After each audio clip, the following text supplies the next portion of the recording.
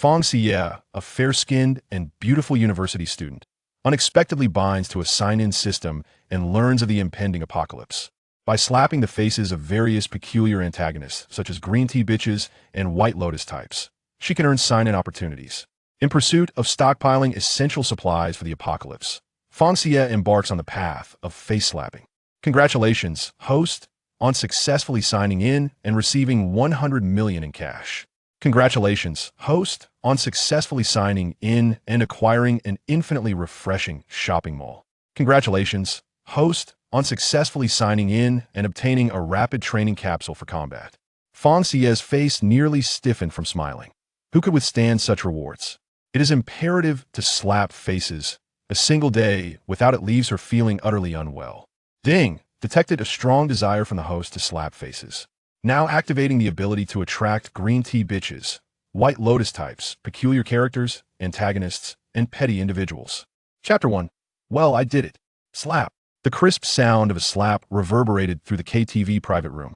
Fang Xiyue, how dare you hit me? Exclaimed a girl in a floral long dress, covering her left cheek, glaring at the girl in front of her, who stood a few inches taller, clad in a white t-shirt and jeans with her hair tied in a ponytail. Well, I did. Fang Xiyue blinked innocently. Try hitting me again, the girl warned, pointing at Fang Xiyue, her teeth clenched in anger. Slap. Another slap echoed. Who still makes such demands in this day and age? Not fulfilling them would be an affront to oneself. Try hitting me again. Slap. Hit me again. Slap. Just one more. Slap. Again. Slap. You. Slap. Wah wah wah. Fang Xiyue, I hate you so much, just wait. Fang Xiyue, you've gone too far. How can you treat Tian like this?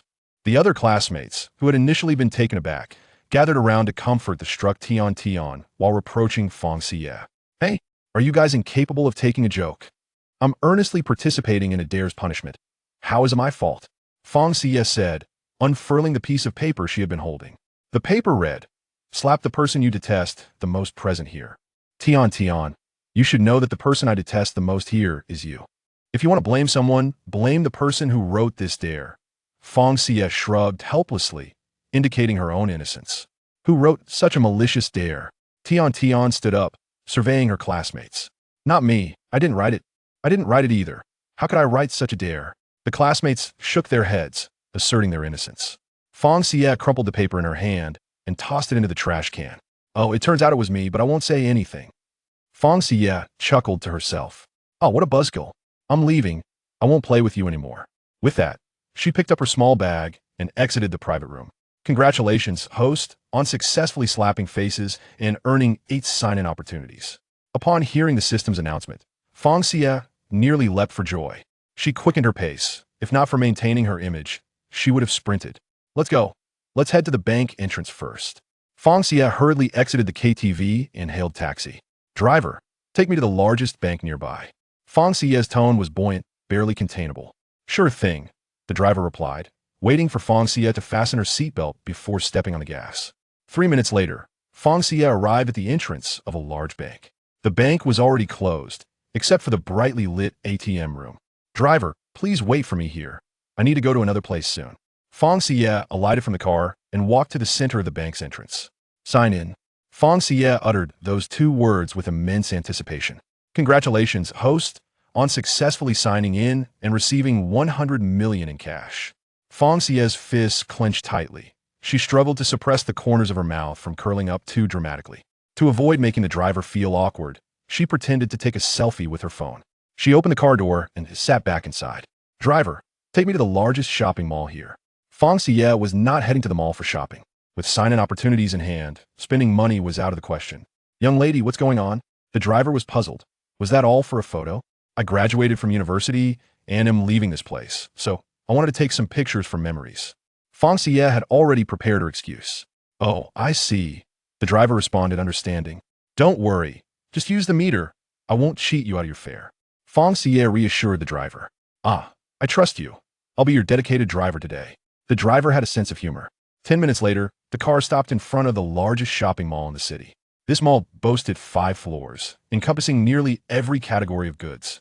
Of course, it also included various luxury items. Fang Xiyue stepped out of the car, taking selfies while uttering the words sign in. Congratulations, host, on successfully signing in and acquiring an infinitely refreshing shopping mall. With a click, the selfie was complete, capturing Fang Xiyue's radiant smile. Subsequently, Fang Xiyue visited large supermarkets, wholesale markets, water stations, headfirst shops, electronic stores, and furniture malls, exhausting her 8 sign-in opportunities. She acquired an infinitely refreshing large supermarket, an infinitely refreshing wholesale market, an infinitely refreshing water station, an infinitely refreshing headfirst shop, an infinitely refreshing electronics store, and an infinitely refreshing furniture mall. Fang Xiyue's heart raced as if it might leap from her chest. What does it feel like to become suddenly wealthy? Now she finally understood. It was already 9 o'clock in the evening. The opportunity for check-in had elapsed, and it was time to head home. The taxi came to a halt at the entrance of the residential complex where Fang Xiyue resided. After scanning to make her payment, she graciously gifted the driver a large watermelon as a token of gratitude for his company during the journey. Naturally, the watermelon was purchased from the supermarket. Although she had successfully checked in at 8 locations and acquired a substantial amount of supplies, it was still far from sufficient. The next opportunity for check-in remained uncertain, and with only 7 days until the impending apocalypse, relying solely on check-ins would not yield enough resources. Therefore, the 100 million in cash she possessed needed to be utilized wisely. The first step was to bring her parents and grandparents over. Armed with their identification numbers, Fang Xiyue promptly purchased high-speed train tickets for them for the following noon. Plans often change faster than anticipated, and she certainly would not wait until the last moment to have her family come over. After booking the tickets, Fang Xiyue initiated a video call in their family group chat, informing them to travel to the capital the next day. She explained that she wished to take them to visit some attractions in the capital. Her grandparents, concerned about the expense, initially expressed reluctance to go. However, Fang Xiyue countered with, "The tickets have already been purchased, and refunding them incurs a hefty fee," effectively silencing their objections. In truth, they were eager to visit, but were apprehensive about causing trouble or wasting money. Their enthusiasm was evident when they immediately indicated they would begin packing.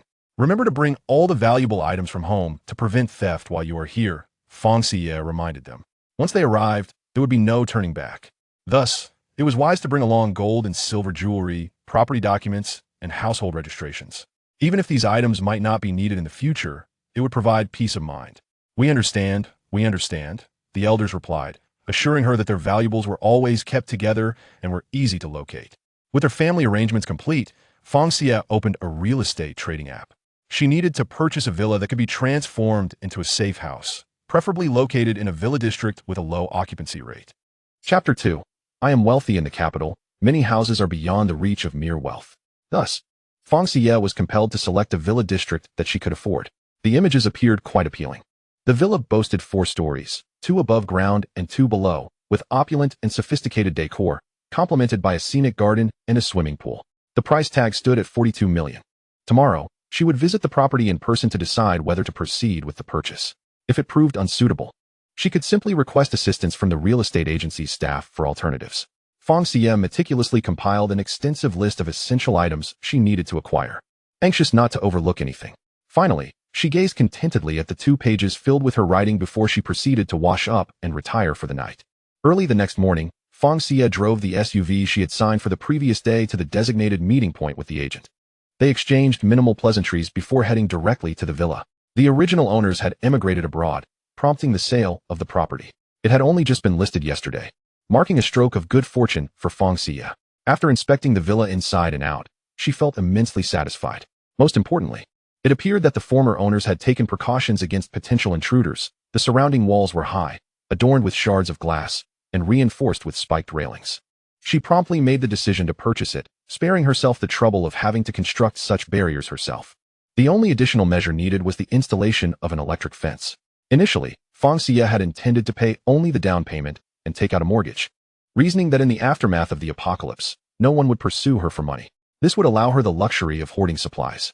However, the system informed her that after the apocalypse, properties not bought outright would be reclaimed if the owner lacked the title deed. Consequently, she had no choice but to pay in full.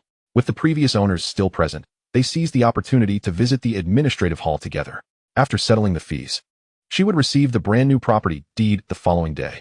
With the house secured, Fang Xiyue ventured to a street lined with food stalls. She reserved every stall, instructing them to prepare as many dishes as their supplies would allow and to deliver the bounty to her current residence. Naturally, she paid a deposit to avoid the vendors feeling cheated. Her audacious actions led to the temporary closure of the food street. Fang Xiyue then purchased 5 generators and various agricultural machines, seeking a company to install the electric fence around the villa, even extending it above the property. Although she was uncertain about the installation process, the staff assured her of their expertise. She decided to entrust such professional matters to the specialists. The system provided a daily check-in opportunity. Fang Xiyue drove to the bank and checked in once more. Congratulations, host. Check-in successful. You have received 100 million in cash. Wasn't that exhilarating? With newfound wealth, her inclination was, of course, to indulge in shopping. There was no need to repurchase items she already possessed, especially those available in the infinitely refreshing malls and supermarkets. Host, some jade artifacts may contain energy that enhances abilities after the apocalypse. Why not consider acquiring some jade? The system offered a wise suggestion. Although Fang Xiyue possessed the system and its spatial capabilities, allowing her to masquerade as a spatial ability user, there was no guarantee she wouldn't awaken an ability in the future. However, the expenditure on jade would be limited, as she couldn't squander all her funds on such items. If only there were opportunities for face slapping. The more opportunities to slap faces, the more check-in chances she would acquire, allowing her to check in at a jade store or a renowned stone gambling street. Alas, she had yet to encounter a suitable target for such confrontations today. Ding. Hostess' strong desire for face slapping detected, activating the ability to attract green tea bitches, white lotuses, oddballs, and antagonists. Huh? What kind of ability was that? Host, hurry. Find a luxury goods store. The system urged her to move quickly, as time was of the essence. More stores meant more opportunities for face slapping. Fang Xiyue headed straight for a nearby designer handbag store. She preferred simple and convenient attire, embodying the quintessential diligent university student. Indeed, her academic performance was commendable. She received scholarships annually. Yet, this very diligence made her appear less affluent. Upon entering the boutique, she noticed the attendants were preoccupied, their attention captivated by a woman clad in a designer red dress and sunglasses. 3 attendants surrounded the striking figure, diligently catering to her needs. As Fang Xiyue perused the shelves, she spotted a handbag she wished to inspect closely, but was interrupted by an unfriendly laugh nearby. Turning her head, she saw one of the attendants who had been fawning over the woman in red, casting a disdainful glance in her direction. If you can't afford it, don't touch it. You might dirty it, and you wouldn't be able to compensate for the damage. Fang Xiyue furrowed her brow, astonished that such scenes, often seen in dramas, were truly occurring. It was disheartening to encounter a service attendant who judged others by appearance. No wonder it was said that art derives from life. The other 3 individuals present did nothing to defend Fang Xiyue. Instead, they joined in mocking her, particularly the woman in red, who stood with her arms crossed, exuding an air of superiority. Compensate. Is this bag made of diamonds? Fang Xiyue lifted the bag with a single finger, swinging it nonchalantly. If it weren't made of diamonds, you couldn't afford it either. You should quickly put it back. If it falls, you won't be able to pay for it. The 3 attendants, witnessing Fang Xiyue's casual handling of the bag, instinctively extended their hands to protect it. If it were to drop, this woman would undoubtedly be unable to cover the cost, leaving them to foot the bill instead. None of them had that kind of money, did they? Fang Xiyue approached the cashier. Call your manager and have him come immediately.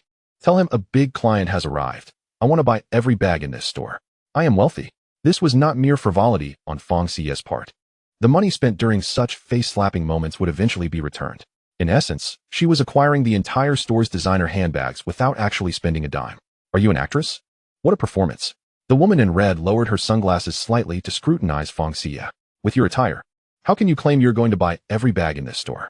Some individuals are simply detestable upon first sight. Fang Xiyue and the woman in red were precisely that. Their mutual disdain was palpable. Just wait and see. Fang Xiyue nonchalantly settled onto a nearby sofa. While waiting for the manager's arrival, she busied herself with a shopping app, adding numerous items to her cart, purchasing everything she could envision that would be available before the apocalypse. Even if some items duplicated her existing supplies, it mattered not. If she didn't exhaust her funds before the apocalypse, that would truly be unbearable. The woman in red, for reasons unknown, chose to remain, seating herself on the sofa opposite Fang Xiyue, fixating her gaze upon her. Chapter 3. Good attitude? Let us go? What? Have you never seen someone as beautiful as me? Fang Xiyue winked at the woman in red. In this era, upsetting others while pleasing oneself was undeniably delightful. The woman in red was indeed taken aback, rolling her eyes in response to Fang Xiyue. Of course, Fang Xiyue remained oblivious. 20 minutes later, the manager finally arrived, a woman in her mid-30s. She approached the woman in red with utmost deference. Miss Chu, what a surprise to see you in the store. We would gladly deliver any bags you desire to your residence. I heard from Xiao that you intend to purchase all the bags in the store. The manager looked at Miss Chu with eager anticipation. Manager Wu, it is not I who wishes to buy the bags, but the young lady across from me. The woman in red replied, lifting her chin slightly. Manager Wu turned, realizing she had completely overlooked Fang Xiyue's presence when she entered. Fang Xiyue, uninterested in idle chatter, slowly retrieved her bank card from her wallet, holding it delicately between two fingers as she swiped it with ease. No password required. Manager Wu evidently harbored doubts, her gaze flitting between the bank card and Fang Xiyue. Ultimately, she accepted the card. Miss, the bags displayed in our store are collectively valued at over 30 million. Should you truly wish to purchase, I can authorize a discount to an even 30 million. Manager Wu felt compelled to offer a word of caution to Fang Xiyue. Fang Xiyue nodded with serene composure. Observing her tranquility, Manager Wu reluctantly proceeded to the cashier. She entered the amount and swiped the card. Success. Miss Fang, please provide us with your address. Once we have packaged your purchase, we shall deliver it to your residence. Here is our VIP card. Please accept it. Her demeanor surpassed even that extended to Miss Chu. The once disdainful staff, who had looked down upon her, now bowed their heads in shame. Their faces flushed as if struck by a resounding slap. Even Miss Chu wore an expression of disbelief. She had secured a benefactor who bestowed 2 million monthly, believing it ample. Yet, she was astonished that this woman disregarded 30 million so casually, originally intending to witness a spectacle. She now felt the sting of embarrassment on her cheeks. Manager Wu, if you wish to retain me as a VIP customer, you must dismiss those 3 contemptuous attendants. Otherwise, I shall never return. Fang Xiyue elegantly inscribed her villa's address on paper. Before departing, she lightly uttered, "Congratulations, host, for a successful face slap, earning 6 sign-in opportunities and a cash refund of 30 million. 6 times. It seemed the 6 individuals present had all doubted her. Buoyed by this triumph, Fang Xiyue strode with newfound confidence into another luxury store nearby. She delivered another face slap, acquiring 3 additional sign-in opportunities before departing. At the subsequent store, she secured 2 sign-in opportunities. Next, she amassed 5, followed by 4 at yet another establishment. Remarkably, within a mere 2 hours, she had garnered 20 sign-in opportunities. Feeling it insufficient, she pressed on. However, her exploits had already spread. Upon exchanging information, other luxury boutiques had become aware of her presence. Thus, when Fang Xiyue stepped into a brand clothing store, 5 attendants stood waiting at the entrance, collectively exclaiming, "Welcome, Miss Fang, to our store." Taken aback, Fang Xiyue slowly withdrew her foot that had just crossed the threshold. With such cordiality, how could she possibly deliver a face slap? Never mind. She turned to leave, leaving the staff perplexed. Had they committed some error? It seemed these luxury stores were no longer viable. Sighing, she resolved to proceed with her sign-ins. Fang Xiyue drove to various locations: the library, the museum, a cultural goods store, a hospital, a breeding farm, a jade shop, a power plant, the waterworks, a coal factory, a meat processing plant, a pharmacy, a grain and oil wholesale store, a seed station, a decoration market, schools of all levels, subway stations, high-speed rail stations, bus stations, airports, shipyards. She amassed an infinite refresh of a library, an infinite refresh of a museum, an infinite refresh of a cultural goods store, an infinite refresh of a hospital, an infinite refresh of a breeding farm, an infinite refresh of a jade shop, an infinite refresh of a power plant, an infinite refresh of a waterworks, an infinite refresh of a coal factory, an infinite refresh of a meat processing plant, an infinite refresh of a pharmacy, an infinite refresh of a grain and oil wholesale store, an infinite refresh of a seed station, an infinite refresh of a decoration market. She also secured one of each type for kindergarten, primary school, middle school, high school, and university. Unlimited refreshes for subway stations, shipyards, bus stations, airports, and high-speed rail stations were also included, as were those within subways, cars, planes, and boats. With her 20 opportunities exhausted, the clock struck 4 in the afternoon. Fang Xiyue's family was scheduled to arrive at 4:10 p.m., conveniently placing her at the high-speed rail station. She entered to greet them. Mom and Dad. Fang Xiyue stood at the exit, spotting them instantly. She waved eagerly. Upon hearing her voice, her parents approached, each accompanied by their respective parents. Fang Xiyue embraced them warmly. They had brought an impressive number of bags, totaling 8 suitcases, 4 of which were evidently newly purchased. Her SUV could not accommodate them all. "Let us head home to drop off your luggage and rest. Tomorrow, I'll take you out for some fun." They were no longer young, and after such a lengthy journey, fatigue was to be expected. It was best to allow them to recuperate first. Exiting the high-speed rail station, Fang Xiyue led them to her SUV. Sweetheart, when did you buy a car? This one looks quite expensive, her father remarked, his eyes gleaming with delight. Every man has an affinity for automobiles, especially fine ones. Then, everyone watched as her father, with a few strides, opened the driver's door and settled in. I'll drive. He chuckled merrily, losing his composure. Dad, you drive, and I'll call a taxi for the luggage, her mother interjected. She loaded the bags into the taxi while Fang Xiyue climbed aboard. The others piled into the SUV. The taxi led the way, with her father following in the SUV. They drove directly to the villa. Fang Xiyue had no intention of having them stay in her modest apartment. Since circumstances had changed, they would naturally move in immediately. Half an hour later, the vehicles halted before Fang Xiyue's villa. She, alongside the driver, unloaded the suitcases. Her parents stood in stunned silence, gazing at the grand villa. Sweetheart, did you win the lottery? Her father stammered, his voice quivering. This was a villa in the capital, not one worth 50,000 in their county. Something like that, shoo. It's a secret. Fang Xiyue playfully placed a finger over her lips. All right, we won't say a word. They all nodded, affirming their discretion. Fang Xiyue beamed. Her family was truly endearing. As she opened the grand entrance, workers were still busy installing the electric fence. The surrounding wall had been completed, and they were now affixing the overhead electric grid. Chapter 4, Quality? What is that? Fang Xiyue finally grasped how they had executed the installation. They had erected tall metal pillars atop the wall and stretched the electric mesh above. It must be said, there was wisdom in their method. She assigned her family to their respective rooms to rest. Fang Xiyue intended to continue her explorations. Opportunities for face slapping would not come knocking at her door. Dad, Mom, I'm stepping out for a bit. Please rest. I'll return in time for dinner. There's food in the refrigerator. If you're hungry, feel free to prepare something, Fang Xiyue said before departing. The livelier the place, the better. She made her way to the pedestrian street. Feeling somewhat thirsty, she entered the nearest milk tea shop. At this hour, the establishment was bustling, with a long queue snaking out the door. Fang Xiyue positioned herself at the rear of the queue, patiently waiting her turn. The monotony of standing in line prompted her to browse a shopping application. Indulging in a spree of purchases, it was imperative to spend her wealth. Thus, she bought an array of health supplements for her parents and grandparents, selecting only the most durable clothing and footwear. Suddenly, a man rudely cut into the front of the line. Fang Xiyue immediately lifted her gaze, her eyes piercing as they fixed on the interloper. An opportunity to retaliate had presented itself. How dare you cut in line? She inquired, unreservedly. The man glanced at her dismissively. I'm in a hurry. Everyone's in a hurry, but what gives you the right to jump ahead? Fang Xiyue's voice rose slightly, filled with indignation. I did, so what? The man retorted defiantly. Fang Xiyue's temper flared. How can you be so uncouth? Queuing is a fundamental rule. Are you unaware of it? The man glared at her. Mind your own business. I will mind it.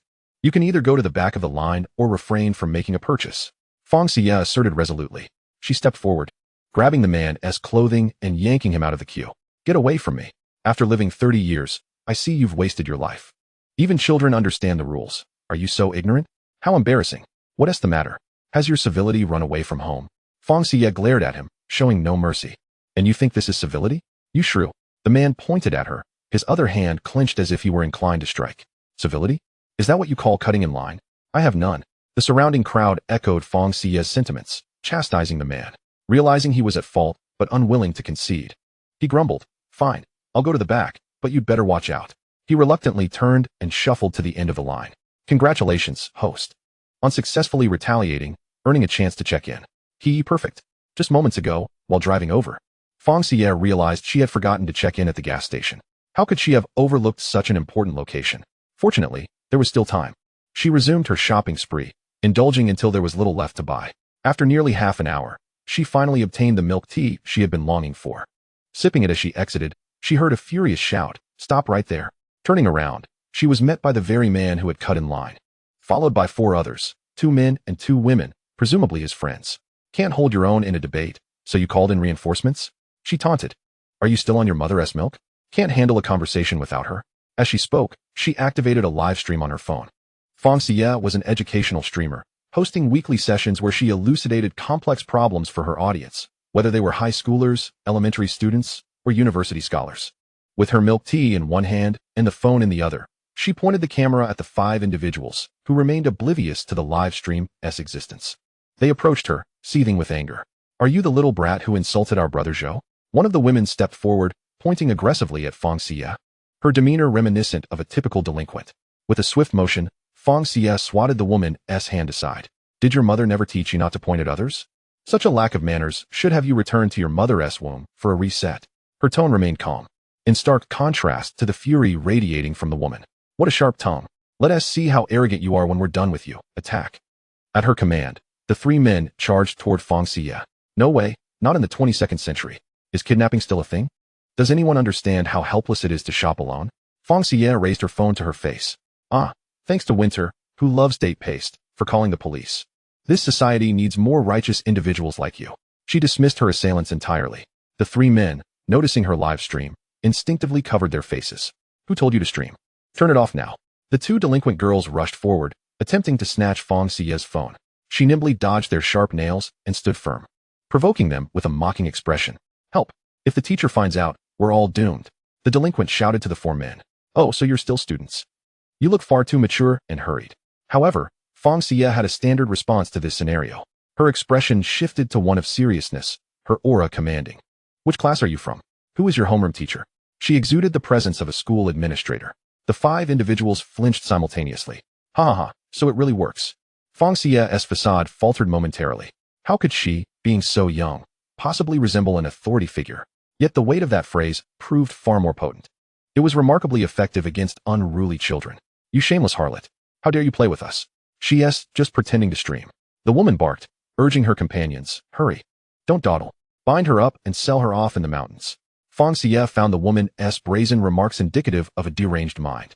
You have such vile thoughts yet announce them so boldly? TSK, TSK, TSK, it seems you're quite naive about the world's dangers. Believing your limited experiences, congratulations to the host for successfully slapping the face, earning 5 sign-in opportunities. Fang Xiyue felt invigorated and could hardly contain her eagerness to sign in. She raised her phone in hand. Thank you, my darlings, for reporting. The host is heading home now. By the way, the weather has been quite unpredictable lately. Please remember to stock up on food and water. Until next time, we shall chat again.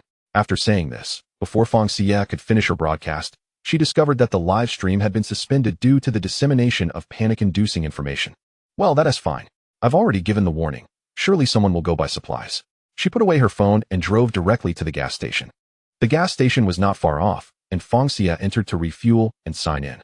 Congratulations to the host for a successful sign-in, earning an infinite refresh of 1 gas station. Perfect. As the SUV departed from the gas station, it came to a stop along a road where parking was permitted. Fang Xiyue took out her notebook to review the locations where she had yet to sign in. Oh dear, I possess so many that I can hardly keep track. She needed to sign in at a pet store, a barbecue restaurant, a large hot pot restaurant, a wedding supplies store, and a bathing center. Unable to think of any others, she decided to visit those locations first and sign in at any suitable places she encountered along the way. Placing her notebook on the passenger seat, she set off. Currently, she had cash amounting to 150 million. Fang Xiyue contemplated whether to purchase another villa in a different location. After all, should anything arise here, it would be prudent to have a good place to retreat to. Ultimately, she resolved to visit a real estate agency shortly. Fang Xiyue drove while signing in on her way.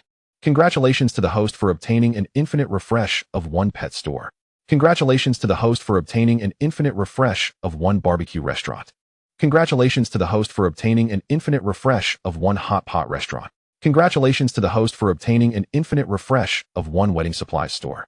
Congratulations to the host for obtaining an infinite refresh of 1 bathing center. What a wonderful sound. With 2 sign-in opportunities remaining, Fang Xiyue headed to the sales office. She wanted to test whether she could sign in to acquire property at the sales office. Even if she only signed in for 1 building, it would not be a loss, especially since she had chosen a particularly luxurious sales office. Signing in. Congratulations to the host for obtaining 8 luxury villas, 8 residential buildings with 33 floors, 2 units, and 2 households per elevator. As the system's announcement concluded, a neatly arranged stack of 1064 property certificates and a large bag of keys appeared on the back seat of Fang Xiyue's car. Her hands trembled in excitement. She reached for the topmost certificate and opened it. Her name and the addresses of the properties were clearly inscribed within. The villas were located in various cities, displaying remarkable consideration, with only one situated in Star City. All were in neighborhoods with residents. The residential buildings, however, were all in a unified location and not far from the newly acquired villa in Star City. They were newly constructed, fully renovated apartments yet to be sold. It was curious that the developer had not initiated pre-sales, allowing Fang Xiyue to seize a significant bargain. Fang Xiyue, system, in the post-apocalyptic world. Even if I possess these property titles, I fear they may be maliciously occupied, as I cannot be vigilant at all times. Fang Xiyue felt somewhat uneasy.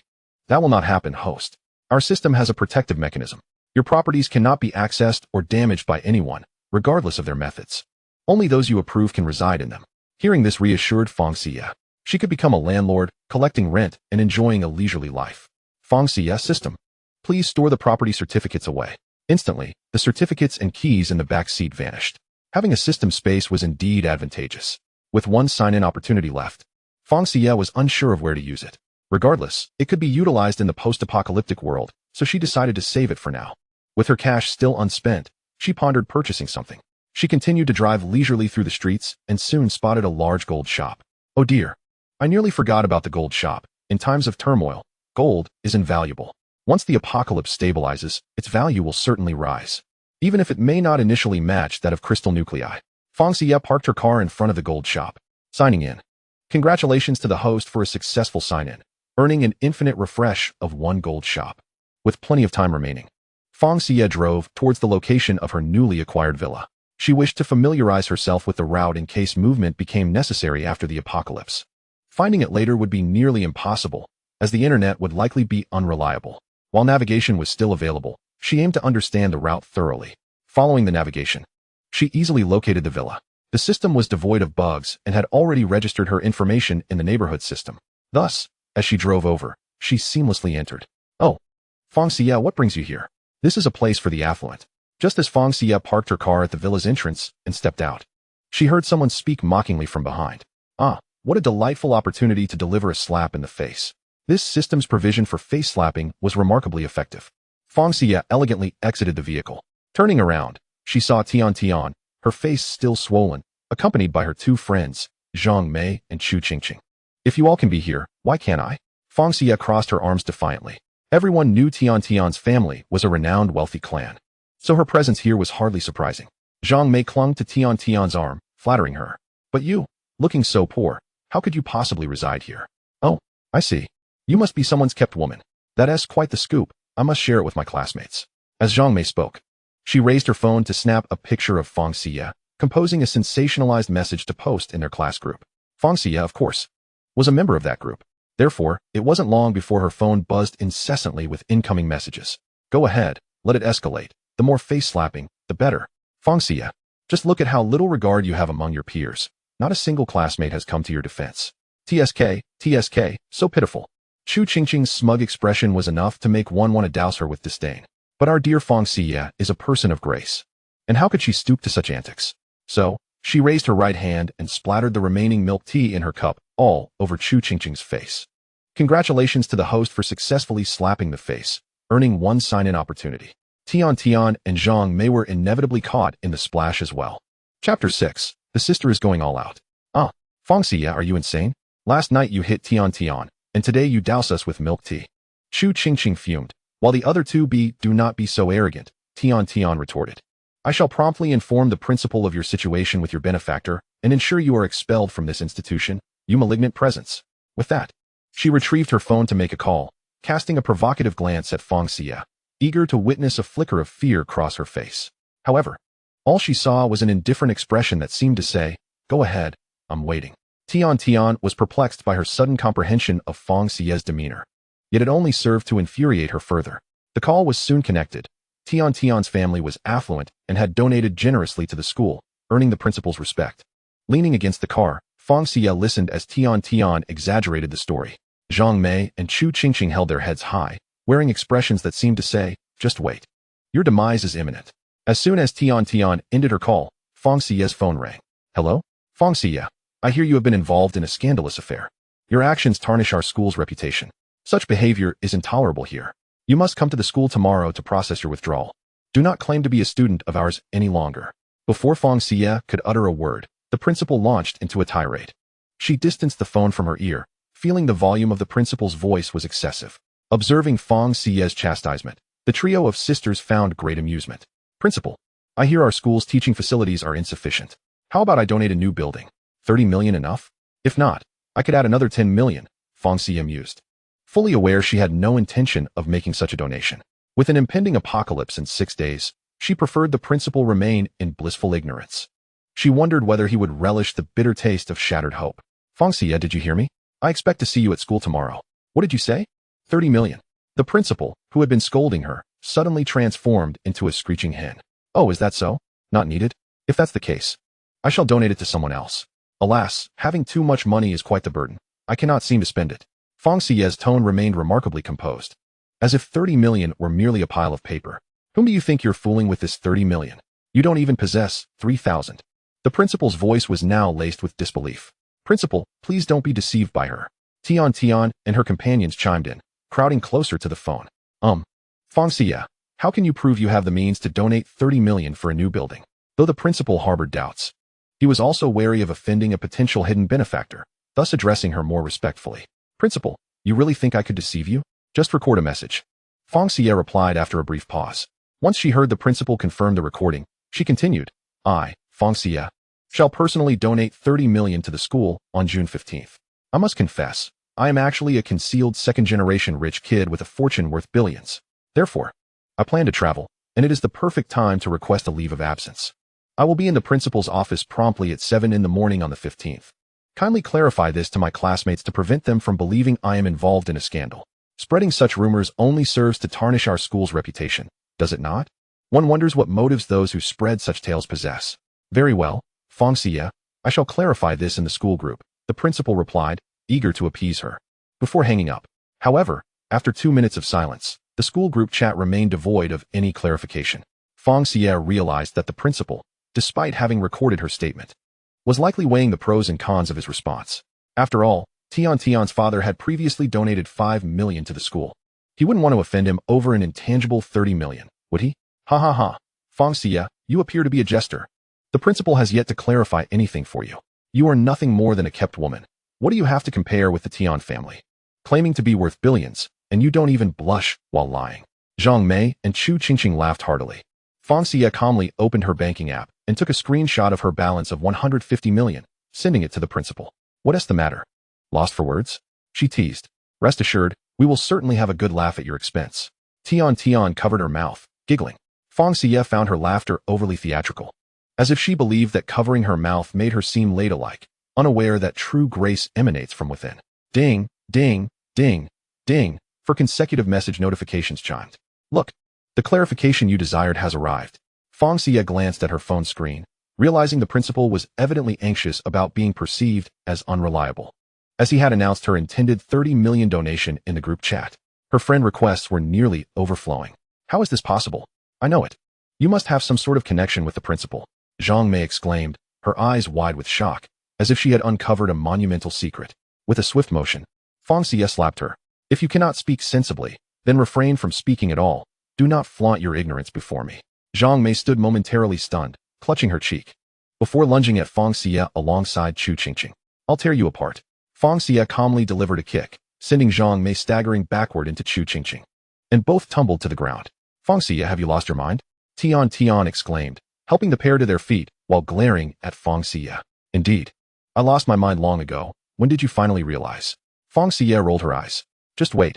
We will report you to the authorities. Tian declared angrily as she pressed her phone. Go ahead. I conveniently recorded a video. I was merely defending myself. I might only owe you some medical expenses.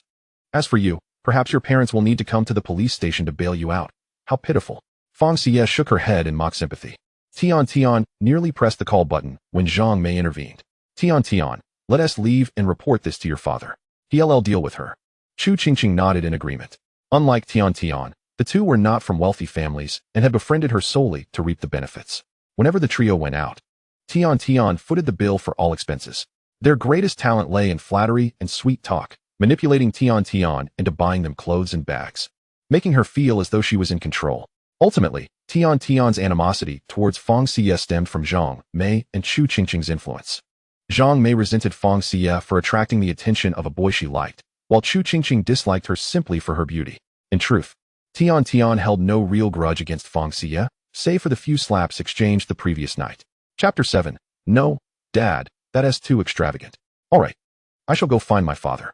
Tian nodded, leading the two away. Fang Xiyue watched their retreating figures. In the aftermath of the apocalypse, Tian would likely receive a lesson from her two dear friends. With the eyesore departed, Fang Xiyue took a few steps to the front gate of the villa. Congratulations, host, for achieving a successful slap in the face and earning 32 sign-in opportunities. Hearing the number 32, Fang Xiyue was momentarily taken aback. She had not anticipated that a remote slap could indeed be feasible. 32 times certainly encompassed her classmates as well. She suddenly found them incredibly endearing. The villa's entrance was secured with a code lock, the password being one Fang Xiyue frequently used. After taking a stroll inside, she was thoroughly satisfied. The lavish decor lived up to its reputation, exuding a sense of comfort. Not lingering longer, Fang Xiyue soon departed after her brief tour. After surveying the villa, she ventured to inspect the 8 residential buildings. Of course, she only observed from the ground level. My goodness, I truly am wealthy, Fang Xiyue chuckled to herself. Upon returning home, it was already 10 o'clock at night. The workers installing the electric fence had departed, leaving only the foreman waiting. Fang Xiyue accompanied him on a brief inspection, and after ensuring everything was in order, she settled the final payment. She parked a brand new SUV in the garage. Dad, come out for a moment. Fang Xiyue called from outside. The lights inside were still on, indicating they were undoubtedly awake. What's the matter, daughter? Fang Dad leaned out of the window. Dad, I have a gift for you. Come and see. Fang Xiyue waved for him to come down. Although Fang Dad was unaware of what gift his daughter had in store, it did not dampen his spirits. Even if it were merely an apple, he would be delighted. For the gift was exclusively for him, unlike his wife. My daughter has a present for me. Let us go. Fang Dad eagerly pulled Fang Mom along downstairs. Stop smiling so much, your mouth might split. Fang Mom playfully slapped Fang Dad. I see you're just jealous. Jealous that our daughter bought me a gift and not you. Fang Dad chuckled even more joyfully. Soon, they reached the lower level. Daughter, quickly show me what you've bought for me. Fang Dad exclaimed impatiently. Tada! Fang Xiyue gestured for them to look. Both Fang Dad and Fang Mom turned in unison. 2 identical SUVs stood parked in the garage. They knew one belonged to their daughter, and it was obvious that the other was a gift. Oh dear, daughter. This is far too extravagant. I don't want it. Just allow me to occasionally drive your vehicle, Fang Dad protested. Yet his feet betrayed him as they moved towards the car. Dad, catch. Fang Xiyue tossed the car keys to him. He fumbled to catch them, anxious to avoid any damage. The car is already purchased, it is yours. My father deserves any vehicle I can provide, Fang Xiyue declared, linking arms with Fang Mom as they watched Fang Dad eagerly open the car door and take a seat inside. This old man, truly. Though he claimed he didn't want it, his legs were quite honest. Fang Mom smiled, observing the scene in the garage. Mom, don't be jealous. You have a gift too. Tada. After another 4 dramatic gestures, Fang Xiyue placed 2 exquisitely wrapped gift boxes into Fang Mom's hands. Inside were a trio of elegant jewelry pieces from a boutique, earrings, a bracelet, and a necklace, all adorned with diamonds, along with a jade bracelet valued at 600,000. She already possessed a ring, a gift from Fang Dad 2 years prior. Upon seeing her own gift, Fang Mom's slight disappointment vanished in an instant. She knew her daughter could not possibly limit her affection to just her father. After all, she was closer to her mother. Darling, how much did this cost? Although Fang Xiyue was now affluent, Fang Mom still expressed concern over such expenditures. What will happen if you spend it all? Don't worry, Mom. I have it all under control, Fang Xiyue replied playfully. It's getting late. Let us head back to sleep. It's already past 10. All right, Dad. Time for bed. Fang Xiyue called out to her father. I know, you all go ahead. I'll be up shortly. There was a door in the garage that led directly into the villa, so Fang Xiyue and Fang Mom didn't mind letting him enjoy his moment. Fang Xiyue's grandparents were still awake as well. She brought out the gifts for them too. For her grandmother and maternal grandmother, there were sets of gold jewelry. Her grandfathers received watches, tea, and liquor, as one loved tea while the other cherished wine. My dear granddaughter is so thoughtful. Her maternal grandfather beamed as he held the bottle of wine. Her paternal grandfather examined the tea leaves with great interest, promptly putting on his new watch. Naturally, Fang Xiyue was soon subjected to a lecture from all 4 elders, emphasizing the importance of frugality and wise spending. Fang Xiyue obediently nodded, adopting a demeanor of utmost compliance. She had no intention of concealing the impending apocalypse, for being mentally prepared was far superior to ignorance. However, she planned to wait until the next day to share the news, hoping to take them out to enjoy the various attractions in the capital first. She would tell them the day after tomorrow, ensuring their spirits remained high during their outing.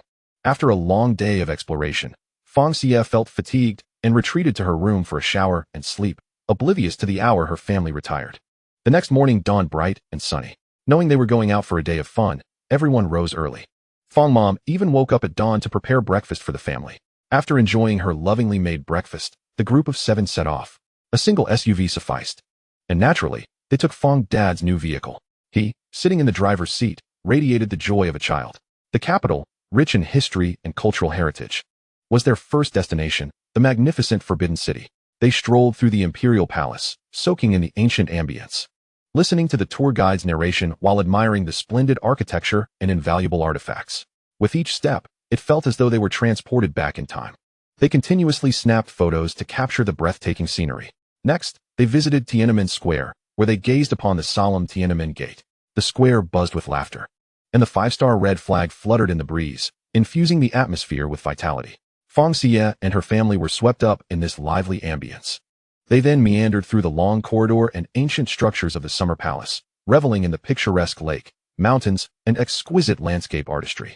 The stunning vistas enchanted them, and the family took numerous photos, eager to immortalize the beauty of the moment. They even ventured to the Great Wall, though they only traversed a small section. Perhaps it was the joy of being together that made it so special. On this day, Fang Xiyue encountered not a single person who would strike her face. Chapter 8. Spreading Rumors. Fang Xiyue felt no regret, for it was far more delightful to enjoy an outing with her family. While returning from their meal, everyone remained somewhat reluctant to part ways, engaging in animated discussions about the enjoyable places they had visited and the beautiful photographs they had taken. Yet, a tinge of melancholy clouded Fang Xiyue's heart, for she understood that once the apocalypse arrived, these cherished moments would likely be fleeting. Tourist attractions, after all, are typically the most crowded locales, which also means they would become the epicenters of the impending chaos. Though Fang Xiyue had checked in at every site, utilizing her 5 opportunities, the emotions tied to the replicated memories were not akin to those of the original experiences. However, this was the utmost she could accomplish.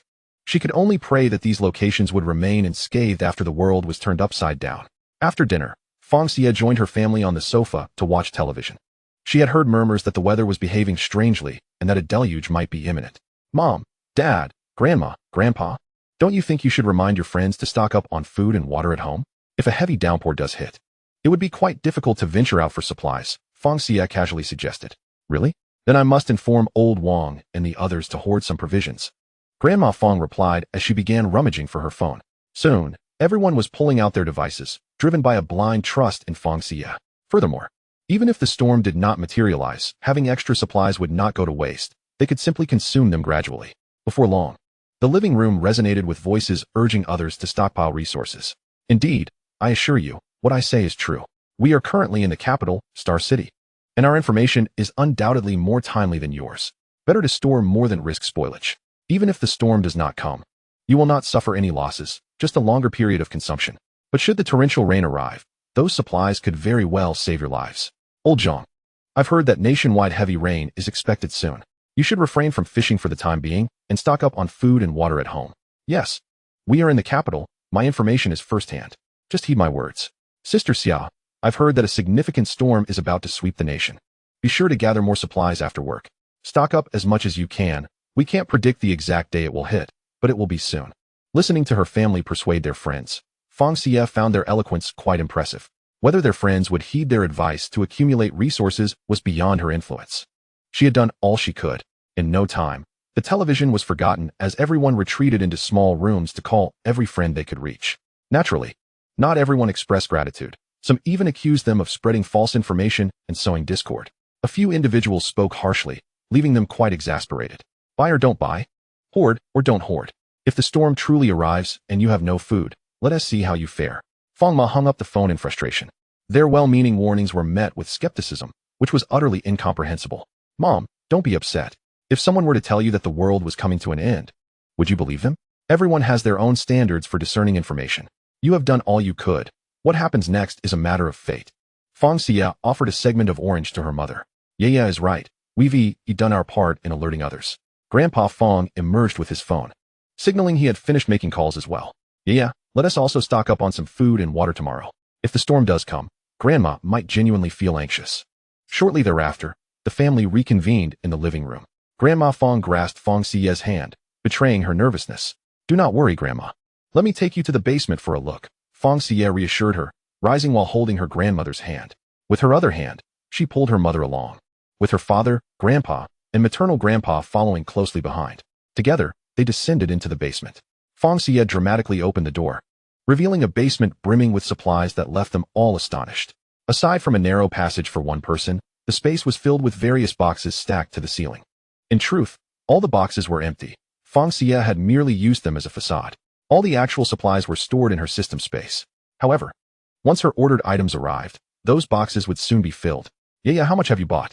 How are we going to consume all this? It will only go bad, commented Grandma Fang, thinking Fang Xiyue overly extravagant.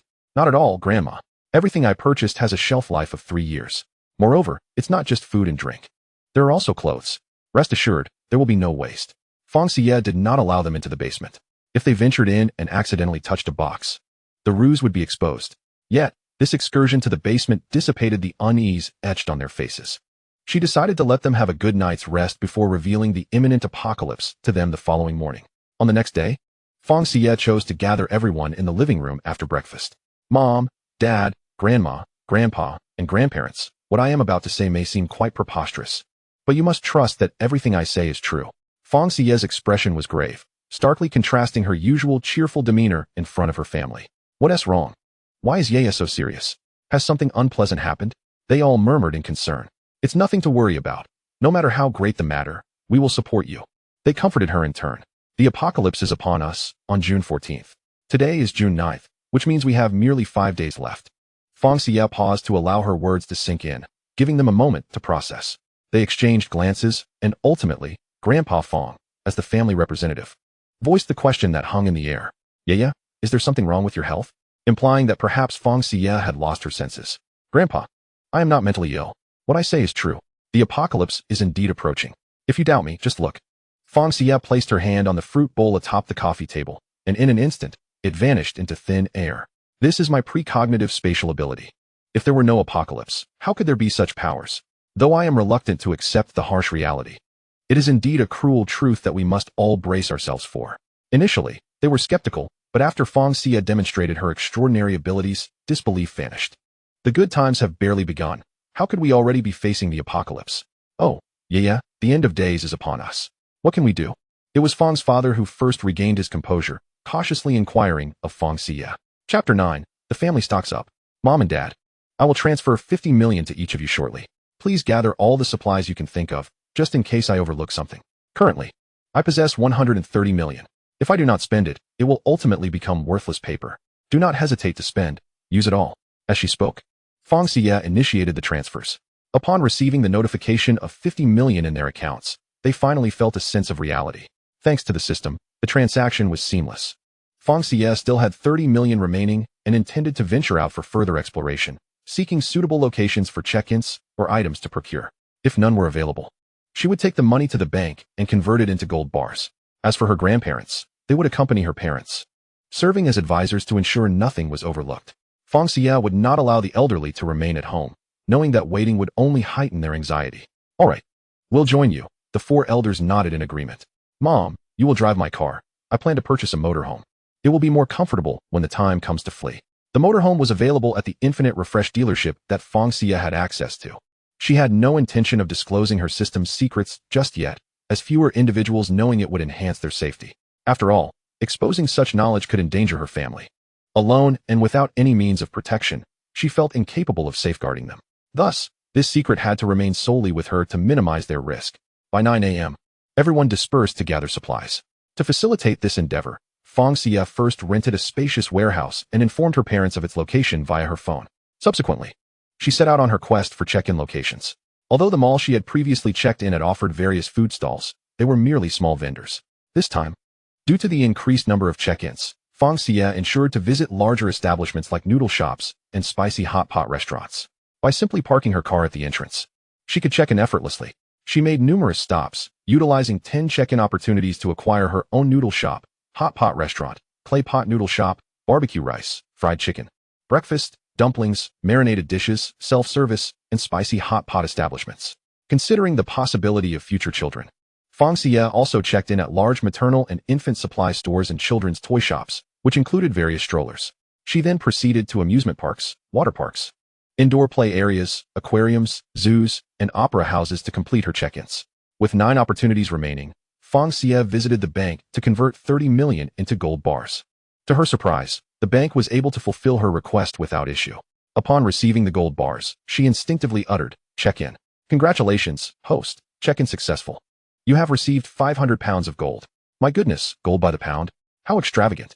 Since check-in locations cannot be repeated on the same day." Fang Xiyue refrained from checking in on the gold bars again.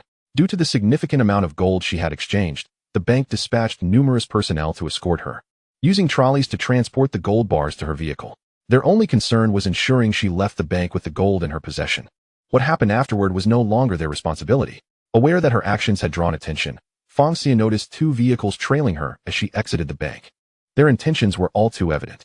However, with the system's assistance, she felt no fear. After turning a corner, the system concealed her from their sight, allowing her to shake them off. In an inconspicuous location, she changed her attire and vehicle.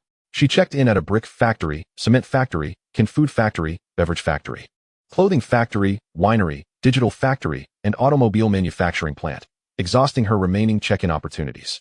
By 8 p.m., Fang Xiyue drove to the warehouse she had rented earlier. Upon arriving, she found her grandfather and father at the entrance, receiving the last batch of goods. The warehouse was already filled with a substantial amount of supplies. Once the final item was unloaded and the truck departed, she called out, "Dad, Grandpa, I'm here." After parking the motorhome in front of the warehouse, her father and grandfather urged, "Hurry inside and collect the supplies. There are no cameras nearby. It's very safe." Their earlier concerns prompted them to take a quick look around the vicinity. "All right," Fang Xiyue replied, entering the warehouse and waving her hand. All the items within were instantly transported into the system space. When she emerged, the 2 men peered inside, relieved to see it cleared out. The 3 of them returned home in the motorhome, where the rest of the family awaited them. It felt as if there were still many supplies yet to be acquired. "We'll go shopping again tomorrow," Fang Xiyue suggested, encouraging them to stock up. The purpose was not merely to gather supplies, but to alleviate their mental strain. What she currently possessed was ample for them to thrive in the impending apocalypse. "Mom and Dad, do you have enough money? If not, I can transfer more to you tomorrow." Observing the warehouse stocked with rice, flour, and oil, she noted that a considerable amount had already been spent. Yeah. If you have extra funds, please transfer us a bit more. We truly do not have enough," her father stated without reservation. "It would be dreadful to face the apocalypse with unspent money. All right, I will transfer it to you tomorrow morning. Today's limit has been reached." Fang Xiyue found herself without a single cent at the moment, realizing she would need to check in at the bank again tomorrow. However, her check-in opportunities had been depleted, so she needed to devise a plan to rectify that. After dinner, Fang Xiyue returned to her room and opened the Green Bubble app. The friend requests in her app's backend were piling up, and there were numerous unread messages in the class group. "Let us see if there are any chances to make a statement," she mused, clicking on the class group. As expected, the conversation topic revolved around her. I didn't expect Fang Xiyue to be a rich second generation. Having wealth truly makes a difference. Even friends are reluctant to grant a mere glance. Today, she didn't even attend class. I never noticed before, her attire isn't even branded. She simply knows how to conceal it. Had it not been for this incident, she would surely have kept silent to avoid being associated with you all. This individual is named Fang Xiyue, who once shared a decent rapport with Fang Xiyue. However, ever since the trio of Tian and her companions fell out with her, she ceased her camaraderie with Fang Xiyue. Perhaps it was a fear of being implicated. "It seems as though you have no desire to be associated either. Dare you claim you haven't requested to add Fang Xiyue as a friend? Weren't you quite close with her before? I suspect you were already aware. Your anger stems from not reaping any benefits, isn't it? How pragmatic of you." Chapter 10, The Slap of Reality. Do you genuinely believe she isn't being kept? After all, it was her parents who sent her off at the beginning of the term. She hardly appears to be wealthy. I suspect she is indeed being supported. Her absence from class must be due to her benefactor's orders. The group chat was abuzz, as they presumed Fang Xiyue wouldn't peruse the messages. They had been exchanging words since yesterday, yet Fang Xiyue remained silent. After scrolling for a while, she exited the class group. She opened her browser and typed, "How to prove I am wealthy."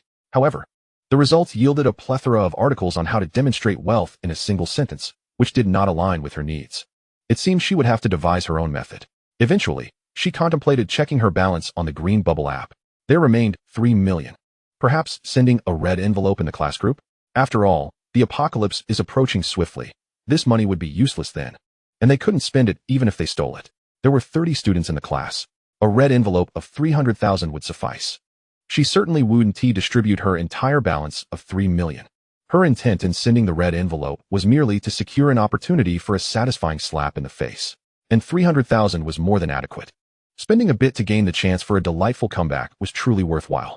Moreover, The funds used for the comeback would be returned, thus it was not a loss. Naturally, the mischievous Fang Xiyue would not restrict each person to claiming only 10,000. In such a red envelope scenario, everyone aspired to be the most fortunate one. While lost in her thoughts, her fingers did not cease their movement.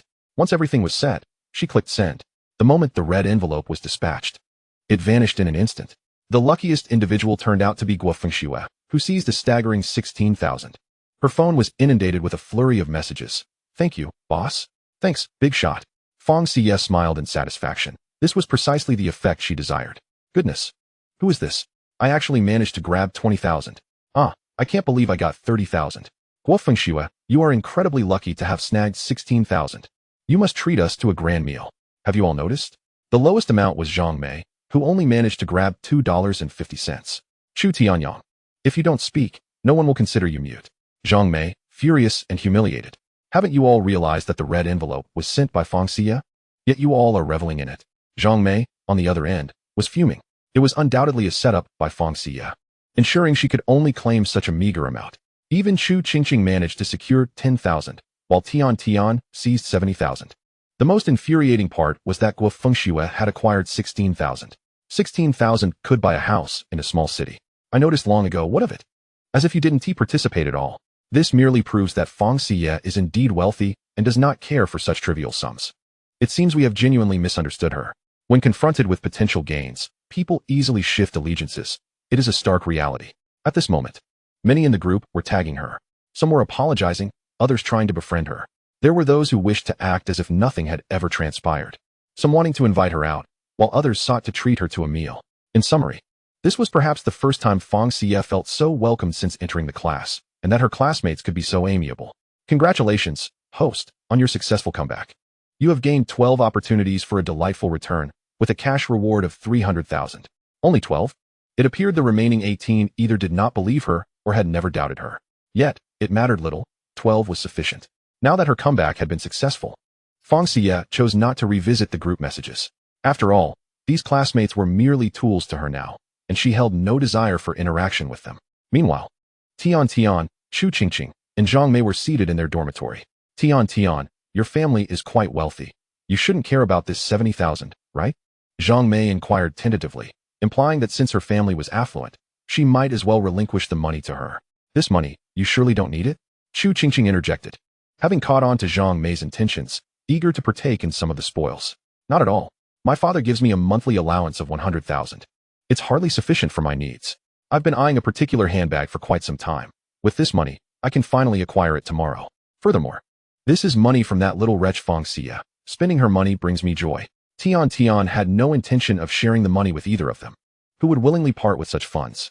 Of course, she remained oblivious to their ulterior motives, assuming they were merely concerned about her feelings regarding taking money from Fang Xiyue, which she found rather touching. Zhang Mei and Chu Qingqing exchanged eye rolls, inwardly cursing her naivety. Fang Xiyue tossed her phone aside and headed for a shower. She needed to rest early for the class sign-in tomorrow. Just as she stepped into the bathroom, her phone screen illuminated, flashing incessantly. The name Zhao Tianming appeared on the screen. However, Fang Xiyue had set her phone to silent, thus she heard nothing. Even if she had, she would not have answered. Zhao Tianming was the very instigator behind her ostracization by Tian Tian and her group. Zhang Mei harbored feelings for Zhao Tianming, yet he had shown interest in Fang Xiyue.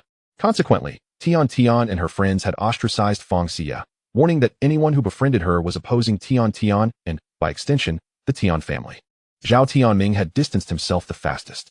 After that, Fang Xiyue had not seen him again, almost believing he had left the school. One must admit, Fang Xiyue was somewhat thankful to Tian Tian for this. It was baffling what Zhao Tianming was thinking, despite her clear rejection. He still believed he was playing hard to get.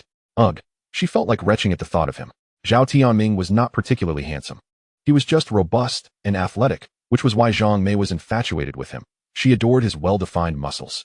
However, Fang Xiyue was not fond of exaggerated musculature, as it made his arms appear thicker than her waist. By the time Fang Xiyue finished her shower and returned, her phone screen displayed 35 missed calls, all from Zhao Tianming. There are still 10 text messages, all from Zhao Tianming. The content roughly conveys, I know you still have feelings for me, and I like you a lot too. Let us go on a date tomorrow. Stop playing hard to get.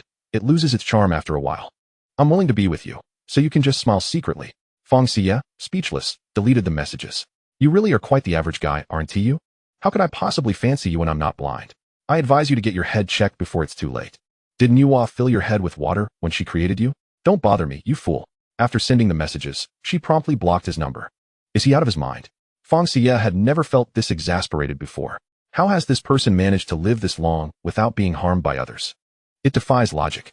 Congratulations, host. You have successfully slapped him in the face and earned one sign-in opportunity. Fine. I suppose Zhao Tianming has made a small contribution. 13 sign-in opportunities mean I can register at quite a few places tomorrow. Time to sleep. I must not let this lunacy disrupt my rest. Chapter 11. Coercion and Extortion. The next morning, at 8 o'clock, the Fang family set out once more. Fang Xiyue arrived at the bank first to sign in, earning 100 million in cash. After transferring 50 million each to her parents, she proceeded to the factory district.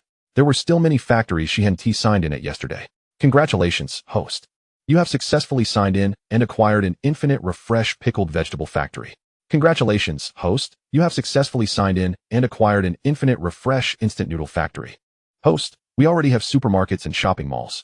What do we need these factories for? No one knows when the apocalypse will end. Once it does, these factories come in handy. Or, if the opportunity arises during the apocalypse, we could build our own safe haven. Thus, these factories would be essential. Besides, with so many sign-in opportunities, it's wise to register at as many locations as possible. 10 more sign-in opportunities remain.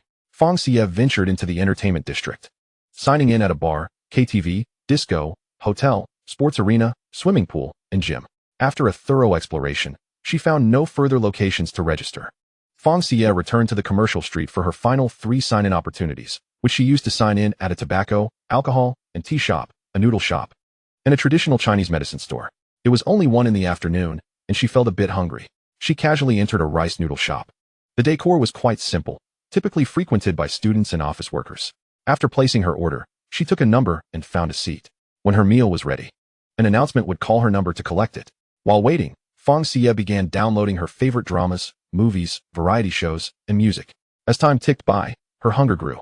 However, she had yet to hear her number called. She observed the surrounding patrons enjoying their meals, while her table remained empty.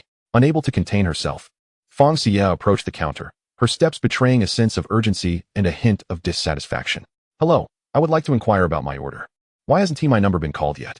Fang Xiyue's voice carried a trace of impatience. She was slightly hypoglycemic and would feel quite unwell if she didn't eat on time. Just a moment, let me check. I'm very sorry.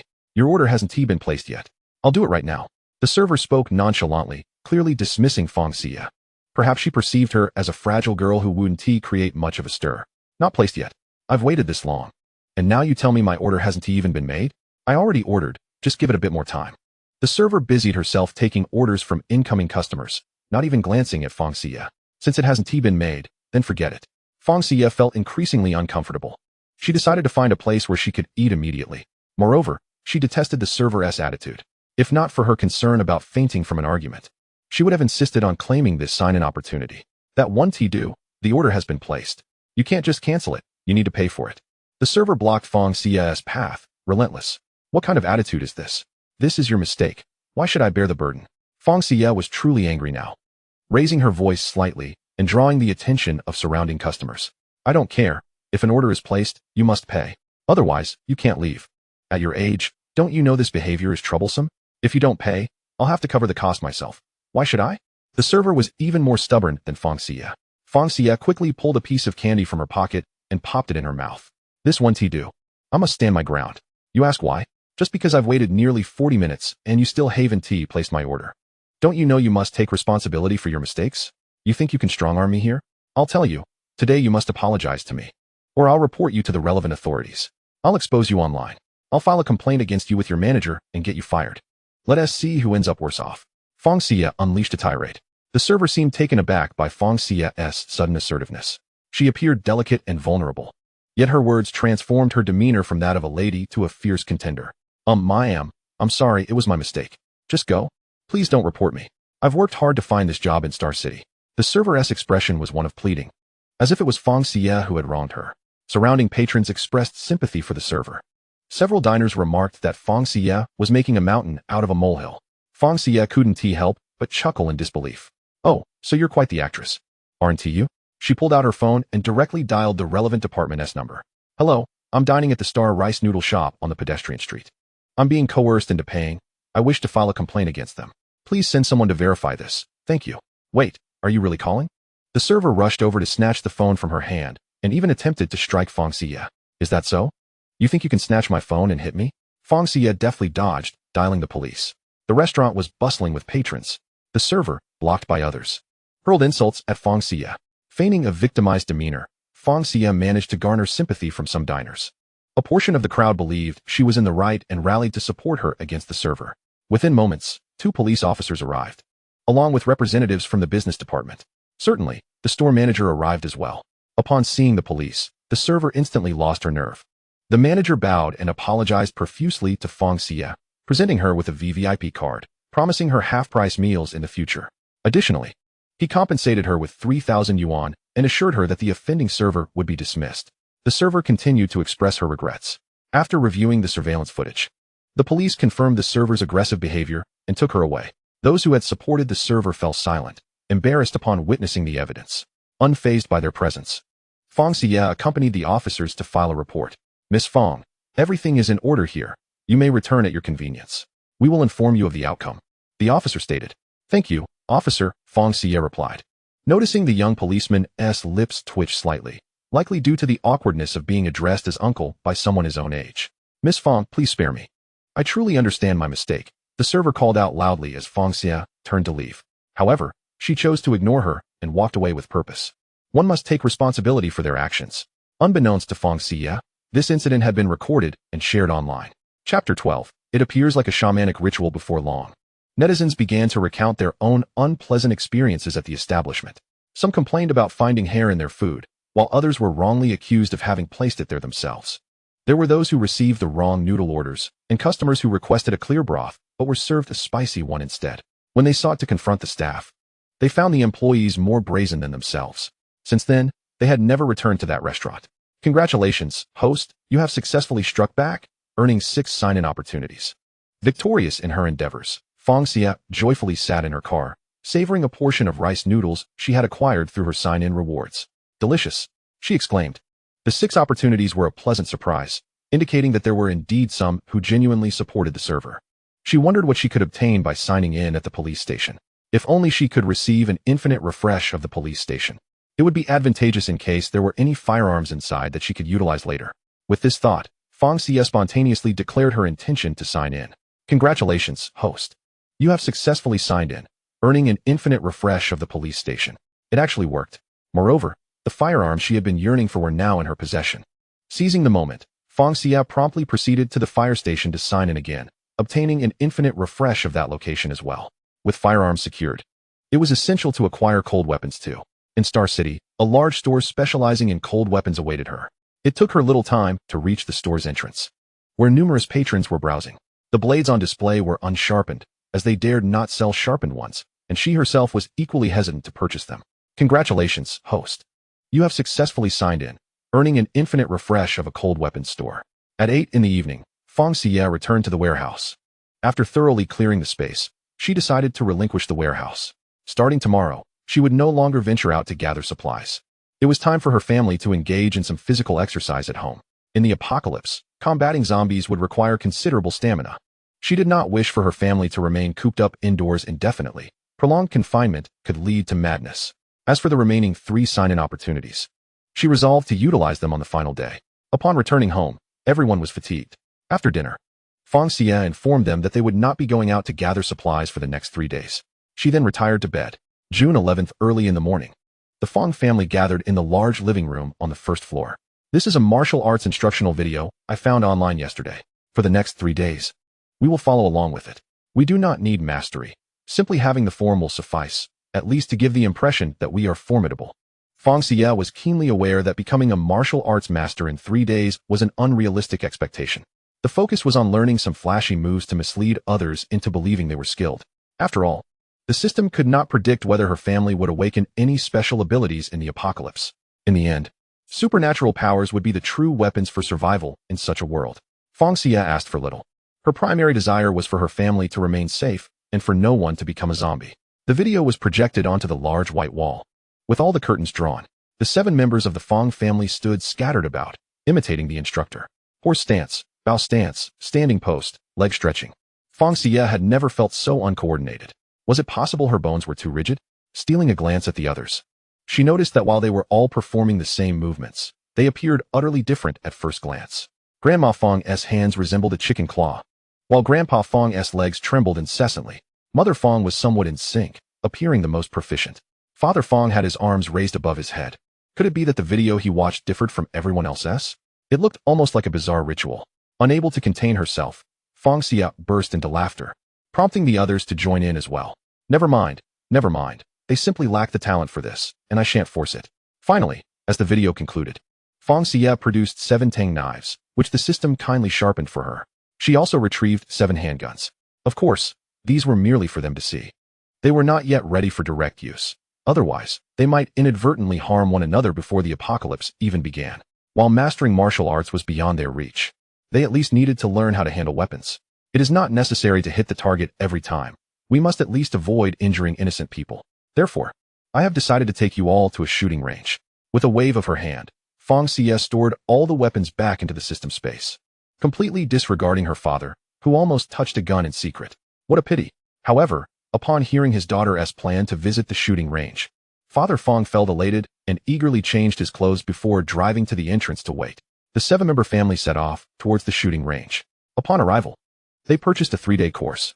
This 3-day crash course was perfect for them. Ding! Just as Fang Xiyue was gearing up, her phone rang. She pulled it out to find it was the principal calling. Fang, is that you? You mentioned you were going on a trip. Why are you still in Star City? We agreed on 30 million, and you're not backing out, are you? The video above this message was from the rice noodle shop. Though blurred, anyone who recognized her could identify her instantly. Rest assured, Principal, I would never renege on my debts. I will come to see you first thing on June 15th. If I dared to default, how could I possibly graduate from school? I certainly wouldn't risk that. I still desire my diploma, Fang Xiyue replied, making it clear to the principal that she was still keen on graduating, which could be used to leverage against him. All right, as long as you understand. If you do not come to make the donation by Monday, I will ensure you cannot graduate. He actually believed it. Was this the sort of thing a principal should say? If Fang Xiyue reported this screenshot to the Education Bureau, it was likely he would find himself out of a job. However, Fang Xiyue was not in the mood for leisure. She still had to practice her shooting. Her instructor, although quite young, likely around 25 or 26, exuded a sense of reliability. The dynamic between the two was harmonious, with one diligently teaching and the other earnestly learning. Yet, Fang Xiyue's aim left much to be desired. Despite her best efforts to target the center of the bullseye, the bullets consistently veered toward the wall behind. Once or twice, this might have been acceptable, but repeatedly missing the target made her feel somewhat embarrassed. Am I your worst student ever? Fang Xiyue joked, echoing a phrase often uttered by teachers. Not at all. There are those even less capable than you. The instructor's sentence trailed off. However, Fang Xiyue understood the implication. He meant she was indeed somewhat inept, though not the absolute worst among his pupils. Oh really? That gives me a bit of confidence, she thought, suppressing her inner turmoil, maintaining a composed exterior. During a break, she observed the progress of her peers. Indeed, they were all considerably more skilled, as each had managed to hit the target. This shooting is rather enjoyable. I've managed to reach the 8 ring at my best, one of her classmates boasted. Impressive, isn't it? Dad, Fang Xiyue's father, upon seeing her, beamed with pride. Yes, quite remarkable. You truly are a genius. After providing her father with this emotional validation, she returned to her spot. No worries. In 3 days, I refuse to believe I won't hit the target. Chapter 13. What is this? A marriage certificate. 3 days swiftly passed. During this period, Fang Xiyue even took a moment to collect the package, filling the basement to the brim. Overall, her experience at the shooting range left her quite satisfied. At the very least, she could now hit the target. After bidding farewell to her instructors, she signed out at the door, successfully obtaining an unlimited access pass to the range, with 2 sign-in opportunities remaining. After escorting her family back to the villa, Fang Xiyue took a drive to unwind. Glancing at her notebook, she realized, oh dear, I completely forgot to sign in at an internet cafe. She circled the words internet cafe with her pen and tossed the notebook to the passenger seat. With a press of the accelerator, she headed toward the cafe. After a brief search, she finally discovered a larger internet cafe. Remaining in her vehicle, she simply called out her sign-in at the entrance. Congratulations, host. Sign-in successful. You have received 8 husbands. As her car rolled a bit forward, Fang Xiyue abruptly slammed on the brakes. What on earth? 8 husbands? System, have you encountered a bug? I clearly signed in at an internet cafe. What is this nonsense? Host, please look up at the 2nd floor of the internet cafe, the system replied. Fang Xiyue ducked down, peering through the passenger window at the upper level. The bold letters of a marriage agency jolted her consciousness. Goodness, is this for real? A quick glance in her backseat revealed 8 red booklets lying quietly, presumably marriage certificates, each bearing legal validity. I wonder, system, just how fond are you of the number 8? 8 villas, 8 residential buildings, and now 8 husbands. This borders on bigamy. She mused. By the way, is it possible to initiate a unilateral divorce? Host, aren't you curious about what your husbands look like? I just took a sneak peek, and they are all exceptionally handsome. Truly a perfect match for you. Since this is now a fait accompli, you might as well embrace it. Besides, the apocalypse is imminent. These marriage certificates will soon hold no legal weight. They have never even met you. Even if they do, they won't recognize you. Most importantly, they may never even see these certificates. Therefore, you need not worry. This is all trivial. The system rambled, evidently anxious to placate her, aware that displeasing her could impact its performance ratings. Fine. I'll inquire at the Civil Affairs Bureau later, Fang Xiyue conceded, realizing that getting angry at the system would yield no results. She parked her car and entered the internet cafe. After successfully signing in, she returned to her vehicle and drove toward the Civil Affairs Bureau. Upon reaching the back seat, she stuffed the 8 marriage certificates into her bag and nervously stepped through the bureau's entrance. Following the instructions, she made her way to the divorce application office. Excuse me, may I ask if I can apply for a divorce unilaterally? She inquired. The staff member glanced at Fang Xiyue. Unfortunately, no, both spouses must be present. Moreover, there is a 1-month cooling-off period for divorces. This means that if you submit your application today, you will have to wait a month before it can be finalized. Then what's the point? There isn't enough time. Fang Xiyue lamented, undeterred, as she pulled out one of the marriage certificates. Upon opening it, she was surprised to find a photograph of the couple. Indeed, her husband looked quite handsome. His name was Xiao Zihan, age 24. I suppose he has no idea he suddenly has a wife, she mused. Could you please check if there are any marriage records for Xiao Zihan? She asked, handing the certificate to the staff. Since the other party was not present, the staff could not retrieve that individual's information. However, they were able to check Fang Xiyue's details. So the staff member proceeded to enter her identification number into the system. The staff member's expression shifted to one of astonishment. Miss Fang, it seems our computer might be malfunctioning. Your identity record shows 8 spouses, hilariously enough, all married on the same day. But yes, Xiao Zihan is indeed among them. Perhaps you could come back tomorrow to check? The staff suggested awkwardly, their toes fidgeting in embarrassment. It was inconceivable that someone could simultaneously marry 8 individuals. Such a scenario would never be permitted during the issuance of marriage certificates. No need, thank you, Fang Xiyue replied, feeling utterly deflated. Yet, as the system had indicated, the apocalypse was approaching, and these marriage certificates would likely become irrelevant. Coming to terms with the situation, she found herself surprisingly intrigued. She retrieved the 8 marriage certificates and began to examine them one by one. By cross-referencing their identification numbers, she gleaned their ages and cities of residence. Sujiu, 22. Xingqing, Xiao Zihan, 24. Liqing, Song Yifan, 24. Haicheng, Chu Xingyan, 23. Yangcheng, Yi Zimo, 23. Ningqing, Mu Yunfan, 25. Yunqing, Jun Nanxian, 24. Jiangcheng, Gong Yunxiao, 26. Shuiqing. Quite fortuitously, only Su Jiu hailed from the capital, Xingqing. The others were scattered across the country. As long as she remained in Xingqing, the chances of encountering them were minimal, perfect. As for the one from Xingqing, well, it was unlikely that fate would conspire for them to meet. However, they truly are quite handsome. This system must genuinely cherish me. Throughout her life, she has not been devoid of admirers. Yet, those who have shown affection towards her have invariably been unsuitable suitors, individuals with whom she shares neither common language nor values. Strangely enough, she has never attracted the interest of a genuinely compatible man. Could it be that her appearance does not align with that of a virtuous woman? Yet, it matters little, for she has never contemplated the notion of romance. The carefree Fang Xiyue placed the marriage certificate back into the system's space, hardly glancing at the photographs. Consequently, she could not recall what her 8 husbands looked like. Even had she scrutinized the images, it would have been of little use, for she suffers from mild prosopagnosia. After encountering someone 10 or 8 times, she typically fails to remember their visage. Meanwhile, in 8 distinct locations, 8 exceptional men held their marriage certificates with an unspoken understanding. Alongside them was a key, labeled with an address of a residence.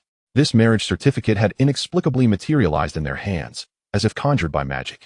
The onlookers did not find this peculiar in the slightest.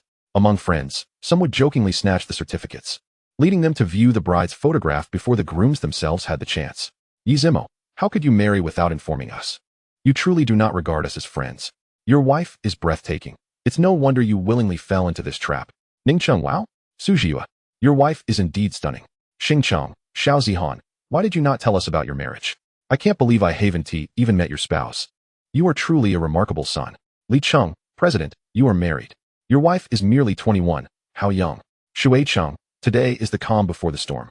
Tomorrow, the apocalypse is truly upon us. Fang Xiyue wandered for quite some time, her heart heavy with emotion. Upon returning home, she discovered her family seated anxiously on the living room sofa. It was evident they were all deeply unsettled. Although she concealed her apprehension, she too was filled with dread, the fear of awakening to find a family member transformed into a zombie and the anxiety of the unknown apocalypse. During their idle moments at home, her mother had prepared numerous buns, which they could store in the space and savor slowly. If they could not cook in the future, they certainly would not starve. Everyone, it's time to rest. We must rejuvenate our spirits, she urged. Though sleep eluded her, she resolved to force herself into slumber. After all, how could she face the apocalypse without sufficient energy? Understood, dear. You should rest now. We'll watch a bit more television. Tomorrow. There may be no television left to watch, her parents replied, wishing to indulge in one last show. All right, I shall retire first. Good night, Grandpa, Grandma, and my parents. Good night. They responded in unison. Once back in her room, Fang Xiyue switched off her phone and prepared for sleep, initially believing she would remain awake. She was pleasantly surprised when she drifted off shortly thereafter. At midnight, a thunderclap shattered the night stillness, jolting Fang Xiyue from her dreams. Drowsily, she opened her eyes and gazed out the window, where a brilliant flash of lightning momentarily illuminated the darkened sky. Soon after, a torrential downpour began, hammering against the window with a cacophonous rhythm. Her heart raced, and a wave of fear washed over her as the reality of the apocalypse dawned upon her. Rising, she approached the window. The rain lashed the ground fiercely, creating numerous puddles. The streetlights appeared hazy and ethereal through the curtain of rain. The dark sky seemed shrouded in a mysterious veil, evoking an overwhelming sense of oppression. Fang Xiyue refrained from turning on the lights, fearing detection. She retrieved the flashlight she had placed on her nightstand and stepped out of her room. She needed to check on the others. As she exited, she encountered her parents, who were also wielding flashlights. The three of them shared a tacit understanding, silently heading towards the rooms of the four elders. To prevent anyone from turning into a zombie, they had chosen to sleep in separate rooms. After checking each room, they found the elders sleeping soundly and breathed a sigh of relief before returning to their own quarters. Not long after lying down, Fang Xiyue lost consciousness once more. Gradually, she felt as though an invisible weight bore down upon her, intensifying her pain as if countless needles were piercing her simultaneously. Her awareness began to fade, as if she were sinking into a deep mire, unable to escape. She struggled to open her eyes, exerting all her effort, but only a blurred vision greeted her. The sound of rain seemed to echo from a distant place, fluctuating in volume and proximity. Her forehead burned, as if consumed by fire. Her thoughts drifted, and the pain in her body began to recede, only to resurge intermittently. Occasionally, she would momentarily awaken, feeling the dryness of her throat and the weakness of her body, but soon she would be swept back into the vortex of slumber. On the morning of June 15th, as the clock struck 8, Fang Xiyue finally emerged from her haze. Blinking her eyes, she looked out the window to see the rain still falling, showing no signs of abating. If anything, it seemed to intensify. The raindrops pounded against the window, as though urging her to act. Clambering out of bed, she accidentally bumped her leg against the bed's edge, causing a sharp pain that nearly brought her to tears. She checked each room, finding everyone still in a deep sleep. Thankfully, none had transformed into zombies. However, her father and grandmother were running high fevers. Fang Xiyue procured 3 ice packs, wrapped them in towels, and placed them upon their foreheads. The ice packs offered little relief, melting swiftly. System, has the apocalypse begun? Fang Xiyue asked, still somewhat incredulous. Indeed, host. Would you like to discover what abilities you have awakened? The system, sensing her despondency, sought to introduce a more uplifting topic. Abilities? Fang Xiyue's interest piqued. However, a dilemma arose. How to test them? System, how do I test these abilities? Perhaps we should attack something? The system suggested. Though it too was uncertain, as abilities were beyond the realm of its services, Fang Xiyue found this suggestion feasible. She hurried to the garage and, with a flick of her wrist towards a barrier, closed her eyes and held the pose for an extended moment. Nothing happened. System, I feel utterly foolish, she confessed, sheepishly retracting her gesture and tucking a strand of hair behind her ear. Is it possible you have not awakened an offensive ability? She pondered, contemplating whether it might be a purely spatial or healing ability instead. She crouched down, reaching out to collect. The roadblock remains steadfast in its place. However, Fang Xiyue perceives the two large characters Fool hovering above it. It seems this isn't related to spatial abilities. Perhaps it's a healing type? After all, the bruise she sustained from hitting her leg upon rising that morning still lingers. Fang Xiyue focuses on her leg, striving to unleash her supernatural power. She soon feels a warm sensation enveloping her leg. Yet, as time drifts by, the warmth fades, and the bruise remains stubbornly intact. Alas, it appears I have yet to awaken any powers. The warmth was merely a psychological effect. Fang Xiyue, disheartened, sits there. That cannot be, host. You have endured a high fever for an entire day and night. How could you possibly not have awakened any powers? Perhaps I am indeed an anomaly. Otherwise, why have my parents not awakened? Why am I the only one to have stirred? Fang Xiyue is not one to easily succumb to melancholy. Her spirits lift swiftly. After all, she possesses an arsenal of firearms and cold weapons. Furthermore, she owns a villa and an apartment building. If she lacks the ability to combat zombies, she can simply stay safe within her own territory with her family. As long as they remain indoors, they are undoubtedly secure. After sitting for a while, Fang Xiyue notices someone emerging from the villa across the way, holding an umbrella. In such torrential rain, how could anyone venture outside? Oh, the audacity, she thinks, admiring the person's courage. In such downpour, what use is an umbrella? Moreover, wouldn't this rain truly transform one into a zombie? After waiting for a considerable time, Fang Xiyue receives no response from the system. System, why are you silent? Ah, host, what did you just say? Please repeat. The system's tone has escalated, as if something monumental has transpired. I said, the individual braving the rain across the way is incredibly bold. Fang Xiyue rubs her ears, realizing her system can only be indulged by herself. Oh, host, you are currently in the garage. The garage door is closed. How could you see the person outside? Chapter 15. How youthful they are. It is only upon the system's remark that Fang Xiyue recognizes the absurdity of the situation. She had sensed something was amiss earlier. This is a mental type ability. I knew my host could not be a waste.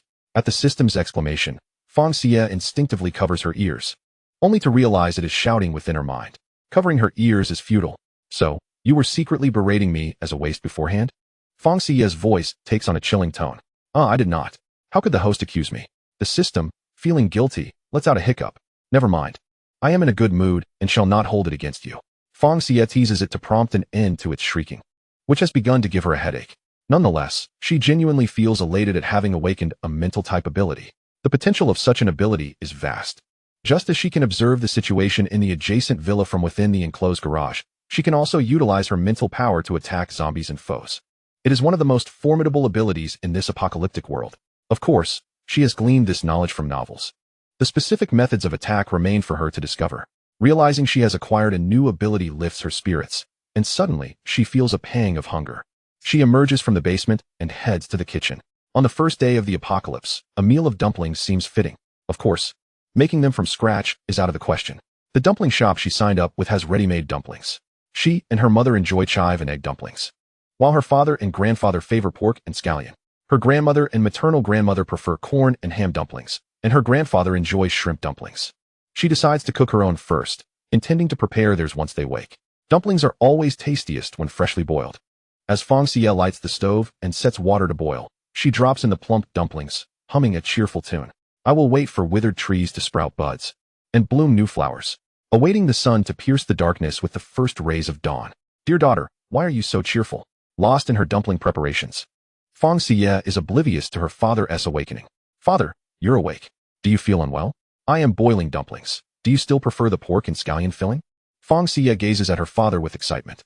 At this moment, she has no desire to inquire about his awakened abilities. Just seeing him awake fills her with joy. I feel fine. Still prefer the pork and scallion filling. It would be even better with some wine. Fang Xiyue's father is a doting man. He answers every question she poses without hesitation. All right, there will be plenty of good wine. Fang Xiyue retrieves the chive and egg dumplings, then lowers the pork and scallion dumplings into the pot. The two engage in lively conversation in the kitchen. Father, have you awakened any abilities? Something akin to my spatial powers?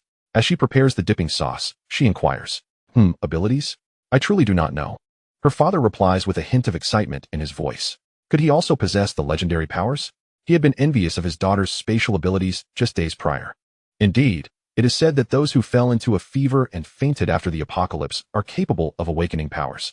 Fang Xiyue and her father carry the dumplings to the dining table, where they sit opposite each other. She does not forget to bring her father a bottle of wine and a glass. If that is the case, then you should have awakened an ability too. Let me try, her father says, waving his hand toward the trash can. They both fix their gaze on it, but the trash can remains utterly unscathed, not even shifting an inch. It seems father may not have awakened any powers. He forces a smile, fearing his daughter will be disappointed. Father, can you see the situation across from our villa? Fang Xiyue suspects her father might have awakened a mental type ability. I cannot see anything. The door is blocking the view. He replies, puzzled but answering nonetheless. Alas, it appears it is not a mental type ability. Host, I know. I just saw a small flame flickering in your father's palm. The system chimes in once more. Father, can you spread your hand and release your ability so I can see? Fang Xiyue is seriously doubting whether the system is seeing things. It had just failed to notice the flame on her father's back. Could it be that the view from the back of the hand obscured it?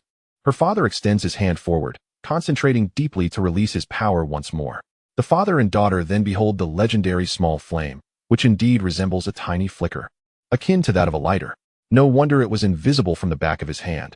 It was so minuscule that it was entirely concealed. Father, you have awakened a fire-type ability, though it appears quite small for now. However, as time gradually progresses, it is certain that it will become formidable. Fang Xiyue gave a thumbs up to her father, Fang Ba. Is that so? Yeah, you aren't deceiving your father, are you? Fang Ba inquired, glancing skeptically at the flickering flame in his palm. It was utterly inconceivable that it would evolve into something powerful. Indeed, that is what is commonly portrayed in apocalyptic novels. Fire-based abilities are exceptionally potent in combat, Fang Xiyue asserted, fearing her father might remain unconvinced.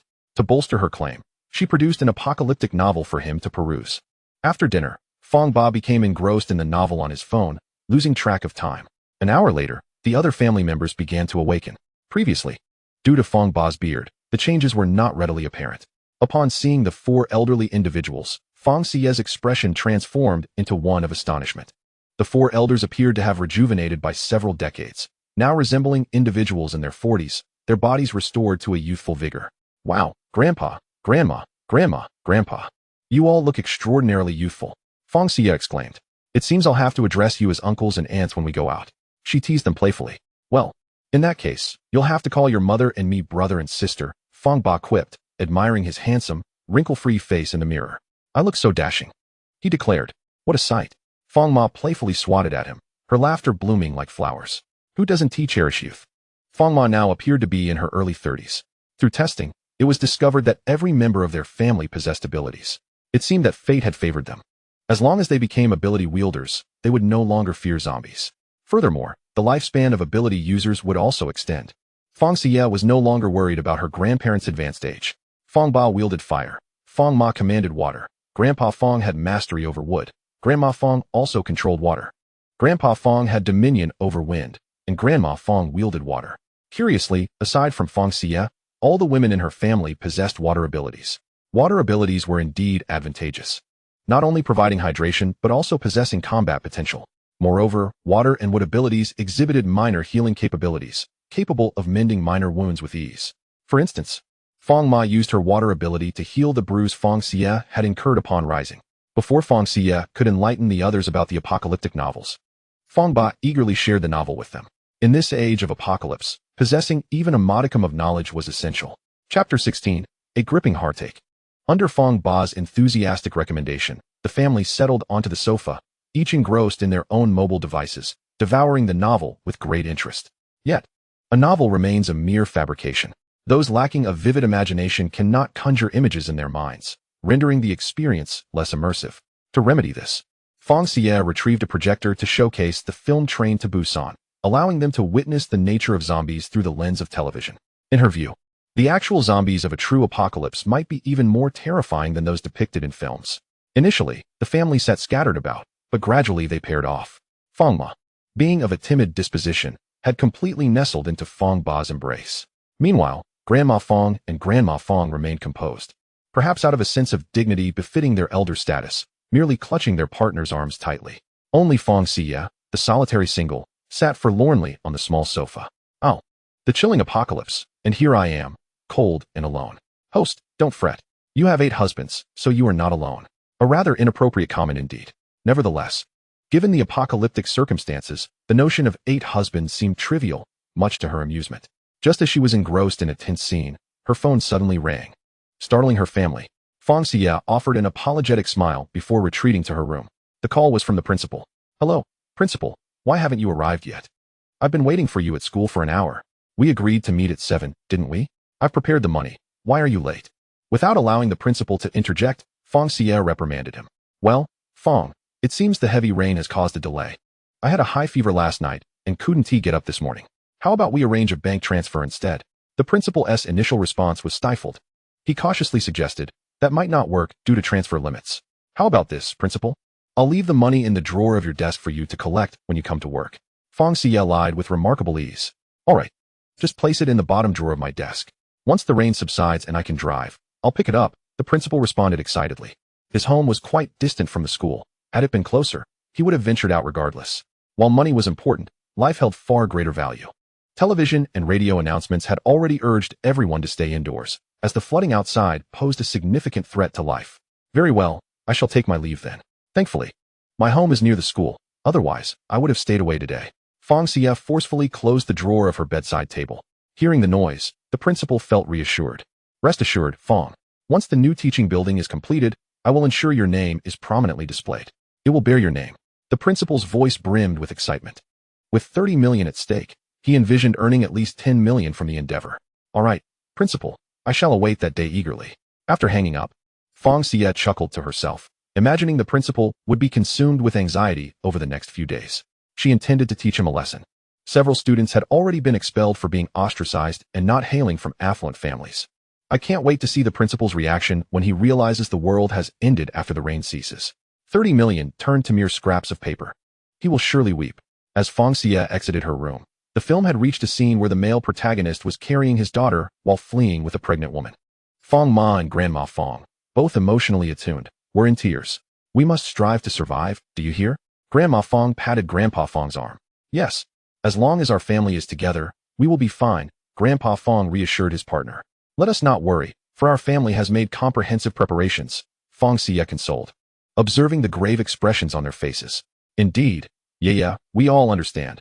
We just need time to adapt, Fang Ma embraced Fang Xiyue. While it's still raining, let us practice our abilities diligently, so that when the sun shines again, we can venture out and confront the zombies. Fang Xiyue raised her small fist. All right. The film has concluded, yet the apocalypse has only just begun.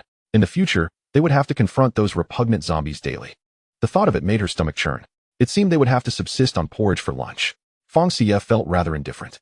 When she first learned of the impending apocalypse, she had silently binge-watched numerous zombie films. Initially, it was quite an adjustment, but eventually, she regarded them as mere entertainment during meals. With nothing much to do, everyone returned to their rooms to practice their abilities. The good news for the three couples was that they no longer had to sleep apart. Suddenly rejuvenated, Fang Xiyue sensibly donned her headphones. Out of sight, out of mind. After all, her room had a bathroom. She wouldn't venture out unless necessary. Yet, she pondered when she might have little brothers or sisters. The thought of them caused her to pause. Could it be that, in the not-so-distant future, she would welcome little aunts, uncles, or even younger cousins? Fang Xiyue shook her head furiously. That would not happen, certainly not. After lunch, she must ensure that each room was stocked with contraceptives.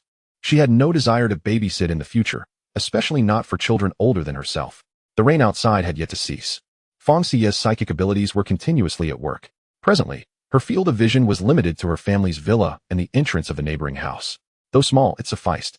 The man who had ventured out earlier returned, carrying an enormous shopping bag filled with provisions. It appeared his household had run out of supplies, otherwise, he wouldn't have braved the rain to procure food. Those who woke at such a time were likely either ability users or ordinary people. However, his hands were drenched by the rain. If he wasn't an ability user, there was a 90 chance he would turn into a zombie. With only a 10 chance of surviving and becoming an ability user. Each person has their fate. She could not intervene. With so many people in the world, it was beyond her control. At noon, the family had a simple meal of porridge accompanied by salted duck eggs before retreating to their rooms to read novels and practice their abilities. Before they returned to their quarters, Fang Xiyue discreetly placed contraceptives on their bedside tables. She hoped they would notice. She certainly couldn't inform each of them individually. That would be too awkward. But what if they overlooked it? After much contemplation, she created a group chat on her phone. The members were the 4 women in the household. The early stages of the apocalypse are not suitable for welcoming new life. Please take care of yourselves. The necessary items are on the bedside tables. No need to be shy. As soon as the message was sent, replies came swiftly. Chapter 17, A Direct Headshot. Mother, you little brat. Grandma, understood. Nana, rest assured. How simple it was. It seemed they still felt awkward. However, it was imperative to remind them. The early apocalypse was truly not a time for childbirth. Infants were too fragile and could easily perish shortly after birth. Without a doctor in their midst, they could not risk it. Once things stabilized, if they desired children, then they would. Setting down her phone, Fang Xiyue lay on her bed watching television dramas. Previously, she had been too busy to catch up on many shows. Even those that were immensely popular had gone unwatched. She had merely skimmed through brief clips and grasped some plot points, likely akin to many others. Watching attentively this time illuminated many previously unclear aspects for her. At 4 p.m. on June 15th, the rain gradually subsided. The sound was crystal clear inside the house. Fang Xiyue approached the window, gazing outside until the rain ceased entirely. As the clouds dispersed, the sun emerged. With the sun's arrival, a piercing scream disturbed the slumbering villa community. Fang Xiyue knew her family must have heard it as well. Or perhaps they were all at their respective windows, looking out. Concerned that they might not cope well, she exited her room and gathered everyone together. The 7 of them stood in unison before the floor-to-ceiling window on the 2nd floor, observing the scene outside. The source of the scream was a woman clad in athletic attire, pursued relentlessly by a zombie. Blood stained her neck and clothing, indicating she had already been bitten. Should we help her, Yaya? Mother Fang felt a pang of compassion. It's too late for her. However, you all could practice your skills. Fang Xiyue distributed the firearms she had previously stowed away.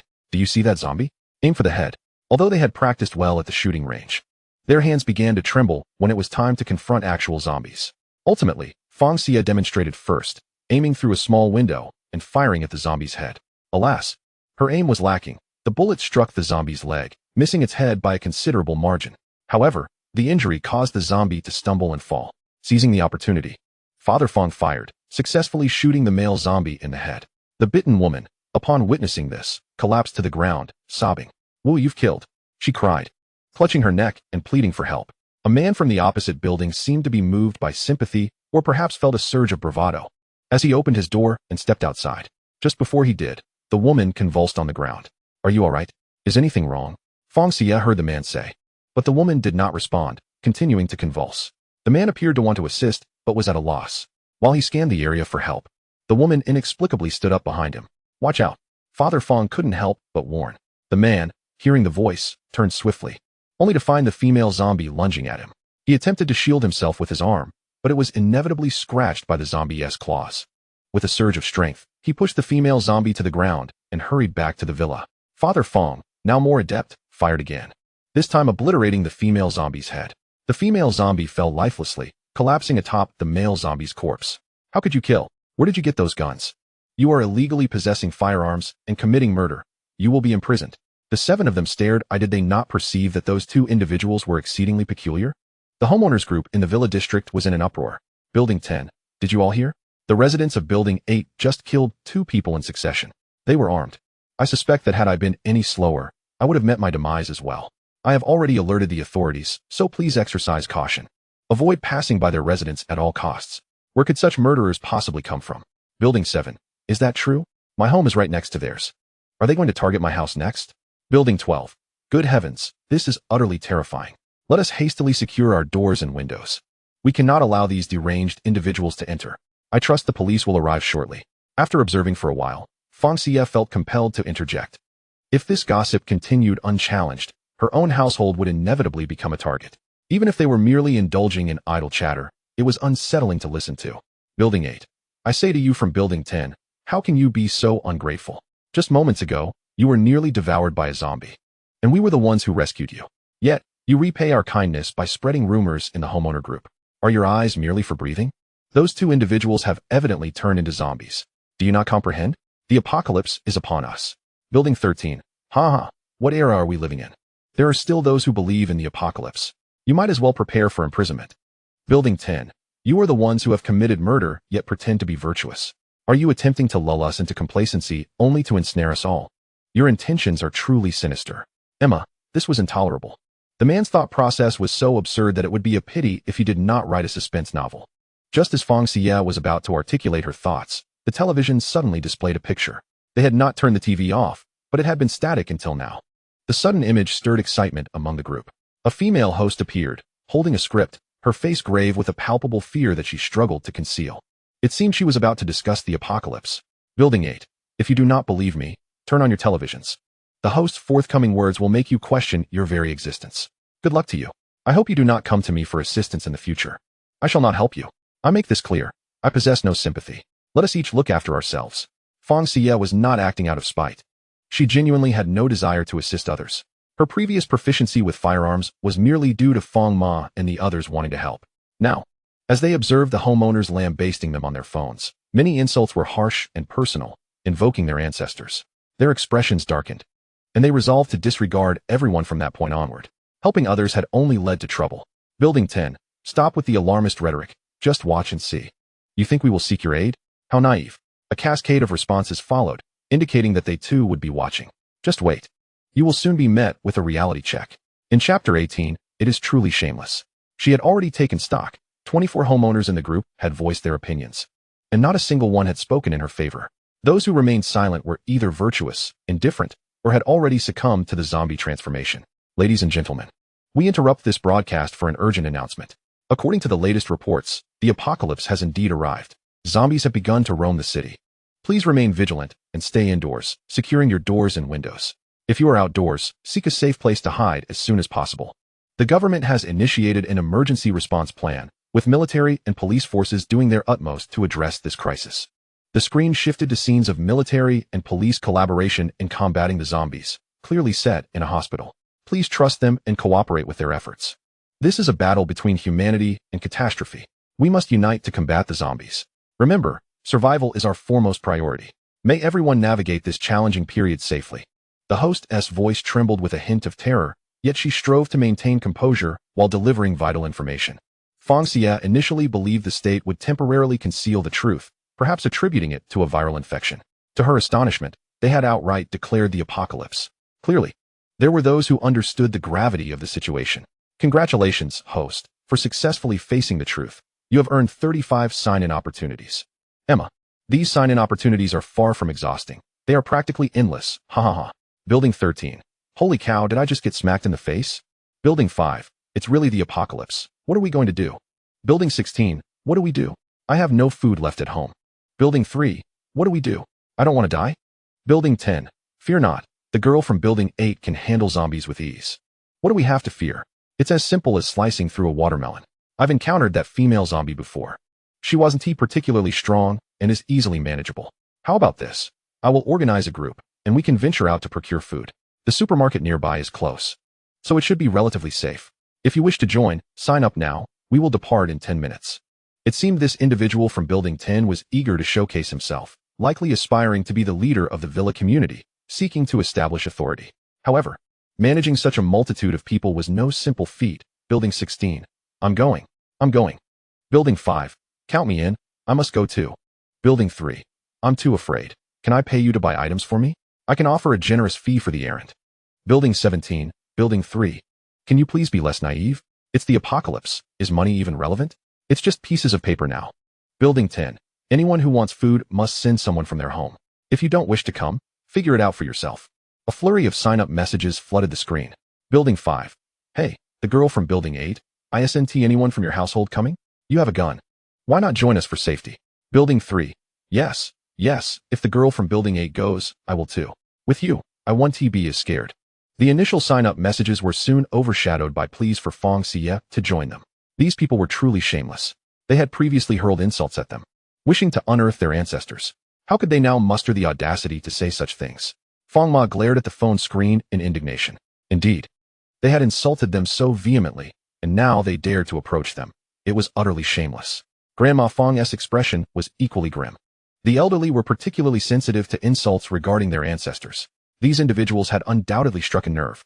Rest assured, I am well aware of my stance. I am no saint. They have insulted us so vehemently. How could I possibly extend a helping hand to them? Fang Xiyue nodded repeatedly, affirming her unwavering resolve not to assist.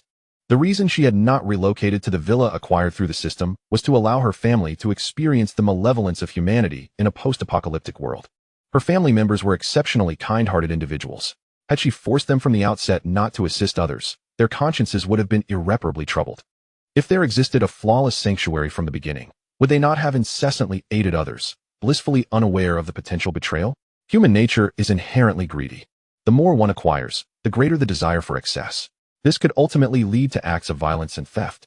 Fang Xiyue could neither afford to gamble with such stakes nor wish to. Thus, it was imperative for her family to confront the darker aspects of human nature early in the apocalypse, allowing them to temper their compassion.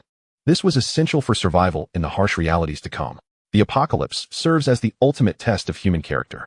Many may outwardly appear benevolent and pitiable, yet within may lurk the instincts of a killer. Therefore, let it be known, one must never assist others indiscriminately. What we possess is ours, and we bear no obligation to rescue the masses. Today's events serve as a lesson for everyone. Kindness must be exercised with discernment. One may be compassionate, but it is vital to discern whom it is directed towards. Those deserving of assistance will likewise contribute in return. I do not demand that you become cold-hearted. Yet neither should you embody the archetype of a saint. While Fang Xiyue's words may not be fitting for the younger generation to impart to their elders, she expressed them nonetheless. From this point forward, she would assert absolute authority over the Fang family. Rest assured, Yaya, we shall no longer succumb to an excess of sympathy. Whatever you decree shall be followed. Whoever you deem worthy of aid, we shall support. Fang Ma was the first to declare her allegiance. Had it not been for her inability to bear the sight of violence, her daughter would not have intervened to eliminate the zombies, thus preventing the ensuing turmoil. Clearly, their family had become the focal point of collective animosity. Yes, from now on, you shall lead our family. Fang Ba concurred. Indeed, Yaya shall take the helm. The four elders nodded in agreement. Excellent. The outcome is favorable, and all are pleased. Building 10. To the young woman in Unit 8, we are addressing you. Why do you remain silent? Surely you do not intend to withhold your assistance from us?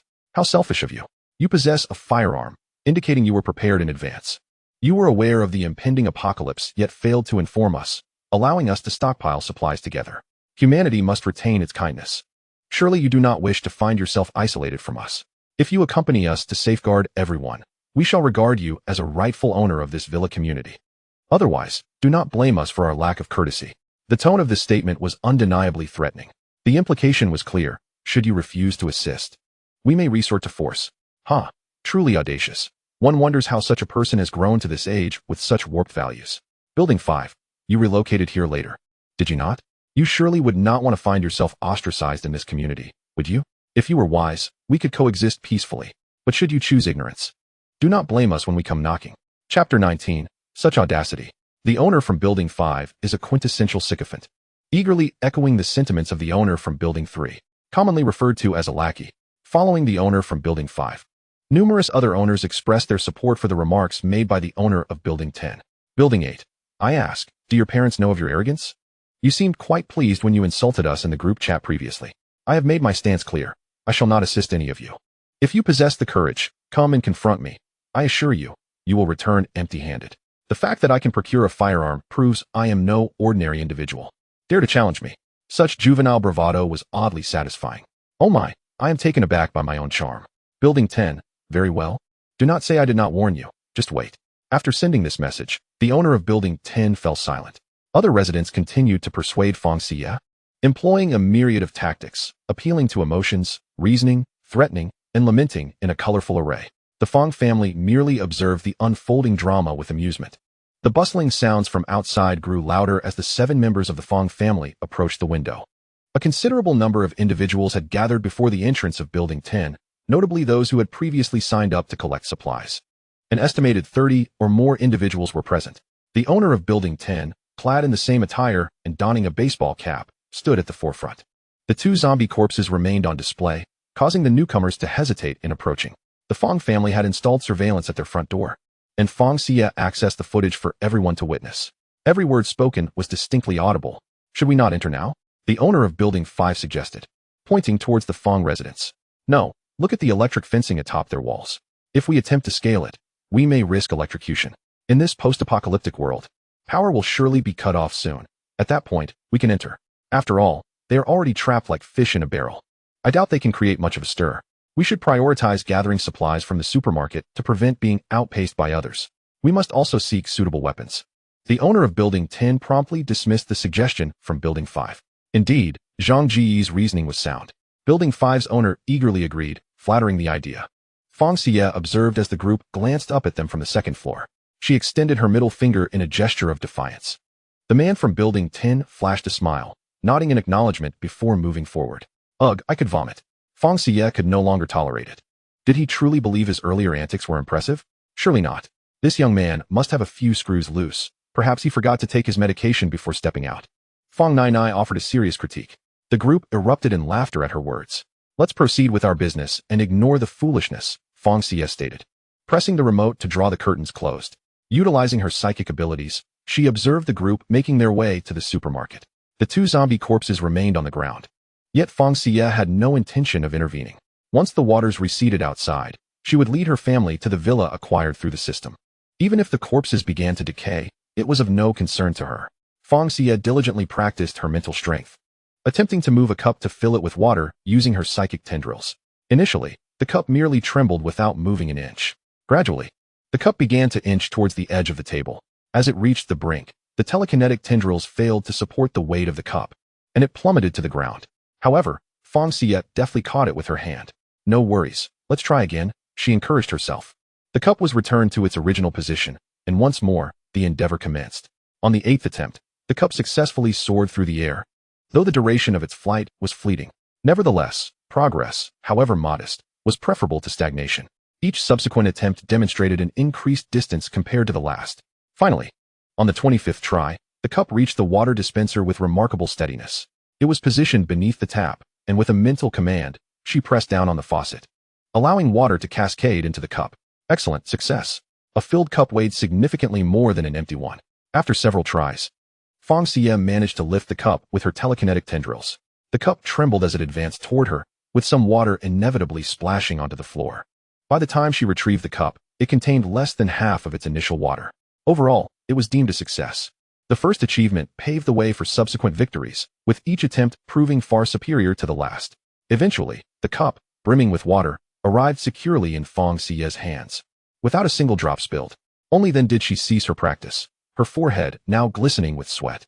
Controlling her psychic abilities proved to be far more challenging than anticipated. Of course, Fang Xiyue was not the only one honing her powers. Others were diligently training as well. For instance, Fang's father was refining his fire-based abilities, progressing from a mere spark to a candle flame, and then to a flamethrower's intensity. The advancements were starkly evident.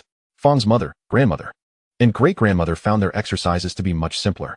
Each held a bucket, filling it with water and occasionally forming a couple of small water spikes to pierce the surface. As for Fang's grandfather, he clutched a pouch of seeds that Fang Xiyue had given him, nurturing vegetables beside the dining table. Already, an abundance of small lettuce, cilantro, and chives adorned the table. I say, old man, can't you focus on nurturing just one type of vegetable? We ought to have a proper dish, don't you think? Fang's grandmother chided. I simply mixed all the seeds together, he replied. They all look alike to me. I can't tell which is which. Let's make do. As long as it's edible, that is sufficient. Fang's grandfather appeared easily satisfied, admiring the fresh little greens that looked appetizing enough to whet anyone's appetite. Time passed as the family engaged in their practices. Since Fang Xiyue was attentively monitoring the outside surveillance, everyone was acutely aware of the situation beyond their walls. The group had returned, each member wielding 2 large bags filled with an assortment of food. They cast provocative glances at the Fang household, but their taunting expressions faltered when they noticed the tightly drawn curtains. Zhang, what do you think that girl from Building 8 is up to? Could her family possibly have some sort of background? Someone inquired curiously. What background could they possibly have? Even with the most formidable connections, they would be of no use in the apocalypse. Strength reigns supreme here. We all stand on equal footing, with 4 elders, 2 middle-aged, and 1 young woman. Their odds in this world are akin to being cannon fodder, Zhang dismissed. Yet, he conceded, but the girl is indeed quite beautiful. Zhang's tone shifted, and the owner of Building 5 grasped his implication. Zhang, once we take Building 8, that girl will be yours. The conversation continued, laced with lewd expressions. All right. From now on, that girl will be your sister-in-law. When we make our move, be careful not to mar her face. Otherwise, it might be unappetizing. Zhang not only accepted the proposal, but seemed quite pleased with it. Rest assured, we will deliver your sister-in-law to you intact. By the way, our villa complex has quite a number of attractive women. We can gather them all later, and then we can live freely and indulgently. What can women do in the apocalypse? They can only cling to us men for survival, someone chimed in. Laughter erupting around them as their imaginations ran wild with unspeakable scenarios. Their mirth threatened to lift the roof. How audacious of them to covet my granddaughter. I truly should not have alerted him. I should have let him be bitten by a zombie instead. Fang's grandmother slammed her hand on the table in frustration. That scoundrel looks decent, but his mind is filled with filth. A beast to scum. Fang's grandfather's fists clenched in anger, wishing he could descend and deliver a few punches to each of them. Oh dear, grandparents, please don't be angered. With laughter like that. It's a wonder they haven't attracted zombies already, Fang Xiyue remarked, observing the scene outside. They seemed fortunate to have returned from their supply run unscathed. Their bodies free of any dirt, save for their soaked shoes and trousers, indicating they had not encountered any zombies. Yet, Fang Xiyue remained skeptical. Only one person in their villa had transformed into a zombie, and only one had come across any. Look, they have indeed arrived, she pointed out, indicating the surveillance screen. Zombies appeared on either side of the monitor, moving sluggishly, their distorted faces exuding a nauseating stench. The terrifying sight sent shockwaves of fear through those who had never encountered such creatures before. With a shriek, the crowd erupted in panic. Zhang, who had been holding the keys and attempting to unlock the door, accidentally dropped them after being jostled by someone. In that moment, time seemed to freeze. Zhang's heart raced, and his mind went blank as he watched the keys tumble to the ground, rolling away until they were kicked into an unknown corner. Had he managed to unlock his door and usher everyone inside, they would have escaped unharmed. However, with the keys lost, they were left scrambling for alternatives. Zhang, what do we do? The zombies are getting closer. Let us head to Building 7. Zhang glanced around, realizing that only Buildings 7 and 9 were viable options for escape at that moment. The inhabitants of Building 9 had not joined them in their supply run and had remained silent in their group chat, leaving their status uncertain. Perhaps they had perished or transformed into zombies. Meanwhile, the owner of Building 7 had already rushed to his doorstep amid the chaos, believing that securing his door would ensure his safety. However, upon opening it, he was met with a surge of people pushing their way in, causing him to stumble and fall, leaving a trail of blood along his arm. The items in the shopping bag lay strewn across the yard. The zombies have arrived. The last person running was caught by a zombie. The agonizing cry of being bitten echoed, one after another. The owner from Block 19, who was running in the middle, had just stepped through the door. Turning around, he swiftly closed it. Those who could have squeezed in behind were all left outside. Open the door. Let us in. The heavy iron gate was pounded upon. Yet, all that remained outside were desperate cries and the sounds of struggle. The grand battle against the zombies they had envisioned never materialized.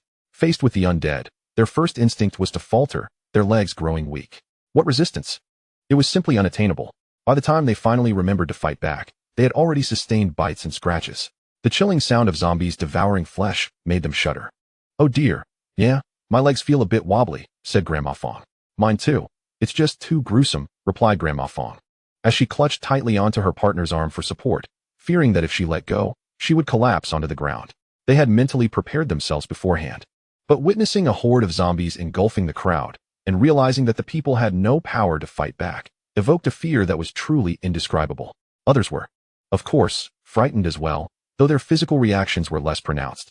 This was the apocalypse. Everyone needed to adapt. Initially, the movements of the zombies were sluggish. In the future, however, they would move as effortlessly as humans, perhaps even faster than ordinary individuals. Therefore, to survive, one must enhance their own abilities. Seizing the opportunity, Fang Xiyue alerted everyone to the terrifying nature of zombies.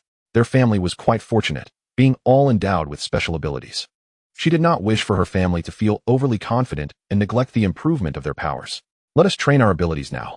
The 6 of them turned in unison. Zombies. Best not to look at them anymore. Meanwhile, those standing in the yard of Block 7 fell silent as they observed the motionless figures outside. Zhang Ge, do you think they are all dead? A resident from Block 5 cautiously asked, swallowing hard. Yes, let us wait a moment until the zombies disperse. We'll go out and collect the supplies left behind and share them. In this wasteland, wastefulness is not an option for survival. That is their fate. The zombies outside, having heard the sounds from within, began to batter against the door of Block 7.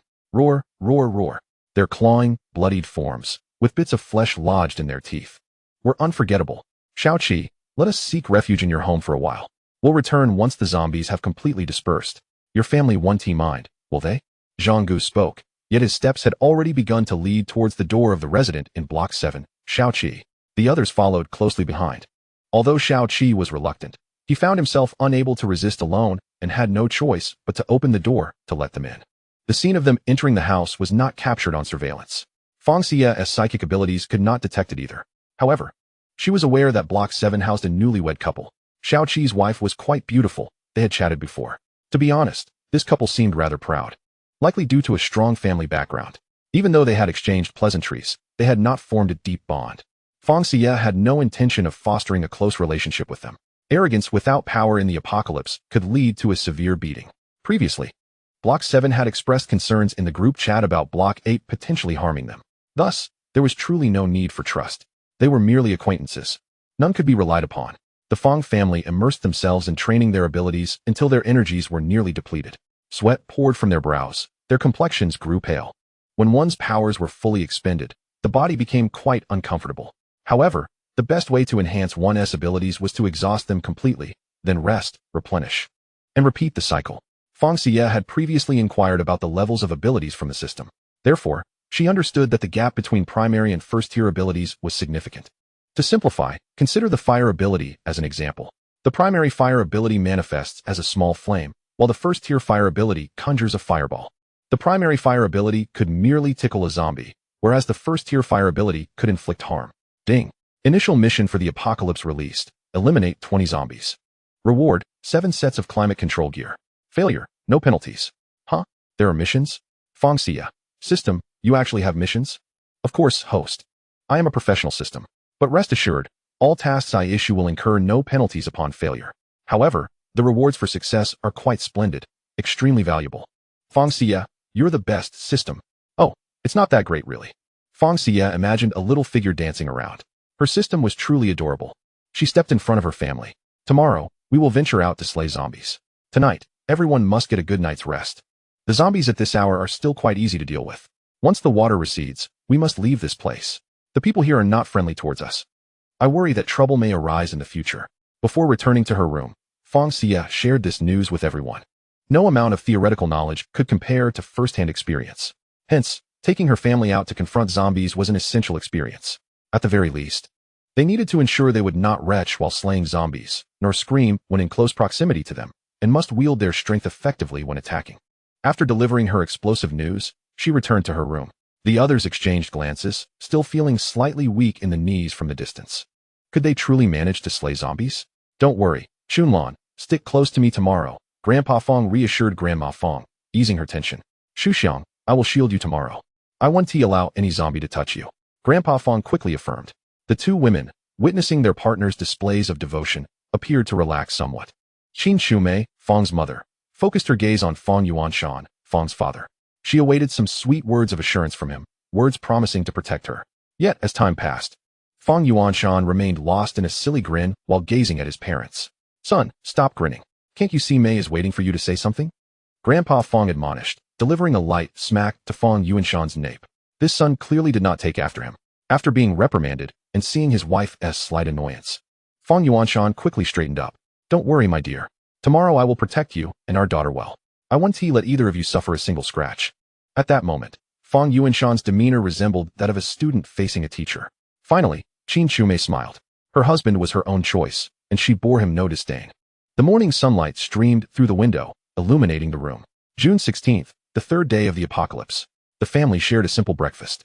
Fang Xiyue distributed tang knives to each member, the blades glinting with a cold shimmer. As everyone accepted their weapons, a wave of tension surged within them. Before venturing outside, I shall first enlighten everyone on how to dispatch a zombie.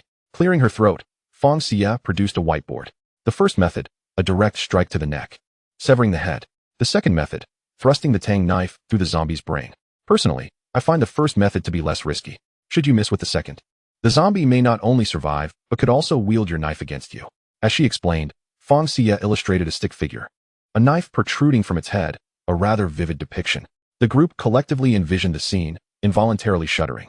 Remember, stabbing the heart is futile. Severing limbs will not suffice either. As long as it breathes, it will continue to move.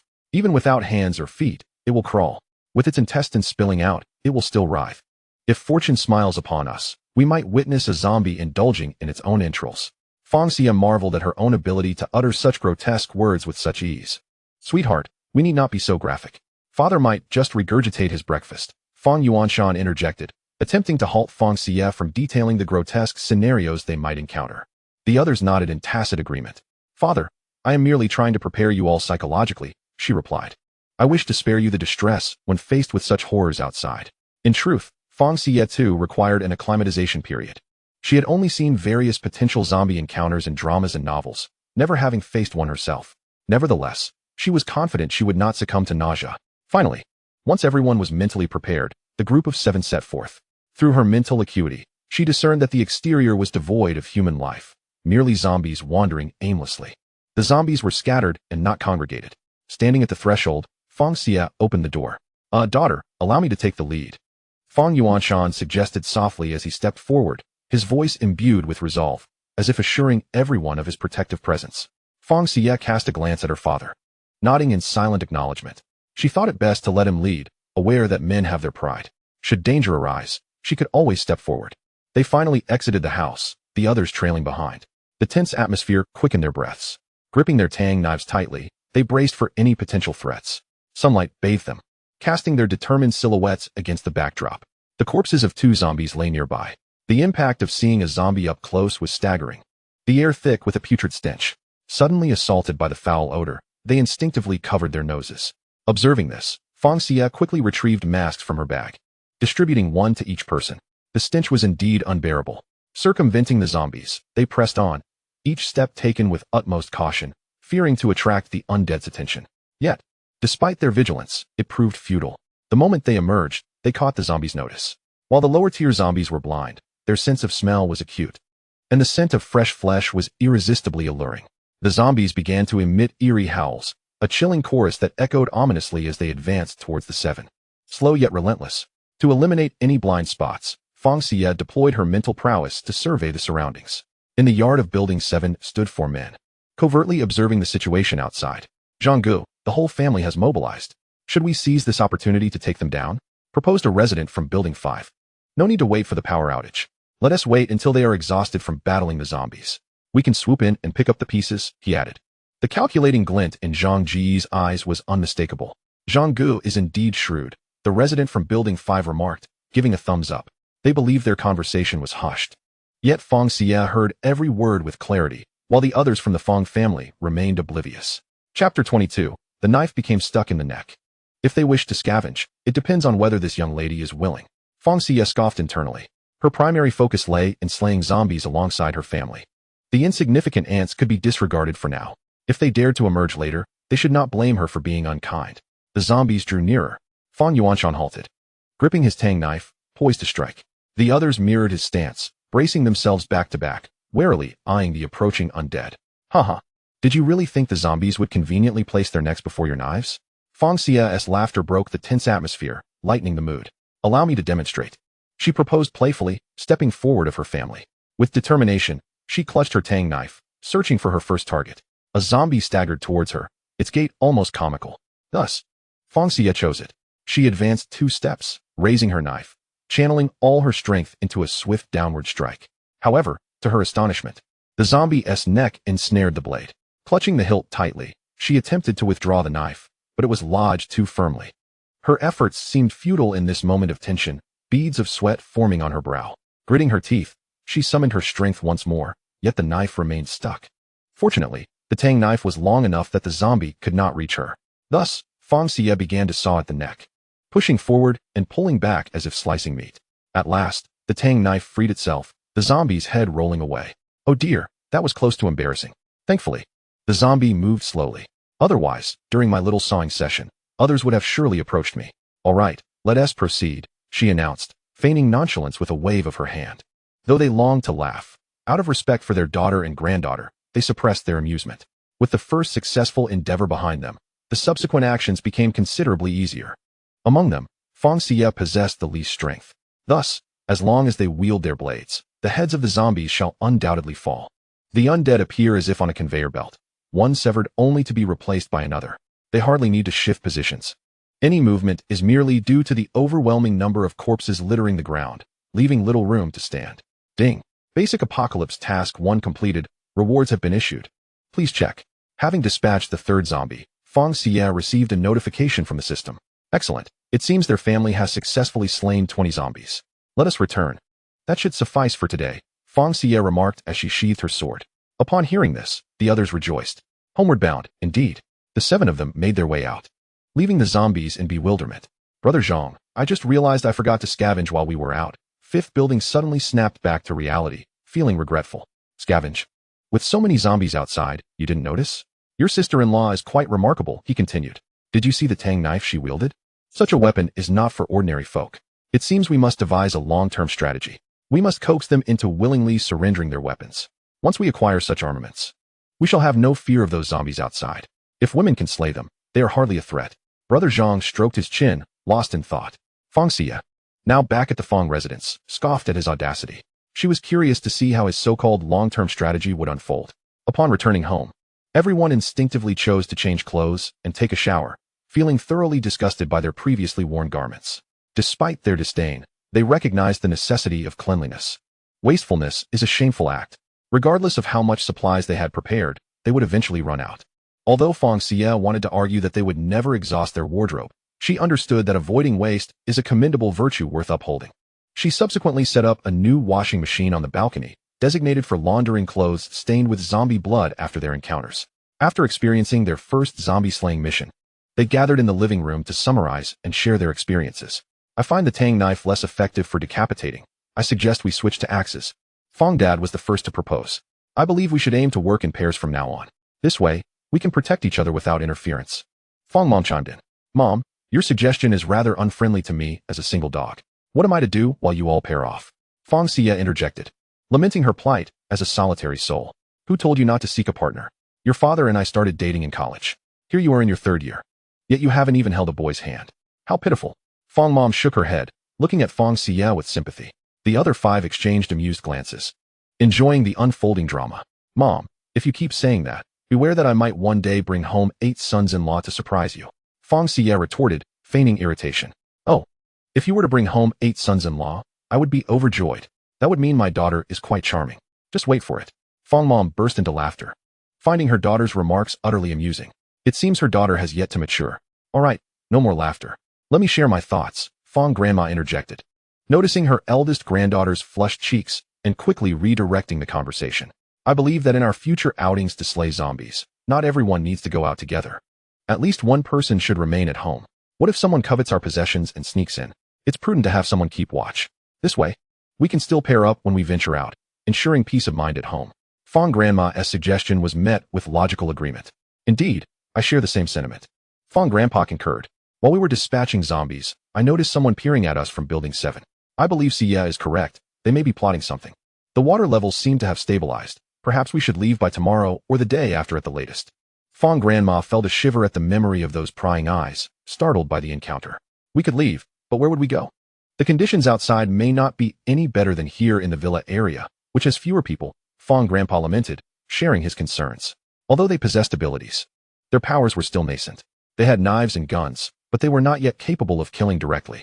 Leaving the villa area might not guarantee greater safety. This sentiment cast a shadow over the group. Do not fret. I have another villa in a different location with a higher security level.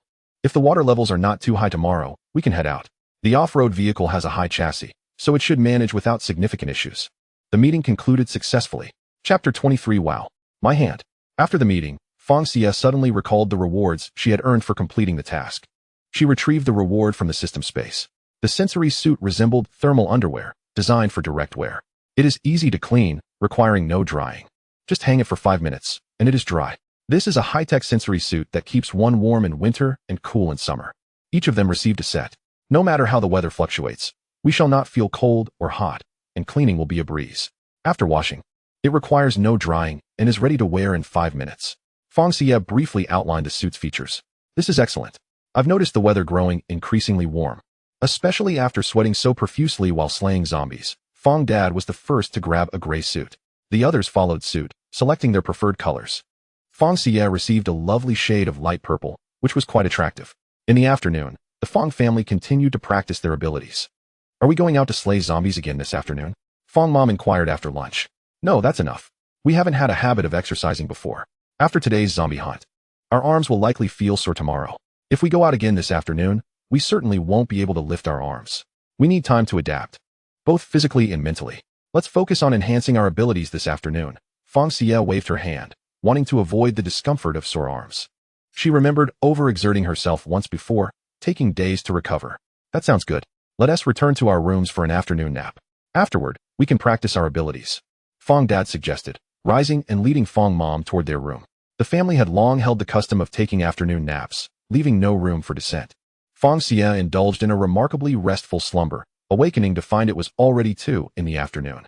The sunlight outside continued to shine brilliantly. While the zombies meandered around the villa, Fang Xiyue endeavored to extend her mental prowess from her current position. Unlike her previous attempts where she had merely released her psychic energy from a central point, which limited her perception, by redefining her boundaries, she hoped to expand her awareness. To her surprise, this method proved effective, stretching towards the direction of Building 7, where she fortuitously overheard a conversation. A group of nefarious individuals were huddled together. Having originally set out as 32, now dwindled to a mere 14. Fang Xiyue, Tongzi, please mark their building numbers above their heads. I can't keep track of who is who. Understood, host. Their eyes glinted with malevolent intent, and their faces contorted into sinister grins, as if they were already savoring the moment their plans would come to fruition. Why don't we devise a plan to ambush sister-in-law as household and eliminate all the men in Building 8? As for the women, they can remain to serve us. I observed those older 3 yesterday. They still possess a certain charm. Although their faces are obscured, I can only assume they are not lacking. The owner of Building 17 stroked his chin, a lecherous expression dawning on his face. I say, 17, how long has it been since you've seen a woman? Even the elderly? Jested the owner of Building 5. What do you know? You'll understand once you've experienced it. Building 17 replied with a TSK, seemingly reminiscing about fond memories. Sister-in-law's abode is surrounded by electric fences, even overhead. Gaining entry will be challenging, Building 16 frowned. We could dig a tunnel to bypass the fences, Building 10 interjected coldly. If we can't access from above, surely we can below? I refuse to believe they buried electric fences underground. This villa was constructed long ago. Embedding fences underground is no simple feat. His eyes betrayed a blend of cruelty and cunning. Fang Xiyue, Tongzi, this Building 10 is rather astute. I hadn't considered that there might be no electric fences underground. And he has indeed found a potential loophole. Host, this Building 10 is quite wicked, umph. The others nodded in agreement as they meticulously deliberated on the execution of their plan, examining every detail, even determining which individual would be easiest to eliminate. In the living room of Building 7, the conspiracy gradually took shape. Host, what should we do? Fang Xiyue, naturally, we will catch them off guard. Fang Xiyue slipped into her slippers and descended from her bed, informing each room that the group would attempt an ambush that night. Urging her family to prepare for an immediate response. There was no opposition. Enough was enough. These individuals had truly crossed the line. Is there truly not a single good person in this entire villa district? Fang Ma lamented, perplexed. Fang Xiyue felt a twinge of guilt. She suspected that her own aura of attracting troublesome individuals was to blame, thus leading her to encounter predominantly morally ambiguous and twisted personalities. However, she refrained from voicing this thought. Who would believe her, anyway? After practicing her abilities throughout the afternoon, they turned on the television before bedtime. The news continued to broadcast. The same host from before delivering a tearful message urging everyone to refrain from venturing outside, as resources were scarce and assistance could not be rendered swiftly. Please be patient. Trust that this calamity will pass. We shall prevail. The host's eyes glistened with tears, his voice choked with emotion, prompting Fang Grandma and the others to wipe their eyes. Even Fang Xiyue felt a lump in her throat. Fang Xiyue, Tongzi, do you think this apocalypse will truly come to an end? It will, host. It certainly will. Indeed, it must. As night deepened, Fang Xiyue lay in bed, releasing her psychic energy to observe the outside situation, this time centering her awareness around her. She wondered from which wall they would choose to dig. Outside remained eerily quiet, save for the dim streetlights diligently casting their glow. The villa district seemed to have succumbed to slumber. Holding her handgun tightly, she awaited patiently as time slipped by. At last, she detected a faint sound, the sound of digging. Stealthily, she approached the window, observing the movements outside. Upon catching sight of the figures, she inhaled deeply, raising her handgun and aiming at her target. The tension in the air reached a crescendo. She prayed fervently not to falter at this critical moment. Her finger tightened around the trigger. Bang! As the gunshot rang out, simultaneous shots erupted from other locations within the villa. They had intentionally refrained from installing silencers for 2 reasons. First, to instill fear, and second, to lure the zombies. Luckily, the gaps in the electric fences were sufficiently large. Even stray bullets could pass through. Fortunately, none of them struck the fence directly. Damn, my hand. The owner of Building 5 screamed, followed by several others who were also hit. Crouch down. Quickly, Building 10 shouted, due to the surrounding walls. Their crouching placed them in the visual blind spot of Fang's family. Chapter 24. Are you still human? Fang Xiyue released her psychic energy to track the group. Armed with tools, they moved forward in a crouch position. Everyone, go to sleep, they have departed. Once assured that the intruders had left, Fang Xiyue sent her family to bed while she continued her pursuit, akin to an audience watching a play. To her astonishment, they had yet to retire for the night.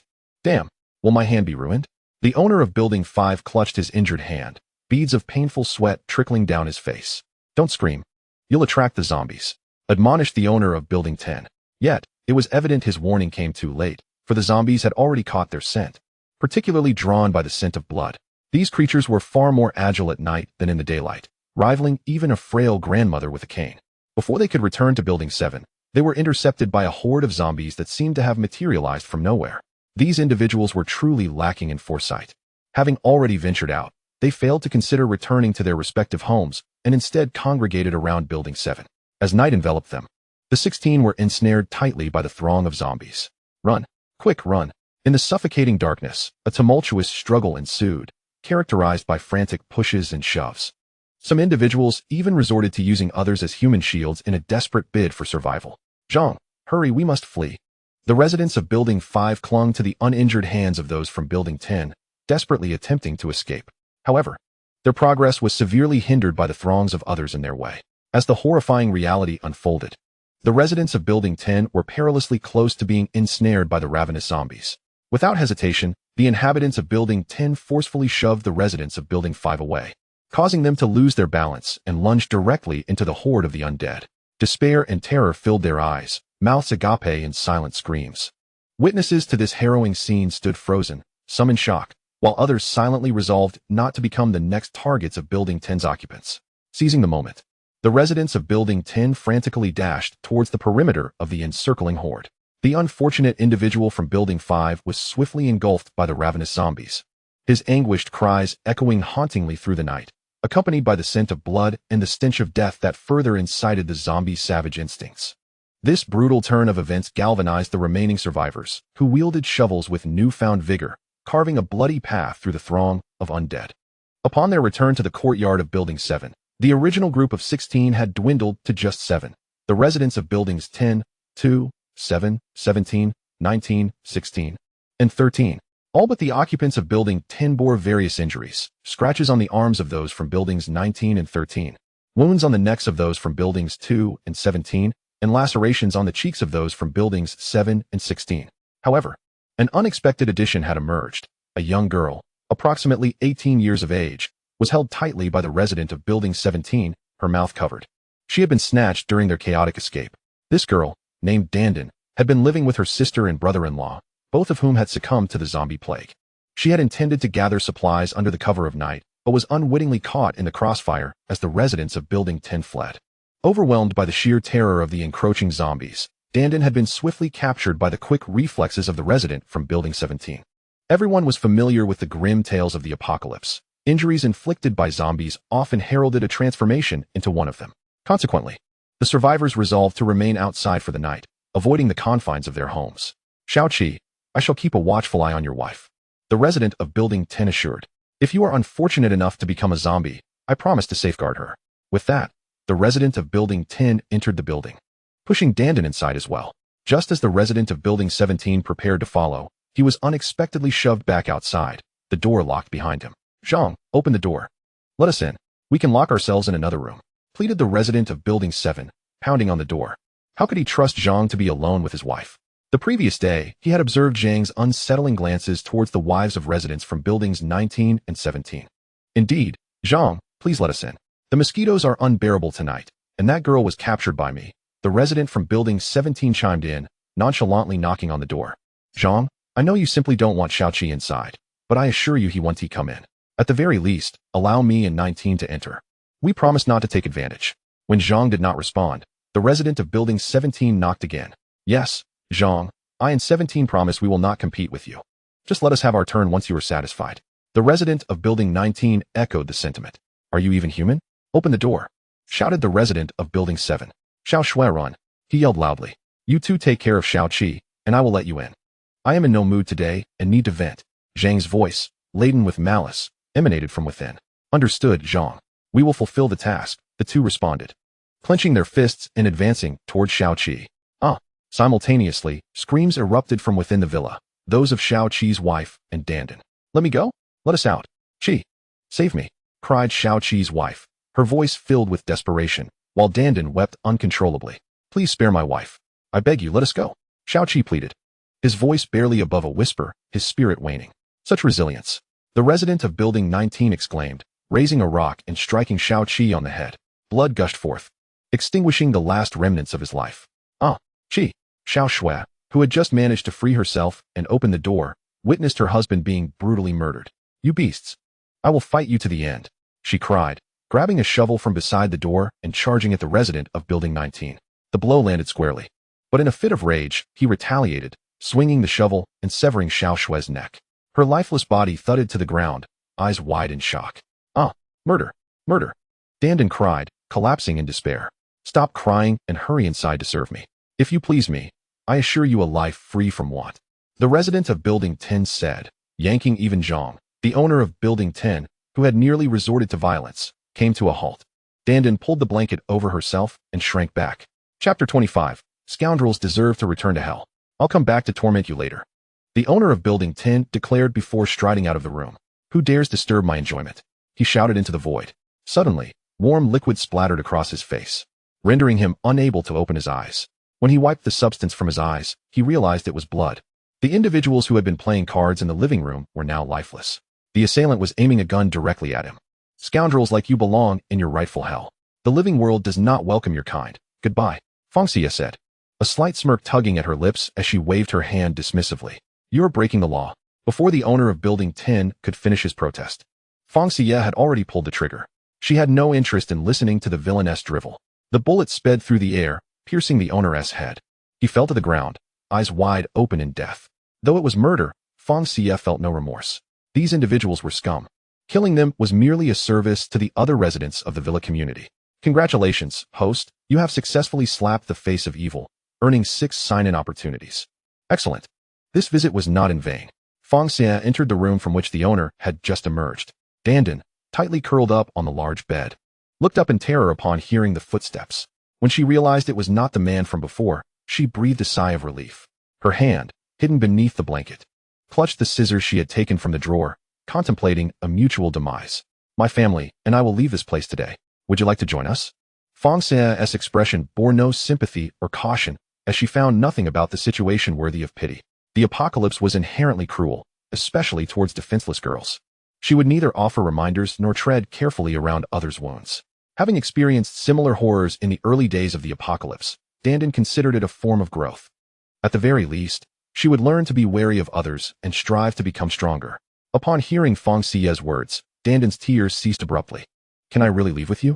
She asked, her voice barely above a whisper, her eyes glimmering with hope, fearing Fang Xiyue might declare it a jest. Of course. Why else would I save you? I'm not idly passing time here, Fang Xiyue replied with a smile. Dandan, elated, finally threw off the blanket. Her clothing was tattered and ragged. Thank you, she expressed, her desire to convey many thoughts distilled into 2 heartfelt words. She bowed deeply to Fang Xiyue, sincerity radiating from her gesture. I am Zheng Dantong, 19 years old, a healer with special abilities. Please allow me to join your team. Zheng Dantong's demeanor was exceedingly formal. Fang Xiyue responded in kind. Very well, allow me to introduce myself.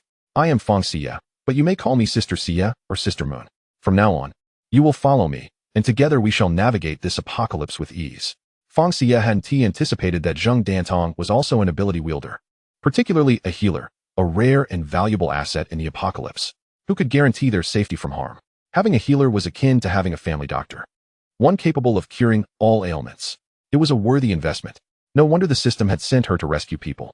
Fang Xiyue took a seat at the only unblemished table in the dining area, while the corpse of the owner lay just a few feet away on the floor. With a mere lift of her gaze, she could meet the lifeless eyes of the man she had just slain. Previously, she hadn't taken a good look at the owner's appearance, as she recognized individuals by the numbers and nicknames marked above their heads by the system. For example, the owner was labeled as 10, while Zheng Dantong was marked as Dandan. Fang Xiyue had no intention of using Dantong's full name. Dandan was much easier to remember and more pleasant to the ears. First, change your clothes. Then we will go to your home and gather your belongings.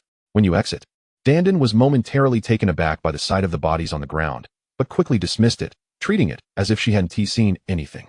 The 2 of them circumvented the corpse of the owner and exited the building. They swiftly made their way to Dandan's villa, where her sister and brother-in-law were roaming the yard. Dandan implored Fang Xiyue to grant them a swift end, believing they too would prefer not to continue harming others. We need to leave quickly. Just take the essentials. Leave behind the unnecessary clutter. Use the suitcase beside you as a guideline. You have 20 minutes. We must depart after that, for the stench of blood is overwhelming.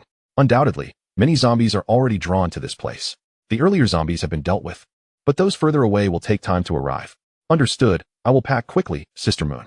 Fang Xiyue had no inclination to watch others change, so she turned to the living room. 20 minutes later, Dandan emerged with her suitcase in tow, clad in a tactical jacket, jeans, and sneakers, ensuring she was adequately covered. Quite good. You know how to take precautions. Ding. Apocalypse Beginner Task 2 completed. Rewards have been issued. Please check. Upon exiting, Dandan was met with the sight of her sister and brother-in-law's bodies in the yard, and her tears flowed once more. She struggled to move their bodies together and gently closed their eyes. Sister Moon, could you help me carry my sister and brother-in-law to their bedroom? I don't want them lying outside. Dandan's voice trembled with suppressed sobs, fighting against the urge to weep uncontrollably. Carrying the bodies was a simple task, so Fang Xiyue did not refuse. My dear, let us lift them together. A voice from outside interrupted them. It was Fang's father. As she turned to look, she saw Fang's father and grandfather entering the room. Father, Grandpa, what are you doing here? Fang Xiyue was surprised they had come to find her, as her family had been sleeping when she left. We woke up just as you exited. After such a long absence, we were naturally concerned. I feared you might have gone seeking revenge, so I came out with your grandfather to check on you. The evidence of zombies along the way only confirmed their suspicions. Father, Grandpa, this is Zheng Dantong. She will be joining our team from now on. Hello, Uncle. Hello, Grandpa. Dandan greeted the two men, noting their youthful faces.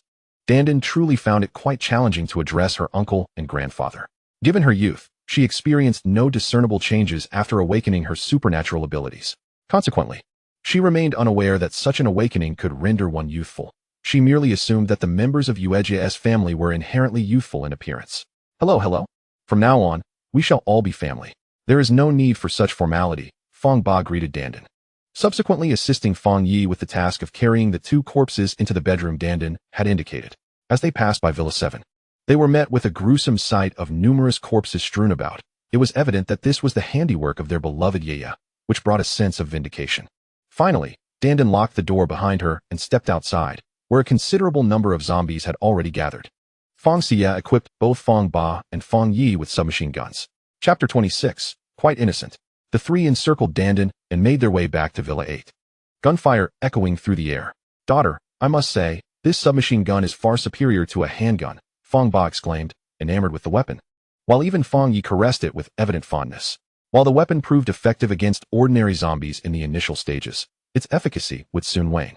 Thus, it was imperative that they diligently hone their supernatural powers, for Fang Xiyue wished to prevent them from developing a reliance on weaponry, should she be absent. Their safety would be compromised. True strength lay in their own abilities. As for Dandan, endowed with healing powers, even at the highest level, she bore no combat prowess. Therefore, Fang Xiyue resolved to bestow upon her one of the newly acquired Tang swords, enabling her to fend off zombies as well. Fang Xiyue was determined that Dandan would not remain sheltered in the rear, as such a stance would only foster dependence on others. Being alone could prove perilous. Upon entering the house, Fang Xiyue was met with the sight of her other family members seated neatly upon the sofa, awaiting her return. A warmth enveloped her heart. This was family, an inseparable bond. I'm back. Fang Xiyue chimed cheerfully. It's good you're home. In the future, if anything arises, do let us know. Don't venture out alone without a word, leaving us in worry, Fang Ma gently admonished, giving Fang Xiyue a light pat on the back. I understand, Mom. It won't happen again, Fang Xiyue replied, playfully snuggling against her mother. A daughter is a treasure, and indeed, she was spoiled. Dandan watched enviously as Fang Xiyue interacted with her mother, a tinge of sorrow welling within her. Her own parents had perished in a car accident years prior, and she had since lived with her sister, who was now also gone. Left all alone, she felt the weight of loneliness. Family, allow me to introduce Dandan. Formerly known as Zheng Dantong, a healer. She will be joining our team in this post-apocalyptic world. Fang Xiyue officially introduced Dandan to her family. Dandan, these are my maternal grandparents, paternal grandparents, mother, and father. You may address them as you wish, but of course, my parents remain my parents. So you shall call them uncle and auntie. Fang Xiyue also introduced her family to Dandan. Hello, uncle, auntie, grandfather, grandmother, and maternal grandfather. I will strive to be kind to everyone, and will diligently enhance my abilities. In times of need, I hope to assist you all and learn how to combat zombies. I promise not to hold anyone back. I sincerely hope you will accept me into your ranks. Dandan bowed deeply once more. Rise, child, we are more than willing. As long as you do not engage in actions that harm us, we shall regard you as one of our own, Fang Ma assured her, standing to help Dandan up. Rest assured, Auntie, I promise I will never cause you harm. If I do, may I meet a dreadful fate, Dandan swore, raising her hand in oath. Very well. Auntie believes you, Fang Ma said, guiding Dandan to sit on the sofa. Fang Xiyue then produced the two exquisite Tang swords she had acquired. These swords are far sharper than those we previously used. I thought to give one to Dandan, as she lacks combat skills. The other can be entrusted to my maternal grandmother, given her lesser strength. As for the rest of us, we shall each wield a large axe. What do you all think? Fang Xiyue proposed her distribution plan. We have no objections. We shall defer to your judgment. Everyone readily agreed. Then it is settled. Let us retire for the night. We shall depart after breakfast tomorrow. The waters have receded sufficiently for the off-road vehicle to pass, she concluded. With all matters discussed, everyone returned to their respective rooms. Dandan was assigned to an empty room on the first floor. Lying on her bed, she quietly wept. June 17th. The fourth day of the apocalypse. Fang Ma rose early to prepare breakfast in the kitchen. Before long, Dandan entered, her eyes swollen, betraying her recent tears. Auntie, is there anything I can assist you with?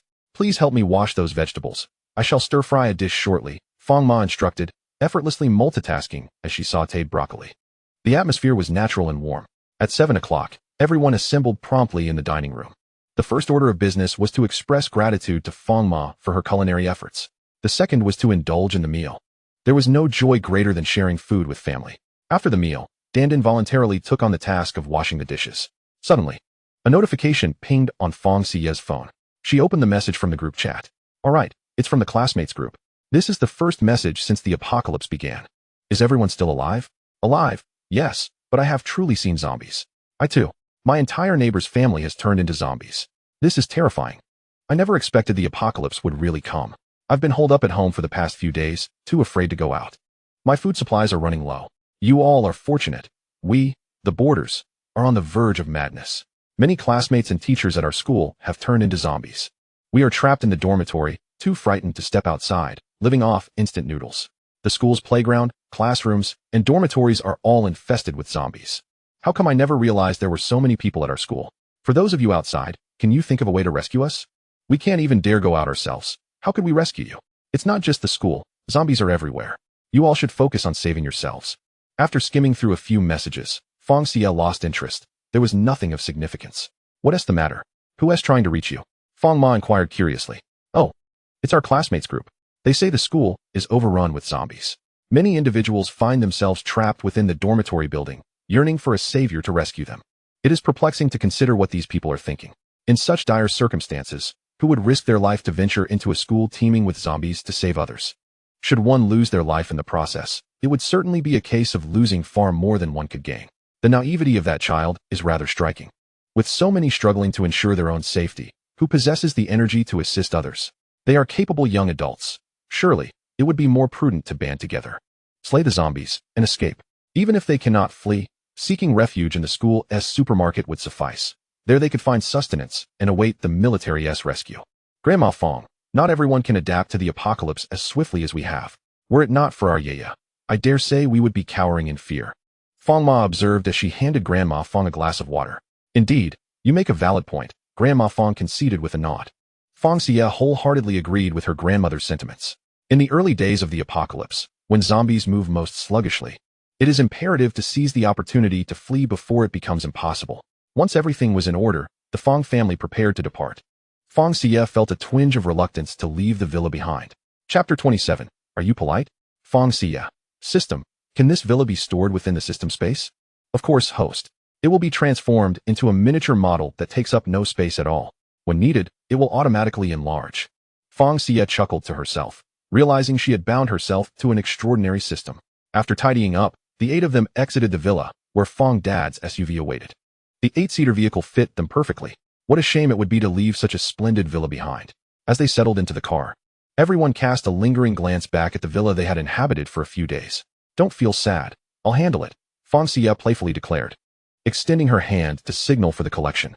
In perfect synchrony, the system stored the villa within its space. Fang Xiyue finally beheld the model as it shrank to a size reminiscent of a toy. Quite adorable, indeed. The furniture inside had also diminished in size. While she reveled in her newfound joy, the others gaped in astonishment. Their Ye's spatial ability was simply remarkable, capable of containing an entire villa. Yuejie, you're amazing. Dan exclaimed excitedly. Haha, let us keep it low-key, Fang Xiyue replied as the SUV roared to life. The former site of the Fang family villa now lay pristine and undisturbed, as if it had never existed. Naturally, the foundation of the villa remained with it, albeit invisible to the naked eye. The villa district was situated at a higher elevation, meaning that while the water level had receded here, it did not necessarily reflect the situation in the city. Fortunately, the ground in the villa area had dried. One could only hope the waters in the urban area would subside soon as well. Nonetheless, Fang Xiyue held no regrets. Had they relocated there sooner, they would not have faced such complications. Yet, it would have deprived everyone of experiencing the treachery of human nature. A safe haven often leads to complacency and a misplaced sense of security, assuming help would come easily. Thus, everything unfolds as it should. Now her family had developed a certain wariness, which was precisely what Fang Xiyue hoped for. The SUV finally exited the villa district, revealing a supermarket with its doors flung wide open. Inside, all consumables had been stripped bare, leaving only a few everyday items behind. Fang Xiyue had no intention of taking anything, as the nearby residents would likely return for supplies later. Essentials are indeed valuable for survival. However, as she passed by, she seized the opportunity to check in. Congratulations, host. Check-in successful. You have acquired a supermarket. Wait, there is no mention of infinite refreshes? Host. The same location can only yield one infinite refresh. Nonetheless, it is still quite valuable. That was a fair point. Fang Xiyue still had 40 check-in opportunities remaining. Surely not enough to cover all the locations she had yet to visit.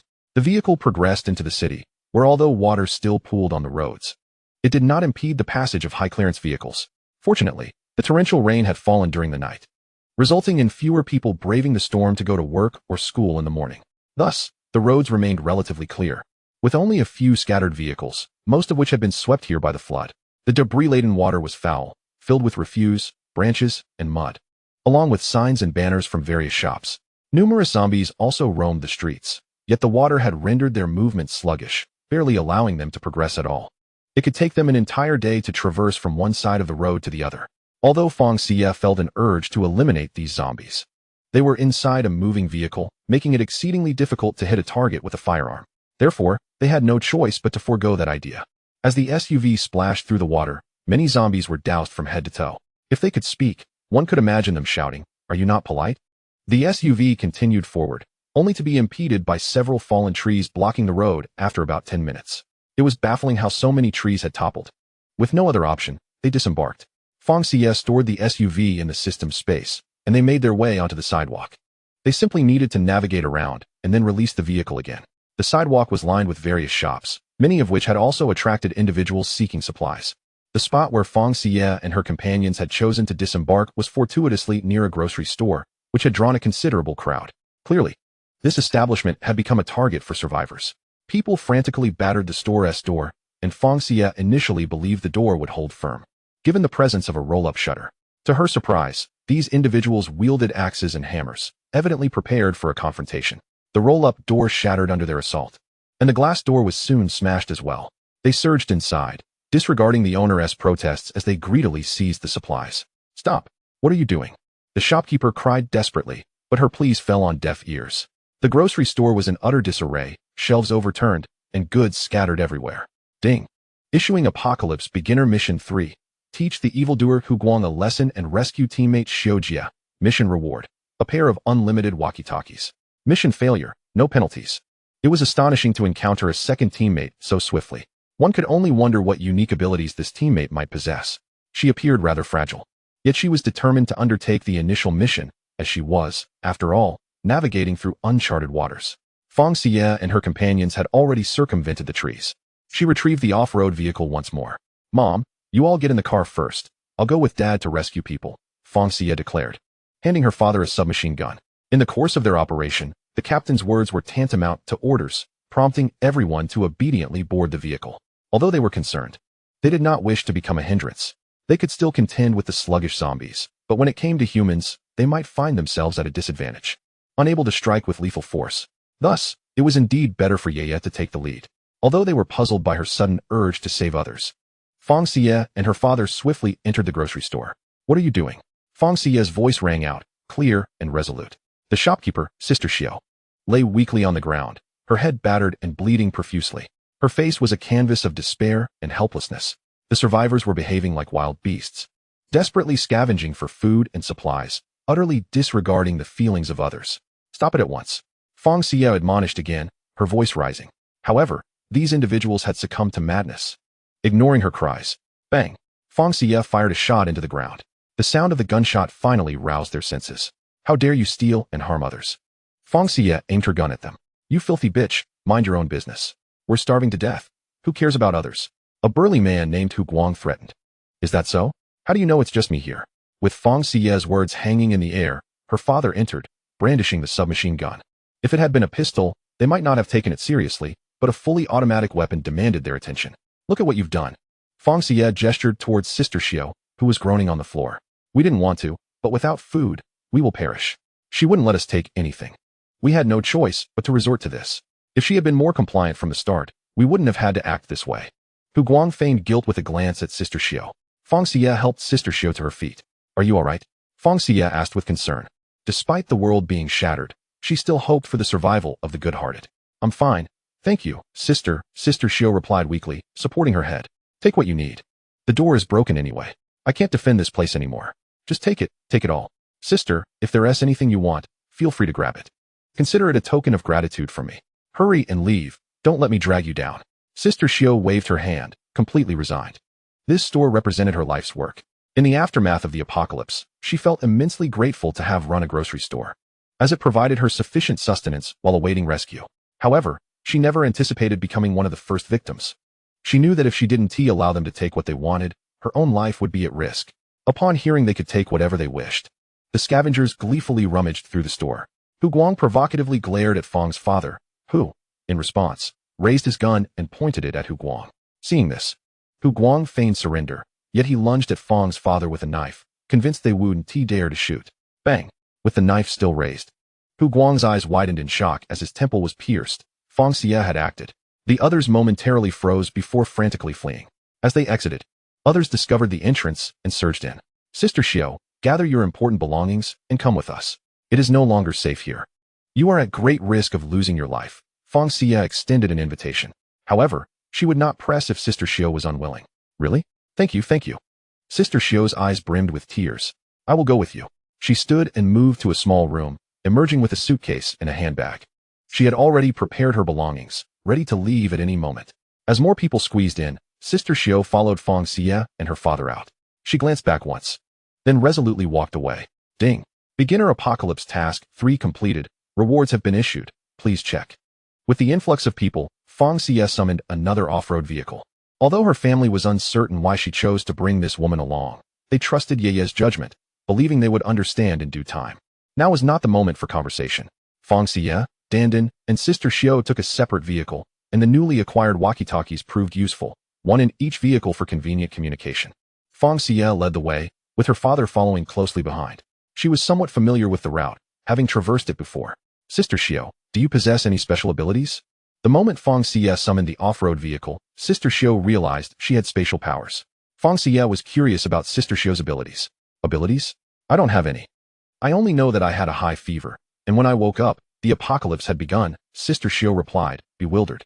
Upon hearing her say she had a fever, Fang Xiyue was certain that Sister Xiyue must have awakened her powers without realizing it. Moreover, being chosen by the system indicated her abilities were anything but ordinary. They would explore this further once they reached the villa. Sister Xiyue, you must have abilities, but you are unaware of them. Once we arrive at our destination, we will find a way to test them. We cannot experiment while in the vehicle. It may lead to unforeseen dangers. All right, Sister Xiyue replied, somewhat exhilarated. That would be extraordinary. Fang Xiyue continued driving, but she noticed that the deeper they went, the higher the water rose, nearly submerging the vehicle's undercarriage. This was untenable. It was too dangerous. Dad, let us stop for now. We should find a place nearby to stay the night. We can leave once the water recedes tomorrow. Fang Xiyue communicated through the walkie-talkie to her father. She then brought the vehicle to a halt. Hearing her voice, her father swiftly applied the brakes. Fang Xiyue glanced around. The only place they could enter was a nearby office building. Other residential areas and supermarkets were inaccessible. Either the inhabitants would not permit outsiders, or there were too many zombies. There likely wouldn't be many zombies in the office building, as the apocalypse had started early, and not many people would have been present for work. Unless they were stuck here due to overtime. Father, there is an office building to our left. Let us drive the car over there. As she spoke, Fang Xiyue restarted the vehicle, with Father Fang hastily following behind. They crossed the road and arrived directly at the opposite side. The 9 of them alighted from the vehicle in unison. The 2 off-road vehicles vanished from sight once more. Although Fang Xiyue was reluctant to reveal their space so early, leaving the vehicles outside risked theft. Rather than that, it was better to expose it directly. She could hardly believe anyone would dare come looking for trouble. The 9 waded through the water until they reached the entrance of the building, where 2 zombies, clad in security uniforms, were loitering. Fang Xiyue drew out 2 formidable Tang swords, as she and Dandan were at the forefront, clearing the path. Each of them swiftly severed the neck of a zombie. It was no exaggeration to say that the Tang swords were indeed effective. With merely half the effort, they could decapitate a zombie, thus saving considerable energy. The office building's door was tightly shut. Peering inside from the entrance, it appeared pristine, devoid of any zombie presence, though water had seeped in. Clearly, her assumptions were correct. This place was relatively safe. The door was unlocked, allowing them to push it open and enter. Once inside, the sound of zombies echoed around them, but that was inconsequential. They merely needed to ascend to the 2nd floor and remain there for the night. They had no intention of exploring the upper floors, understanding well that curiosity could lead to peril. Inside, there was a turnstile, currently inoperative, likely due to the water intrusion. They climbed over it and made their way through the water to the staircase. Dandan and I will go up first to ensure safety before you follow. It wouldn't be safe to all rush up together in such a narrow corridor, Fang Xiyue whispered to the others before ascending with Dandan. As they climbed higher, the sounds of zombies grew more pronounced. After rounding a corner and taking a few more steps, they could survey the 2nd floor's overall condition. Numerous office desks lined up closely, separated by partitions, with about 30 zombies wandering within this vast space. In such a large office area, that number was relatively low. As the zombies caught the scent of flesh, they began to move towards them. Dandan, let everyone come up, Fang Xiyue called as she swiftly ascended the stairs, signaling Dandan to notify the others. With a single strike, she decapitated the nearest male zombie, and then turned her attention to the next closest female zombie. The others joined her, wielding axes and entering the fray, cleaving zombie heads as effortlessly as slicing watermelons. By the time all the zombies were vanquished, it was already 2:30 in the afternoon. They used a snow shovel to push the corpses into a pile in a corner. Each of them washed their feet and legs in a basin of water, although their abilities rendered them immune to the zombie virus. The rainwater mixed in with the water surely carried some risk of infection. It was prudent to wash thoroughly. After cleaning up, they changed into fresh pants. Having missed lunch, it was an opportune moment to eat right there. In the cleanest area of the building, they assembled a large table and positioned 9 chairs around it. A perfect arrangement. What would everyone like to eat? Place your orders. Fang Xiyue tapped the table. Yeah, I'd like Yangzhou fried rice. Father Fang spoke up first. Seeing the others exchange glances, he had previously heard from Yaya that she had gathered plenty of food, so they could order freely. Since Yaya said so, he trusted her. All right. With a flick of her wrist, a plate of Yangzhou fried rice appeared in her hand, which Father Fang promptly took. Yeah, grandfather would like wontons. Grandfather Fang looked at Fang Xiyue with hopeful eyes. No problem. A large bowl of wontons was placed before Grandfather Fang. Once the first 2 orders were placed, the others felt more relaxed. Mother Fang requested rice noodles. Grandmother Fang asked for fish-flavored shredded pork over rice. Grandmother Fang wanted dumplings. And Grandfather Fang opted for a mixed box lunch with 2 meat dishes and 1 vegetable. And you too? Fang Xiyue asked, noticing the 2 women across from her hesitating to speak. I would like spicy hot pot, Dandan shyly admitted. As she adored spicy hot pot, and would eat it at every opportunity, although her sensitive stomach would often rebel. I'll have ramen, Xiao Jie chimed in. Soon, everyone had their desired dishes laid before them. Fang Xiyue even thoughtfully prepared a few plates of cold dishes to share in the middle of the table, with a bottle of water for each person. They were all quite famished, so no one was polite. They began to eat heartily. I told you there were people here. They're still eating. Just as they were enjoying their meal, a voice rang out from the entrance. The 9 turned to see 6 men and women in work uniforms. Look, all the zombies have been killed. Let us inform the others to come down here. It's safe. The woman who spoke seemed to take charge, while the others cast apologetic looks at Fang Xiyue and her group, but showed no intention of leaving. The woman who spoke dashed away, presumably to call for more people. May we take refuge here? There are simply too many zombies on the 3rd floor. We've been running back and forth, and our legs are weary. The short-haired woman at the forefront hesitated before speaking. These individuals were rather peculiar. It seemed they had been running around on the 3rd floor without considering fighting back against the zombies or devising a means to trap them with desks or other objects. Well, It's serendipitous to find a group of similarly bewildered minds together, Fang Xiyue thought. Feel free. This isn't our territory. Just don't disturb us, she replied nonchalantly. Shaking her head. She wasn't the type to deny others assistance. Thank you, thank you. The 5 individuals entered, selecting a row of office chairs to sit quietly in. They maintained a low volume, even while speaking, which pleased Fang Xiyue. Hurry, hurry, I'm serious. The zombies on the second floor have all been eliminated. We are absolutely safe here. The woman who had initially spoken returned, her voice preceding her presence. From her tone, one might assume she had single-handedly dispatched all the zombies on the second floor, radiating an air of self-congratulation. Soon, a throng of people followed her in. It was indeed true. All the zombies were dead. However, the method of their demise seemed rather brutal. How could they have severed the heads so carelessly? A man pointed towards the heap of corpses, grotesquely transformed into zombies. Enough, enough. The woman waved her hands dismissively, her tone imbued with a playful, almost coy quality. It was unclear whether this was her natural demeanor or a deliberate act. What a delightful aroma. Someone's stomach growled first, setting off a chorus of hungry rumbles from the crowd. The famished onlookers exchanged knowing glances, all directed towards the 9 individuals, Fang Xiyue and her companions, who were indulging in a lavish feast. Hey, share some of that food with us. A man shouted toward them. The 9 paused momentarily, gazing at him as if he were a fool, before resuming their meal in unison. What is the meaning of this? What kind of look is that? Do you look down on me? The man glared at them, as if he had never faced such humiliation before. Don't be upset, Mr. Qin. They surely don't think less of you, a woman soothed, shaking his arm gently. I doubt they would dare, she added. Then you, Secretary Yu, go talk to them. If they refuse to share their food, we will have to expel them. This is my territory, after all. Understood, Mr. Qin. Please, have a seat. I shall handle it immediately. Secretary Yu obsequiously pulled out a chair for Qin Yuan before gracefully striding toward the group. Though it was unclear who she was trying to impress with her 2 steps. I see you have plenty of food on your table. Surely, it wouldn't hurt to share some with us. Besides, you've already eaten, and we bear no ill will. Secretary Yu spoke awkwardly, nodding her head incessantly, her movements disconcertingly exaggerated. Reminiscent of a certain celebrity attempting to act, Fang Xiyue mused, finally grasping the silent disdain that Star must have felt. You don't look down on us. Then why should we share our supplies with you? Is it because of your prominent faces? Or perhaps your thick skin? Fang Xiyue retorted boldly. Oh my. It seems I have a knack for attracting those who deserve a slap in the face, she thought, amused as Fang Ma, Dan, and Xiao Jie couldn't help but chuckle. This is our territory, Mr. Qin. If you refuse to share, then we shall have no choice but to ask you to leave. This is private property, and you have intruded unlawfully, Secretary Yu said, her temper flaring. She had not anticipated such a retort and resorted to threats.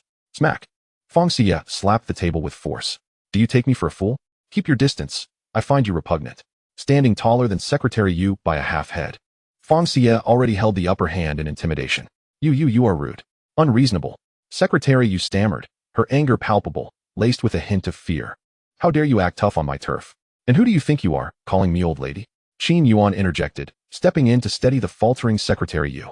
Whoever speaks next bears the consequences, Fang Xiyue challenged, unflinching in her gaze upon Qin Yuan. He was clearly someone who had been coddled. Chapter 30. I'll shoot you all. Don't test my patience. Listen closely. If you do not share your food with us, do not blame me for being ungracious. Qin Yuan pointed a finger at Fang Xiyue. She swatted his hand aside with one swift motion and kicked out at him. Ow! He cried out in pain, clutching the spot where she struck. Congratulations to the host for successfully slapping someone in the face, earning 2 sign-in opportunities. Fang Xiyue couldn't help but chuckle at the adorable absurdity of it all, especially as the phrase slap in the face echoed in her mind. How could you hit someone? Secretary Yu exclaimed, her fury directed at Fang Xiyue before she rushed to check on Qin Yuan. Her concern was rather overt, clearly motivated by her desire to align herself with him. Was she still unaware of the dire situation? In this apocalypse, money held no value, and Qin Yuan was devoid of any physical prowess, rendering any alliance with him utterly pointless. You shameless wretch. What are you still doing there? Throw them out immediately. Qin Yuan barked at his staff. Let us see who has the courage, Fang Xiyue declared, slamming her gun onto the table. The previously restless employees froze at the sight of the firearm, acutely aware of its lethal potential. I'll make myself clear. If you wish to remain here, keep your heads down. Otherwise, I won't hesitate to shoot. She aimed her gun at Qin Yuan and Secretary Yu. Who do you think you're scaring? I don't believe you'd actually pull the trigger. Now get moving.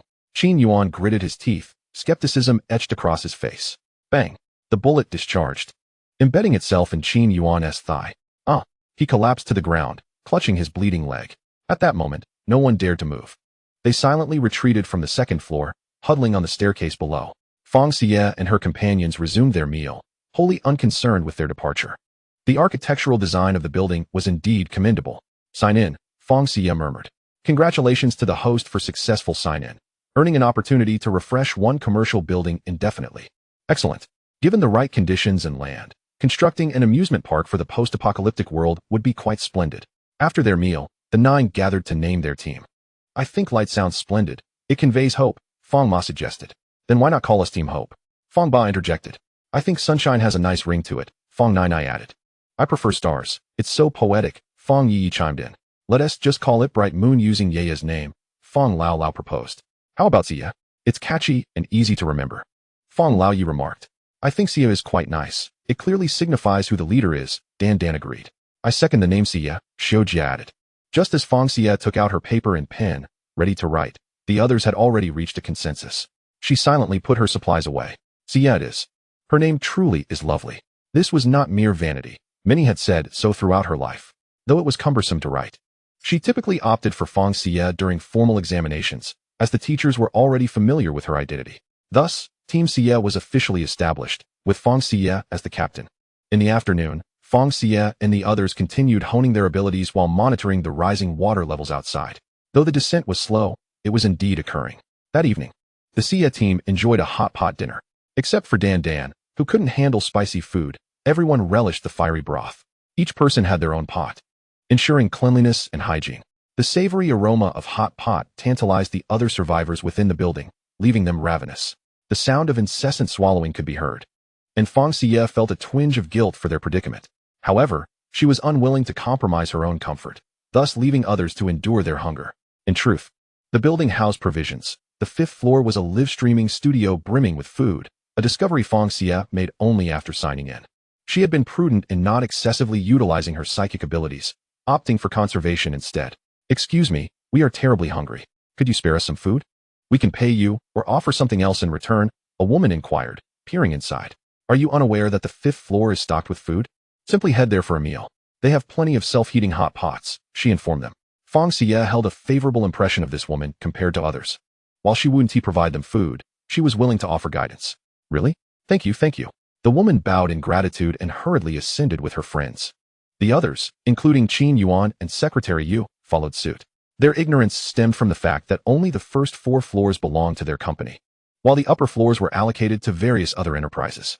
Fang Xia released her psychic abilities, ensuring these individuals remained under her watchful eye to avert any potential mischief, particularly from Qin Yuan and Secretary Yu, who exuded an air of cunning. Wow, these people are quite secretive. I had no idea this was a food live-streaming venue. A throng of individuals surged onto the 5th floor, eagerly seizing provisions. The 5th floor was devoid of both people and zombies, presumably because it was a day off during the apocalypse. This inadvertently benefited the trapped survivors, who stuffed their mouths with food until they were satiated. However, after their feast, Qin Yuan and Secretary Yu grew restless again. I cannot let this go unpunished. We must teach them a lesson. Qin Yuan's eyes gleamed with malice. That's easy. We can lure the zombies on the lower floors to the 2nd floor. I've noticed that noise attracts their attention. If we throw something down, I'm certain they'll be drawn to the staircase. Once they catch a whiff of humans, they'll have no choice but to investigate. Those few will surely be devoured by the zombies. Secretary, Yu whispered conspiratorially, her voice barely audible to Qin Yuan and herself. Xia. I overheard Secretary Yu and that little Qin plotting against us. They intend to lure the zombies to our floor so that we'll be devoured. Xiujia interjected before Fang Xia could relay what she had heard. The others turned their curious gazes toward the indignant Xiujia. What's wrong? I'm not lying, she protested. Her face flushed. We didn't say you were lying. We're just curious how you heard it. None of us did, Dandan remarked excitedly, her eyes fixed on Xiujia. I don't know how I heard it either. I just did, Xiujia replied innocently. It seemed her ability was precisely that. Xiujia, did you only hear the sounds? Or did you also see the visuals? Fang Xia pondered whether Xiujia's power was an enhancement of hearing, or perhaps a dual enhancement of both hearing and sight, or even a psychic ability that allowed her to hear only sounds. I only heard the sounds, Xiujia confirmed with utmost seriousness. Then it appears you've awakened a hearing enhancement ability, allowing you to perceive sounds within a certain range, akin to a surveillance function, Fang Xia concluded, deeming this ability quite advantageous. Chapter 31 What's wrong, little Qin? Ding. Initiating Apocalypse Beginner Task 4. Eliminate 70 zombies. Task Reward, 7 tang knives. Capable of slicing through steel. Task Failure, no penalties. The timing of this task was impeccable. The reward was precisely what they needed. Fang Xiyue, thank you system. You're welcome, host. People aren't reluctant to put in the effort. However, the prospect of rewards makes them even more willing. In a moment, we each take an assault rifle. When the zombies come, we shoot to kill. Remember, do not shoot our own, Fang Xiyue instructed while distributing the rifles. She remained uncertain about when they might attempt something nefarious, likely at a later time. For now, they should rest against the wall. Fang Xiyue found a comfortable position to lean against. If not for the impending need to slay zombies later, she would have retrieved several sleeping bags. Speaking of sleeping bags, she recalled that she hadn't signed in at the outdoor camping supply store. She must remember to do so when the opportunity arises. At 11 p.m., Qin Yuan and Secretary Yu stealthily exited the 5th floor, armed with objects that could create a loud noise upon impact with the ground. A glimmer of cunning flashed in their eyes. The moment they threw the items, a thrill of malice surged through them as they envisioned the calamity befalling Se's team. Surrounded by zombies. A loud crash echoed as zombies from the 4th and 3rd floors were drawn to the staircase. The two above continued to throw objects, and the zombies followed the sound. Although they wouldn't utilize the stairs, as long as they were alive, they would rise again and continue their pursuit, even if they had to tumble down. Ha ha ha, this is wonderful. We succeeded. The two exchanged triumphant high fives. Secretary Yu felt a hand rest on her shoulder. Mistaking it for Qin Yuan's, her cheeks instantly flushed. She gazed at him with longing. Yet, upon his turning, his eyes widened in terror. What's wrong, little Qin? Secretary Yu tucked a stray hair behind her ear, her arm brushing against something wet. Instinctively, she turned, locking eyes with a zombie that had its mouth agape. Mere inches away. Secretary Yu shoved the zombie forcefully, and, pulling Qin Yuan, who was about to retreat to the 5th floor, they fled downwards. The employees on the 5th floor quickly closed the staircase door without hesitation, fully aware that if these two could treat others this way today, they could easily do the same to them tomorrow. Qin Yuan was taken by surprise, dragged down the stairs. They barely reached the 4th floor when they encountered zombies emerging from it. The zombies from above had also descended, trapping them between two groups. They had not anticipated that their actions would lead to such dire consequences, having forgotten that zombies could also be present above and that noise could attract them from upstairs. The roars and grotesque visages of the zombies filled them with dread. Regret began to seep into their minds regarding their past actions. They fled desperately, yet found themselves with no escape, for the stairwell was teeming with zombies. Soon, they were engulfed by the horde. Before being devoured, they cursed the Xiyue team, blaming them for their predicament. Had it not been for Xiyue's intervention, they would not have ventured into this calamity. Meanwhile, the members of the Xiyue team were reveling in their slaughter of the undead. One by one, they dispatched the zombies with fervor, relishing the sound of gunfire echoing through the stairwell. However, the door to the stairwell was nearly blocked.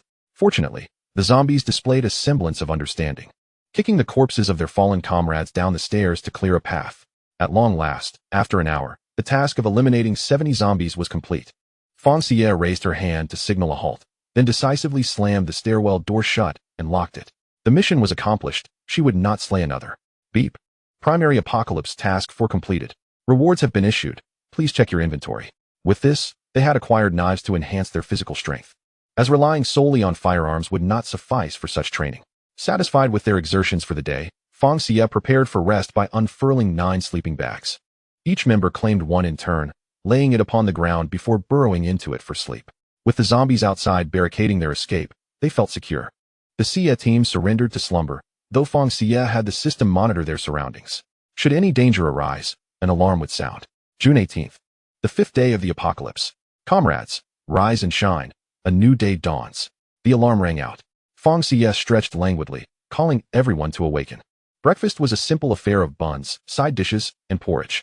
Fang Ma, while eating, expressed her joy at not having to cook. Rest assured, mother. We shall no longer need to prepare meals. Just tell me what you wish to eat. The supplies I have hoarded will sustain us for years. My storage can preserve food, so spoilage is not a concern. However, if you ever feel the urge to cook, I wholeheartedly support it. After all, nothing compares to the taste of home-cooked meals. Fang Ma's spirits lifted even further as she savored her food. After breakfast, Fang Xiyue gazed out the window. The water level had receded considerably. The off-road vehicles could now traverse the terrain. Let us tidy up and prepare to depart, she announced as she slung her small bag over her shoulder and waited at the door. Once everyone had gathered behind her, she opened the stairwell door. The corpses of zombies still lay piled up, rendering the area impassable. Peering outside, she noticed two skeletal remains at the corner where the third floor met the second. They were little more than bones, devoid of flesh, not even a trace left on their faces, save for gaping holes. One did not need to inquire as to their identities. It served as a reminder that one may choose not to be virtuous, but one must never descend into villainy. One may refrain from assisting others, yet one must never actively harm them, for often, one reaps the consequences of their own misdeeds. This route is blocked. Let's see if the elevator is operational, Fang Xiyue suggested, striding toward it. The elevator lights were on. Tentatively, she pressed the button for the lower level. To her surprise, the elevator descended. Once everyone was inside, they pressed the button for the first floor and closed the doors. The elevator began its descent, arriving shortly. As the doors opened, they were greeted by the sight of the first floor, where the water had receded, leaving behind a muddy mess. Nevertheless, the water was gone. They crossed the turnstile and exited the office building. Two off-road vehicles awaited them, just as before. Climbing aboard, Fang Xiyue pressed the accelerator, driving away. Onlookers from the building's upper floors watched the scene unfold. It was their first true encounter with the reality of the apocalypse and the existence of extraordinary abilities. Yet, amidst their awe, a sense of bitterness lingered. Why were they merely ordinary? Why had they not awakened any powers? They, too, had been striving to survive in this new world. Chapter 32. Oh dear, what a fool. The water level had diminished significantly, now at about half of its previous height. Fang Xiyue noted that the road ahead appeared relatively clean, though the murky waters concealed unknown hazards. Thus, she drove cautiously, aware that a swift turn could lead to a collision with submerged obstacles. On the fifth day of the apocalypse, the streets were noticeably more populated with survivors, most of whom were scavenging for supplies, while others sought to return home. Numerous vehicles dotted the roads, but those with low chassis were ill-suited for navigating the flooded conditions. Many having stalled, Fang Xiyue carefully maneuvered around the stranded cars, making no attempt to assist. Even if she offered help, the vehicles were beyond repair. The occupants would be better served by abandoning their cars and finding alternative means of transport. As the off-road vehicle crept past the stranded cars, she considered it a mark of high virtue that they did not splash water upon them. The off-road vehicle progressed slowly along the inundated highway when, suddenly, a runaway bus careened from a side street. The bus sped forth with alarming velocity, and Fang Xiyue could not evade it in time. It collided with their vehicle, sending the off-road car skidding across the road. Inside, Fang Xiyue, Dandan, and Sister Xiyue sustained varying degrees of injury. Stay in the car. I'll go with Dad to rescue them, Fang Dad instructed, unfastening his seatbelt and exiting the vehicle. Fang Grandpa and Fang Grandpa also hurriedly disembarked. The three waded through the water towards Fang Xiyue and her companions. As they approached the bus, they understood why it had lost control. It was filled with people, yet also overrun with zombies. It seemed that someone had been bitten without revealing their condition and subsequently boarded the rescue bus, leading to a mutation that transformed more individuals into zombies. The driver's seat was vacant, indicating that either the driver had succumbed to zombification or had perished. Inside, chaos ensued as the occupants battled against the undead. Shouts and pleas for help echoed clearly from outside. Some passengers had been knocked unconscious in the crash, falling victim to the zombies while in a stupor. Those inside the bus saw Fang Dad and his companions pleading at the windows for assistance. The glass rattled under their frantic knocks. Yet before a word could be spoken, a zombie seized one of the passengers, sinking its teeth into their neck, blood splattering against the glass. Fang Dad and the others frowned and turned away, not pausing as they continued towards the off-road vehicle. Fang Xiyue did not lose consciousness, but her head collided with the steering wheel, causing blood to flow and leaving her somewhat dazed. Fang's father and the others opened the car doors and carefully extracted the three girls from within. At the moment Fang Xiyue emerged, she did not forget to extend her hand to retrieve the off-road vehicle into her spatial realm. They trudged back through the water while inside the bus. No one had escaped unscathed. Even those who might awaken as supernatural beings were rendered powerless in that enclosed space. The unturned individuals would be relentlessly devoured by the zombies until nothing remained. Moreover, zombies that consumed the flesh of superhumans could potentially evolve into super zombies. However, at that moment, Fang's father and the others were not inclined to concern themselves with others. They placed the three girls inside the off-road vehicle, which, despite being designed for 8, comfortably accommodated all 9 of them. Fang's father continued to drive forward. Fortunately, Fang Xiyue had previously transferred navigation into the vehicle, allowing Fang's father to avoid errors. They could not linger there. Should the zombies emerge from the bus, Fang Xiyue, having fainted, left them defenseless without weapons. Grandpa Fang transmitted wood-based abilities to Dandan, while Grandma Fang and Grandma Fang treated Fang Xiyue and Sister Xiyue, respectively. Thankfully, their injuries were not too severe. Although not entirely healed, they had regained consciousness. Upon waking, Dandan reached out to treat the still unhealed wound on Fang Xiyue's head. Sister Xiu's injury was minor, merely a bruise from a bump on her head. Grandma Fang used her water-based abilities to heal her. Let us temporarily share a vehicle. After all, you girls are slender, so it's not too cramped. We can separate once we find better roads, Fang's father remarked upon seeing his daughter awake. All right, the dented off-road vehicle, once returned to the system's space, automatically restored to its original condition. After approximately half an hour of driving, they encountered yet another blockage.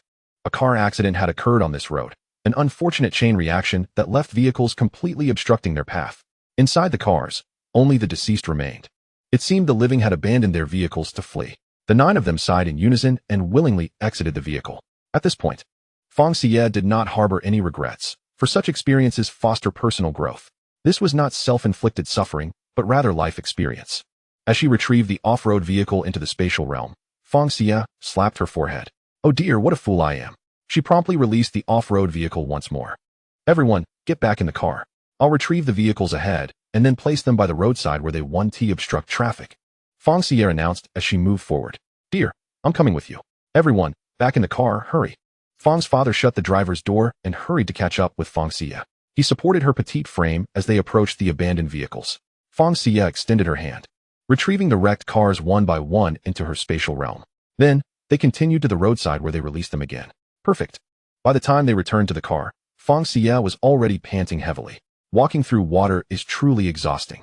Everyone's clothes were soaked, making them uncomfortable. Let us find a place to change into dry clothes. Dad, there's a flower shop over there with an open door. Let us go there. It was perfect timing as Fang Xiyue had yet to check into a flower shop, and they could do it together. Fang's father drove toward the flower shop. They exited the vehicle, stored the off-road vehicle, and pushed the door open to enter the shop. Inside, the shop had also been flooded, the flowers were ruined, and a foul odor permeated the air. However, due to the slightly elevated terrain, only mud remained on the floor, with no standing water. There was a small partition. The ladies changed inside while the men waited outside. They quickly changed, and within 5 minutes, everyone exited the flower shop. Just as they were leaving, Fang Xiyue quietly confirmed her check-in. Congratulations, host, on successfully checking in and receiving an infinitely refreshable flower shop. Birds and fish. She wondered if she would encounter stores selling birds and fish in the future. As for insects, she could do without them. Let us switch vehicles, Fang Xiyue declared, summoning a 10-seater, 8-wheeled heavy off-road vehicle. The vehicle exceeded 6 meters in length and was amphibious. Fang's father's eyes widened in astonishment. Dear, how come you have such an excellent vehicle and didn't he bring it out sooner? If it weren't for maintaining his image, he might have drooled on the spot. I forgot I had it. Fang Xiyue had been unaware of this vehicle's existence. She had previously checked into a refreshable 4S store and only just discovered it through her spiritual perception. The vehicle was magnificent, seemingly tailor-made for them. All the fatigue that had begun to weigh down Fang's father vanished instantly as he took the driver's seat, while Fang Xiyue naturally settled into the passenger seat. Everyone boarded in succession, and they set off once again. Chapter 33. Can you run in high heels without twisting your ankle? It was now 12:10 p.m. They had been traveling for 4 hours since their departure. The exertion had left Fang Xiyue feeling somewhat peckish, and it was just about time for lunch. Is everyone hungry? Let us eat in the car. It's not suitable for soup or anything too messy, so let us all have boxed meals. However, you can choose what you want. Fang Xiyue turned back from the passenger seat to inquire. That is fine, we're not picky. We'll eat whatever, don't bother finding something specific. Fang's mother chimed in. All right then, I'll just grab what I can. Let us all take 2 meat dishes and 1 vegetable. After saying this, Fang Xiyue produced 9 boxed meals. Since everyone was agreeable, she handed them out without hesitation. Fang Xiyue was not one to make things complicated for herself. As Fang's father was driving, he could not eat, so he would wait until the others finished before taking his turn. Fang Xiyue quickly finished her meal and then switched seats with Fang's father. While he ate, he enthusiastically shared the vehicle's excellent performance. He finished his meal swiftly, eager to resume driving afterward. Among those present, only she and Fang's father could operate a vehicle. It was better for them to alternate driving, otherwise, they would tire quickly. Fang Xiyue drove slowly, and in the distance, she spotted a man in a raincoat standing by the roadside. Upon seeing Fang Xiyue's vehicle approaching, he raised his arms and waved them in a cross pattern. The man was positioned on a crucial route, so Fang Xiyue gradually brought the car to a stop in front of him. What is the matter? The road ahead has collapsed, vehicles cannot pass. If you wish to proceed, you may choose to walk, but the water is too deep, and the ground is completely obscured. I recommend waiting until the water recedes before moving forward. The man was bundled up tightly, revealing only his eyes, which were now blinking rapidly due to sweat. Even at such close proximity, he struggled to see Fang Xiyue's face. Understood. This towel is a gift for you. I appreciate your enlightening me about the situation ahead. Fang Xiyue handed a clean towel to the man, then turned the vehicle towards the nearby hotel. It was the only place that could accommodate them at this moment. The man remained stationary, wiping his eyes with the towel. As he gazed at the retreating car, he felt that all his efforts were indeed worthwhile. A zombie approached from the side, but the man sidestepped it without a glance. He casually retrieved 2 branches from the water, thrusting one forward with force, causing the zombie to tumble into the water, unable to rise despite its futile struggles. The man slightly bent down and reached into the water, soon lifting the zombie's foot. At that moment, the creature lay flat upon the water's surface. Off you go. With a push, the zombie was swept away by the current, plunging directly into a sinkhole where it could not resurface, as many other zombies had already accumulated below. Meanwhile, on the other side, Fang Xiyue and her companions arrived at the hotel entrance, where all 9 of them disembarked. Initially expecting a horde of zombies within, they were pleasantly surprised to discover that the hotel was still operational. Elevated on steps, the establishment had remained untouched by the water. The lobby was impeccably clean, evoking tears of joy. It was perhaps the most pristine place they had encountered since the apocalypse, as if the catastrophe had never intruded upon this sanctuary. Welcome. Are you here for lodging or a brief stay? The receptionist greeted them with a radiant smile, her cherubic face exuding warmth. Hello. We would like to stay for one night. There are 9 of us. Do you have any available rooms? Fang Xiyue inquired, uncertain if such a delightful place would have vacancies, considering it was likely in high demand. Indeed, we do. Allow me to inform you of our rates. We currently accept food as payment. A single room is 2 jin of rice per night. A double bedroom is 3 jin. A twin room is also 3 jin. A triple room is 4 jin. A luxury single room is 5 jin. And a luxury double room is 6 jin. She continued, of course. If you do not possess rice, other items of equivalent value can be used instead. How would you like to proceed? The receptionist placed the price list on the counter. If these prices had been set before the apocalypse, they would have been considered remarkably inexpensive. However, amidst the current inflation of food value, they seemed quite reasonable. For finding a clean sanctuary during the end times was a rarity. We would like 1 triple room and 3 double bedrooms.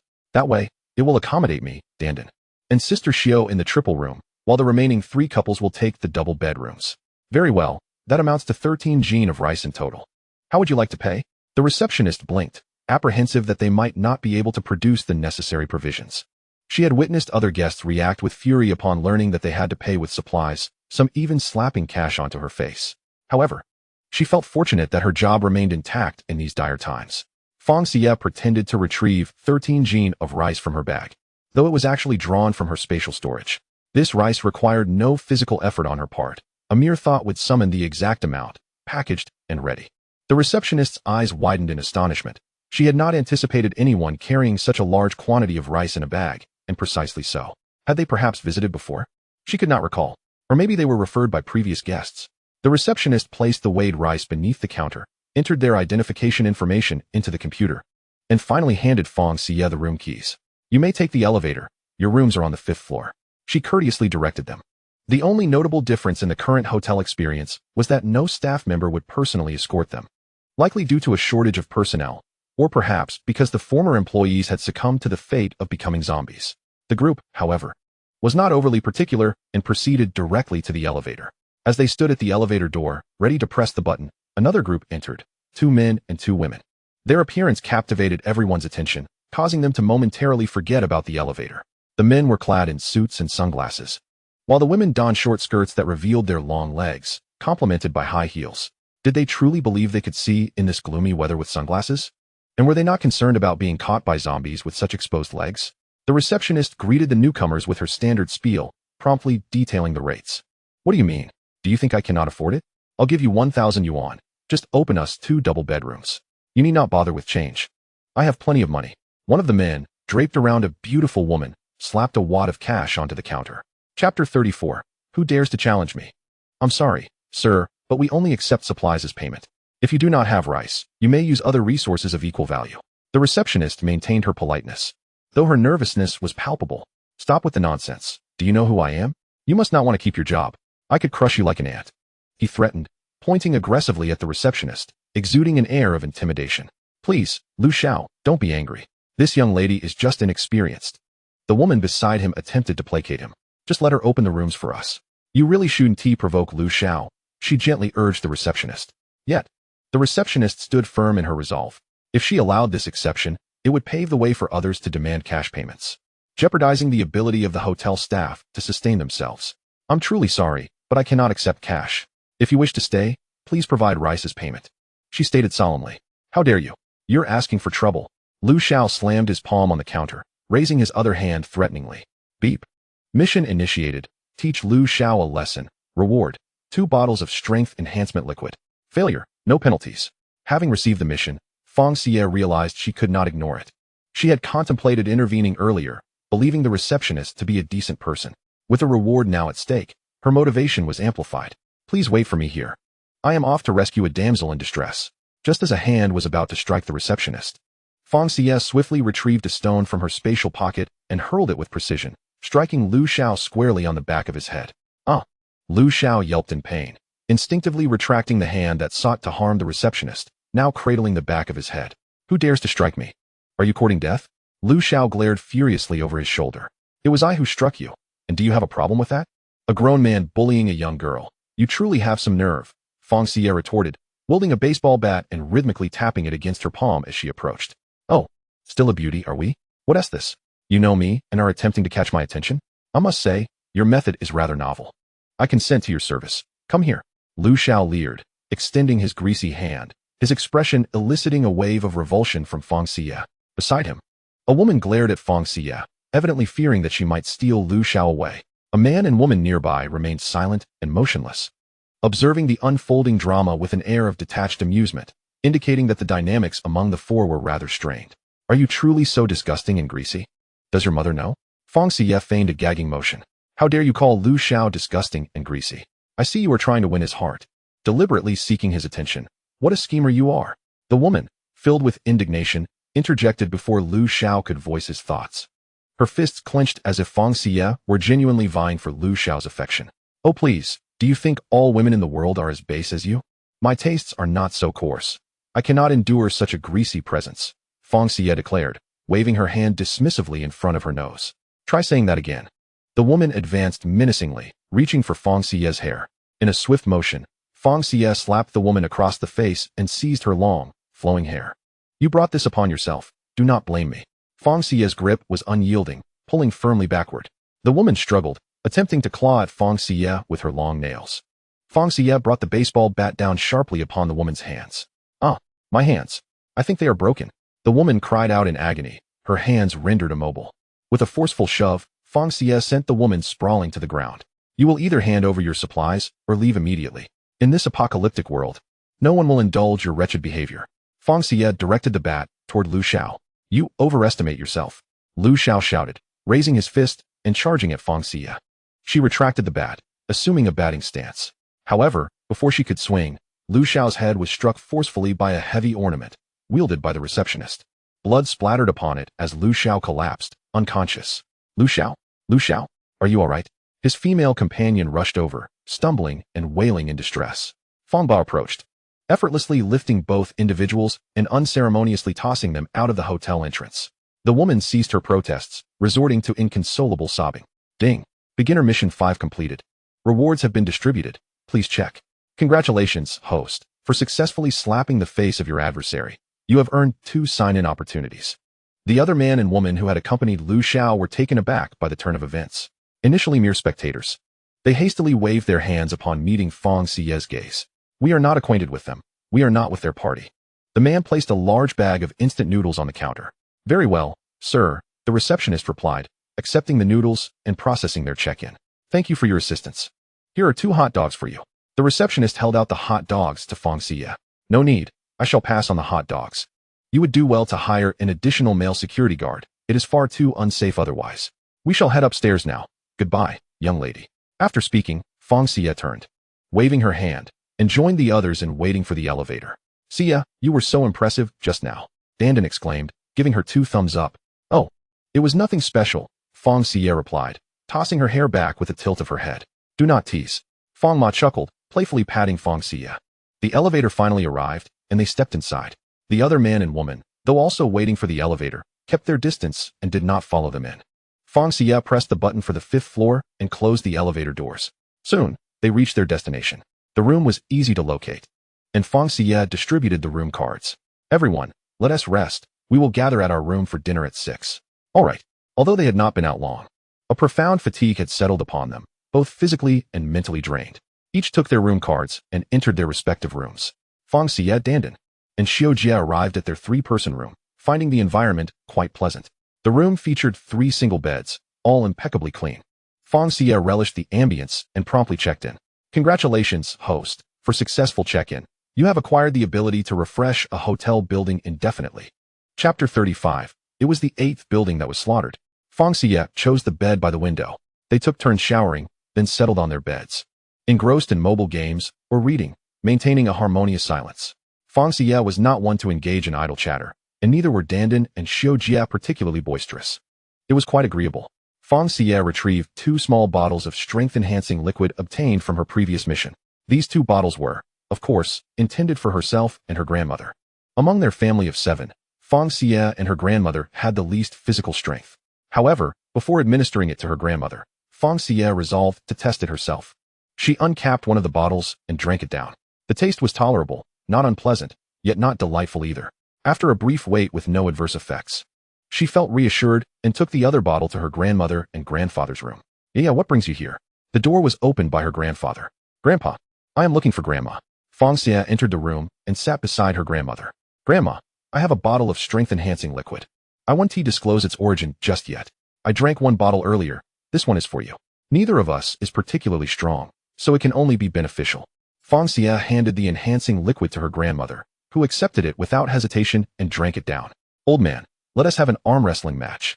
Grandma Fang observed Grandpa Fang extending an invitation to battle.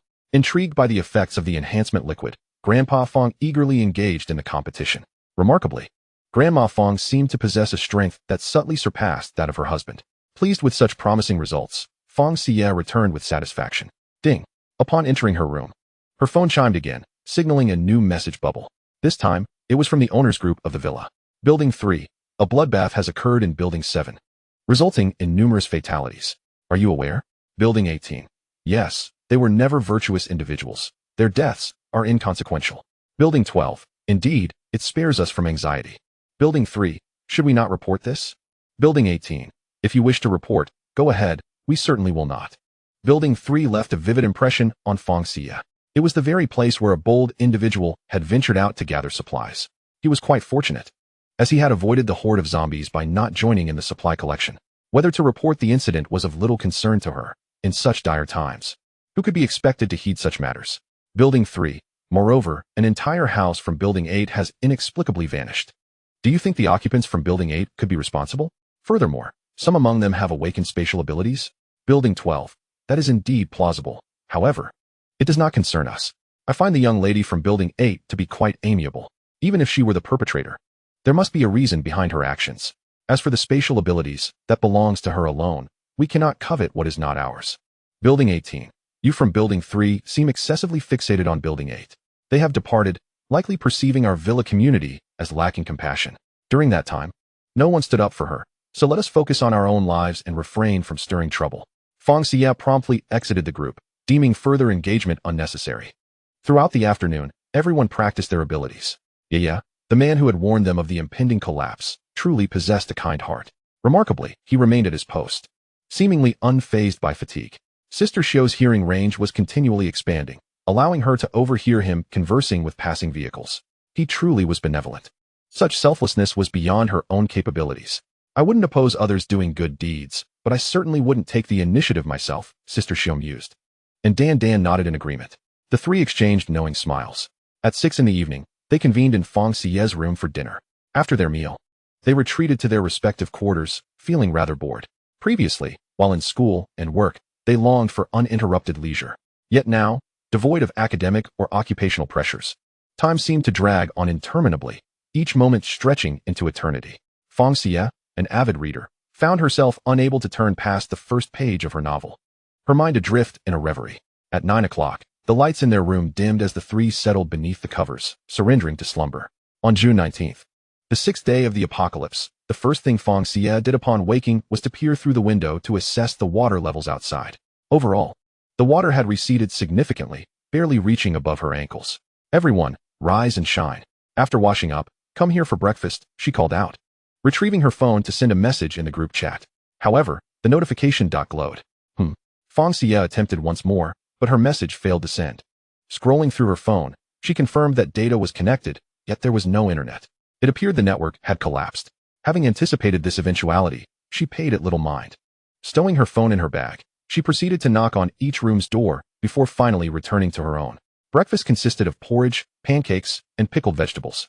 After the meal, they tidied up and descended the stairs. As the elevator doors opened, they encountered a man conversing amiably with the receptionist. "Greetings, everyone. This is the owner of our hotel. I informed him of your assistance yesterday, and he wishes to express his gratitude in person." The receptionist beamed at Fang Xiyue and her companions, gesturing towards the man. "Thank you for your help yesterday. I have 2 cans of fruit preserves as a token of appreciation." The man extended a bag towards Fang Xiyue. She found him somewhat familiar, likely from a recent encounter. However, she was unable to place him until she noticed the words "collapse ahead" emblazoned on his cap, instantly recalling the man who had blocked the road the previous day. "There is no need for a reward. You aided us as well. Had we driven through without your warning, we would surely have faced danger. Let us consider it even." Fang Xiyue declined the man's offering, deeming the fruit preserves trivial for herself, though likely a valuable resource for him. "Ah, so it is you. Then we are even. No need for thanks between friends. My name is Liao Fang, 35 years old." The man extended his hand. "Fang Xiyue, 21 years old," she replied, shaking his hand briefly. Whether they would meet again remained uncertain. They exchanged phone numbers, though both knew that with the network down, communication would soon be impossible. It was merely a formality, a testament to their acquaintance. Chapter 36. The Ambition to Deceive. Without exchanging further pleasantries with Liao Fang, Fang Xiyue and her group set off. Due to the collapse ahead, they proceeded on foot. Fang Xiyue had distributed rain boots to everyone, sparing them from the discomfort of waterlogged shoes. The area of the collapse was extensive, leaving only a narrow path for single-file passage amidst the debris on either side. The 9 of them walked cautiously, each step laden with trepidation, fearful that the path might suddenly give way. Zombies lurked in the collapsed areas, still thrashing about despite their exhaustion. Upon spotting Fang Xiyue and her companions, they became fervently agitated, yet they were clearly unable to reach them. At last, they all traversed the narrow route safely. Fang Xiyue retrieved the vehicle, while her father climbed into the driver's seat, claiming that he felt uneasy without driving. "It's akin to an itch in my heart," he remarked. Fang Xiyue mused that the car would henceforth belong to her father. Today, there were noticeably more vehicles on the road than usual, and traffic jams had begun to form. Many were attempting to flee to other cities. In Fang Xiyue's perspective, if Star City cannot provide a sense of security for survivors, then other cities are equally untrustworthy. Rather than fleeing to other cities, it would be wiser to find a safe haven within Star City. Eventually, Star City will stabilize, as the military and government are still making efforts. However, if one's family is not in Star City, it is entirely understandable for them to return to their hometown in search of loved ones. The traffic was severely congested. Half an hour had passed with little progress. "Why don't we get out of the car? After all, our paths diverge here. Once we reach the front, we can redirect towards the university town," Fang Xiyue suggested, her impatience growing. The others were equally restless. "All right then, let us just get out," they agreed. Fang Xiyue, indifferent to whether others noticed or not, immediately stored the vehicle away. Each person was equipped with a tang knife in hand and a handgun at their waist, their intent simple: to exert a deterrent effect, ensuring that anyone with ill intentions regarding Fang Xiyue's abilities would think twice before acting. This was not a foreign land where everyone could wield a gun. Initially, Fang Xiyue considered concealing her powers, but she soon realized it would be quite inconvenient, so she decided against hiding them altogether. After all, no one had posed a genuine threat to them yet. With the aid of their equipment, the previously restless survivors were indeed dissuaded from their thoughts of mischief. However, a few still clung to their hopes of luck. "Hey, girl, would you like to join our team? I see you possess spatial abilities, which are quite rare. My buddies and I are also endowed with powers, but it seems you lack combat strength beyond your weapons. Let me tell you, your current firearms and knives may seem formidable, but in the long run, abilities will reign supreme. So, it would be wise for you to team up with us. We can surely protect you in the future. For now, we can share our weapons and resources. Together, we can gather a wealth of supplies and thrive even in this apocalyptic world. Who knows, we might even become local rulers. They are all your family, right? If you join us, we would gladly welcome them, as long as they don't slow us down." The man had said all this with a tone that hinted at condescension, as if he were doing them a favor. It was unclear where he derived his confidence from. Are you trying to scheme without any effort? Fang Xiyue thought, incredulous at his audacity. At first, you want us to protect you without offering anything in return, and then rely on our abilities to scavenge for resources. What gives you such entitlement? She couldn't help but chuckle at his foolishness. Listen, girl, that's not how it works. We may seem helpless at the moment, but once our powers grow stronger, you will still depend on us. Want you? Let me tell you, in the future, any base will undoubtedly seek out ability users. Ordinary folks like you will find it difficult to gain entry. Alright. It appears you are a seasoned fan of apocalyptic novels, well versed in the genre. Perhaps upon gaining your powers, you have come to believe you are the chosen one. Not interested. Look for someone else, Fang Xiyue replied dismissively, intending to move forward. But then the man grasped her arm. Hey, let us negotiate further. I'm sure you're scared we might abandon you later, right? If you're worried about that, how about we start dating? A relationship like that is not easily betrayed, right? He presented his ludicrous suggestion as if it were brilliant. Could you please stop with the jokes? Someone like you is not even my type. Typical clueless guy. Fang Xiyue yanked her arm free. Look at your appearance. You think you can date me? How shameless. Dan raised her fist at the man. Don't push your luck. You'll be begging me in the future, and I want to entertain you. The man pointed at Fang Xiyue, who met his gaze with sharpness, then unleashed her mental power, directly assaulting his consciousness. Ah! The man cried out in pain. Clutching his head, his companion, initially amused, quickly rushed to check on him. What did you do to my buddy? He demanded loudly. What does it matter? I simply wanted to remind you that there are greater forces beyond your understanding. Don't become too arrogant just because you have abilities. Now scram, or I might deal with you as well. Fang Xiyue retracted her mental energy and led her team away. What a stroke of bad luck. It seems this ability is not as advantageous as I thought. Congratulations, host, you've succeeded in striking back, earning 2 sign-in opportunities. The 9 of them formed 2 lines and continued onward. The traffic jam seemed endless. After nearly 20 minutes of walking, they turned onto the road leading to the university town. Fang Xiyue had initially hesitated to take this route, knowing that the number of zombies in the university area would likely surpass that of the other road.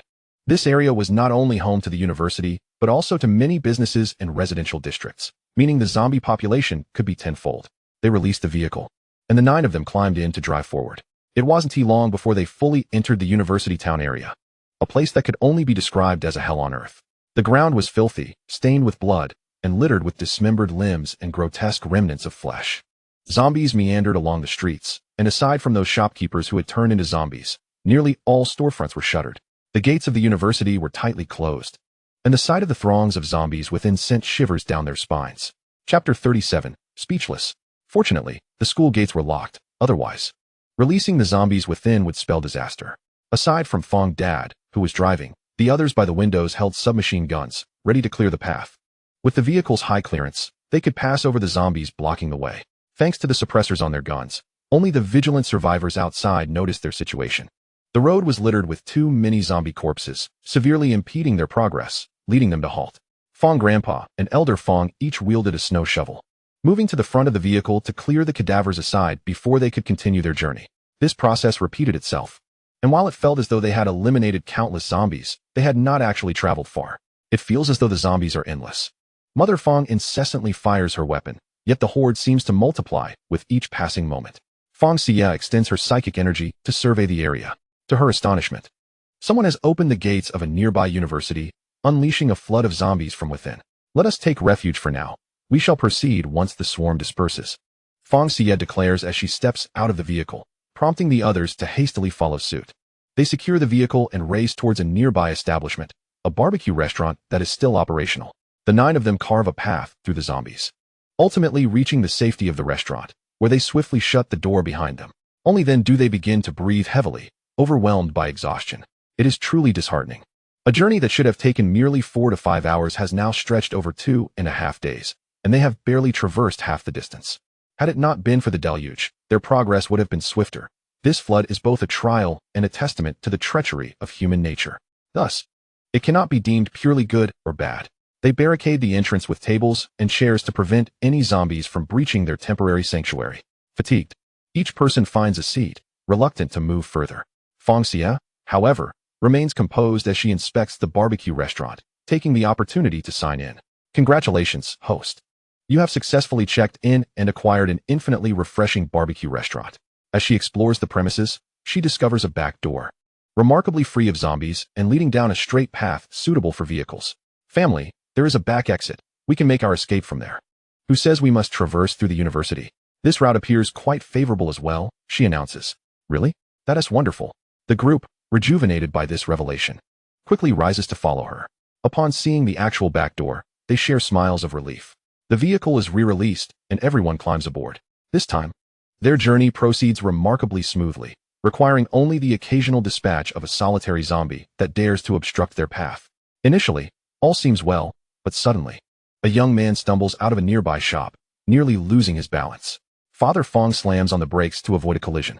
The boy, filled with terror at the sight of the pursuing zombies, notices the screeching brakes and bolts towards the car, banging on the window. Help me, please.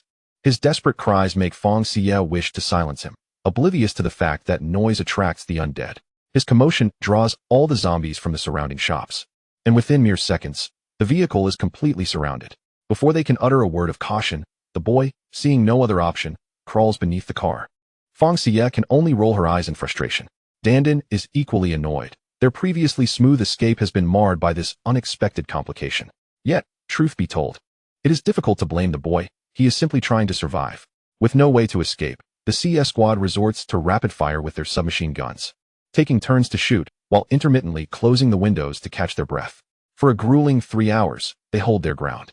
The boy, surprisingly resilient, remains hidden beneath the vehicle, emerging only when the last of the zombies has been dispatched. He crawls out from the rear, his body splattered with zombie blood, yet fortunately unscathed due to the thickness of his clothing.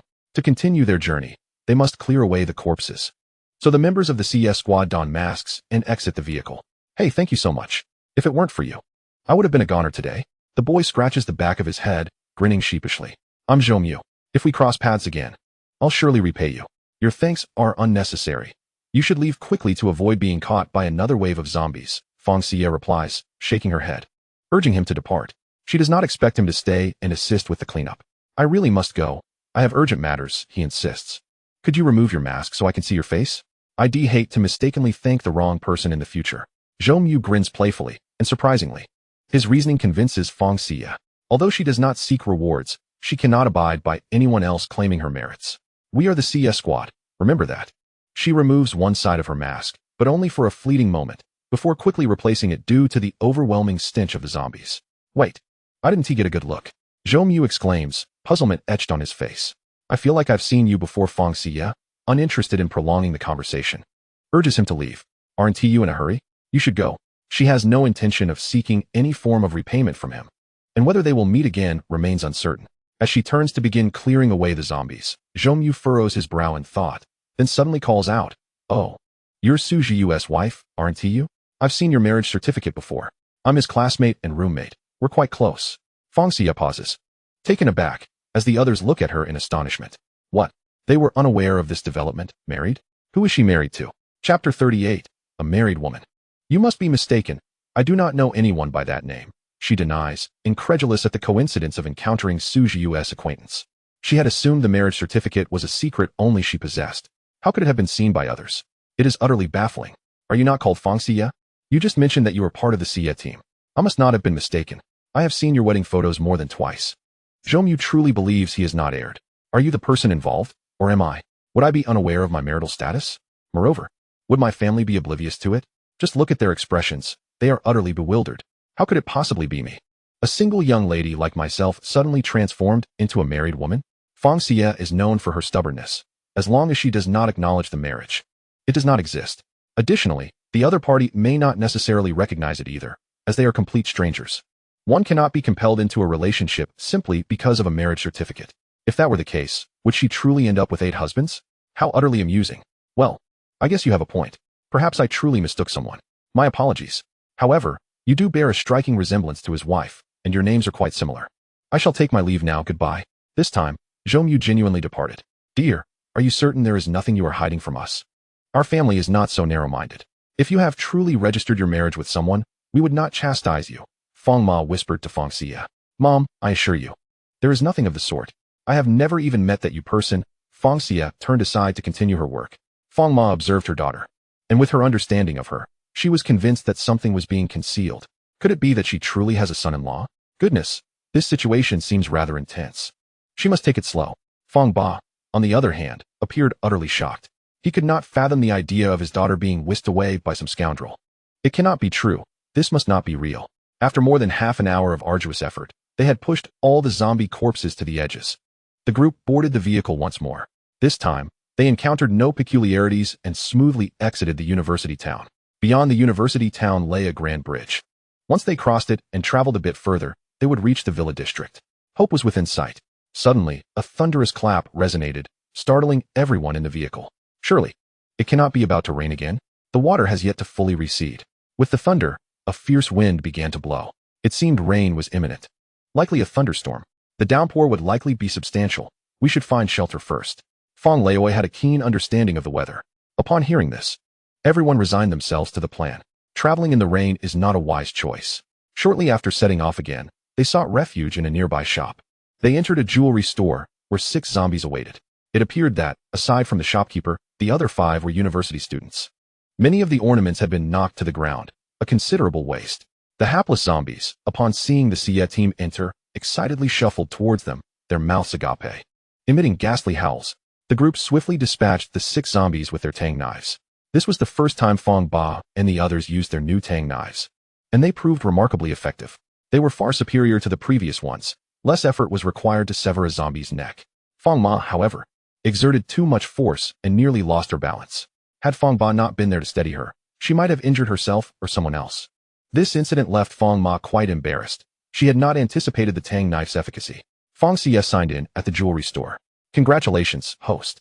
You have successfully checked in and received the ability to refresh a jewelry store indefinitely. The women then grabbed bags hanging on the walls and began collecting ornaments. Such beautiful items should not be wasted, especially those on the floor that had become soiled. They immersed themselves in collecting, piling the items beside Fang Xiyue for her to store away. Though the 3 men could not quite grasp the women's obsession with ornaments, they did not wish to dampen the mood and joined in the collection. Ultimately, aside from the items that had been dirted, all the ornaments were stowed away in Fang Xiyue's space. Even the stock that had yet to be displayed was completely cleared out. Yeah. You should also take these clean shelves with you. Perhaps we could open a jewelry store someday. Even if we don't open a jewelry store, these could be useful for other ventures, Fang Nai remarked as she examined the shelves, noting their excellent quality. Indeed, yeah, take them all. Others would not collect such items. And it would be fine for us to take them, Fang Lao encouraged. With both elders advocating for it, Fang Xiyue complied. She circled the store, gathering all the shelves. Once everything was in order, they found a relatively clean patch of ground, set up some chairs and tables, and began their lunch. Their mealtimes were now quite irregular. As long as it fell around the same time, it sufficed. Thanks to her newfound abilities, Fang Xiyue's low blood sugar had remarkably improved, which brought her immense joy. Fang Xiyue pondered that perhaps those who might express gratitude for the apocalypse were those suffering from terminal illnesses. For as long as they gained abilities, their afflictions would vanish. Who wouldn't wish to live longer and more comfortably? Who would choose to endure a life plagued by illness, neither human nor ghost? Just as Fang Xiyue laid out the food everyone desired, a torrential downpour began outside, resembling buckets of water being thrown. The water level on the ground, which had just receded, began to rise again. If this rain continues, we might be trapped here for several days, Fang Lao fretted as she observed the rain. The water rises quickly but recedes slowly. There is little we can do. We cannot prevent natural disasters. Fang Lei shared her dismay. However, as ordinary individuals, they could not control the heavens. Do not worry, grandfather and grandmother. If the water level rises, we will simply stay here a few more days. As long as we are together, that is what truly matters, Fang Xiyue reassured her grandparents. Yes, as long as our family remains united, nothing else is as important. Fang Lei nodded. Indeed, our greatest wish is for our family to be safe and sound, every single one of us. Having reached this age, living well without illness or trouble, and not being a burden to the family is already a blessing. Although the apocalypse has arrived, we have also found fortune in misfortune. Grandmother Fang also quickly expressed her thoughts, suggesting a sense of self-reassurance. Chapter 39, What Guns? Toy Guns. The rain intensified, falling relentlessly. Initially thought to be a thunderstorm, expected to cease within minutes, it surprisingly continued unabated for the entire afternoon. The water outside had risen to alarming levels, estimated by Fang Xiyue to be at her waist. Clearly, they were unable to leave. It seems we cannot go anymore. Let's south tidy up this place. We'll set up a few beds here and spend the night. The accessory shop lacked partitions, thus they had no choice but to stay together. The 6 couples settled inside, while 3 young girls remained outside. Once the beds were arranged, There was scarcely any room left to move. The shop had a lock that could secure the interior, eliminating the need to barricade the door. However, the water level had ominously begun to creep toward the upper steps. If it continued to rise, it was likely that the shop would be flooded. Everyone promptly climbed onto their respective beds and began chatting. The beds were iron-framed, providing sufficient height. As long as the water didn't reach them, they would be safe. How about watching a TV drama? Let us not waste this blank wall, suggested Fang Xiyue as she retrieved a projector and connected her USB drive filled with downloaded shows. Previously, she had not been fond of watching dramas, leaving her largely unaware of many popular series. While others conversed, she often found herself lost in the discussion. This time, she saw it as an opportunity to broaden her knowledge. They watched a historical mystery drama, appealing to both genders, and soon the chatter subsided as everyone became engrossed. By 10 in the evening, fatigue set in, and even Grandpa Fang began to snore. Fang Xiyue turned off the projector, and they all settled down to sleep. The rain outside had ceased, and fortunately, no water had entered the shop. Suddenly, the tranquility was shattered by frantic knocking. "Open the door. Help us." Just as she had drifted into slumber, Fang Xiyue was jolted awake by the noise. She rose to peer outside, but could not discern the identities of the visitors. Only recognizing two girls. As she reached for the light switch, she realized the power was out. It was unclear whether the blackout was complete or merely temporary. The commotion stirred the others awake. Ding! A primary apocalypse mission has been issued. Eliminate the villainous brothers. Reward: 2 bottles of strength-enhancing liquid. Failure to complete the mission incurs no penalty. Fang Xiyue stepped into the moonlight and approached the door. Just as she began to unlock it, the two girls were seized from behind, their hair yanked violently. One girl was nearly dragged into the water. "You filthy bitches, what are you pretending for? It's a blessing for you to entertain us." The two men berated as they pulled the girls along. "No, let go. Help, help."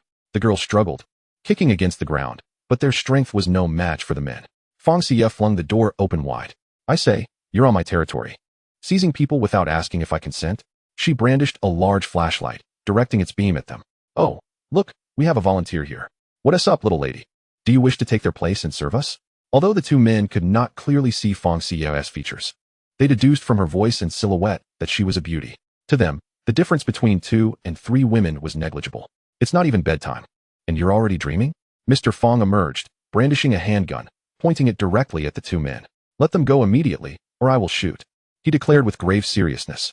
He had no tolerance for such men, unable to comprehend why they engaged in such vile behavior instead of pursuing a proper romantic relationship. As a father himself, he found such actions intolerable. "Ha ha ha, shoot. What are you holding, a toy gun?" One man laughed loudly, disbelieving that Mr. Fang's weapon was genuine. Without further ado, Mr. Fang fired the weapon. Thanks to the silencer, the shot was nearly soundless. "I knew it." The men saw the action, but heard no sound, assuming it was a bluff. In the next moment, one man felt a sharp pain in his calf. "What the hell? Real gun." Upon realizing the truth, his companion dropped the girl and fled, but was struck in the chest and fell into the water. The man with the injured leg also abandoned all pretense and limped away, only to meet the same fate. Their intentions were clear. They would pose a threat to more women in the future, and their demise was well-deserved. Ding! Primary apocalypse mission completed. Rewards have been issued. Please check. Congratulations, host. On successfully slapping faces, you have earned 2 sign-in opportunities. Thank you. Thank you, the two girls said as they leaned on each other, approaching to express their gratitude. "No need for thanks. Please come inside. It's late, and it's not safe for you to wander around. You can decide where to go once dawn breaks." Fang Xiyue urged, allowing the girls to enter. They cautiously followed her into the shop. "You can have my bed for the night," she offered. Dan, I'll sleep with you." Although it was a single bed, due to both Fang Xiyue and Dan's slender figures, it didn't feel cramped. The two girls perched on either side of the bed, but did not lie down. Fang Xiyue understood their apprehension, but chose not to press them. Whether they slept or not was their choice. They had already done what they could. As the night wore on, the girls eventually succumbed to fatigue, realizing they harbored no ill intentions, and drifted off to sleep. June 20th, the 7th day of the apocalypse. Upon waking, Fang Xiyue found the girls still asleep. The water outside remained dangerously high. Traveling by car was out of the question. However, Fang Xiyue suddenly recalled having checked in at a shipyard. She wondered if there might be a smaller electric boat available. To her delight, she discovered one capable of accommodating 8 passengers, including the driver's seat, perfectly suiting their needs. With the water level so elevated, there was no concern about the boat grounding. Initially, she had contemplated using a kayak if no electric boat was available, as she was eager to leave this uncomfortable place behind. The rest of Fang Xiyue's team gradually awakened, and she began to tidy away the beds. Once more, She set up tables and chairs. After a brief wash-up, they commenced breakfast. Fang Xiyue attempted to switch on the lights again, only to find the power still out. It became evident that the blackout was indeed complete and would likely last a considerable time. Life without electricity was undeniably challenging. Both power and water were indispensable necessities for human existence. During the mealtime, Fang Xiyue took the opportunity to give the strength-enhancing liquid to Fang Ma and Fang Nai. If she were to acquire more in the future, she intended to share it with Fang Ba, Fang Yi, and Fang Laoyi. Dan and Xiu Jie would undoubtedly be the last in line, as she was acutely aware of the nuances of familial bonds. Even among teammates, the connection with family held a higher significance. Being completely open with friends was a folly. Fang Ma and Fang Nai had already been informed about this substance by Fang Lao, so they drank it without hesitation, not even inquiring what it was. Although Dan and Xiu Jie were curious, they understood their boundaries and refrained from asking. The aroma of the meal roused the two sleeping girls. Upon opening their eyes, they glanced towards the Xie team, who were dining inside. "You're awake? The water outside hasn't receded yet. It seems we might be stuck here for a while. It would be better to wait until the water lowers. We will leave shortly," Fang Xiyue remarked, observing that the two did not extend an invitation to join them.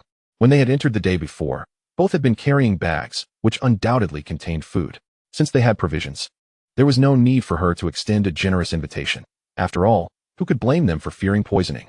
A misplaced kindness often leads to undesirable outcomes. "Thank you. We understand. We will wait here," the two girls replied, still somewhat reserved, falling silent after their brief exchange. They indeed had food. Pulling out 2 loaves of bread to share, Fang Xiyue did not offer an invitation, and they did not shamelessly impose for a meal. After finishing their meal, Fang Xiyue tidied up the bed where the 2 girls had been staying, bade them farewell, and exited through the door. The moment the Xie team stepped out, the 2 girls hurriedly locked the door behind them. Fang Xiyue stood at the steps and summoned a small electric boat, one without a cabin. Though her shipyard possessed larger electric yachts, they were too cumbersome for city navigation. "Wow, my dear, what else is there about you that I don't know?" The others were initially puzzled as to why they would set out in such high water, but upon seeing the boat, their confusion was dispelled. However, none of them knew how to operate a boat. Fang Xiyue, understanding this, calmly retrieved a manual from her bag and handed it to her father. Among them, her father was the only one likely to master the art of navigation. After receiving the manual, Fang Ba promptly took his seat at the helm, with the others following suit, ready to observe. Strangely, no one doubted his ability to learn. Otherwise, they wouldn't have settled in. If he mishandled it and capsized, they would all face dire consequences. Before long, Fang Ba put down the manual and started the electric boat. Initially, he struggled to control it, causing the boat to lurch forward rapidly, prompting everyone to lean back instinctively. Fortunately, they held on to each other, though it was genuinely startling. Soon, the boat steadied, cruising at a moderate pace, neither too slow nor too fast. The tranquil waters flowed gently beneath them, evoking the sensation of gliding across a lake. Albeit one that was somewhat polluted, it was peaceful and serene. However, this tranquility was abruptly shattered. A multitude of rats surged from the water like a tide, swiftly climbing the surrounding power poles and nimbly leaping onto the trees. A significant number of rats crawled onto the slowly moving zombies in the water, with some even launching themselves toward the electric boat. The rats moved in a dense swarm, transforming the previously earthy floodwaters into a black ocean. "Why are there so many rats?" everyone exclaimed in disbelief. Surely, very few could claim to be unafraid of rats. Upon sighting them, instinctively, everyone felt the urge to flee rather than confront them. Especially in such overwhelming numbers, the sight of them, as if freshly bathed, sent chills down their spines. Their bodies trembled involuntarily as the rats emitted sharp squeaks, drawing ever closer to the electric boat. They frantically climbed aboard, prompting the group to grab their knives and frantically hack at the creatures to knock them back into the water. Yet, the sheer number of rats was staggering. All around, the water teemed with them. This situation was untenable. Should any rats manage to board the vessel, they would all be in peril. Who knew if these mutated rats carried any viruses? Besides the zombie virus, even the plague was intolerable. Fang Xiyue swiftly retrieved 8 flamethrowers from her space. Each person, except for Fang Ba, received one. They quickly began to spray flames from their positions. The rats, indeed, were terrified of fire. "Dad, steer towards the roadside. We need to find a place to stop." Their journey had been fraught with twists and turns. They had to pause frequently. "Hurry. Control the boat's direction towards the roadside." The steps along the roadside were also infested with rats, likely driven out of their nests by the floodwaters. With no refuge, they had scurried out, but the numbers were overwhelming. Perhaps mutations had led to a surge in the rat population. Finally, after considerable effort, The electric boat reached the roadside, navigating through a sea of rats rather than mere water. The area where the boat passed was littered with floating rat carcasses. Fang Xiyue handed her father a flamethrower, and they first targeted the rats on the steps. Once they cleared the area, the group began to disembark. Fang Xiyue swiftly retracted the electric boat into her System S space. Fortunately, she acted quickly, otherwise, rats would have surely invaded. The shop at the steps was a milk tea store, and Fang Xiyue promptly checked in. Congratulations, host, check-in successful. You have acquired an unlimited refresh of a milk tea shop. Each milk tea store offered different flavors. So Fang Xiyue intended to check in at any others she encountered. There were 3 distinct milk tea shops in this vicinity, but due to the rats, she could only check in at this one. Once the rats dispersed, she planned to sign in at the other 2. The milk tea shop was modest in size, with a bar counter just inside the entrance. It was spacious enough to accommodate all 9 of them. The elder Fang and Fang Laoyi, walking at the back, promptly closed the door, blocking the swarm of rats that nearly followed them inside. This is the first time I've seen so many black rats. I fear I'll have nightmares tonight. Dan shuddered as she spoke. You're not alone. I suspect everyone is equally disgusted, came Xiujie's retort, pointing out the uniformity in the rat's size, as if they had been copied and pasted. Although Xiujie's comment was somewhat sarcastic, Fang Xiyue realized she needed to understand the origin of such a rat proliferation. In simple terms, it was likely a result of division, a consequence of mutation. Due to mutations, a single mouse could potentially multiply into 10, 100, or even 1,000.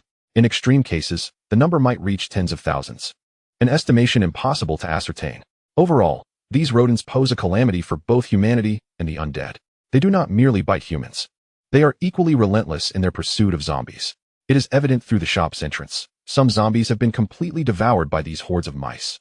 Regardless of how desperately the zombies struggle or shake to dislodge the mice, it proves futile, as new ones incessantly ascend to continue their feasting. Even when a zombie's brain has been entirely consumed, leading to its demise, those mice remain undeterred, waiting until only a skeletal frame is left before seeking their next victim. If these mice continue to proliferate at such a rate, can this city still be salvaged? Are humanity and the world not doomed? Chapter 41. Does one truly need to experience hardship to comprehend the malevolence of the human heart? These mice, having feasted on zombie flesh, will inevitably be infected with the zombie virus. Should they bite a human, then humanity too shall succumb to the contagion. Whether it be the zombie virus or the plague, both will claim lives. If only we had refrained from venturing out initially. After all, in the Villa district, even if those individuals targeted us, we would have no fear. Humanity remains fundamentally fragile. With the weapons we wield, guns and knives, we can easily extinguish their lives. Yet, this simple water outside has turned into an insurmountable challenge. Grandma Fang harbors regrets about leaving the safety of the Villa district. Hearing her lament, Fang Xiyue understands that her grandmother does not blame her. Yet the weight of sorrow lingers in her heart. Since we have all ventured out, let us refrain from despairing. We shall undoubtedly reach our destination safely. My reason for heading there is that the villa is my private domain, impenetrable to outsiders, ensuring our absolute safety. Although the original villa was fortified with electric fencing, seemingly impervious, the previous owners of 10 villas had discovered a method of digging their way in, did they not? Must we endure a life filled with trepidation daily? Should we appoint 1 or 2 individuals each night to keep watch? Without prior experiences, would you have realized the wickedness that lurks within human hearts? Would you instinctively rush to assist someone in need? Some individuals are indeed worthy of rescue, while others are inherently malevolent and undeserving.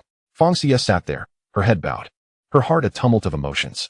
Despite her noble intentions, events have seldom unfolded as she envisioned. She had contemplated every conceivable issue. Save for the unforeseen flood that now obstructed their path, they had yet to reach the great bridge, which, in all honesty, was not far off. Yeah. Do not be disheartened. Grandma did not mean it that way. She holds no blame towards you, truly. Grandma knows you are a good child, that your intentions are for the betterment of our family. It is I who misspoke, Grandma Fang said, approaching and enveloping Fang Xiyue in a warm embrace. Grandma, I do not blame you, Fang Xiyue reassured her, knowing that her grandmother's regret was shared by others as well. Yeah, you are still quite young. You need not shoulder everything alone. It is not just you. We are all in this together as a family. Speak your mind. We will understand. The fact that our family is united is the best outcome, is it not? Fang Ma said, joining in to embrace Fang Xiyue, who felt a surge of comfort in their warmth. Now was not the time for idle chatter. She needed to devise a plan to traverse this dark ocean. I've just recalled. I possess a rodent repellent device. I wonder if it will prove effective. Fang Xiyue lifted her head from Grandma Fang's embrace. Initially, Everyone regarded her with sympathetic eyes, but her sudden suggestion of a seemingly viable solution shifted the mood. Although uncertain of its success, there was no harm in trying. Fang Xiyue retrieved a rechargeable rodent repellent from her space, slightly opened the door, and placed it outside, switching it on and closing the door to await results. The device emitted ultrasonic waves inaudible to the human ear.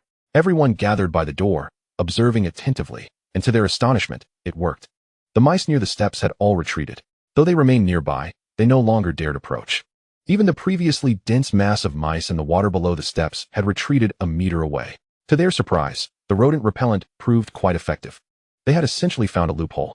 This indicates that the mutated mice share similarities with ordinary ones, Fang Ba remarked joyously as he observed the retreating rodents.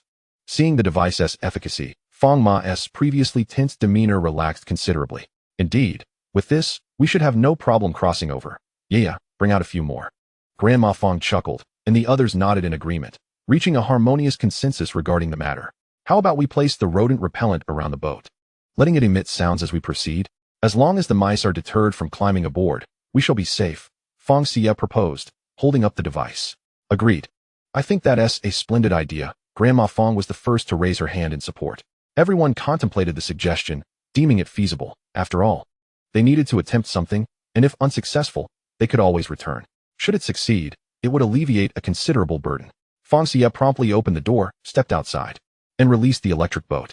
Each person took 2 rodent repellents, and the 9 of them boarded the vessel successfully. They positioned the repellents appropriately on the boat, and Fang Ba began to navigate. The ultrasonic waves created a protective zone around the electric boat, with not a single mouse daring to approach within a meter. The rodents, filled with trepidation, scurried away, unwilling to come close even in the most crowded of circumstances.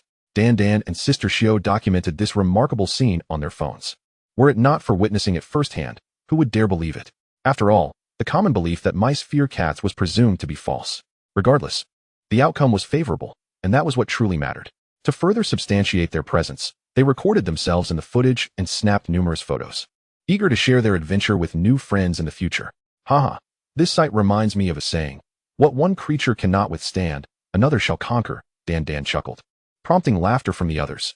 The previously tense atmosphere lightened considerably with their smiles. Some survivors, observing from the roadside, noticed the boat and felt a glimmer of hope at the success of Xiyue's team.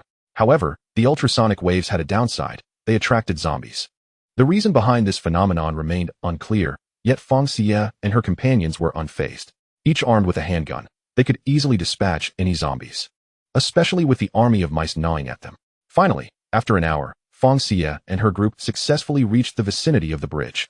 The water beneath the bridge nearly lapped at its surface, a testament to the severity of the flooding. Vehicles were scattered across the bridge, alongside a considerable number of zombies. Upon disembarking from the boat, the first order of business was to turn off the rodent repellent, as it would attract the undead. After switching vehicles, they prepared to embark once more. This time, Fang Xiyue took the wheel while everyone else brandished submachine guns, clearing the path for her through the car windows. Bullets incessantly flew out, and zombies fell one after another. This segment of the bridge was likely the most passable stretch, spacious, and with few vehicles. Easily dealt with the undead, certainly preferable to traversing through water. However, it was peculiar that there were no rats on the bridge. Logically, they should have appeared. With this thought, Fang Xiyue unleashed her psychic energy, centering her awareness on her surroundings. Chapter 42. We should abandon the vehicle first. The bridge was long, and the car moved swiftly. Soon reaching the central position, Fang Xiyue noticed nothing unusual. Just as the vehicle was about to cross the midpoint, a gigantic fish suddenly leapt from the river. Why call it a giant fish? Because it was astonishingly enormous. Its head was the size of a car. At that moment, it hovered in midair, its eyes fixed intently on Xiyue's team. Though it had no wings, it remained suspended for quite a while. After a quick glance, Fang Xiyue pressed down hard on the accelerator. She could not afford to stop here. Doing so could mean death. If she could just accelerate a bit more and break free from the bridge before the giant fish reacted, they should be safe. The fish's territory seemed to be confined to this bridge. How could it possibly be so large? Even with mutations, such an exaggerated size was unfathomable. Fang's father gazed at the colossal fish outside, utterly perplexed. To be frank, this fish could feed their entire family for 2 years, assuming they dined solely on fish. Fang Xiyue continuously monitored the giant fish with her psychic abilities. At that moment, it remained still in the air. Her grip on the steering wheel tightened with tension. They were so close. If they could just break free. Yet, events rarely unfold as one hopes. Just as the vehicle was about to surge forth, the giant fish suddenly collided with the bridge. The impact of its massive head against the bridge sent a tremor through it, causing the vehicle to bounce back. Even the cars and zombie carcasses previously on the bridge were jolted backward, sliding into the water below. The vehicle found itself still at the center of the bridge, meaning the distance they had just traveled was in vain.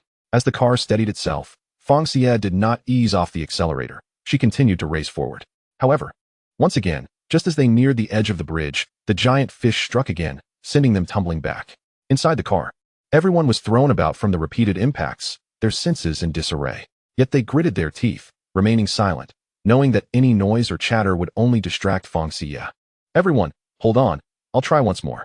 The vehicle surged forward again, determination evident, yet reality proved harsh. Just like the previous two attempts, the car was again rebuffed. This time, Fang Xiyue chose to halt entirely. At this rate, who could withstand it? A battle was inevitable. It would be either their demise or that of the fish. Though the jostling left them feeling queasy, upon hearing Fang Xiyue's declaration, everyone instinctively reached for their submachine guns.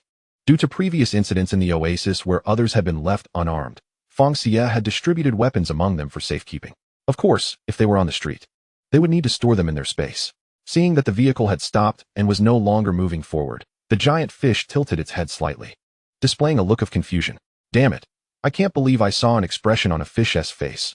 I must be hallucinating, Fang's father muttered. Son, you're not hallucinating. We all saw it, Fang's grandfather, sitting right behind him, confirmed. The giant fish seemed to be waiting, but its patience waned. It collided with the bridge again, causing the car to slide forward involuntarily. Just as they were about to completely glide off the bridge, it struck once more, sending them bouncing back. Fang Xiyue gripped the steering wheel tightly, trying to control the direction of the sliding vehicle. Damn it, what is it doing? Why do I feel like it's treating us like toys? Fang's mother clutched the handle, her body pressed against the door, her anxious voice echoing loudly within the vehicle, ensuring everyone heard.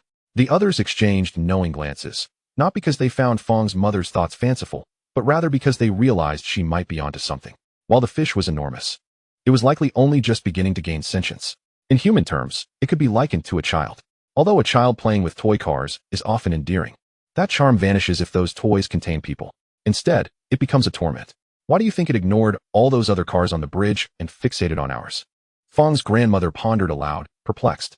Was it possible that when the giant fish first saw the other vehicles, they were already stationary? Thus, in its perception, those cars were merely decorations. However, their moving car had attracted its attention, opening a new world for it. It seems to be having a grand time, Dandin remarked, her voice cracking. The enormous fish was reveling in the game of advancing and retreating with their vehicle. They felt that not vomiting at this moment would be a sign of disrespect towards the giant fish. We should abandon the vehicle, Fang's grandmother proposed.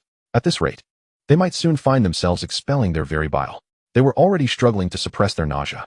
If everyone in the car were to vomit together, well, just the thought of that aroma was unbearable. The constant back and forth motion of the vehicle made it impossible for them to shoot. As they neared the edge of the bridge, Fang Xiyue suggested, I'll count to 3, and then we'll store the vehicle in our space. We'll be automatically ejected and land safely. Once we steady ourselves, we must remain utterly still. The giant fish seems to be interested in moving objects. We mustn't move, play dead. When it jumps into the river, we'll stealthily make our escape. But if it attacks, we'll use the submachine guns on it. This was the only plan Fang Xiyue could conceive. As long as the vehicle was present, they would have no chance to retaliate. However, if the car vanished, perhaps the fish would lose interest and return to its river. All right, let as the moment approached its climax, a loud countdown echoed, and with the final utterance of 3, the vehicle vanished. The CS squad landed on the ground, merely 20 meters from the bridge. Suddenly, the giant fish's eyes widened in astonishment. Such a large vehicle. It fixated on the objects that had replaced its beloved transport. Blinking in confusion, the team remained motionless, pretending to be statues, yet their gazes were fixated on the colossal creature. Naturally, they avoided locking eyes with it, fearing detection. The giant fish neither moved nor retreated, staring intently, causing beads of sweat to form on the brows of the onlookers. Who could withstand such an unexpected punishment of standing at attention? Finally, just as they were on the verge of collapse, the fish pouted and leaped back into the river. How absurd for a fish to pout. Chapter 43. No. Stop thinking.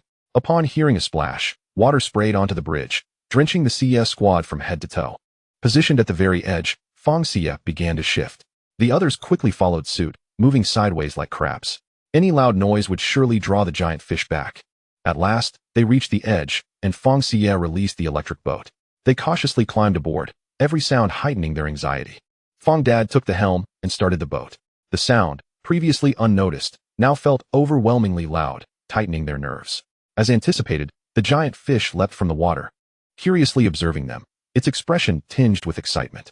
Fang Dad, seated at the front, was oblivious to the fish's demeanor and had no desire to look. He accelerated the boat, propelling them forward with great speed. Behind him, Dandan and Xiujia clung to the edges of the boat, stealing glances at the giant fish. To their astonishment, the fish wore a look of grievance, even shedding tears. This was illogical, truly beyond comprehension. Dandan and Xiujia exchanged a knowing glance and promptly turned away, retreating to their seats. Strangely, there were no rats in this section of the water. Could it be that this part of the city was entirely devoid of them? How remarkably clean. Yet, they cared little for the reason. It was a friendly environment for them. They no longer wished to navigate through the black sea of rodents, as the mere thought made them feel queasy. Dad, we need to find a place to change our wet clothes. After traveling approximately 100 meters, Fang Xiyue urged her father to stop the boat. They were soaked from head to toe due to the fish's splashes. Failing to change would surely lead to illness. All right, there's a pharmacy over there. Let's head there. Fang Dad pointed towards the open pharmacy, likely frequented by survivors seeking medical supplies. The electric boat docked, and they hurriedly ascended the steps. Fang Xiyue turned back to stow the boat away. The urgency to change clothes propelled them forward, and they entered the pharmacy, shutting the door tightly behind them. In that instant, they were horrified to see the giant fish surface again, seemingly puzzled about the whereabouts of its long-chased toy. As it turned its gaze towards them, they instinctively froze, turning away, feeling that even their breaths were a mistake. They were immensely relieved that Fang Xiyue had halted the boat. Otherwise, the fish would have surely caught up with them. If it had, they could only imagine the ensuing chaos, being tossed into the air by the fish's collision with the boat, then plunging back into the water, only to be thrown up again. No, stop thinking. They collectively shook their heads, forbidding themselves from entertaining such thoughts, aware that overthinking could manifest their fears. Fang Xiyue maintained her mental watch over the giant fish. It swam in place for a moment before diving back into the water. She deduced its retreat from the ripples on the surface. It's gone. The fish has left, she announced, and the previously tense CS squad erupted into deep breaths of relief. Goodness, I nearly suffocated. Fang Grandpa patted his chest, the others echoing his sentiments. Ladies, you go change first. We'll wait here, Fang Dad instructed. Gesturing towards the interior of the pharmacy, Fang Xiyue distributed their spare clothes to them. Being all women in a peculiar situation, modesty was cast aside as they changed without hesitation. It was remarkable how their physiques had improved after acquiring their abilities. The little paunches had vanished. Especially for the two elderly women, their skin appeared remarkably taut, revealing slender waists. Yet, not everyone experienced such transformations post-ability acquisition. Take the two previous ability users they encountered. For instance, the man still bore acne scars on his face. This suggested that the newfound abilities might be a family benefit. Thank heavens for such blessings.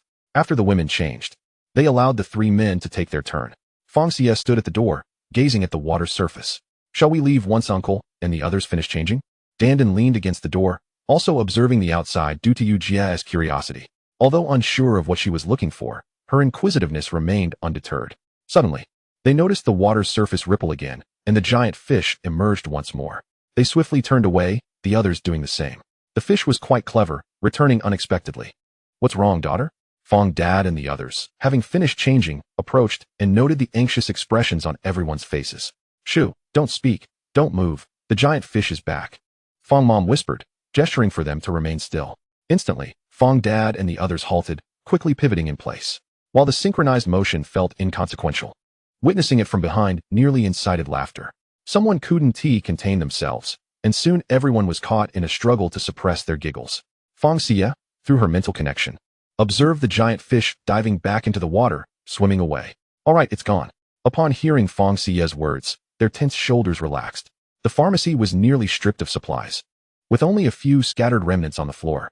However, there were no signs of zombies here. Even the medicines that had fallen appeared relatively clean.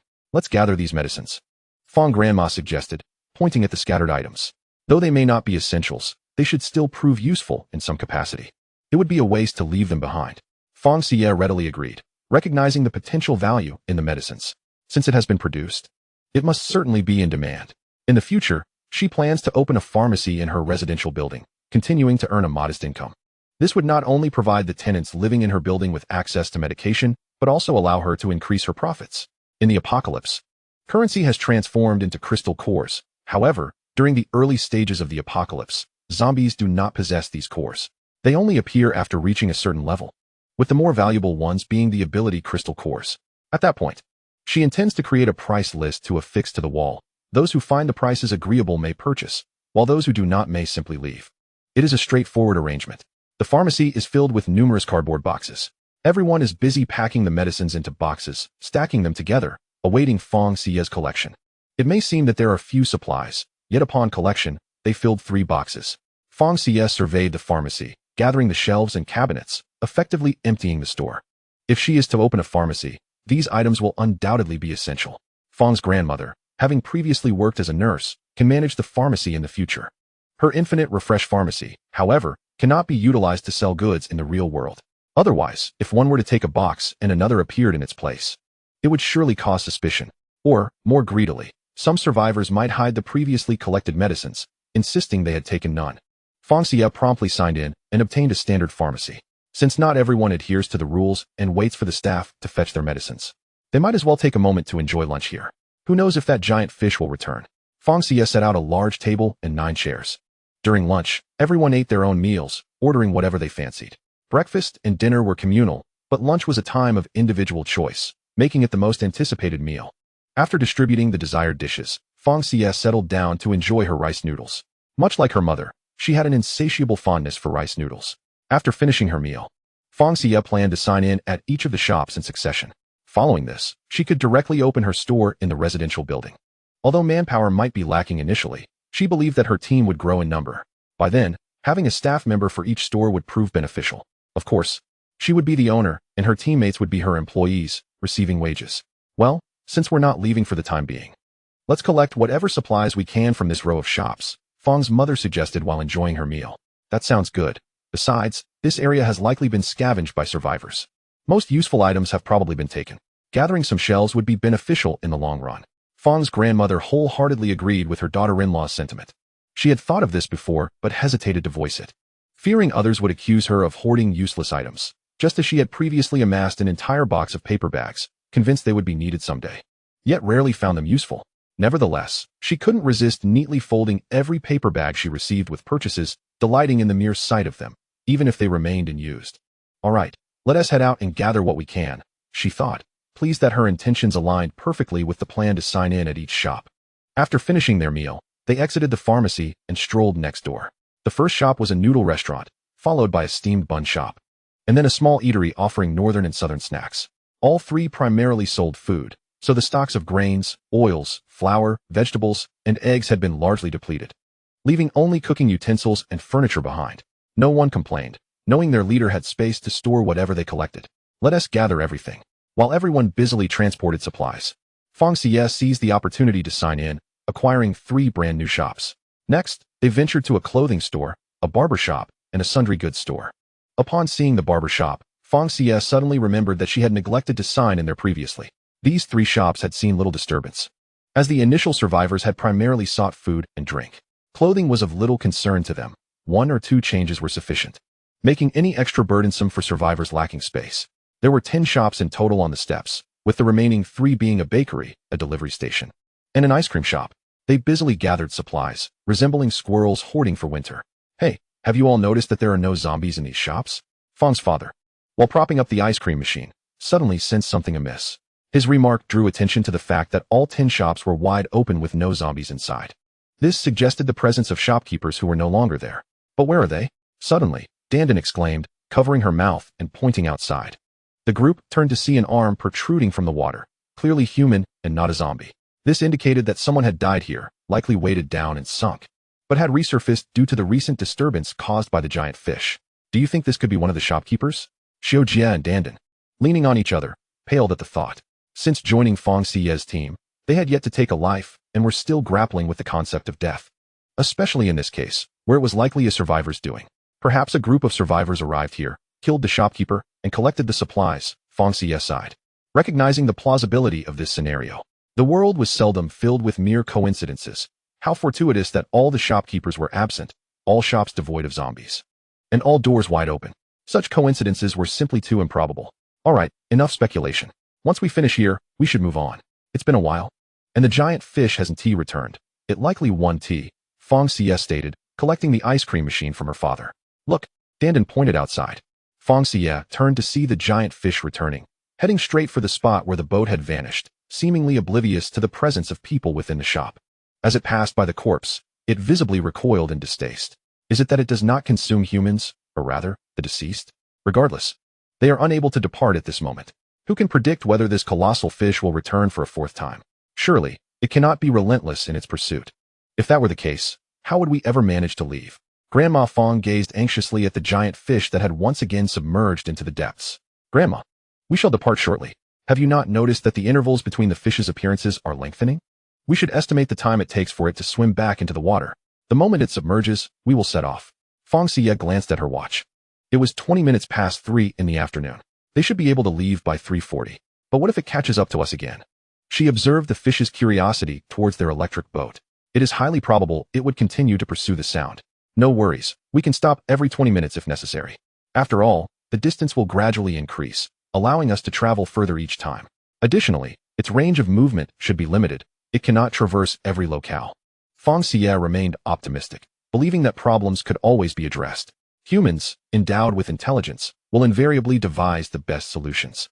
Chapter 45. Such strength, such tough skin. At 3:40, the Xiyue team cautiously exited the ice cream shop. Once the electric boat was lowered into the water, everyone expertly boarded. Fang Dad hastily started the engine, and the electric boat surged forth like a bolt of lightning. Fang Xiyue extended her psychic abilities, reaching out towards the bridge, ever vigilant of the circumstances below the water's surface. Naturally, the extent of her mental reach was not extensive. Thus, should the giant fish enter her psychic range, they would have to halt immediately. Fang Xiyue concentrated intently, observing the ripples upon the water's surface, for if the fish remained submerged, it would be exceedingly difficult to detect. 25 minutes later, the giant fish came into her line of sight. Dad, pull over to the shore, Fang Xiyue urged. Fortunately, there were establishments on both sides, and Fang Dad maneuvered towards the left, as only that side had an open shop. The other shops had their shutters firmly down. The open establishment was a printing shop. As soon as the boat came to a stop, everyone scrambled ashore. Grandpa Fang and Grandma Fang swiftly rushed to open the door, while the others hurried inside. Fang Xiyue stowed the electric boat and dashed in. Grandpa and Grandma Fang secured the door behind them. Remarkably, within a minute, the giant fish emerged. Inside the printing shop, a zombie was wandering about, presumably the shopkeeper, hindered by machinery and unable to escape. Upon noticing the newcomers, it began to howl, its mouth agape and drooling, its face marred by decaying skin, and its eyes a ghastly hue of gray. Fang Dad raised his tang knife and swiftly severed its head. Since the giant fish had not retreated, they proceeded to claim the printing shop as well. Fang Xiyue successfully signed in, acquiring a brand new establishment, with 32 sign-in opportunities remaining. Once the giant fish departed, they would set off once more. Everyone was thoroughly familiar with this sequence of actions, and the time taken was diminishing. At 4:30, the Xiyue team set forth again. Fang Dad accelerated the boat to its maximum speed, while nearby survivors attempted to converse, though their words were lost in the rush. This time, Fang Dad set a timer for 20 minutes. Upon its expiration, he began to scan for suitable docking locations. Before the giant fish made its appearance within Fang Xiyue's psychic range, the electric boat came to a stop upon discovering an appropriate harbor. Continuing forward without finding a suitable place could risk being pursued. The chosen docking point was a fruit shop, its doors wide open, though the shutter had clearly been damaged. Inside, many fruits lay scattered on the ground, trampled into a mushy state, while others remained untouched, though most were spoiled. 7 days into the apocalypse, the odor emanating from the fruit shop was unbearable, and flies buzzed about. Once we set off again, we can turn onto another street. Provided the giant fish is not too astute, we might just outmaneuver it after the turn, Fang Dad analyzed while seated. Everyone was feeling somewhat fatigued, largely due to the heightened mental strain. Well, let us hope for the best. Just as Fang Xiyue finished speaking, the giant fish reappeared, its expression one of fury. As if it had been tricked, it began to violently ram the steps on either side, the sound of crashing reverberating as the steps shattered. Everyone retreated towards the interior. We must move further in, Fang Xiyue urged, as cracks began to form in the flooring. It truly possesses great strength and remarkably thick skin. Dandan could not help but comment. Perhaps bullets are utterly incapable of penetrating its hide. This is precisely why I prefer not to confront it directly. Should bullets fail to inflict damage, it might only serve to incite its wrath, placing us in peril. Fang Xiyue's expression darkened. This fish was becoming a serious threat. We may need to remain here a while longer. Her concern was not unfounded. As the giant fish showed no signs of leaving quickly, it seemed to be waiting. It was now 5 in the afternoon, and thankfully, daylight was still ample. Otherwise, darkness would have already fallen. Shall we have dinner first? Grandma Fang suggested. Given the time, it was indeed late for a meal, and since they were trapped here, it would be prudent to eat now rather than later search for a place to dine. Very well, Grandma Fang's proposal received unanimous agreement. Dinner consisted of dumplings, filled with a variety of ingredients. The giant fish remained outside, having persisted for 20 minutes. This was likely a young fish. Could it be that its mother was not calling it home for dinner? The meal lasted about 40 minutes, with everyone eating leisurely, waiting for the giant fish to depart. At last, much to their anticipation, the colossal creature submerged into the murky waters. Can we leave now? Dandan exclaimed. Eager to escape the foul-smelling fruit shop, Fang Xiyue shook her head, noting the water's surface remained unchanged. She suspected the giant fish was merely lurking beneath rather than having departed entirely. As she feared, 10 minutes later, the giant fish resurfaced, glancing about before diving back down. This time, ripples formed upon the water's surface as the fish swam further away. After waiting an additional 20 minutes, at 6:13, the Xiyue team departed once more. They had not traveled 5 minutes before taking a turn. For reasons unknown, a sense of security enveloped everyone after the turn. It seems as if this street is devoid of any severe threats. The reason for this lies in the presence of zombies on this very street. The long thoroughfare they traversed moments ago was not only free of rats, but also devoid of any undead. Apart from Father Fang, who was at the wheel, the others raised their submachine guns and began to fire upon the approaching zombies. Perhaps they were unable to venture onto that long street, which resulted in a considerable gathering of zombies here. After approximately 10 minutes of combat, they had only advanced a mere 2 meters. To their astonishment, within Fang Xiyue's mental range, that enormous fish reappeared. It had indeed swum across this intersection, meaning it had just passed by, but had turned back midway. One could only conclude that it possessed a certain level of intelligence. Had they not turned into this street, they would have undoubtedly been caught up with. What would the enraged giant fish do? No one knows, but the outcome would surely be terrifying.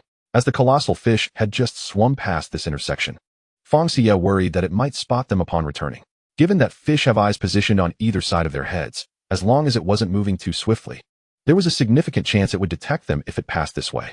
Thus, Fang Xiyue resolved to stop. Father, let us halt the boat and ascend to the upper ground. Considering how slowly we're moving through the water, it would be wiser to walk along the edge above.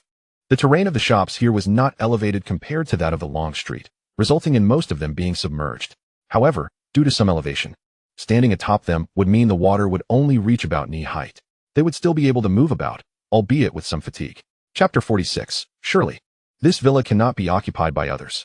As they ascended, they used their submachine guns to eliminate the zombies attempting to climb the steps. The corpses of the undead fell into the water, a rather perfect outcome. After Father Fang anchored the electric boat, the 9 of them disembarked in unison. The electric boat vanished from sight as hordes of zombies approached.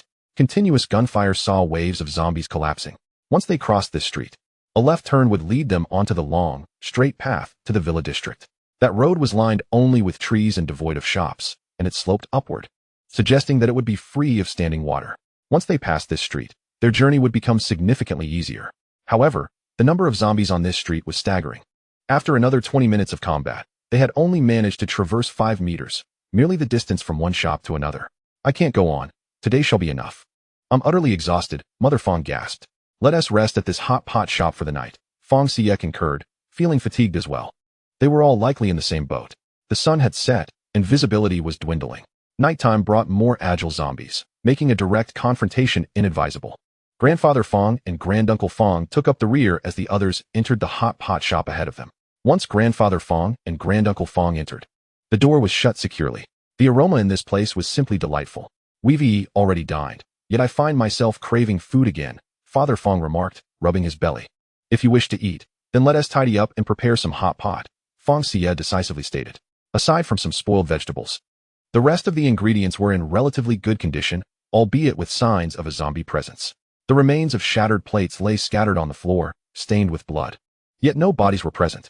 Since the water had yet to recede, they collected the tables and chairs into their storage space, then poured water to cleanse the floor, discarding the dirty water outside. The shop was stocked with an abundance of condiments and base ingredients, all boasting a long shelf life. They could feast for quite some time. Of course, Fang Xiyue did not forget to check in. Congratulations to the host for successfully checking in and acquiring an infinitely refreshing hot pot shop. Today, the system did not issue any new tasks, likely due to their prolonged stay here preventing the activation of a new mission. One commendable aspect of Fang Xiyue's system was its tendency to refrain from initiating idle chatter unless prompted by a task. It was indeed a well-behaved system. At 7:30 in the evening, they finally indulged in the long-awaited hot pot. The flavors were truly delightful. The vegetables and meats were sourced from Fang Xiyue's storage space. The 9 of them filled 2 large pots to the brim.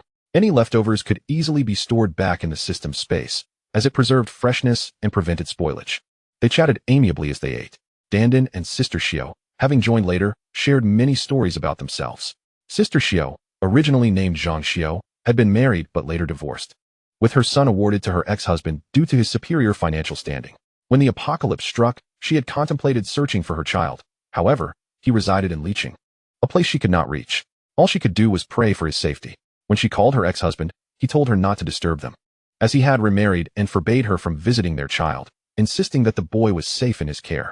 His words were harsh, belittling her capabilities, claiming she was only capable of managing a small patch of land and earning little. She thought that since her child was safe, perhaps it was best not to go. Yet, deep down, she still hoped to see him again someday. If we ever have the opportunity to go to Liqing, we will definitely seek out your child. Fang Xiyue reassured Sister Xiyue, offering a glimmer of hope, for a person needs a goal to find the motivation to survive. Dandan's story was simpler. Her parents perished in a car accident, leaving her to live with her sister and brother-in-law, who were now also victims of the apocalypse. She was utterly alone. Dandan, from now on, you shall be my little sister, and I will be your big sister. We will face life together, Sister Xiyue declared, taking Dandan's hand in hers. Initially, she had thought her own situation was dire, but Dandan's plight was even more tragic. At least she had her son. All right, Sister Xiyue, from now on. You are my true sister, Dandan responded, embracing Sister Xiyue. By 9 in the evening, they once again arranged beds throughout the hall, lying down to reflect for a while before drifting off to sleep.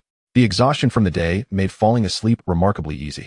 Outside, the howls of zombies echoed loudly. Yet they remained unfazed, sleeping soundly. June 21st, the 8th day of the apocalypse. At 7 in the morning, the Xiyue team began to rise in succession. They made their way to the restroom to freshen up before returning to the hall for breakfast. If I don't bathe soon, I'll start to smell, Mother Fang remarked, raising her arm to catch a whiff of her own scent. She had only bathed on the night they stayed at the hotel. They hadn't bathed since then. Although not a long time had passed, they felt unclean. If all went as expected, they would arrive today. They merely needed to traverse this street of the undead and turn left. After running approximately 100 meters, they would reach the sloping road leading to the Villa District. Beyond that slope lay their destination. The house I purchased in the Villa District is the 8th one, making it quite easy to locate. Fang Xiyue had sketched a route map for everyone. Yeah, we haven't lived there before. Do you think that villa has been occupied? She mused. Given the elevated terrain of this villa area, many survivors would certainly have sought refuge there during the floods. Would they resist the temptation to enter an unoccupied house? Grandma Fang expressed her concerns. If we arrive to find it full of survivors, will we be able to reclaim the house? Rest assured, Grandma. That villa of mine will remain unoccupied, no matter their methods. Our management department recognizes ownership through the property deed, which is in my name. Thus the house is undoubtedly mine. Fang Xiyue comprehended Grandma Fang's apprehensions and surmised that others shared similar worries. Upon their departure from the previous villa district, numerous survivors had been heading in that direction. It was evident that vacant houses would likely be claimed, and even those with residents might be at risk. In this apocalyptic world, few adhered to rules. Humanity's moral compass was utterly disregarded. All right, once we reach there today, we shall ascertain the situation. Outside, the zombies continued to swarm, their numbers unchanged. It was perplexing why they showed no inclination to leave this street, congested as they were, seemingly immobilized. Chapter 47. I have agreed to be with you.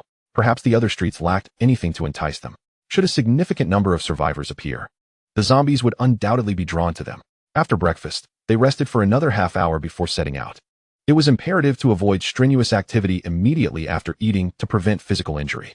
They departed promptly at 8:30.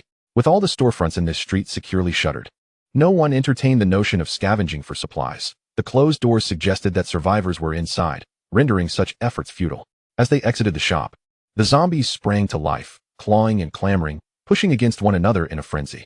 Let us get started. Mr. Fang, leading the charge with his submachine gun, began firing. Fang Xiyue and the others followed suit, just as they had the day before, as waves of zombies fell before them. On average, They managed to reach another shop every 10 minutes. Seizing the opportunity, Fang Xiyue marked down all the shops they passed, securing a fried chicken store, a skewer shop, a candied hawthorn booth, and a hot pot restaurant. The hot pot restaurant was particularly spacious, so they lingered there longer. "Hey, could you take us with you?" A boy, lying on the ground, called out as the shutter of the hot pot restaurant rose slightly. Fang Xiyue bent down slightly to see him. "This is public property. If you wish to leave, then do so," she replied ambiguously, though the implication was clear. They would not offer any assistance or protection. "All right, we'll just follow behind you. As long as we can get out of this street, we promise not to trouble you," the boy exclaimed, overjoyed. As he scrambled to his feet, "Everyone, gather your things quickly. Let's follow them out of this street." Everyone held on to their makeshift weapons, knowing they couldn't rely solely on the others for protection. The boy's excitement was palpable in his voice. Shortly after, the shutter fully opened, revealing a dozen boys, all young, likely students from a nearby university. However, that was not the crux of the matter. One among them was someone Fang Xiyue detested deeply. "Fang Xiyue, what are you doing here? You didn't come looking for me on purpose, did you? Previously, you pretended to be indifferent, claiming you didn't like me, then spoke so many insincere words. Now that danger has arisen, you come seeking me first. Given your apparent concern, I agree to accompany you," the boy said, tilting his head with a patronizing tone. Fang Xiyue's face instantly contorted into an expression of exasperation. The others shared her sentiments, their expressions equally perplexed. "Zhao Tianming, are you out of your mind? How many times must I tell you I'm not interested? Stop living in your delusions. Just looking at you makes me want to vomit." Fang Xiyue could no longer contain herself, unleashing her wrath. Did this person truly lack comprehension? Or did he selectively hear only what he wished? Was he crafting his own melodramatic narrative, believing himself to be the protagonist? "Who do you think you are, greasy man? With your looks, I wouldn't even glance at you, let alone my sister you. You wouldn't even be worthy of cleaning her toilet."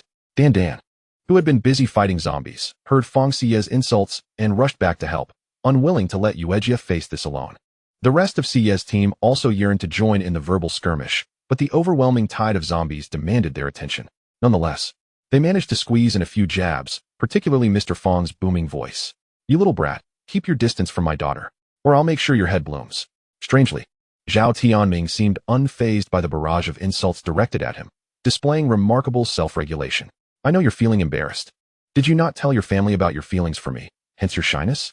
I won't hold it against you. We can discuss it privately," he replied, wearing an expression that suggested he understood her plight. Fang Xiyue felt utterly speechless. "Could you stop projecting your past actions onto me? You, Zhao Tianming, have persistently pursued me, and I've rejected you countless times.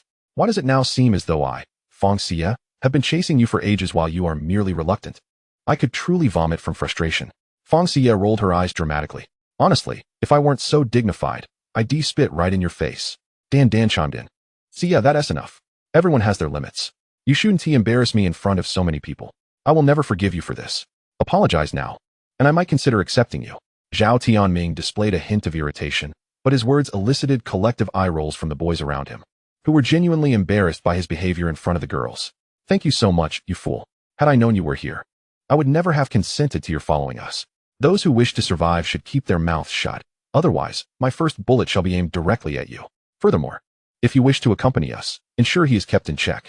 If he dares utter another word, I will not hesitate to leave you behind." Fang Xiyue was indeed somewhat venting her frustrations. After all, they were in the company of Zhao Tianming, who seemed to be on rather amicable terms with them. "Rest assured, we will definitely keep him quiet." One of the boys who had been crouched on the ground swiftly covered Zhao Tianming's mouth to prevent further speech.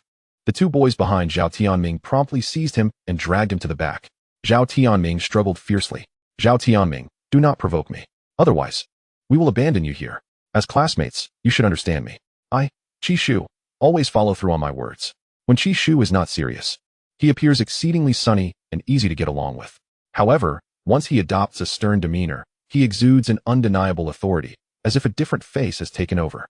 Zhao Tianming felt a wave of dread wash over him. For the last time he had witnessed such an expression on Qi Shu was during a time of conflict. Indeed, not a mere brawl, but an unilaterally enforced beating. Zhao Tianming promptly became compliant, breaking free from the grasp of the two boys and quietly retreating to the back. Fang Xiyue and Dan were satisfied, advancing with a victorious stride to join the front ranks. Qi Shu beckoned everyone to follow. Approximately half of the zombies on the street had been eradicated. Next to the hot pot restaurant stood a beverage shop, distinct from the previously visited milk tea store. Thus, Fang Xiyue proceeded to check in. At 9:23, They arrived at the first intersection of this street. The ground was submerged in water, making it impractical to wade through directly due to the abundance of zombies. Let us eliminate the zombies here and pile their corpses in this vicinity. We shall construct a bridge from their remains to cross over. Fang Xiyue surveyed the distance and deemed a jump impossible. She would likely land directly into the jaws of a zombie. Ultimately, upon observing the multitude of zombies present, she felt that using their carcasses to form a bridge was not an unfeasible proposal. Very well, let us proceed with this plan. The Fang family were pragmatic individuals, immediately commencing the elimination of the zombies ahead. One by one, the zombies toppled into the water. However, it was still insufficient. You strapping lads, come here and drag the zombie corpses from over there to fill this area. Initially, Fang's father had intended for them to handle it themselves. But upon turning around and noticing a group of dazed male students merely staring at them, he became incensed. How could they manage to be so utterly unmotivated? Did they not see the work at hand? Nevertheless, he was not one to remain silent if others shirked their duties. If you won't do it, I shall make you. Daughter, distribute gloves to each of them to prevent them from being scratched by the zombies. No sooner had Fang's father finished speaking than Fang Xiyue produced 12 pairs of exceptionally thick rubber gloves, directly handing them to Xiyue. The Xiyue team then tactfully stepped back, leaning against the entrance of the mobile phone store. Seizing the opportunity, Fang Xiyue checked in and acquired the mobile phone store. Seeing that they had cleared the space, Xiyue promptly distributed the gloves to the others and resignedly began to transport the zombie corpses. After all, they were the ones seeking assistance. It would be utterly unreasonable for them to do nothing. Of course, not all 12 were eager to participate, but it was clear that Xiyue's influence was the most compelling. Thus, even those who were reluctant ultimately engaged in the task, as it was preferable to being abandoned. Finally, through their relentless efforts, by nearly 10 o'clock, the pile of zombie corpses had reached a sufficient height and stability. Uncle, is this acceptable? Xiyue tentatively tested the stability by placing one foot on the makeshift bridge and, upon confirming its sturdiness, turned to Fang's father. Fang's father approached and did the same, verifying its stability as well. Let us proceed.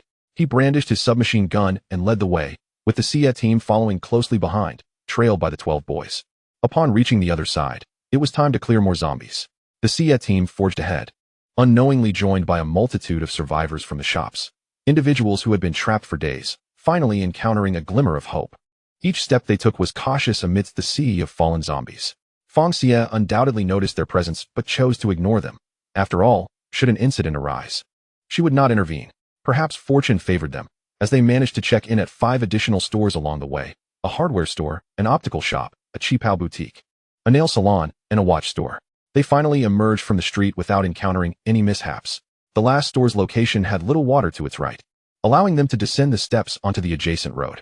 Fang Xiyue and her team moved forward for a stretch, while the others, upon reaching the roadway, sat down in exhaustion, having survived the ordeal. Yet, they seemed to have done little more than follow along. The 12 boys who had worked remained active. However, this did not concern Fang Xiyue. They were merely fellow travelers. It was time to part ways. Fang Xiyue summoned the off-road vehicle, and all members of the Xiyue team boarded. Fang Xiyue took the driver's seat and started the engine. A knock on the window drew her attention. It was Xiyue. She lowered the window. Thank you. Xiyue uttered no further words, simply expressing his sincere gratitude. You're welcome, Fang Xiyue replied nonchalantly, beginning to raise the window once more. Hey, Fang Xiyue, are you not going to let me in? Zhao Tianming interjected, his hand gripping the window glass. What a fool. Fang Xiyue pressed the accelerator, and the vehicle surged forward. Sister Yu, where on earth did you encounter such a weirdo? It seemed he was completely incapable of comprehending human speech. He can't possibly be some animal turned into a person, can he? Dandan was on the verge of exploding with frustration. What is this nonsense? Indeed, yeah. Where did you attract such a creature? Fang's father chimed in with his own sarcasm. He is from our school. He pursued me, but I did not acquiesce. I have no idea how his imagination ran wild, leading him to believe I had feelings for him, as if it were some sort of cat-and-mouse game. The more he imagined, the more absurd it became, culminating in the belief that I was chasing him yet could not attain him. I feel he must be a deranged individual who slipped through the cracks of society. The mere thought of Zhao Tianming left Fang Xiyue feeling profoundly uncomfortable, as if something were irking her. Sister Yu, I sympathize with you for 5 seconds. I truly wish to pummel him until he is black and blue, Dandan declared, raising her small fist and flailing it about aimlessly. Fang Xiyue smiled, and everyone followed suit, charmed by Dandan's adorableness. All right, no need to be angry. Hitting him would only sully your hands. With his character, he likely won't survive long in this apocalypse. Sooner or later, someone will set him straight. Fang Xiyue hardly regarded Zhao Tianming as a serious threat. Given his manner of dealing with people, he would inevitably face a harsh lesson from society, especially in an apocalyptic world devoid of laws. The vehicle continued its ascent, and the group gazed out the windows at the scenery beyond. It appeared as though this place had never been tainted by zombies. Everything looked just as it had before, with no signs of the undead on the roads. It truly seemed as if time had stood still here. Xiao Jie couldn't help but express how relaxing this place felt, free from tension or fear. We shall reside in the villa area above. Behind the villas, there's another residential community where I have 8 buildings. I was thinking of renting them out. If you wish to stay there, you're welcome to. Fang Xiyue casually dropped this bombshell. Wow, sister you have not only a villa but also 8 buildings here. You must be quite wealthy. Dandan, still unaware of the finer details, assumed there were 8 apartments in that community. Ahem, yeah, did you just say 8 buildings? Is that what I think it means? Xiao Jie was taken aback, realizing she had befriended a wealthy woman, or rather, an extraordinarily affluent one. Yes, let your imagination run wild. Fang Xiyue replied with a cheerful laugh. It was only upon reaching this destination that she felt a complete sense of relaxation. During the journey, she had genuinely worried about whether her family would all arrive safely. Had anything gone awry, she would have been haunted by guilt for life, unable to forgive herself. But now, they had finally arrived. 8 buildings. Dandan was just beginning to grasp the significance, her voice rising in excitement. Sister rich lady, I promise to be cute and obedient. Dandan leaned forward, playfully pouting. All right, Dandan, your sister is still here. Xiao Jie pulled Dandan back, preventing her from distracting Fang Xiyue while she drove. Okay. Dandan settled back in her seat, wrapping her arms around Xiao Jie. She felt truly fortunate to have 2 older sisters in her life. As the other members of the Fang family observed their camaraderie, they felt a sense of joy. Although Fang Xiyue was beautiful and academically gifted, she had never had many friends. Dandan and Xiao Jie were now her companions. At last, the vehicle entered the villa area, and they could see the houses ahead. Guards stood at the entrance, clad in camouflage uniforms, resembling soldiers. Fang Xiyue parked the car, and 2 soldiers approached the driver's side. Greetings, are you the owner of this villa area? The Yunxue Bun Villa District is now under military management. Soldiers always exuded a certain charisma. Dandan gripped Xiao Jie's hand tightly. Yes, the 8th villa belongs to me. Do you require proof of ownership? Fang Xiyue responded politely. Upon hearing about the 8th villa, the 2 soldiers exchanged glances. Fang Xiyue understood. They likely knew about the peculiarities surrounding that villa. Perhaps someone had attempted to enter before, but had been thwarted. Yes, please present your property deed and identification. We will verify and grant you access immediately. Fang Xiyue glanced at the soldiers' names, Zhuang and Shui Shui. She found it somewhat amusing that such names were given to soldiers. Host, you're mistaken. I did not arbitrarily assign those nicknames. One is named Zhou Dazhuang, the other Chen Shui. I was merely concerned you might forget their names, the system retorted. Okay, fair enough. Thank you, my dear system. Love you, Fang Xiyue affectionately praised. I may need a moment to locate it. This wasn't a deliberate attempt to delay. Her property deeds were stacked together, all looking identical. While the contents varied, she needed to open them to ascertain which one was correct. Feigning to rummage through her bag, she extracted the 9 property deeds and flipped through them one by one. Finally, she found the correct one in the 4th book. She handed the deed and her ID to Chen Shui outside. The soldiers were momentarily astonished by the stack of property deeds she produced. How could someone so young possess so many properties? They themselves didn't own a single apartment yet. The sheer number of deeds made them suspect she might be using forged documents. Unaware of their thoughts, Fang Xiyue would have gleefully displayed her over 1,000 property deeds had she known, leaving them utterly astonished. Zhou Dazhuang held the list of villa owners, and they meticulously verified the identity information and photographs. After confirming her identity, they returned her documents. Everything checks out. You may enter. Chen Shui gestured for the gate to be opened. Thank you, Fang Xiyue replied, reclaiming her documents and driving through the gate. Behind them, Zhou Dazhuang nudged Chen Shui. Did you see that car? It was so cool. He had struggled to contain his enthusiasm for the vehicle, not wanting to appear overly eager. It is indeed impressive. But we can't afford it. Even if we could, it's not available now, Chen Shui remarked as they resumed their posts. The car halted in front of Villa number 8. Fang Xiyue sensed that they were being observed, likely by those who had previously attempted to enter the villa. However, now that they were here, they were undoubtedly safe. Fearless, Fang Xiyue remotely opened the garage door and drove the car inside. Once parked, she began unbuckling her seatbelt. Yeah. Pinch Dad, is this real? It's more luxurious than where we lived before. Fang Dad felt as if he might faint from the sudden transition to wealth. His heart raced at the unexpected turn of events. Don't embarrass my dear daughter. Your kindness towards your father is truly remarkable. All the care I have bestowed upon you has not been in vain. Upon hearing the mention of a game room, Father Fang promptly exited the vehicle. The group ascended directly from the garage. The garage is equipped with both an elevator and stairs, yet everyone chose to take the stairs. The villa boasts a layout of 1 basement level and 2 above-ground floors, encompassing nearly 600 square meters. The first and second floors each contain 5 bedrooms, all with en-suite bathrooms. The first floor has 3 rooms, while the second floor has 2, along with a study and other spaces. The basement area features a gaming zone, gym, cinema, and an expanded bedroom. Upon reaching the first floor, Fang Xiyue intended to explore the villa, but the others had gathered around the living room sofa. She decided to allocate the rooms first, allowing everyone to establish a sense of personal territory and ensuring that they would not intrude upon one another's private spaces. Fang Xiyue planned to assign the 3 rooms on the first floor to her grandparents, maternal grandparents, and her friends, Dan Dan and Xiujia. The 2 rooms on the second floor would be designated for herself and her parents. After announcing her temporary allocations, she looked up at everyone. Knowing that she could not allow Dan Dan and Xiujia to stay here indefinitely, as this was indeed a private residence. Even though they were teammates, they could not intrude upon her family's life. Yeah, you can reside on the second floor by yourself. I will share the basement room with your mother, Father Fang suggested. Believing that it was essential to maintain private space with his daughter, they resolved not to ascend to the second floor unless necessary. Uncle and Auntie, Xiujia and I will stay in the basement, and you can occupy the first floor. Once the residential area where Yujia is located is ready, we will move there. Although they had joined Xiye's team, they could not simply move into her home. They planned to rent a unit in Yujia's area, and they would owe her the first month's rent until they secured a crystal core. Dan Dan blinked at Fang Xiyue. Of course, the first month will be rent-free for you, Fang Xiyue said, playfully squeezing Dan Dan's cheek. It was not that she was stingy, but residing in the residential area required payment. Otherwise, access would be denied. Thank you, Yujia, Dan Dan exclaimed joyfully, as if she had stumbled upon a great bargain. Children without ulterior motives are indeed refreshing. Most people might feel uncomfortable in such a situation, thinking it inappropriate for teammates to charge rent. However, Xiujia felt no qualms about the arrangement. After all, Yaya had saved her life, a debt she could never fully repay. They had only known each other for a few days. Chapter 50. Whose dog is barking at my door? Despite being teammates in the same squad, even close brothers must keep accounts clear. They could not take advantage of Yaya. All right, it's settled then. Let's all head to our rooms for a shower.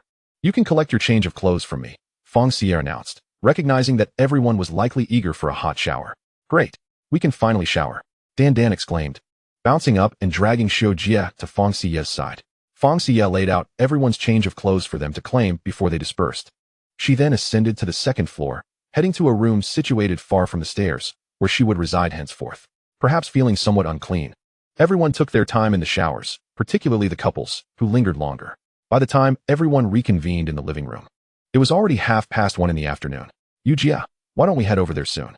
After all, it's still early, Dan Dan suggested eagerly, eager to experience what it felt like to have 8 grand buildings. It's almost 2 o'clock, and we haven't even had lunch yet. Aren't you all hungry? Let's eat first, and then we can go over, Fang Xiyue replied. On their first day in this new home, they decided to enjoy a hot pot meal. She took out some ingredients and seasonings, saying, Mom will cook today. Fang Ma happily got up to prepare the meal. The villa was well equipped, though the fridge was devoid of ingredients. Fang Xiyue opened the fridge and stocked it with various items. Although the power in the villa area had been cut, the electricity in the 8 buildings would never falter. Naturally, everyone couldn't allow Fang Ma to cook alone, so they gathered in the kitchen to lend a hand. Fortunately, the kitchen was spacious enough to accommodate everyone. They agreed to tour the villa after their meal, as it would still be there waiting for them. Around 3:30, the Xiyue team began their meal. In high spirits, Fang Xiyue even brought out some wine, and everyone cheerfully clinked their glasses in a toast to their future lives together. The result of drinking wine was that everyone ended up quite tipsy. Fang Xiyue had a relatively good tolerance for alcohol. At least she was able to escort each inebriated person back to their respective rooms. Thankfully, the villa's automatic cleaning feature ensured that they wouldn't have to deal with any mess. After seeing everyone settled back in their rooms, she returned to her own and fell into a deep slumber. Unbeknownst to Fang Xiyue, news of the occupancy of the 8 villas soon spread. Even though the internet was down, it was unclear how the information circulated. Thus, when Fang Xiyue was awakened by the ringing of the doorbell, she felt quite irritable. She had a severe case of morning grouchiness. If she did not wake up naturally, her mood would be foul. Of course, being awakened by an alarm was less aggravating than being disturbed by someone else. With a huff, Fang Xiyue rolled out of bed and, clad in slippers, made her way downstairs. In her irritation, She even forgot about her psychic abilities that could have allowed her to check without going outside. She also overlooked the fact that there were surveillance cameras at the entrance, which would have provided her with the necessary information. Fuming, she stormed to the door.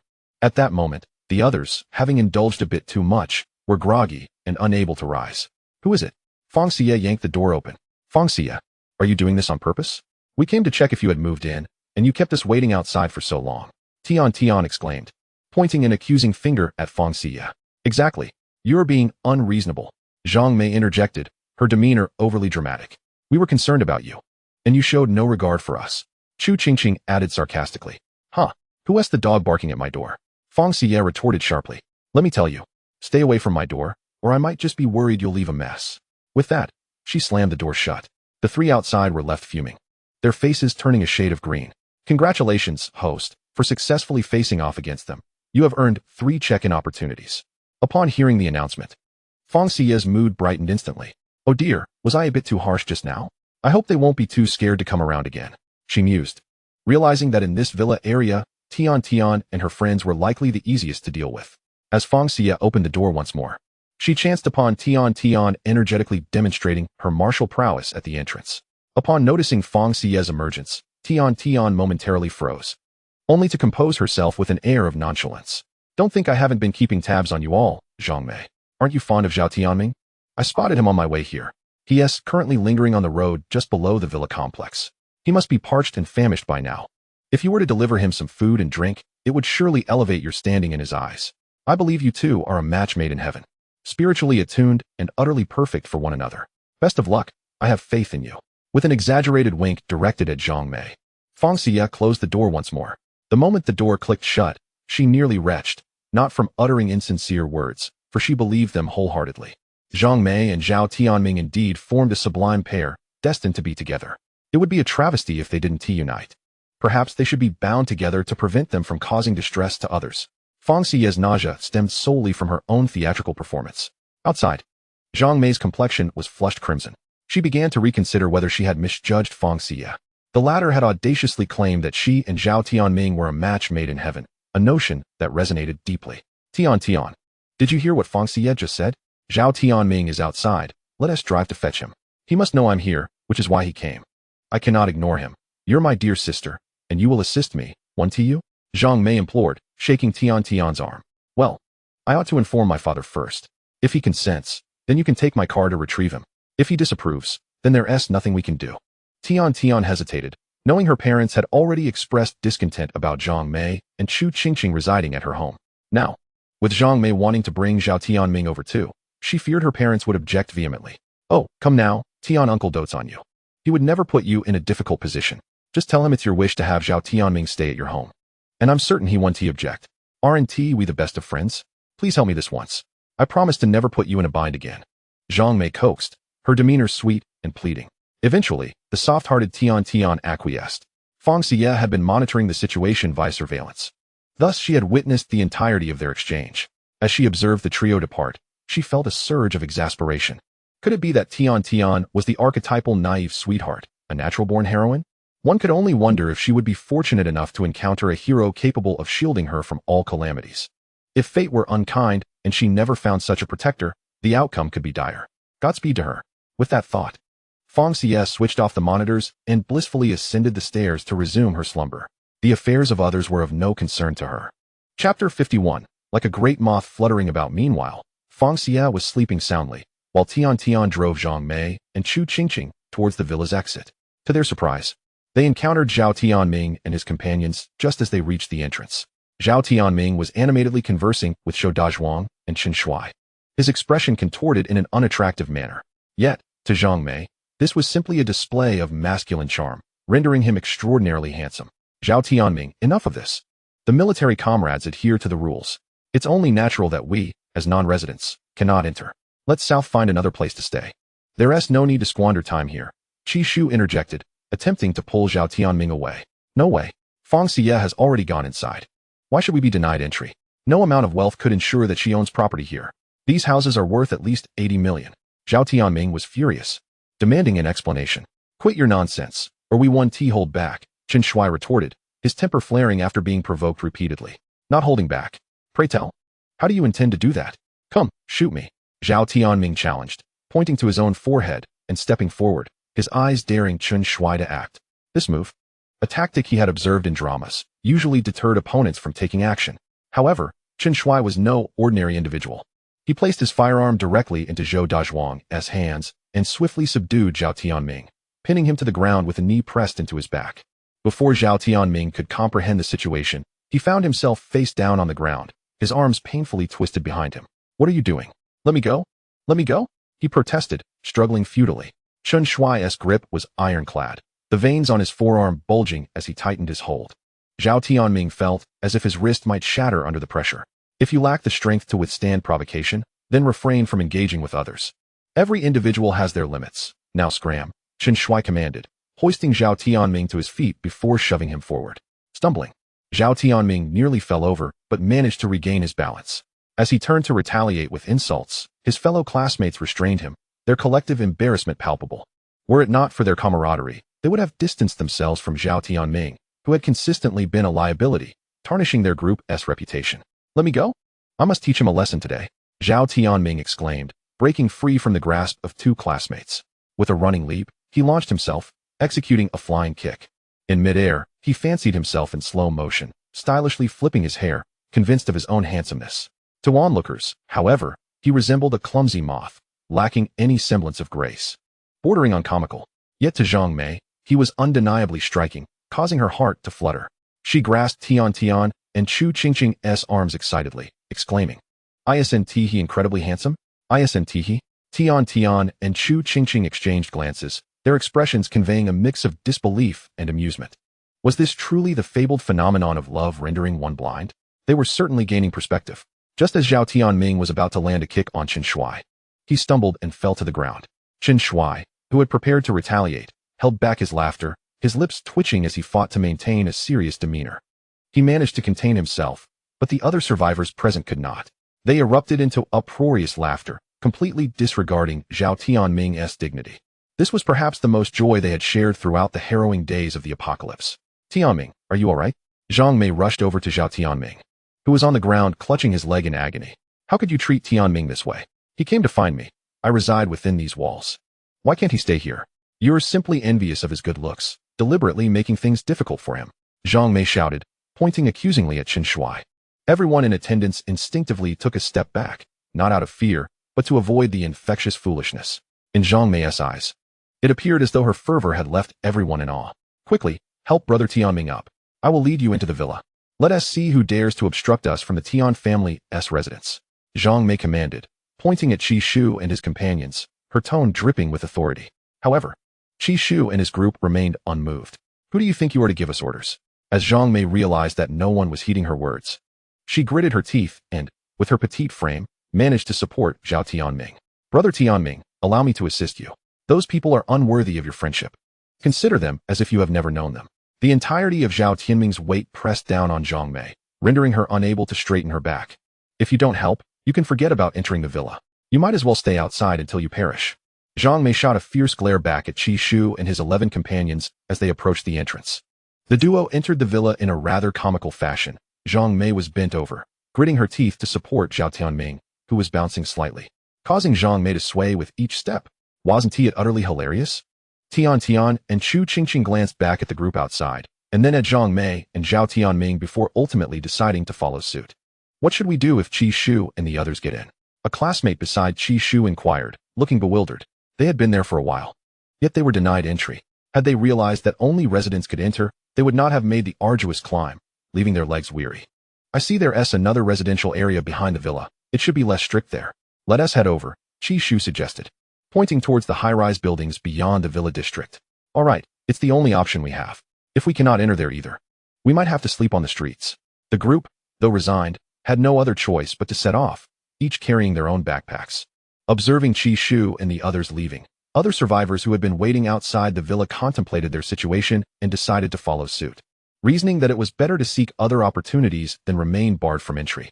Meanwhile, Tian and her companions returned to Villa 12. Tian's father, Tian Ba, was vehemently opposed to Zhao Tianming staying over. The mere thought of having 2 additional mouths to feed angered him immensely. The audacity of bringing another freeloader into their midst was simply intolerable. "Dad, Please don't be angry. Zhao Tianming is someone Zhang Mei cares for. He is injured. So let him stay here, Tian pleaded, attempting to charm her father. No way, not a chance.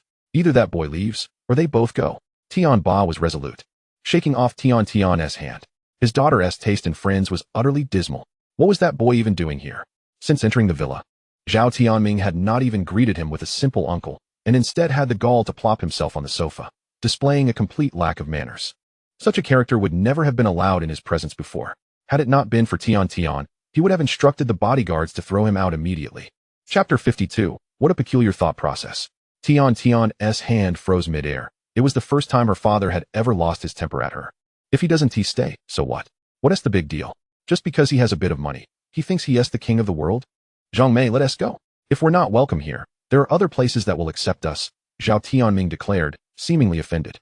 Pulling Zhang Mei up to her feet. Despite her reluctance to leave, Zhang Mei had no choice but to comply since Zhao Tianming had spoken. They walked out, and no one called them back. Zhao Tianming paused and turned to face Tian Ba. Oh, by the way, I forgot to mention, I'm a rare ability user. A fire type one at that. Feeling rather pleased with himself, he continued walking, expecting Tian Ba to stop him, hoping to win him over due to his abilities. But as they stepped out the door, silence followed them. No one called after them. Now that they were out, there was no turning back. How did you know I was here? Did you come to the door to greet me? Zhao Tianming suddenly realized the detail. It was Fang Xiyue who told me. She said we are a match made in heaven, Zhang Mei replied, her face flushing as she gazed lovingly at Zhao Tianming. Fang Xiyue said that? Zhao Tianming smirked, convinced that Fang Xiyue harbored feelings for him. After all, she had gone out of her way to send Zhang Mei to fetch him. What a classic case of saying one thing while meaning another. If he hadn't discovered it himself, no one would have known about her silent devotion. His thought process certainly was uniquely peculiar, interpreting things in such a convoluted manner. Does Fang Xiyue live here? Take me to find her. Let's stay at her place. Zhao Tianming commanded Zhang Mei to lead him to Fang Xiyue. To Fang Xiyue's house? She definitely won't let us in, Zhang Mei asserted with certainty. That may be true for you, but she would surely welcome me. She specifically sent you to fetch me, didn't she? Her heart is with me. Trust me. We'll get in, Zhao Tianming said, smirking as he licked his lips. Upon hearing this, Zhang Mei's temper flared. So, Fang Xiyue has been scheming all along, using me to win favor with Zhao Tianming. I'm the one putting in the effort, yet he only remembers her kindness. I thought she was genuinely wishing me well. What a deceitful little wretch. Hurry up, let us go. I'm exhausted. Zhao Tianming urged Zhang Mei, who seemed lost in her thoughts. She snapped back to reality and quickly assisted him towards Villa 8. Tian, should we go out and see what they're up to? Chu Qingqing whispered, inching closer to Tian. See what? If you're still thinking about them, just follow them out, Tian Ba interjected before Tian could respond. Chu Qingqing was startled and bit her lip in silence. There was no way she would be foolish enough to leave the Tian family villa. Here, there was food, drink, and entertainment. Why would she choose to suffer outside? I'm sorry, Uncle Tian. I promise I won't go looking for him again. Please don't be angry, Chu Qingqing said, moving beside Tian Ba and wrapping her arms around his. Tian Ba swiftly pulled away, standing up as if he had been touched by something vile. This was not the first time Chu Qingqing had initiated physical contact with him. As a titan of the business world, he understood her intentions all too well. However, he was no beast driven by primal urges. He wouldn't simply pounce on any female. He and his wife had been deeply in love since high school. He would never betray her. Moreover, in his eyes, no woman could compare to his wife's beauty and grace. If it weren't for his daughter, he would have expelled both Chu Qingqing and Zhang Mei long ago. Why wait until now? In a couple of days, he would find an excuse to send Chu Qingqing packing as well. His daughter was nothing like him. She lacked any shrewdness. I'm going upstairs to rest. Tian, you should head back to your room too. Don't be so naive as to let anyone into our home. Do you discern their intentions? After Tian Ba's remark, he cast a glance at Chu Qingqing before ascending the stairs. Chu Qingqing's complexion turned pale. She had not anticipated reaching such a juncture. Was Tian Ba truly unfazed? Is he not a man? Is it not said that men can stray? Do they not indulge in the allure of wildflowers, regardless of their form or beauty? While she may not be conventionally attractive, she still holds the virtue of being an untouched maiden. She is youthful, she is radiant. It baffles her how Tian's mother has bewitched him so thoroughly, to the point of infatuation with a woman of advancing years. Having resided here for several days, she has yet to lay eyes on Tian's mother. The second floor is their private sanctuary, strictly off limits to others. On a prior occasion, she attempted to sneak upstairs, only to be caught and reprimanded harshly by the housekeeper. It was from that moment on she resolved to claim this villa as her own. How dare a mere housekeeper raise her voice at her? Yet, despite her repeated attempts at seduction and testing, each endeavor has met with failure. Nevertheless, Chu Qingqing is not one to be easily disheartened. The more challenging the pursuit, the more she yearns to conquer it. She revels in the thrill of conquest. As long as she resides here, opportunities abound. A calculating glint sparkled in Chu Qingqing's eyes. Tian, let us retreat to our room for slumber, she suggested, wrapping her arms around the still-dazed Tian as they made their way to the chamber. Tian was led back to the room, and Chu Qingqing feigned the role of a caring sister, offering her comfort. Soon, Tian succumbed to sleep amidst her tears. Chu Qingqing disdainfully wiped away the tears on her shoulder before returning to her own quarters. Meanwhile, Zhao Tianming and Zhang Mei had arrived at the entrance of Villa 8. Zhang Mei pressed the doorbell. Isn't there a power outage? How is Fang Xiyue's doorbell still functioning? Zhao Tianming inquired, perplexed. It must be powered by batteries. Such doorbells are the most rudimentary and inexpensive, Zhang Mei deduced. Thus, it stands to reason that Fang Xiyue lacks financial means. This house may very well be a gift from her benefactor. I wonder how her patron would react if they knew she was using their property to host others? Zhang Mei speculated with malice. Zhao Tianming frowned. Although he was reluctant to believe that Fang Xiyue was living off a benefactor, their long acquaintance had revealed that she previously wore no designer labels. This led him to reluctantly accept the possibility of her being supported. What rich second-generation heir? This isn't a television drama. Such extraordinary plots are implausible. He had previously doubted his own worth, feeling inadequate compared to her. After waiting a while without a response, he impatiently pressed the doorbell again. Who is it? It's late at night, and you are making a racket. If they aren't opening the door, it's clear they don't want to see you. Hurry up and leave. Don't disturb our rest. Chapter 53. How embarrassing it must be. No one emerged from Villa 8. However, the owner of Villa 10, situated across the way, was awakened by the commotion. He stood on his second-floor balcony, shouting down at Zhao Tianming and Zhang Mei. What does it concern you? Why are you making such a fuss? We didn't ring your doorbell. Zhao Tianming, unwilling to suffer such indignity, shouted back at the owner of Villa 10. You little brat, just wait. I'll break your legs today. How dare you be so brazen in our villa district? Do you even know who I am?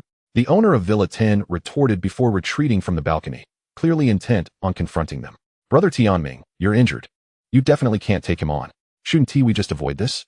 Zhang Mei urged Zhao Tianming to leave. Zhao Tianming had anticipated the owner of Villa 10 to have such a volatile temperament, ready to confront him directly. With Fang Xiyue showing no intention of opening the door, they had no choice but to leave in disgrace. When the owner of Villa 10 emerged, he found the area deserted. Leaning on the mop he held, he muttered, "They sure skedaddled quickly, cowards." With that, he turned and went back inside. Awakened once more, Fang Xiyue first checked the surveillance. Upon recognizing Zhao Tianming and Zhang Mei, she threw her phone aside and nestled back under the covers, completely uninterested in opening the door. What a foolish endeavor. They dare to seek me out again. Their audacity is as thick as a city wall. Seeing the owner of Villa 10 rush out with a mop, she couldn't help but chuckle. He was rather amusing. Meanwhile, Zhao Tianming and Zhang Mei, with nowhere else to go, returned to the Tian family villa, only to find the front gate firmly shut. Two security guards stood inside the entrance. Could you please open the door? It's me, Zhang Mei. I used to live here, she said sweetly to the guards. The two exchanged glances, incredulous. Did she think they were deaf or blind? They were well aware of the events that had transpired in the villa. She had been kicked out, yet here she was, shamelessly returning, hoping they would let her in. The guards remained silent, completely ignoring Zhang Mei and Zhao Tianming. Come on, let us in. I just want to apologize to Uncle Tian. He will surely forgive me, Zhang Mei pleaded, shaking the iron gate. But no matter what she said, the guards did not respond. Enough, stop begging. It's clear they have no interest in us. Let us find a place to stay for the night, and tomorrow we can seek out Qi Shu and the others. I refuse to believe that as a supernatural being, I can't survive. Eventually, they will come to me for help, and when that day comes, I won't give them a second thought. After Zhao Tianming declared his fierce resolve, he led Zhang Mei away. The two guards muttered under their breath, calling them foolish. Did they think they were the only ones with powers? In the entire Tian family, while not everyone was a supernatural being, at least a third were. Even Tian Ba himself possessed wind abilities. One of the guards was wood-based, the other earth-based. Who among them was not a supernatural being? In this state of affairs, even swatting an ant would be a challenge. Yet they believed themselves invincible. How laughable. On June 22nd, the 9th day of the apocalypse, the Fang family villa buzzed with activity early in the morning. Having not thoroughly explored the villa the previous day, everyone awoke, quickly washed up, and skipped breakfast to embark on their adventure within the villa. Wow, wow, wow. Exclamations of awe echoed, especially from the basement, where their astonishment was heightened. This villa is exquisitely decorated. All right, everyone hurry up and come eat. We need to check out the Jingxiu Star City residential areas soon. Fang Xiyue called for everyone to gather for breakfast. Okay, coming. Dan was the first to respond enthusiastically. In the morning, one typically indulges in a bowl of congee accompanied by a modest serving of cold dishes and a boiled egg. A breakfast laden with grease is deemed undesirable, as per the dietary customs of the Fang family. After their morning repast, Dan and Sister Xiao, with their small backpacks in tow, eagerly followed Fang Xiyue, their excitement palpable as they anticipated the unveiling of their future residence. Let us all venture forth together. There is no need for vigilance here. It is quite safe. Fang Xiyue resolved, determined to bring the entire family along to explore the new abode. In the future, should we decide to open a shop, everyone will undoubtedly need to lend a hand there. Very well, let us proceed together, agreed Fang Ba, who had already harbored the intention of inspecting his daughter's building. A matter of immense pride for him. Upon reaching the garage, they entered the vehicle, and the SUV smoothly departed from Building 8. Just after making a turn, they spotted Zhao Tianming and Zhang Mei seated on a bench. The moment they caught sight of the vehicle, they sprang to their feet, attempting to halt its progress. Had it not been for Fang Ba's swift reflexes, the two might have found themselves perilously close to being struck. Are you out of your mind? Can't you see the car? Fang Ba bellowed in frustration. Zhao Tianming pounded on the passenger side door, glaring furiously at Fang Xiyue. She rolled down the window. Speak quickly. Do not waste my time, she retorted, her tone dripping with disdain, as if she were gazing upon something repugnant. How can a young lady speak so coarsely? Why didn't you open the door for me yesterday? We were forced to remain outside all night. Had the weather been colder, we would have caught a chill. Zhao Tianming accused, his eyes fixed on Fang Xiyue. Oh, and what concern is that of mine? Who are you that I should feel compelled to open the door for you? If it had not been for the opportunity to check in, she would have long since departed, sparing herself this exchange. You are merely stubborn. You claim not to fancy me. Yet you were the one who informed Zhang Mei that I was outside, prompting her to come and fetch me. Do you deny it? Zhao Tianming seemed to believe he had struck a chord with Fang Xiyue. Oh my, listen to yourself. What audacity to utter such words. I informed Zhang Mei solely because she harbors feelings for you. It was for her benefit, not yours. Were it not for her, who would even spare you a glance? You average man. Fang Xiyue shot a disdainful glance at Zhang Mei, who stood behind Zhao Tianming, her expression revealing that she had likely concocted an array of misconceptions. Hearing Fang Xiyue assert that she acted for her sake, yet simultaneously label Zhao Tianming as an unremarkable man, left Zhang Mei momentarily torn between delight and indignation. Ultimately, she chose silence, though her demeanor visibly softened. I advise you to vacate this place promptly, lest I summon the military personnel at the entrance to escort you out. That would be quite the embarrassment. With that, Fang Xiyue rolled up the window. As Fang Ba pressed the accelerator, the vehicle brushed past Zhao Tianming, startling him to the brink of losing his balance. Congratulations, host, for a successful retort. You have earned a check-in opportunity. It appeared that this time, Zhang Mei had made no contribution. With this occurrence, she now had 20 check-in opportunities remaining. She would later investigate whether there were chances to check in at Jingxiu Star City. It was imperative that she check in at every location she had yet to visit. Chapter 54. Was the list mistaken? As the vehicle approached the entrance of the villa, they were greeted by 2 additional military personnel stationed there today. In addition to Zhou Dazhuang and Qin Shuai, there were 2 new soldiers named Junjun and Fei Fei. Upon seeing the vehicle emerge, Qin Shuai and Zhou Dazhuang hurriedly moved to open the gate. Miss Fang, where are you headed? How long do you intend to be away? We need to register this information, Qin Shuai inquired, adhering to protocol. We are going to the residential complex at the back, Jingxiu Star City.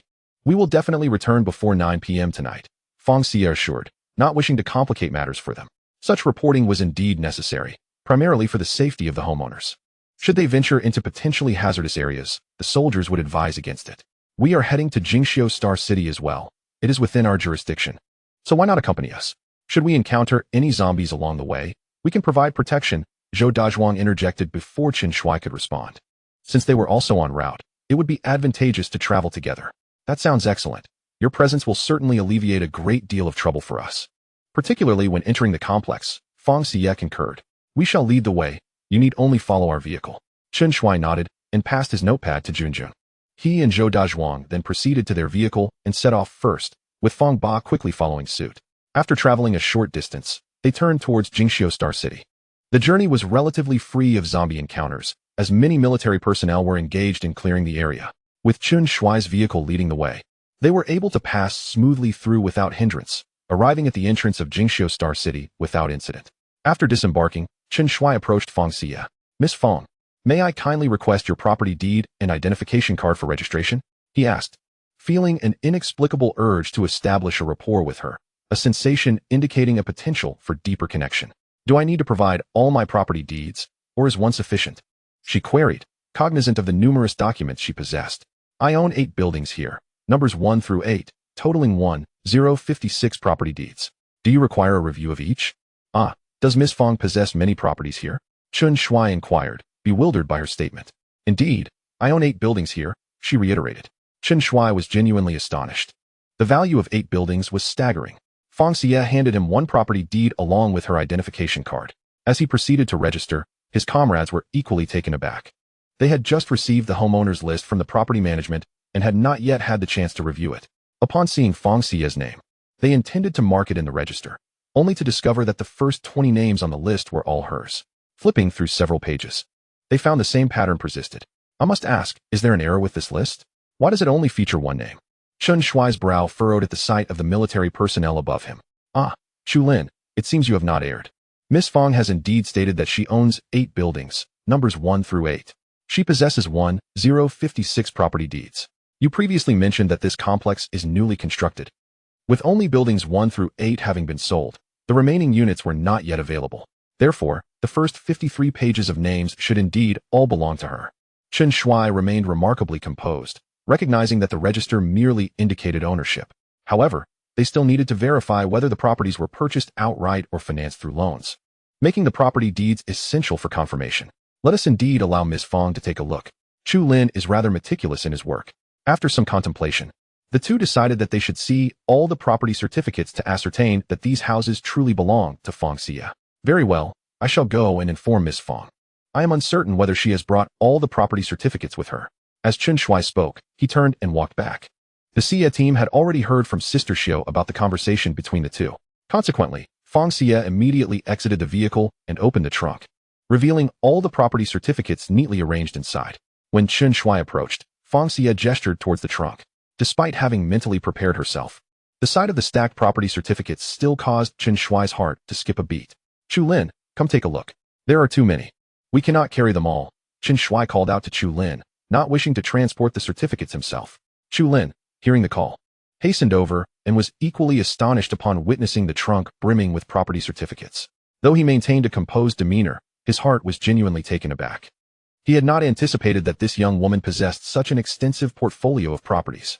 The three of them, Chen Shui, Zhou Dazhuang, and Chu Lin, began to sift through the certificates, cross-referencing them one by one. Finally, by 9:30 in the morning, the registration was completed. Miss Fang, here is your identification card. You may proceed in. Chu Lin returned her ID.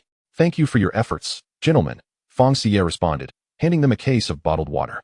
You must be parched here, so consider this a token of gratitude for your diligent registration. Although the tap water had not yet been cut off, it was clear that no one dared to use it for drinking. That simply cannot be, the three of them protested, waving their hands in refusal. Oh dear, I can hardly carry it. Fang Xiyue feigned struggle with the weight of the water. Zhou Dazhuang stepped forward to accept the case. Very well. Having taken it means it is yours now. Let us proceed inside. We are all friends here, so let us not concern ourselves with such trivialities. Are we not all one family, military and civilian alike? Do you not wish to befriend me? As she spoke, Fang Xiyue closed the trunk. Why should one cultivate a good relationship with the military? Naturally, it was because of their numbers. It was not solely due to the protection they offered, but also because their presence instilled a sense of hope. There was an inexplicable sense of security, as if the sight of them could resolve all difficulties. She did not wish for them to toil for the common people while she struggled alone. To her, these supplies were insignificant, but to these soldiers, they were exceedingly scarce. The resources they gathered were first distributed to the civilians, leaving them to bear the brunt of hardship. Fang Xiyue contemplated that if they were without shelter, she could certainly offer them space in her building. Of course, she would still charge rent, for she understood that these military brothers would never reside in her property without compensation. That would only make them uneasy. We mean no offense, the three of them insisted, eager to befriend someone as gracious as her. Fang Xiyue smiled with satisfaction and returned to the passenger seat, opening the car door. Chapter 55. Overwhelmed by surprise. Zhou Dazhuang set the case of water down on the ground and clapped his hands together, chiding himself for being so careless. This case contained a full 24 bottles. They truly were in need of water, yet had never contemplated taking even a single cent from the civilians. By the way, I wonder if you have a place to stay. My building will eventually be available for rent. If you find yourselves without accommodation, you will have priority, Fang Xiyue inquired, still eager to offer her assistance. In her view, if there were habitable spaces, they would undoubtedly prioritize sheltering the survivors. They were likely just managing with makeshift tents outdoors. She possessed the means, and thus was inclined to facilitate their situation. Is that true? We have nearly 90 people, Zhou Dazhuang exclaimed, astonished by the unexpected opportunity. They could not take from the civilians, but surely renting a place to stay was permissible. While they had managed to endure the current mild weather, they could not remain outside indefinitely once winter arrived. Indeed, it is true. You may discuss with your leadership how many units you wish to rent. I will reserve spaces for you. I will do my best to arrange for you to stay together, and each unit comprises 3 rooms. If you prefer, 3 of you can share a unit as well. The rent is quite reasonable, at 300 crystal cores per unit each month. Therefore, if the 3 of you share a unit, it would only cost 100 crystal cores per person monthly. Quite a bargain, I dare say. You are aware that a crystal core is the substance found within the brains of zombies, correct? Of course, you may defer the first month's rent. As the zombies have yet to evolve, Fang Xiyue elaborated on her rental terms, confident that they would weigh their options accordingly and would require time for discussion. 1 crystal core equates to 10 yuan, which means her rent is 3,000 yuan per unit, a remarkably low price. Thank you, Miss Fang. We will consult with our leadership and then come find you, Chen Shui replied, excitement evident in his voice. While they were uncertain if zombies would evolve to produce crystal cores in the future, acquiring them would not be a challenge. The real difficulty lay in finding shelter. The regulations stipulated that those with housing would be prioritized for survivors. Naturally, rent would still be charged, as they provided protection and deserved compensation to sustain their military operations. After all, they had families to care for as well. Moreover, waiving rent would lead many survivors to remain idle at home, relying on the military for support. No matter how capable the military, they could not sustain such a large number of people. Thus, it was essential to establish regulations from the outset. Those who wished to enter could do so, while those who did not could leave. They could not occupy other properties. But Fang Xiyue belonged to her privately. She had the discretion to rent to whomever she chose. Should they secure the rental, they would be able to bring their families over. I will be staying here for the time being, so you may come directly to me. If you need anything in the future, you can reach out to members of our team. 2 of our members will be residing here. Simply approach them, she instructed. I will take them inside to view the accommodations, and when we come out, I will inform you of our residence. As Dan and Sister Xio opened the windows to peek out, Dan called out, "It's me. If you need anything, just look for me, and I will help you contact Sister Yu." "Thank you." The 3 of them responded sincerely. "You're welcome. I'm leaving." After Fang Xiyue finished speaking, she boarded the car, which then drove into the community. Previously, she had only inspected her own building, Block 8, and had not ventured elsewhere. She contemplated taking a stroll later to see if there were any commercial properties available. Should there be, she wished to attempt securing a lease, which would enable her to open a shop directly. If unsuccessful, she would have to operate within the residential building. It would not be unfeasible to dedicate an entire building for her business. The vehicle soon came to a halt, as Building 1 was indeed quite close to the entrance. My goodness, how towering it is. After disembarking, everyone instinctively looked up, their necks tilting at a 90-degree angle to catch a glimpse of the top. Let us proceed inside and take a look. Fang Xiyue used her facial recognition to unlock the entrance. The system was guaranteed to deliver quality. All buildings from Block 1 to Block 8 were equipped with facial recognition devices that permitted entry solely through this method. There was no risk of power outages, ensuring constant accessibility. Other buildings likely employed keys or codes, which could potentially be compromised, rendering them less secure than facial recognition. Moreover, the system's facial recognition could even identify twins. As long as Fang Xiyue accompanied someone through the door, the device would recognize their faces and automatically register them for future access. If an outsider wished to contact a resident within, they could simply press the room number on the door to communicate. They took the elevator to room 602. Each room's decor was identical. One merely needed to select their preferred floor. Dan and Sister Xio, being young women, chose to reside on the 6th floor, neither too high nor too low. The 2 decided to rent an apartment together, 3 rooms being ample for their needs, especially considering the spacious 125 square meters, allowing for even rolling around inside. "What do you think? Are you satisfied with this place?" Fang Xiyue inquired, observing the joy radiating from Dan and Sister Xio. "Absolutely, we are very pleased." "Thank you so much, Yuejia," Dan exclaimed, giving Fang Xiyue a hug, followed by Sister Xio doing the same. "Darling, didn't you say you wanted to open a shop here? Perhaps my mother and I could move in as well, to keep an eye on things and help you manage the rent." Fang Ba was quite fond of the decor here, believing that as children grow older, they require their own private space.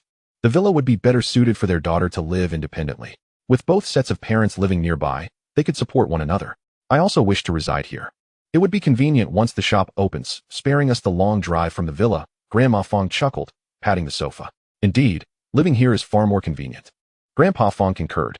Shall we occupy rooms 601, 501, and 502? The four of us elderly can reside on the 5th floor, while you and Dandan stay on the 6th. Grandma Fang proposed.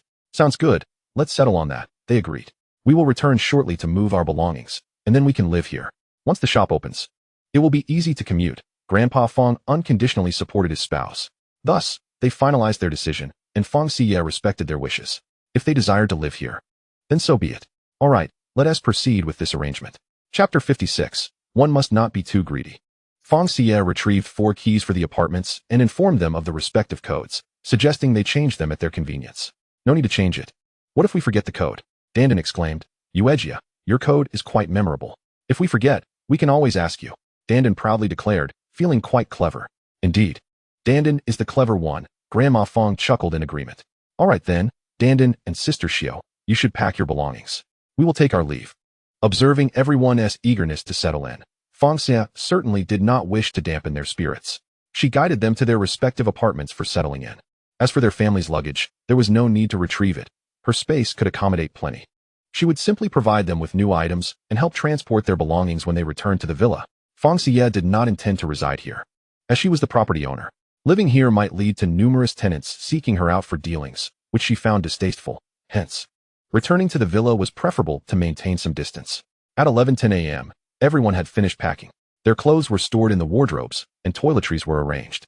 Fang Xiyue used her owner's phone to dial room numbers 602, 501, and 502, then called out, "Everyone come to 601 for lunch." Shortly thereafter, there was a knock at the door. It was Dandan and Sister Xiyue from next door. Yuejia, the functionality of this apartment is astounding. When you speak here, the speakers in our apartment resonate with clarity. Dandan increasingly felt fortunate to have aligned herself with such a benefactor. There might be many unexpected features. We shall gradually discover them. Fang Xiyue teased, pinching Dandan's cheek. After a while, Grandma Fang, Grandpa Fang, and the other grandparents arrived. Lunch was once again lavish. In a bit, I will prepare fresh ingredients for your rooms. After that, you can cook for yourselves. Those wishing to dine together can do so, while others may eat privately in their own homes for convenience. It's fine to share a meal occasionally, but it's impractical to do so every day since everyone has different tastes, especially since I want to be living here. Therefore, regardless of who cooks, it won't be possible to cater to everyone's preferences. It's better to dine separately. Indeed, let's eat separately, that way we can cook whatever we desire. Fang Ma readily agreed with her daughter's sentiment. After lunch, Fang Xiyue encouraged them to take a nap while she wandered about the community in search of commercial properties. She still had 20 opportunities to sign in, and if successful, she could acquire 20 commercial properties. As she leisurely drove around, she soon spotted 2 rows of 2-story commercial buildings. Fang Xiyue checked and found a total of 26 units available. She first attempted to sign in for the first unit. Congratulations, host, you have successfully signed in and acquired 1 commercial property. As the announcement concluded, a property certificate and a set of keys appeared in the passenger seat. She had truly succeeded. Fang Xiyue promptly continued, successfully signing in for units 1 through 20. Though it was unfortunate that the remaining 6 units could not be signed in due to a lack of opportunities, she would keep them in mind for future visits. In the aftermath of the apocalypse, it seems that she is the only one capable of running a shop, and it is unlikely that anyone would dare to compete with her. Fang Xiyue stepped out of her vehicle and began to arrange her newly acquired stores, which she had numbered from 1 to 20 being a pharmacy, 19 a fruit shop, 18 a bakery, 17 a hair salon, 16 a milk tea shop, 15 a snack bar, 14 a barbecue restaurant, 13 a skewered meat shop, 12 a fried chicken outlet, 11 a rice noodle shop, 10 a dumpling house, 9 a noodle shop, 8 a spicy hot pot establishment, 7 a marinated delicacies shop, 6 a breakfast diner, 5 an accessory store, 4 a buffet, 3 a clothing store, 1 a supermarket, and 2 a hot pot restaurant. The stores numbered 1 to 4 were relatively spacious, thus accommodating the supermarket, hot pot restaurant, buffet, and clothing store, while the remaining establishments were smaller eateries. Initially, her focus would be on food establishments, given their wide appeal. The accessory and clothing stores were intended for those who take pride in their appearance, as it is quite reasonable to maintain a certain level of elegance when circumstances permit. Supermarkets would stock common items, including cosmetics. The signage had been installed, gleaming and brand new. However, Her successful acquisition of these non-refreshable shops in this post-apocalyptic world was insufficient. Therefore, she had sourced some supplies from the infinite refreshable shops she had obtained. Moving forward, these shops would serve as her supply chain. Of course, staple items like grains and oils were also procured from the infinite refreshable shops. As for the supplies she had previously purchased, they would remain untouched, as they would not spoil. In the event that the infinite refreshable shops became inaccessible, she would still have a contingency plan. Yet, if the system itself were to fail, it would spell disaster. For she was not a true spatial ability user. Her reliance lay with the system's spatial capabilities. It seemed prudent to store some non-perishable goods in the basement of her villa. However, she began to worry about the possibility of losing both the villa and the 8 residential buildings. Host, rest assured, the system will not unbind from you. Unless you meet your demise, I shall remain by your side for eternity, the system reassured her, sensing Fang Xiyue's anxiety. Its purpose in this world was to provide her with a fulfilling life. Thank you, system, Fang Xiyue replied, feeling significantly more at ease with the system's assurance. Nevertheless, she resolved to store some supplies in the basement upon returning to the villa. Even if the system would not unbind, it could potentially undergo upgrades. During such upgrades, the usability of the supplies remained uncertain, even to the system itself. Having lowered the shutters of her 20 shops, Fang Xiyue drove toward the main gate. She intended to inform Fang Xiyue and the others of her residence and to register her 20 shops. As for the remaining 6, she decided not to take them for now, allowing her military comrades to manage them and earn some rental income. She knew better than to be overly greedy. Before long, she arrived at the entrance. Upon exiting her vehicle, she approached Fang Xiyue. Brother Chun, I will temporarily reside in Unit 601 of Building 1. Later, I will move back to Villa 8, but my family and 2 team members will be staying here. They will occupy 2 rooms on the 5th floor and 2 on the 6th floor of Building 1. If you need to reach me, you can find them. They know how to contact me. To ensure Fang Xiyue remembered, she wrote down the building number, unit number, and room number on a piece of paper and handed it to him. Oh, and I forgot to mention, I also have 20 shops here. Could you help me register them? Fang Xiyue said, retrieving 20 property certificates from her vehicle. Sure, Miss Fang, I understand. But how did you know my name is Fang Xiyue? He inquired, a sudden shift in his demeanor. I heard someone call your name. Is it not Fang Xiyue? Fang Xiyue pointed to Zhou Dazhuang, prompting Fang Xiyue to recall that Zhou Dazhuang had indeed called his name at the entrance of the villa area. Miss Fang is correct. I am indeed Fang Xiyue. This is Zhou Dazhuang, he is Chu Lin, and he is Guo Sheng. Fang Xiyue introduced his companions. All right, I am Fang Xiyue. You should be aware of that now. I will be opening stores within my shops, and you are welcome to support me when the time comes, she said, winking and gesturing to her 20 property certificates. Miss Fang, I would advise against opening your shops just yet, as survivors may attempt to seize your goods. They have become accustomed to taking supplies from other stores in this post-apocalyptic world. If you suddenly ask them to pay with crystal cores, they are likely to resist. Fang Xiyue kindly warned her. Do not worry, I have everything under control. They cannot take anything from my store without spending crystal cores. My shops are equipped with high technology. If you doubt this, feel free to test it out sometime. This high-tech feature is exclusive to me, and others will find it impossible to breach. Therefore, I have no concerns. My residential area is also fortified with this high technology, ensuring absolute safety. Not even the zombies or insects can infiltrate, Fang Xiyue confidently asserted, presenting her system as high-tech, a more comprehensible concept for them. Moreover, she had no intention of revealing the system, as attributing it to high technology was a seamless cover. Really? I am eager to try it. Zhou Dazhuang chimed in, clearly intrigued by the high-tech aspect. The shops would officially open on the 26th, inviting all to come and experience it. Military personnel could dine on credit, repaying with crystal cores the following month. Fang Xiyue generously offered. Are you not concerned that we might eat and then fail to deliver the crystal cores next month? Zhou Dazhuang jested. Not at all, for I have a favorable bias towards soldiers. I trust your character. Besides, if you truly do not repay, I will simply take it as a lesson learned about misjudging people. Utilizing these provisions to assess your integrity would not be in vain. Ha ha ha. She concluded with a playful tone. All right, based on your trust, we will certainly come on the 26th, the 4 soldiers promptly affirmed, with Chu Lin swiftly registering her shops. They were once again astounded by Fang Xiyue's wealth. She was exceedingly affluent.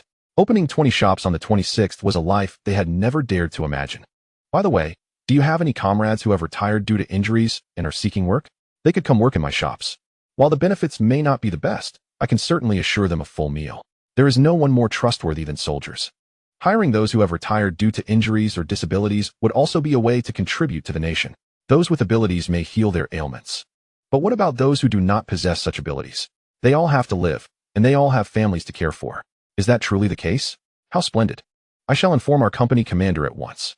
Zhou Dazhuang hurriedly dashed away. Fang Xiyue smiled as she watched Zhou Dazhuang's retreating figure, finding his eagerness quite endearing. Well then, she would wait here for a while, as there was nothing pressing to attend to. Subsequently, she settled onto a small stool that Chu Lin had brought over, engaging in light-hearted conversation with them. The most significant outcome of their chat was the transition of her address from Miss Fang to simply Xiyue, while she reciprocated by adding bro to their names. Fang Xiyue found their interactions exceedingly pleasant, devoid of any inappropriate notions typically associated between men and women. Their exchanges were marked by genuine sincerity, and their gazes toward her were filled with pure admiration, treating her as if she were a younger sister. Such a feeling was truly delightful. Half an hour later, Zhou Dazhuang returned with two men clad in camouflage uniforms. He carried himself with an air of pride, as if he were presenting himself before a superior. Commander Lin, Sergeant Zhou, this is Miss Fang Xiyue, the lady I mentioned to you. She has graciously offered to rent her house to us. Furthermore, she is willing to provide employment for our injured veterans. Miss Fang, this is our Commander Lu and Sergeant Zhou. Zhou Dazhuang introduced her to his superiors. Commander Lu appeared to be in his mid-30s, while Sergeant Zhou seemed to be in his early 30s. Both possessed a dignified appearance that exuded authority and presence. Good day, Commander Lu and Sergeant Zhou. I am Fang Xiyue, and it is a pleasure to meet you. This introduction should suffice, she thought, having never encountered military personnel before. She was unsure of what else to say. Hello, Miss Fang. We sincerely appreciate your trust in our military. We have just discussed that our company consists of 90 personnel, and we would like to rent an entire unit. This way, we can bring our families along. Would that be acceptable? Commander Lu extended his hand to shake hers, inquiring about the feasibility of their proposed arrangement. Of course, I shall rent you Unit 2 of Building 1. If that proves insufficient, you may also rent Unit 1. My family and teammates will occupy Unit 1, and your presence will assure me that they are well looked after, Fang Xiyue replied with a smile, exhibiting no reluctance. Additionally, if any of your comrades wish to rent here, they are most welcome. At present, I have no intention of seeking other tenants, especially since we have yet to acquire any crystal cores. I will commence full-scale renting next month, so feel free to inquire among your fellow soldiers. If they wish to rent, they can come at any time. The first month's rent can be paid in the second month, regardless of whom I rent to. It will be easier to manage if I lease to military personnel. Understood, Miss Fang. We will consult with other companies and regiments. Commander Lu and Sergeant Zhou regarded Fang Xiyue with eyes full of gratitude. Then, let us proceed to sign the rental contract. 90 copies in total. My signature is already affixed. You merely need to review the document and sign if there are no issues. You may take it back and have Chun, handsome guy, or Dazhuang deliver it to my residence. I shall ensure the keys are given to them for you. Fang Xiyue retrieved a stack of contracts from her bag and indicated toward Chun and his companions. Very well, we shall take it back and sign it shortly. Sergeant Zhou accepted the contract from Fang Xiyue's hands. In truth, in this post-apocalyptic world, contracts hold no legal weight. It is merely a procedural formality. The moment they sign, the system will automatically register their personal information, ensuring Fang Xiyue will not forget who is who. Chapter 58. You are making me laugh to the brink of tears. Now, regarding the employment of retired soldiers, I currently require 100 individuals. Each building will be assigned 5 bodyguards, and each store will have 2 bodyguards and 1 clerk. I would appreciate the assistance of both leaders in locating suitable candidates. The presence of bodyguards serves to establish a deterrent effect, regardless of whether they are actually needed. The imposing atmosphere will be impressive. 100? We will see what we can do. We will ensure that those willing to come will find you here, Commander Lu remarked, surprised that Fang Xiyue alone managed to resolve the sustenance issues for more personnel than their entire company. It seemed this matter warranted informing the battalion commander, who could then consult the regiment commander regarding whether other companies would be interested in residing here. Additionally, Commander Lu and Sergeant Zhou, I believe it would be prudent to implement a new currency policy in our city for future transactions. This way, when individuals bring in supplies or crystal cores, you can exchange them for currency. With currency in hand, they can engage in consumption, thus creating a cycle of trade. Of course, we must refrain from using the old currency, as that would be inequitable. From here on, everyone must rely on their own efforts to acquire currency. The new currency policy is essential and will be enacted, whether in the form of virtual currency or physical currency. It is impractical for everyone to carry supplies around for exchange daily. We have indeed been considering a currency policy and will release a detailed plan in due time. You will be notified promptly, Commander Lu noted, genuinely realizing he could not underestimate this young woman before him. Her foresight was quite impressive. How wonderful. I shall eagerly await it, Fang Xiyue replied, her spirits lifted. After Commander Lu and Sergeant Zhou departed, Fang Xiyue remained on the small stool, continuing to chat with them, primarily to inquire about the current occupancy of the neighborhood. How many residents does our community have at present? She asked curiously.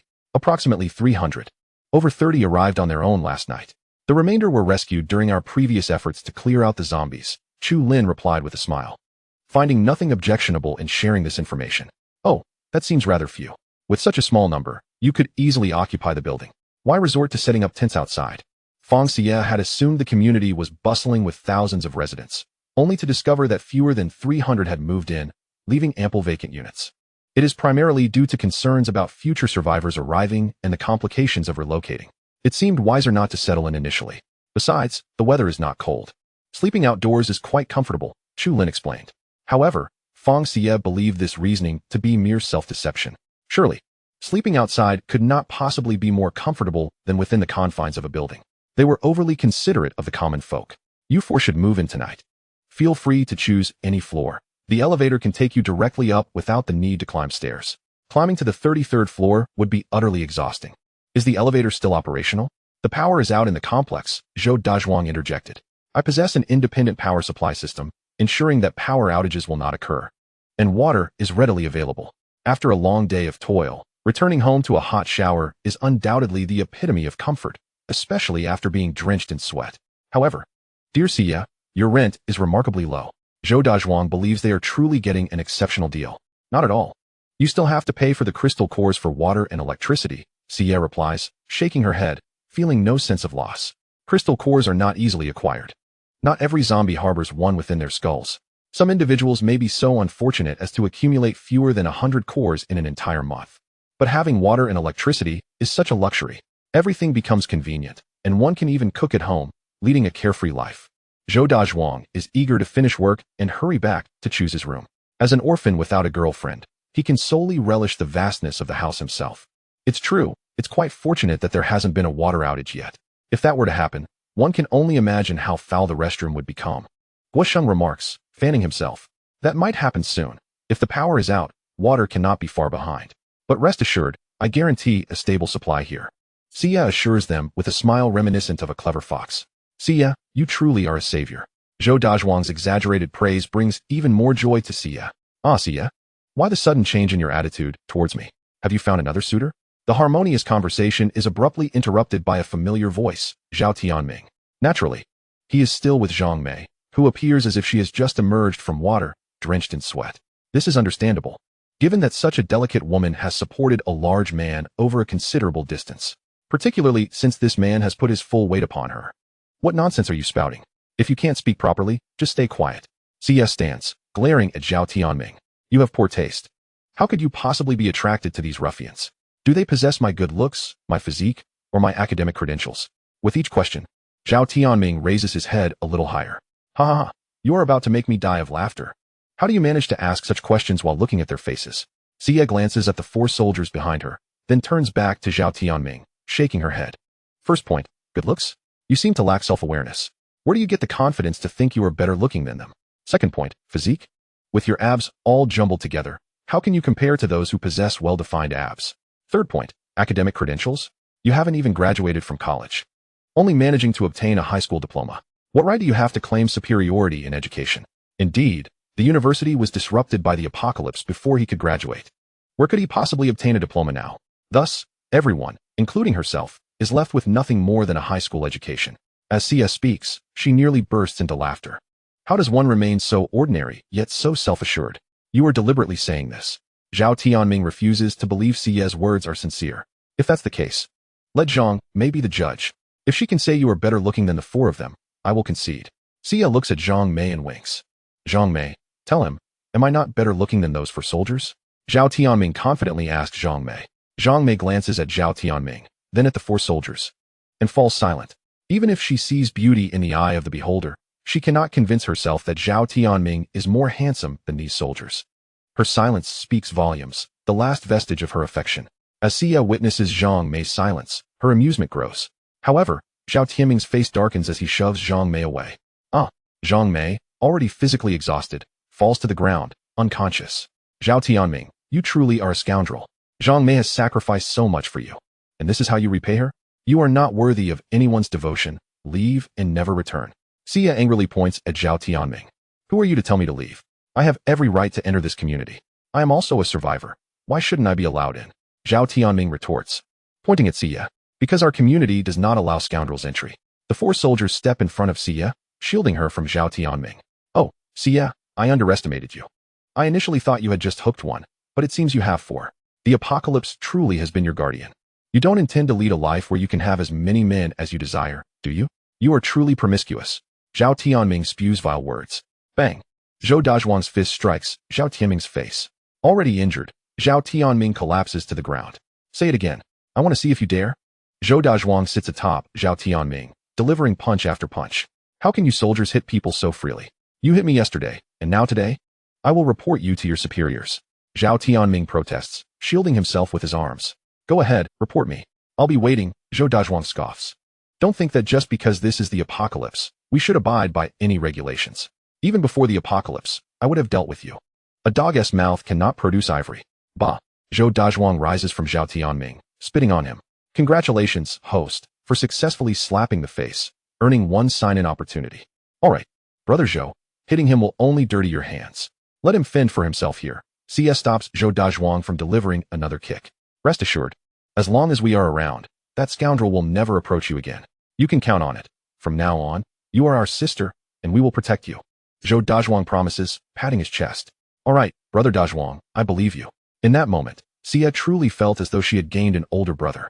As an only child, she had always longed for protection, yet ultimately, she had to bear whatever came her way. Being shielded by 2 soldiers over the past few days felt unfamiliar yet warm. Zhou Dazhuang gave her an odd sense of familiarity, akin to that of family. In contrast, Chen Shui, who had also aided her, did not evoke such feelings. She remembered that Zhou Dazhuang had mentioned being an orphan. Brother Dazhuang, didn't you say you were an orphan? Why not let my parents adopt you as your godparents? We could truly be siblings. I am sure they would adore you. In a moment of impulsive candor, Fang Xiyue inadvertently uttered a statement that left her feeling somewhat awkward. Was her action not a tad peculiar, as if she were deliberately attempting to curry favor with the military personnel of Jingxiaxing City?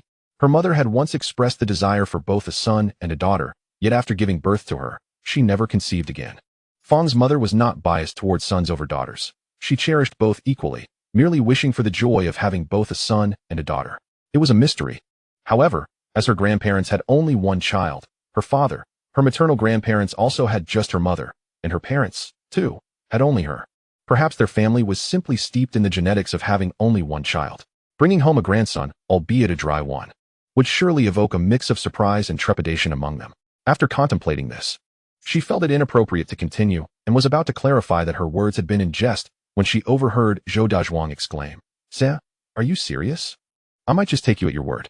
I would be overjoyed to have family. I dream of it." Zhou's eyes glistened with emotion, taken aback by Fang Xiyue's unexpected declaration. Regardless of whether her words were playful, they profoundly touched him. Witnessing Zhou's heartfelt reaction, Fang found herself unable to retract her earlier jest. "I'm not joking.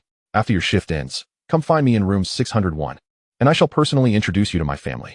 From now on, you shall be my brother, and I, your sister." Fang Xiyue beamed radiantly, reminiscent of a little son. Zhou Dazhuang regarded her with a perfect score of 100 in goodwill, convinced of her genuine intentions. Since the words had been spoken, she decided to let fate take its course. Most importantly, she genuinely felt the sense of security that only an elder brother could provide in Zhou Dazhuang's presence. "All right, sister. I will come find you after my shift ends at 8 p.m. Zhou replied, grinning foolishly. The two naturally adopted the titles of brother and sister, effortlessly discarding their names as if they had been doing so for years. "Are you two forgetting about the rest of us? Can't we, the 3 of us, also be Xie's brothers?" Guosheng teased. "Brother? This is my sister.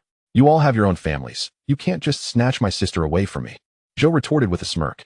"From now on, you will merely be my sister's brother's comrades." He wrapped an arm around Fang Xiyue's shoulders, brimming with pride. The others felt a twinge of envy, wondering why they had not considered acknowledging Fang Xiyue as a younger sister first. Now, Zhou Dazhuang had claimed that honor, and they were left to ponder how long he would bask in his triumph. Fang Xiyue, however, felt no offense, sensing only sincerity and goodwill. "Host, your discernment is truly remarkable. Zhou Dazhuang possesses an admirable character, with his goodwill towards you reaching an impressive score of 100. The system could not help but interject. "Fang Xiyue, of course, consider who I am the host for. I certainly have a keen eye as well." Fang Xiyue jested with the system. Oh, not at all. Host, you often speak such earnest truths. It makes one feel rather bashful. Ha ha, how endearing. Well then, brother, I shall take my leave for now. I'll bring you some food later, as a celebration for our first day as siblings. They would not have dinner that evening, as their resources were limited, and it was unlikely they could afford 3 meals a day. Even if they managed to eat, it would not suffice to satiate their hunger. Surviving without starving was the goal. All right, I shall await your delectable offerings. Zhou Dazhuang appeared entirely at ease, as if Fang Xiyue were truly his sister. Fang Xiyue found his demeanor quite comforting, rather than inappropriate. Zhou Dazhuang, you are utterly shameless, allowing Xiyue to bring you meals, Chu Lin teased, mocking him. I know you're envious. I'm not angry. Say whatever you wish, heh. Who wouldn't he want a sister when you've only got a stinky little brother? Zhou's tone was decidedly provocative. Chu Lin could not resist delivering a playful punch, which Zhou nimbly dodged. The four of them continued their banter, oblivious to Zhao Tianming, who lay groaning on the ground in frustration. He silently vowed to take revenge on the 2 soldiers who had assaulted him, regardless of his vengeful thoughts. Fang Xiyue remained unconcerned, viewing him merely as a pathetic jester. Is there anything you do not eat? Please let me know in advance, so I can avoid bringing you dishes that you dislike. Fang Xiyue pulled out a small notebook to take notes. Chapter 60. In reality, I did not win the lottery. No, we are not picky at all. The 4 of them waved their hands in unison, grateful just to be included. Very well, Fang Xiyue concluded, stowing her notebook and driving away. She needed to return home to share this wonderful news with her family, to share in their joy and prepare them psychologically. After all, she had unilaterally declared Zhou Dazhuang to be her elder brother. What if they were truly unwilling? She would have to ease their minds. Upon returning to building number 1, as she was swiping her face for entry, someone called out to her. Hey, Fang Xiyue, what are you doing here? Didn't you return to your villa? Turning to her right, she spotted Qi Shu and his classmates. Oh, it's you all. This is also my home. Are you staying here? Fang Xiyue had anticipated their arrival, but never expected to encounter them so soon. Yes, we rented a place in building number 9. Are you renting as well? Qi Shu made small talk, as it would be rude to act as if they were strangers, considering that Xiye's team had helped them and they owed her a debt of gratitude. I purchased it, Fang Xiyue replied, shaking her head. There was no need to fabricate a lie, as it would eventually be discovered. This particular falsehood was unnecessary. After all, if they wished to rent a place, it was not out of the question. They could simply pay rent. Since Zhao Tianming was absent, the character of their group was still decent. At the very least, they would not engage in mischief or default on rent. Minor flaws in character are common. After all, no one is perfect, and everyone has their own selfish motives. Oh, well then, you should head home. We're going out for a stroll. Qi Shu felt the disparity between their circumstances was insurmountable. They had numerous houses, while he and his friends had nothing. All right. Fang Xiyue opened the door and stepped inside without further ado. They were not particularly close, and idle chatter seemed pointless. She took the elevator directly to the 6th floor and returned home. Daughter, you're back. Where have you been? Her parents were in the living room, engrossed in a television show. They were watching a drama series Fang Xiyue had previously downloaded, as local channels were not an option for them. I just went over to the shops for some renovations. I have 20 stores over there. I've arranged everything we collected, and they will open in 3 days. Fang Xiyue settled beside her mother, wrapping her arms around her. Oh, my daughter, you are quite the whirlwind, dropping bombs left and right. 20 stores? That must be quite a sum. Your lottery win is truly remarkable. It seems a bit excessive. Fang's parents had grown accustomed to her surprises and now remained unfazed. Even if she claimed to possess a spaceship, they would hardly be astonished. Of course, Fang Xiyue had not actually acquired one. Mom and Dad, in truth, I did not win the lottery. Prior to the apocalypse, I had already bound myself to a sign-in system. It was this system that forewarned me of the impending end of the world. The money I provided you came from signing in at the bank. Each sign-in yields a staggering 100 million in cash. Moreover, I have signed in at numerous locations, including shopping malls and wholesale markets. Each of these sites can be refreshed infinitely. When I withdraw an amount, it automatically replenishes itself. Thus, I possess an abundance of resources and there is no need to worry about depleting them. I refrained from sharing this with you earlier out of concern that you might inadvertently disclose it in conversation. As the villa we were residing in at the time was not secure, I now feel at ease to disclose this information because these 8 buildings are also a result of my sign-ins. Their security is exceptionally high, safeguarding our conversations from eavesdroppers. Furthermore, no one can enter without my explicit permission. Regardless of whether they attempt to breach it with explosives or artillery, this place will remain unscathed. This also applies to the villa we previously inhabited, as well as the 20 shops, all acquired through my sign-ins. The security level is extraordinarily robust. Even if someone were to attempt a theft, they would be automatically repelled and forever barred from re-entry. After a brief pause, Fang Xiyue continued, "So, my dear parents, we are currently in an absolutely safe environment. There is no need for any concern. You may sleep and live as you wish." "Indeed," Fang Dad summarized. "That is correct." Fang Xiyue nodded. Then, sensing that her parents had digested the information, she spoke again. "I have just taken on an adoptive older brother. He is the tall, robust soldier who registered us at the villa's entrance. His name is Zhou Dazhuang, and he is an orphan, having lost both his parents at a young age.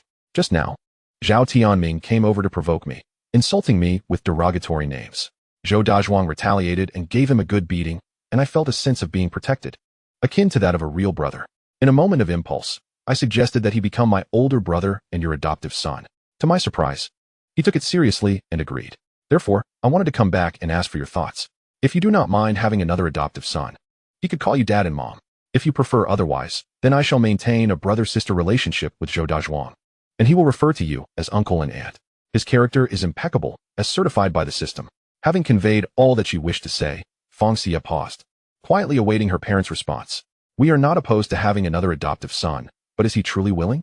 You must not force him," Fang Mom expressed her concern, worried that her daughter might be pressuring someone who might feel awkward rejecting her. "He is indeed eager. He was thrilled when I promised to bring him dinner later." Fang Xiyue replied with a silly grin, pleasantly surprised by her parents' acceptance. In truth, Fang Dad and Fang Mom's thoughts were quite simple. Their primary concern was their daughter's happiness. Moreover, having an additional son, especially one of good character, could provide protection for her. "Oh dear, why didn't you mention this sooner? I'm heading to the kitchen to prepare something for him. Does he have any dietary restrictions?" Fang Mom stood and walked towards the kitchen, tying on an apron while inquiring. "I asked, and he has no particular restrictions. The other 3 soldiers have a good relationship with my brother. I would like to bring them dinner as well, so please cook extra, Mom." Fang Xiyue leaned over the table, her big eyes blinking eagerly. "All right, understood. Your brother, at a glance, seems to have quite the appetite, and his 3 comrades likely do as well. I'll make sure to prepare plenty," Fang Mom said with a smile. Having an additional child, especially a good one, is certainly not a disadvantage. She had always wished for both a son and a daughter, but had not succeeded until now.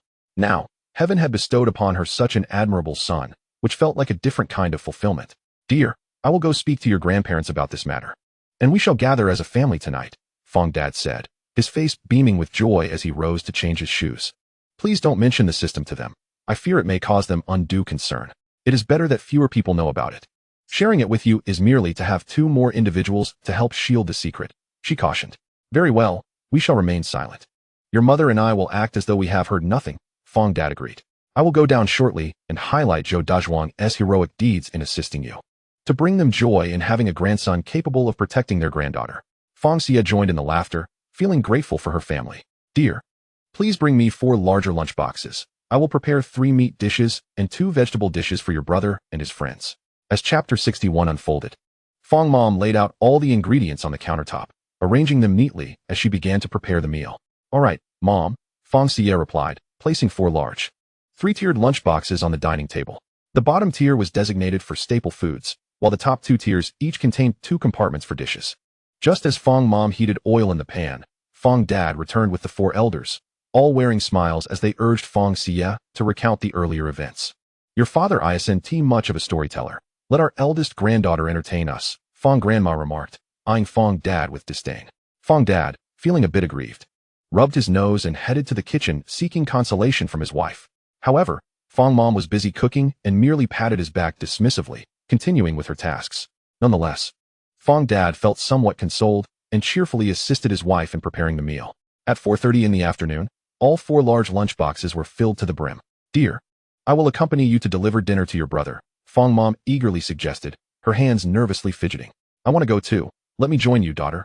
Fang Dad chimed in. "What do you think you're doing? You might frighten the child. Let the May accompany you instead. Our son adores his mother. You needn't intrude. Why are you so anxious when the 4 of us elders are not?" Fang Grandma admonished as she pressed Fang Dad back into his seat. "Mom, stop pretending. Look at your trembling legs. You are undoubtedly very nervous and eager to meet your newly acknowledged grandson. Are you afraid he will not like you?" Fang Dad teased as he leaned closer to Fang Grandma, only to receive a couple of playful slaps on his back in response. Ultimately, it was Fang Mom and Fang Xiyue who set off to deliver the meals. As the car halted at the entrance, both parties felt a twinge of anxiety. Fang Mom incessantly adjusted her attire within the vehicle, anxious about making a poor impression on her son. Upon seeing her, Zhou Dazhuang also urged Chen Shuai to help him tidy his appearance. Mom, hurry and get out. You look wonderful. Fang Xiyue encouraged, giving her mother a thumbs up. Nodding. Fang Mom opened the car door and stepped just moments ago. The anxious Fang Ma spoke to Zhou Dazhuang with remarkable ease. All right, godson, I'm here. Upon hearing Fang Ma address him so affectionately, Zhou Dazhuang felt tears prick at his eyes. He hastily wiped them away with his sleeve and called out, Godma. Fang Ma's eyes also glistened with emotion in an instant. She was overcome by a peculiar sensation, believing they were destined to be a family. That Zhou Dazhuang should have been her Qin Chumei's son. Let us go eat. My godma has brought us delicious food. Zhou Dazhuang naturally beckoned his 3 comrades to join him. With a wave of Fang Xiyue's hand, a large table with 6 chairs appeared in the open space. The 4 who approached exchanged glances at Fang Xiyue's display of spatial abilities. Though they said nothing, each silently resolved to protect Fang Xiyue. For this was a coveted spatial power that everyone desperately needed. Since Xiyue had placed such trust in them, they could not betray her faith. The reason Fang Xiyue dared to showcase her spatial abilities before them was due to the system that had marked each of their moral values above their heads. Zhuang Zhuang 100, Shuai Shuai 98, Lin Lin 98, Sheng Sheng 97. The system had stated that as long as one's moral value exceeded 95, it indicated no potential for harm against her. Moreover, this moral value could only increase, never decrease. This meant there was no possibility of it falling below 95 once attained. Such was the friendly buff bestowed upon her by the system, akin to the buff that attracted those who had been wronged. As they settled at the table, Fang Ma and Fang Xiyue sat a short distance behind Zhou Dazhuang, watching them eat. Fang Ma couldn't help but admire Zhou Dazhuang. He bore a striking resemblance to her and Fang Ba. Zhou Dazhuang, feeling somewhat bashful under her gaze, found it oddly comforting. Mom, your cooking is truly delicious. He praised while eating. Indeed, Auntie, you must have been a chef in your past life, Guosheng added in agreement. Chen Shuai and Chu Lin also expressed that Fang Ma's cooking was the best they had ever tasted. Watching the 4 children, Fang Ma felt a twinge of heartache. She knew that her dishes were merely home-cooked meals, not as exquisite as those in restaurants. Yet their enjoyment stemmed from the fact that they had likely not had a warm meal in a long time. Perhaps even for a while had gone without being fully satisfied. If you like it, eat more. Auntie will bring you food whenever I can. Fang Ma smiled gently. Thank you, Godma. Thank you, Fang Ma. They chorused. The first Godma was Zhou Dazhuang's term, while the latter Fang Ma was used by Chen Shuai and the others. As if they too were claiming a maternal bond. No need for thanks. We are all family here. If I can't bring you food, feel free to eat at my place, Fang Ma insisted joyfully. You are all good comrades of my son, like brothers, from now on. Auntie will take care of your meals. Fang Ma was overjoyed, doing this for her daughter and her newly recognized son, Zhou Dazhuang. That one do, we are soldiers. We cannot take even a cent from the civilians. Even if you are Dazhuang's godma, we will certainly pay for our meals. As long as you don't mind our frequent visits, Chu Lin replied, savoring the braised pork in his mouth, fantasizing about future meals filled with delectable dishes. Very well. Auntie 1T put you in a difficult position. I 1T let you make mistakes, and I'll add more dishes for you, Fang Ma said, her affection for the 4 children growing, particularly for Zhou Dazhuang. Brother, what about Zhao Tianming and Zhang Mei? They weren't on the ground when we came out. Surely they didn't wander into the residential area? Zhou Dazhuang responded. They woke up later and walked off on their own. We have no idea where they went. Fang Xiyue's inquiry was casual. She too was indifferent to their whereabouts. Once the 4 had finished their meal, Fang Xiyue promptly returned the table and chairs to her spatial realm. Dazhuang, come home tonight. Your godfather, grandparents, and great-grandparents are all eager to meet you. Fang Ma said before getting into the car. Understood, Godma. I will definitely go home, Zhou Dazhuang replied with a smile. How wonderful it was to say home. Fang Ma got into the vehicle with a sense of relief, and Fang Xiyue waved goodbye to the 4 as they drove away. Dazhuang, do you think we can borrow our sister's south car to drive around? It looks amazing, Guosheng exclaimed, throwing an arm around Zhou Dazhuang's shoulder. Not a chance. That's my sister's car, and I 1T let you stinky men drive it, Zhou Dazhuang retorted, pushing Guosheng away. Hey, as if you're not a stinky man yourself. Guosheng playfully punched Zhou Dazhuang. Chapter 62, You dare strike me? I'll tell my godma to stop feeding you. Zhou Dazhuang threatened. I was wrong. Please don't let our mom stop giving me food. Guosheng pleaded, realizing that after such a delightful meal, the thought of going without was too cruel. All right, since your apology is so sincere, I'll let it slide, Zhou Dazhuang said, shaking his finger. What a good brother. Truly a good brother, Guosheng exclaimed, pulling Zhou Dazhuang into another embrace. Chen Shuai and Chu Lin exchanged glances, laughing helplessly. Since the apocalypse, they hadn't felt this joyful in a long while. Upon returning home, Fang Xiyue and Fang Ma were once again drawn to the living room by their family for a chat. They sought to inquire about Zhou Dazhuang to prepare themselves, hoping not to make a poor impression later that evening. Fang Ma patted the hands of the two mothers, vividly narrating how exceptional Zhou Dazhuang was. The four elders were captivated, experiencing a sense of pride akin to that of parents whose child is being praised for a performance. However, unlike those children, who were undeniably young, they were proudly discussing a 300-month-old baby. Fang Xiyue estimated Zhou Dazhuang to be around 25 years old. The Fang family adored children. Yet they had only one in their household. Now, with an additional child, there was more liveliness to cherish. As the clock edged closer to 8 p.m., the entire family in the living room began to feel a bit anxious. This was their first time meeting a godson, and they were primarily worried about not embarrassing their granddaughter. Fang Xiyue was genuinely surprised at how tense her family had become. They were overly apprehensive. They even retreated to their rooms to change into fresh clothes. Everyone, don't be so nervous. If you're this tense, Dazhuang will be even more nervous when he walks in. Just relax, take it easy, she encouraged, gesturing for them to loosen up. At last, the clock struck 8. The entire family, previously seated on the sofa, sprang to their feet in unison. They instinctively rushed to the window, peering down below. The lights from the building illuminated the night, creating a stark contrast against the surrounding darkness. The survivors residing in Building 9 noticed the glow, assuming it was merely an emergency lighting device, as they could not discern the source of the light from such a distance. 5 minutes later, they spotted a tall, upright man in military attire entering their line of sight. As he drew nearer, he lifted his gaze towards the 6th-floor window. Fang Xiyue joyfully waved her hand downward, seemingly unconcerned whether Zhou Dazhuang could see her. However, Zhou Dazhuang immediately reciprocated with a wave, indicating that he indeed noticed her. Then, Fang Xiyue observed that his family members were also waving down at her. This young man is quite handsome, she thought, as Grandpa Fang touched his own face. What do you mean by follow you? Of course, it's following me, he retorted. Look at our son, he's so handsome, all thanks to my enhancement of the Fang family's genes. Grandma Fang playfully tapped Grandpa Fang. I'll go down to fetch your brother. Fang Xiyue changed her shoes and stepped outside.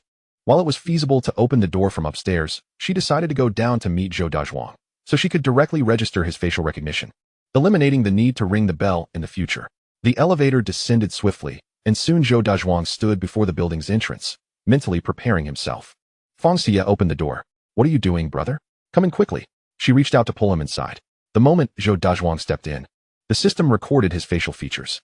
Sis, I'm feeling a bit nervous, he admitted, anxiously fidgeting with his hands while waiting for the elevator. He had been contemplating whether he had acted too impulsively in agreeing to become a sworn sibling. Perhaps Fang Xiyue had been joking, but now, with both of them in this situation, they had no choice but to go along with it. Ha ha ha, your nervous little gestures are just like Mom's. She also likes to fidget with her hands, Fang Xiyue remarked, pointing at his clasped hands. Zhou Dazhuang immediately froze, attempting to mask his anxiety. Let me show you some family photos. Fang Xiyue pulled out her phone, opened the album, and began to introduce the pictures to him, which were thoughtfully labeled with Grandpa and Grandma. She wanted Zhou Dazhuang to have a preliminary impression of them to avoid any future misnaming. Have these photos been edited? Your grandparents look too young, Zhou Dazhuang couldn't help but question. That's because our entire family consists of supernatural beings. After awakening our powers, everyone has aged significantly, including my parents. Fang Xiyue explained their family situation. A family of supernatural beings? That is truly remarkable. After all, his own team only had 20 supernatural beings, including himself. As a soil manipulator, he could only create a small pit in the ground, comparable to what one might make while trudging through muddy paths. Yes, I agree it's quite rare. Perhaps it's divine favor upon our family. Fang Xiyue smiled lightly. It was indeed the case. As she had previously been unaware of the existence of powers, uncertain whether they would remain human when the apocalypse arrived. Fortunately, everything was progressing positively. Zhou Dazhuang nodded and began to memorize the faces in the photos. Once he felt sufficiently acquainted, Fang Xiyue pressed the elevator button. The doors opened, and they stepped inside. At that moment, Zhou Dazhuang realized that these buildings indeed had a reliable power supply. The elevator was operational, contrary to his initial belief that only basic household electricity was available. It appeared to function just as it had before the apocalypse, without any discernible difference. Soon, the elevator reached the 6th floor, and the door of room 601 was slightly ajar. Hearing the elevator, Fang Ma peered out. Dazhuang's back. Come in. She beckoned. Auntie. I'm home. Zhou Dazhuang stood there, gazing earnestly at Fang Ma. The feeling of having family waiting for his return filled him with happiness. They exchanged slippers at the entrance. The four elderly people, who had been trying to maintain their composure on the sofa, instantly forgot their dignity the moment they saw Zhou Dazhuang enter with a slight bow. Oh my, Dazhuang has grown so tall, even taller than the door frame. Grandma Fang exclaimed, utterly delighted. What a tall young man. He'll be such a source of pride when he is out and about. Grandma. Zhou Dazhuang called out to her. Yes, yes, Grandma is right here. Grandma Fang's face lit up with a radiant smile. She was pleasantly surprised that he recognized her immediately without making a mistake. Following that, Zhou Dazhuang called each family member by name, receiving warm responses from everyone. Before coming upstairs, he had worried he might mix up their names, but upon seeing them, he instinctively knew who they were. The family enveloped Zhou Dazhuang, leading him into the living room. He sat in the center, answering their questions and recounting his life experiences. Everyone listened attentively as he shared his story. When he spoke of being bullied as a child due to the absence of his parents, their faces revealed their empathy. Zhou Dazhuang mentioned that he had chosen his name himself, hoping it would inspire him to grow tall and strong, so he would no longer be bullied, and he had indeed achieved that. He explained that he bore the surname Zhou because the head of the orphanage, who had cared for him, was named Zhou. Tears welled up in the eyes of several women, and even Fang Xiyue found herself misty-eyed. The three men felt a pang of sympathy, but their pride compelled them to avert their gaze, unwilling to shed tears. Auntie and uncle, grandpa and grandma, and my little sister, now that I have become a member of the Fang family, I would like to change my name. Chapter 63. You can entrust this to me. The original significance of his name was to inspire him to grow tall and strong, but it had also become a source of ridicule. People found his name to be quite rustic and silly. It was only after growing up that he realized he could change his name. But having been called Zhou Dazhuang for so many years, he had grown accustomed to it, and didn't he wish to change it. Yet now, he sincerely desired a name that would resonate with the Fang family, a name that would exude the warmth of familial love. All right, your grandfather is educated. Your little sister's name was chosen by him. Let us have your grandfather give you a good name. Grandma Fang was the first to agree. Naturally, her eldest grandson should carry the Fang surname. Very well, then Grandpa will think of a name for my eldest grandson. Since your sister is named Fang Xiyue, how about we name you Fang Xiyue? It sounds like a pair of siblings. What do you think? Grandpa Fang looked at Zhou Dazhuang with anticipation. I like that name. Grandpa, Zhou Dazhuang replied, genuinely fond of it. It was melodious and beautiful. All right, from now on, you shall be called Fang Xiyue. Brother, don't worry about the ID card. Leave it to me to handle, Fang Xiyue assured him with a confident expression. Yes, yes, entrust it to your sister. She has the technology. Fang grandma fully supported her eldest granddaughter. Good. Fang Xiyue could hardly wait to receive his new ID card. However, his records were still with the team, and changing his name would require an upper-level application, which wouldn't be straightforward, especially since many departments were currently non-operational. He hadn't truly anticipated receiving an ID card bearing the name Fang Xiyue. He merely desired for people to call him by that name. Akin to how many celebrities have different names for their public personas. In the future, let us refrain from addressing each other as godfather and godmother. Simply calling you father and mother will suffice, as we understand the unspoken dynamics between us. Fang Ma gently patted Fang Xiyue's arm. Very well, Mom and Dad. With a sigh, they proceeded to lead Fang Xiyue to his room. Fang Xiyue had no intention of residing here, even as a godson. He felt it inappropriate to impose on their hospitality. However, the Fang family's warmth left him unable to refuse. He resolved to stay for a while before seeking an opportunity to move out. Fang Xiyue's room was situated at the end of room 601, adorned with freshly laundered linens and blankets. The wardrobe was filled to the brim with clothes tailored to his size. What do you think? I picked these clothes myself. Father has impeccable taste, don't you agree? Fang Ba proudly leaned toward Zhou Dazhuang. Yes, your taste is indeed exceptional, Dad, Fang Xiyue responded, for he preferred simple, elegant, and comfortable attire, which was precisely what the wardrobe offered. See, I told you I know men best, Fang Ba boasted, seizing the moment to tease Fang Ma. Unlike your mother, who insisted on choosing a pink shirt for you. What is wrong with pink? With Dazhuang's looks and physique, he would undoubtedly look handsome in it. Fang Ma couldn't help but envision it, still finding it quite appealing. While handsomeness was one aspect, personal preference was another. It wouldn't do to have someone wear something they disliked simply because it looked good on them. Thus, Fang Ma ultimately abandoned the idea of the pink shirt. At 9:30 in the evening, everyone retreated to their respective rooms, and the four elders descended to leave. Fang Xiyue lay upon the soft, clean bed, gazing at the moon outside, tears of joy silently streaming down his cheeks. How wonderful it was to finally have a home. If one were to ask why he felt such trust in the Fang family, he couldn't quite articulate it. It was merely a feeling, a sense that they would undoubtedly cherish him. On June 23rd, the 10th day of the apocalypse. Chen, hurry over for dinner. Are you running late? Fang Ma busily arranged the dining table, beckoning to Fang Xiyue, who emerged from his room. It was only a little past 6 o'clock. and Fang Ba and Fang Xiyue had yet to awaken. Mom, no rush. As long as I arrive before 7, it's fine. We're not guarding the main gate today. We'll be out gathering supplies. Plus, we'll be taking care of some zombies. So you needn't pack me lunch today. Fang Xiyue took a seat at the dining table and began to munch on a large steamed bun, specially prepared by Fang Ma. Their family typically had congee accompanied by a few light side dishes. However, knowing Fang Xiyue would be engaging in physically demanding work, Fang Ma had risen early to steam buns and fry vegetables. In fact, Fang Xiyue had mentioned preparing breakfast herself, suggesting they simply fetch it from the storage space. But Fang Ma believed freshly made food was far superior. Thus, she took it upon herself to cook. While preparing breakfast once or twice was manageable, doing so every morning could become exhausting, especially with the prospect of opening a store.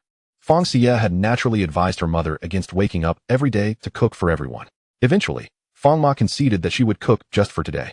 On Fang Xichue's first day at work, he had to enjoy a meal prepared by his mother's loving hands before leaving. Fang Xichue finished his meal swiftly, consuming it in under 10 minutes, even after moderating his pace. Mom, I'm off. See you tonight. He slipped on his shoes and bid farewell to Fang Ma. Take care, Chen, she replied. Understood, Mom. Their exchange was natural, effortlessly sending him off. After Fang Xichue entered the elevator, Fang Ma returned to her tasks. At 7 o'clock, Fang Ba and Fang Xiyue emerged from their rooms after freshening up. They sat down at the dining table to partake in breakfast. Wife, where is Dazhuang? Fang Ba inquired, noticing Fang Xichue had not yet appeared. Chen left early to rejoin his team. By the time you remembered, it would have been too late. Oh, and Chen has changed his name, so refrain from calling him Dazhuang all the time, Fang Ma chided, shooting a glare at Fang Ba. Well, I'm still getting used to it, Fang Ba replied with a sheepish grin. Fang Ba and Fang Ma had grown accustomed to this playful banter, teasing each other, which fostered a warm rapport, though it might appear inappropriate to outsiders. Every couple has their own unique way of interacting, and comfort is paramount.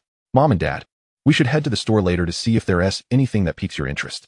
I've also arranged for my brother's supervisor to help us recruit staff and security, so we won't be overwhelmed. After finishing breakfast, Fang Xiyue mentioned today's plans while gathering the dishes. Sounds great, daughter. We were just planning to check it out, Fang Ba replied while washing the dishes. You too. Going off on your own yesterday to set up the store? What a lot of work. It wasn't tiring at all. You've forgotten what I'm capable of. Just a matter of a few words, Fang Xiyue said as she cleaned the table, placing the cloth on the countertop.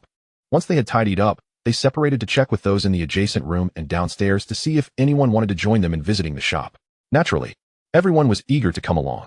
Thus, the entire Xiyue team set off. In reality, the shop wasn't too far from their location. They could walk there. The 9 of them strolled, chatting along the way. Fang Xiyue took the opportunity to request the system to assist in preparing Fang Xichue's identification documents. For the system, this task was exceedingly simple, just a matter of a little effort. Before long, a brand new identification card appeared in Fang Xiyue's hand. Mom and Dad, look at my brother's ID. The photo on the ID depicted Fang Xichue from the previous day in the living room. It was unclear when the system had taken the picture. Wow, he looks quite handsome, Fang Ba exclaimed, taking the ID to admire the name Fang Xichue with great delight. Let us see. Fang Grandma reached out to snatch the ID from Fang Ba. The 4 elders clustered around the ID, thoroughly captivated by it. Chapter 64. Someone from the Villa District is looking for you. Isn't this the military brother we encountered before? How did his ID end up with you?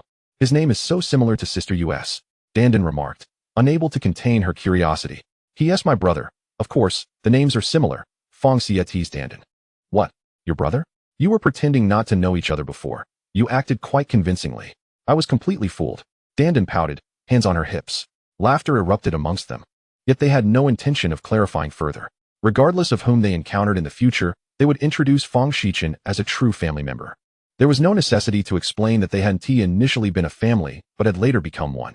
It was cumbersome and unnecessary. All right, Sister Yu, I was wrong. I'll treat you to ice cream later, Fang Xiyue said, wrapping her arm around Dandan's. Ice cream? Yay, I want to. Dandan's spirits instantly lifted at the prospect of ice cream. Sister Xiao, possessing a wealth of experience, was also beginning to piece together the situation. However, she did not inquire. A sense of distance and propriety must be maintained. The group arrived before the shops. Initially, everyone assumed they were merely small establishments. To their surprise, they were quite substantial, particularly the supermarket, self-service restaurant, clothing store, and hot pot establishment. Sister Yu, you truly are remarkable. You've even arranged the signage, Dan exclaimed, utterly astonished. It's quite simple. Once released from the spatial realm, it installs itself automatically, Fang Xiyue replied nonchalantly, waving her hand dismissively. Sister Yu, your spatial abilities are truly impressive, Dan sincerely praised. Fang Xiyue pressed the button for the roll-up doors, raising the entrances of all the shops. Let us each take a turn exploring the shops to see where you'd like to set up. If anyone prefers to accompany the team on missions to scavenge for supplies and slay zombies, feel free to abstain from selection. Everyone was free to choose. As Fang Xiyue did not impose her preferences upon others, it would be unreasonable to compel someone who wished to venture out for supplies to remain behind to manage a shop.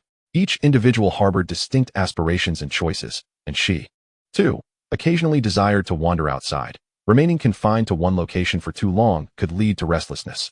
Ultimately, Grandma Fang chose the clothing store. Grandma Fang opted for the pharmacy. Grandpa Fang selected the barbecue restaurant, while Grandpa Fang chose the delicacy shop. Mom Fang favored the buffet, and Dad Fang preferred the dumpling house. Dan selected the accessory shop, while Sister Xiao chose the supermarket, all aligning with their personal interests. The unselected shop doors were closed, and each person entered their chosen establishment, lowering the roll-up doors behind them. They spent the entire day familiarizing themselves with the layout and arrangement of the items within. Meanwhile, Fang Xiyue returned home, as it was highly likely that Chen Shui and his team would arrive soon.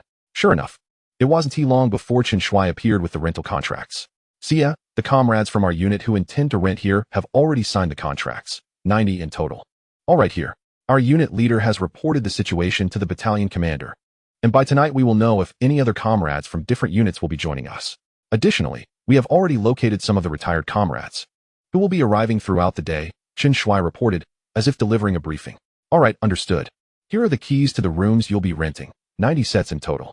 Building 1, Unit 2, has 66 units, with Unit 1 containing 24 units ranging from the 1st to the 14th floor, separated by the 5th and 6th floors where Fang Xiyue's family resides.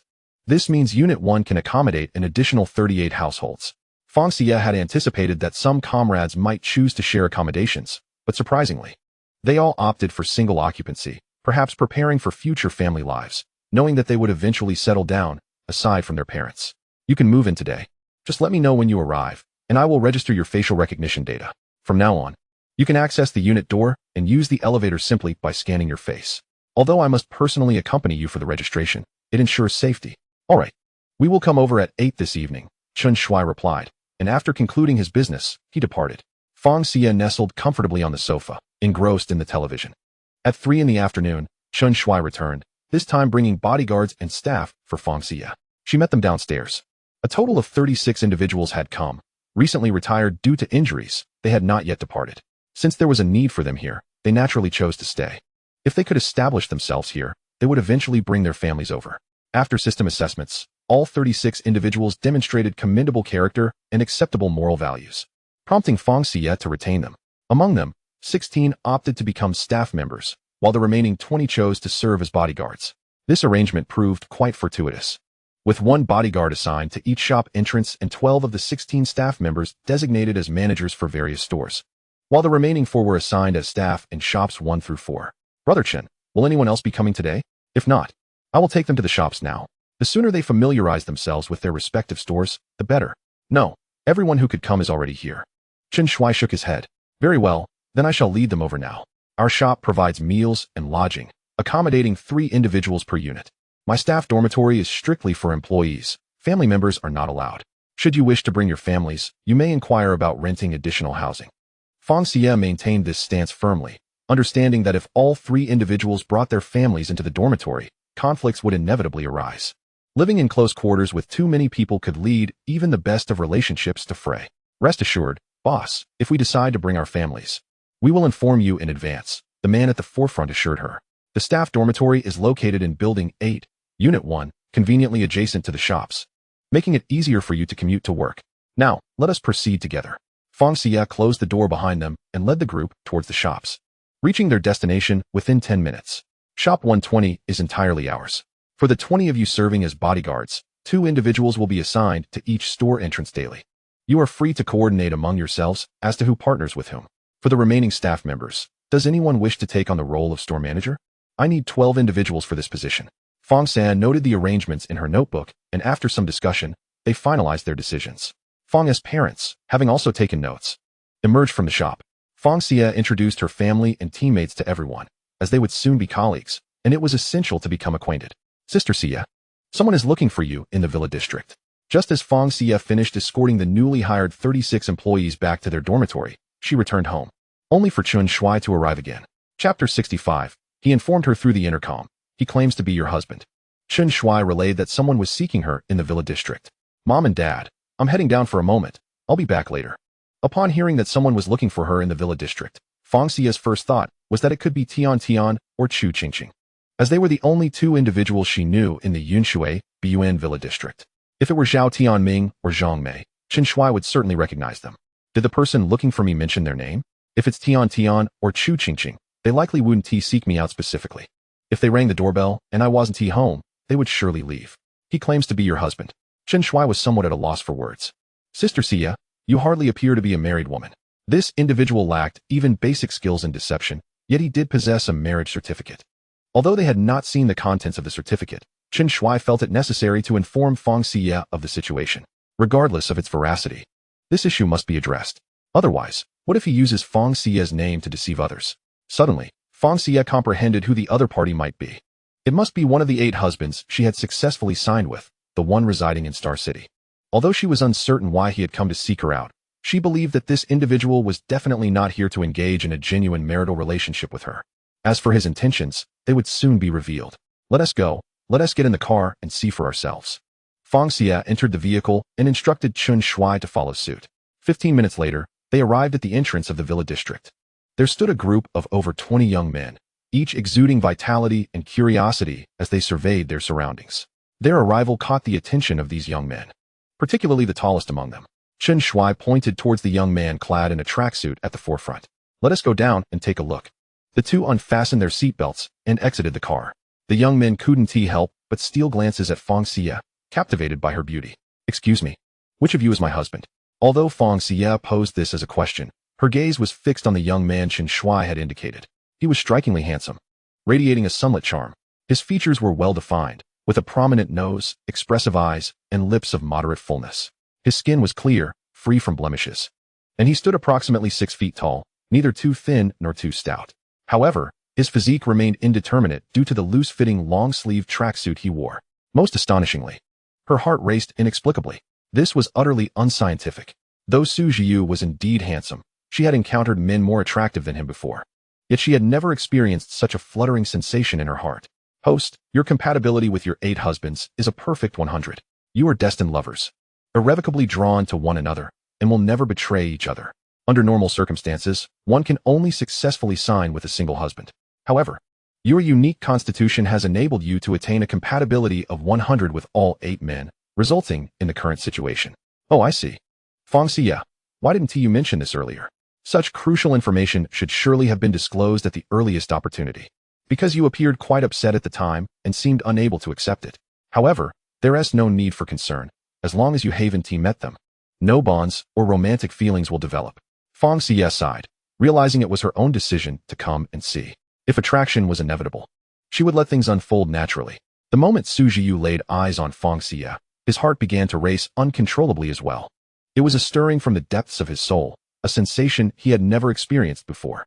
Noticing that Fang Xiyue was gazing at him, he confidently allowed her to observe him. After he managed to compose himself, he approached her directly. Hello, I am your husband Su Jiu. A pleasure to finally meet you. He extended his hand, a smile gracing his face. Hello, Fang Xiyue.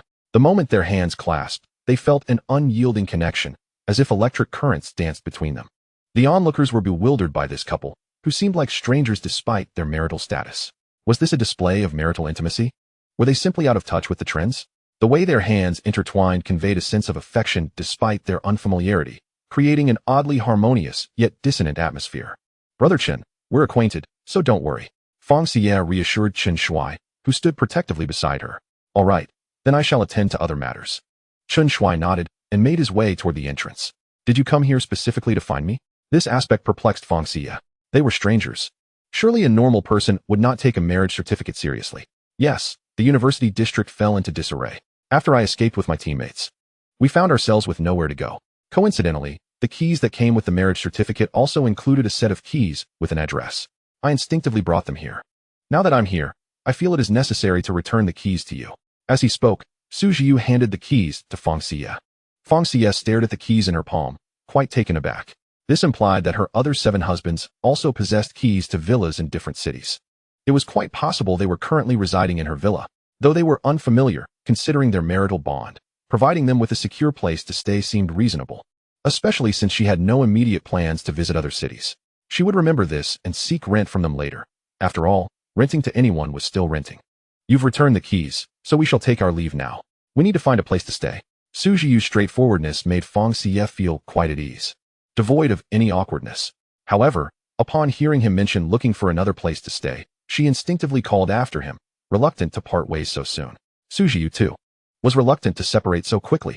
He intended to settle his companions before returning to seek out Fang Xiyue, hoping that through his efforts, he could once again obtain the keys from her, this time, rightfully so. If you require accommodation, I can recommend a place. There is a lovely community called Jingxiu Star City, just a 15-minute drive behind the Villa District. You could rent there, the environment is pleasant, the facilities are excellent, and the landlord is amiable. Fang Xiyue generously sought to attract tenants for her numerous properties, as it was essential to rent them out to good-natured individuals. Su Zhiyu's team members all had a goodwill rating above 95, though the reasons remained unclear. It was indeed a rarity. Su Zhiyu himself boasted a perfect score of 100. In contrast, Qi Shue's team had only 4 individuals exceeding 95, while the rest hovered between 80 and 95, indicating that while they bore no ill will towards her at present, future animosity could potentially arise. How do you know the landlord is amiable? Su Zhiyu inquired with a smile. Chapter 66. I knew I hadn't mistaken you. Because I am the landlord, Fang Xiyue stated, pointing to herself. How could I possibly claim otherwise? In matters concerning her role as a landlord, Fang Xiyue would not conceal the truth from anyone. Then, in that case, let us accompany you to take a look. Is it possible to find accommodation close to you? Su Zhiyu suggested softly, his large, expressive eyes filled with earnestness. This peculiar sensation made him feel as though they had been together for ages, as if they had been in love for a long time. This instinctively led him to desire Fang Xiyue as his girlfriend, yearning for closeness. Fang Xiyue, too, found no aversion to Su Zhiyu's proximity. No problem.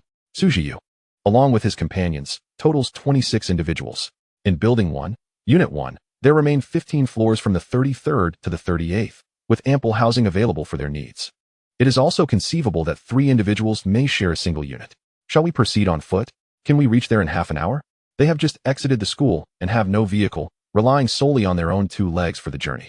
To be frank, they are quite fatigued, having dispatched numerous zombies along the way. Let us take a vehicle. I have one. She certainly does not wish to walk. It is too exhausting. There are 26 of us. Your vehicle cannot accommodate everyone. Su Zhiyu glanced at Fang Xiyue's car. Although it was spacious, it could only seat a maximum of 10 individuals. I am not limited to just this vehicle. As she spoke, Fang Xiyue revealed a medium-sized bus from the open space behind her. The eyes of Su Zhiyu's teammates, who had instinctively created space for the two, widened in astonishment. Their captain's wife is truly remarkable. They excitedly nudged one another, suppressing their urge to exclaim in awe lest they embarrass their leader. What do you think? Is there enough room now? Fang Xiyue's tone unconsciously bore a hint of boastfulness, a fact she herself was oblivious to. However, Su Zhiyu perceived it directly and found it utterly endearing. Were it not for the circumstances, he would have dearly loved to embrace her. Nevertheless, he restrained himself, fearing it might startle her. Indeed, Xiyue is impressive. Su Zhiyu could not resist reaching out to gently ruffle Fang Xiyue's hair. Instantly, she blushed deeply. She had never been this close to a boy before. Everyone, hurry and board the vehicle. We are heading to the Jingxiu Xingqing community. Su Zhiyu turned to beckon his comrades over. With his other hand, he naturally grasped Fang Xiyue's wrist, as if he had done so 1,000 times before. It was peculiar, considering he had never had a girlfriend, and this was their first meeting. In that moment, he genuinely feared she would shake his hand away. To his surprise, however, Xiyue willingly clasped his hand in return. Fang Xiyue did not intend to do so. It was merely a subconscious reaction when Su Zhiyu took hold of her. The moment his hand touched hers, she instinctively shifted, resulting in their hands intertwining. Her brothers, upon hearing the summons, rushed over enthusiastically. Sister-in-law, hello? Their voices rang out in unison. Greetings. Fang Xiyue responded with an ease that belied any embarrassment. Everyone, please board. We shall depart shortly. Su Zhiyu's possessiveness flared. He did not wish for others to gaze upon Xiyue, nor for her to see anyone else. With the captain's directive, everyone orderly made their way to the vehicle. At the rear of the line, Zhoumu flashed a silly smile at Fang Xiyue. Sister-in-law, it's a pleasure to see you again. I knew I hadn't mistaken you last time. After this statement, he proceeded to the driver's seat. It was then that Fang Xiyue finally recalled who he was. the young man she had rescued near the back entrance of the shops by the university town. He had previously asked her if she knew Fang Xiyue and if she was his wife. She had denied it then, little did she know that now. Fang Xiyue was aware of this incident, having been informed by Zhou Mu after they had regrouped. At the time, he thought it was merely a coincidence and a case of mistaken identity. He was astonished to discover that it had not been a mistake at all. Thus, it seemed that Fang Xiyue and Fang Xiyue were destined to cross paths. Both Fang Xiyue and Fang Xiyue boarded the vehicle, not the bus, but the off-road vehicle she had driven. After greeting Chen Shui, Fang Xiyue climbed into the car, and Fang Xiyue naturally took the passenger seat. Xiyue, what is your favorite color? Fang Xiyue pulled out a small notebook from his bag and began to jot down notes. Since they had not encountered each other before, he wished to take the opportunity to truly understand her from this moment onward. Red, Fang Xiyue replied with a smile. I prefer blue. What are your hobbies? Once he finished recording, Fang Xiyue continued his inquiries. I enjoy playing badminton and reading novels. These two activities serve as excellent pastimes for her. I love playing basketball, and I excel at it. I shall definitely show you my skills when the opportunity arises. What is your favorite food? Rice noodles. I enjoy barbecued dishes. Thus, the two engaged in a delightful exchange of questions and answers, the 15 minutes passing swiftly. Fang Xiyue's notebook was nearly filled. Upon arriving at the entrance of the community, Fang Xiyue halted the vehicle. She needed to register her guests before escorting them inside. Today, the entrance had been manned by 2 new military personnel, whom she had not encountered before. However, these soldiers recognized her, having seen her photograph. How did they obtain her photo? Of course, it was during the meeting that morning when Fang Xiyue shared his news about having a family. He had introduced the matter of his sister to his comrades, who were thrilled for him but also envious of his newfound sibling. In truth, Fang Xiyue had seen their photographs as well, specifically the group photo that Fang Xiyue had shown. The image was crowded, rendering it difficult to discern individual features. Even if she could recognize them, she could not retain their faces, but that was inconsequential. She had the system. Xiyue, are these your friends? Inquired Wang Hui, his name emblazoned on his cap. Yes, Brother Hui, please help me register them. They will be renting apartments in my building. Fang Xiyue addressed him warmly. Wang Hui was taken aback to realize that Fang Xiyue knew him. It was unexpected and flattering. Sister Xiyue, you know who I am? Zhao Liang, standing beside him, leaned closer. You are Brother Liang. My brother showed me your photographs before. I hope I am not mistaken. While she could indeed be mistaken, the system would never err. Correct. Sister Xiyue has a remarkable memory. Zhao Liang beamed with delight. They were unaware of the competition brewing between them. As being recognized by Fang Xiyue seemed a matter of great pride. Perhaps it was because she had become Fang Xichuan's sister that they regarded her as a sister as well. They were likely all hidden sister-con types, hoping to be the best brothers in her eyes. Fang Xiyue observed Fang Xiyue engaging so amicably with the 2 soldiers, feeling a twinge of jealousy. These soldiers were exceptionally impressive, and as a man, he found it difficult to identify any flaws in them. Moreover, most men harbor dreams of military service. He had once considered enlisting but was dissuaded by his family, leading to a lingering sense of regret. Chapter 67. Yearning for affection and embraces. Please present your identification documents. Those who have lost their IDs must also register. Wang Hui approached Fang Xiyue and his companions. Fang Xiyue opened his bag, revealing all the identification documents of his team members. Fearing loss, they entrusted them to the most capable leader, Fang Xiyue, believing that if they were to lose them, they would do so together. Wang Hui compared the IDs against his records and duly registered their information. Sister Xiyue, the registration is complete. You may bring them inside now. Wang Hui gestured to Fang Xiyue with a wave. All right, Hui Gu, Liang Gu, see you tonight. Fang Xiyue re-entered the car, and Fang Xiyue hurriedly followed suit. The vehicle drove for a short while before arriving at the base of Building 1. Once everyone disembarked, Fang Xiyue stored both cars in her spatial storage. You may rent from buildings 3 to 7. Each elevator serves 2 households on each of the 33 floors. The rooms are all 3 bedrooms, 3 bathrooms, 1 living room, and 1 kitchen. Currently, only floors 15 to 33 in Building 1 remain unoccupied. The others are temporarily not available for rent, so feel free to select. The rent for an entire apartment is 300 crystal nuclei per month. If 3 people share an apartment, it amounts to 100 crystal nuclei each per month. Crystal nuclei are the remnants of the brains of zombies. If you've read the novels, you should be aware that zombies have yet to evolve to produce crystal nuclei. Therefore, the first month can be billed on credit, and you may settle it the following month.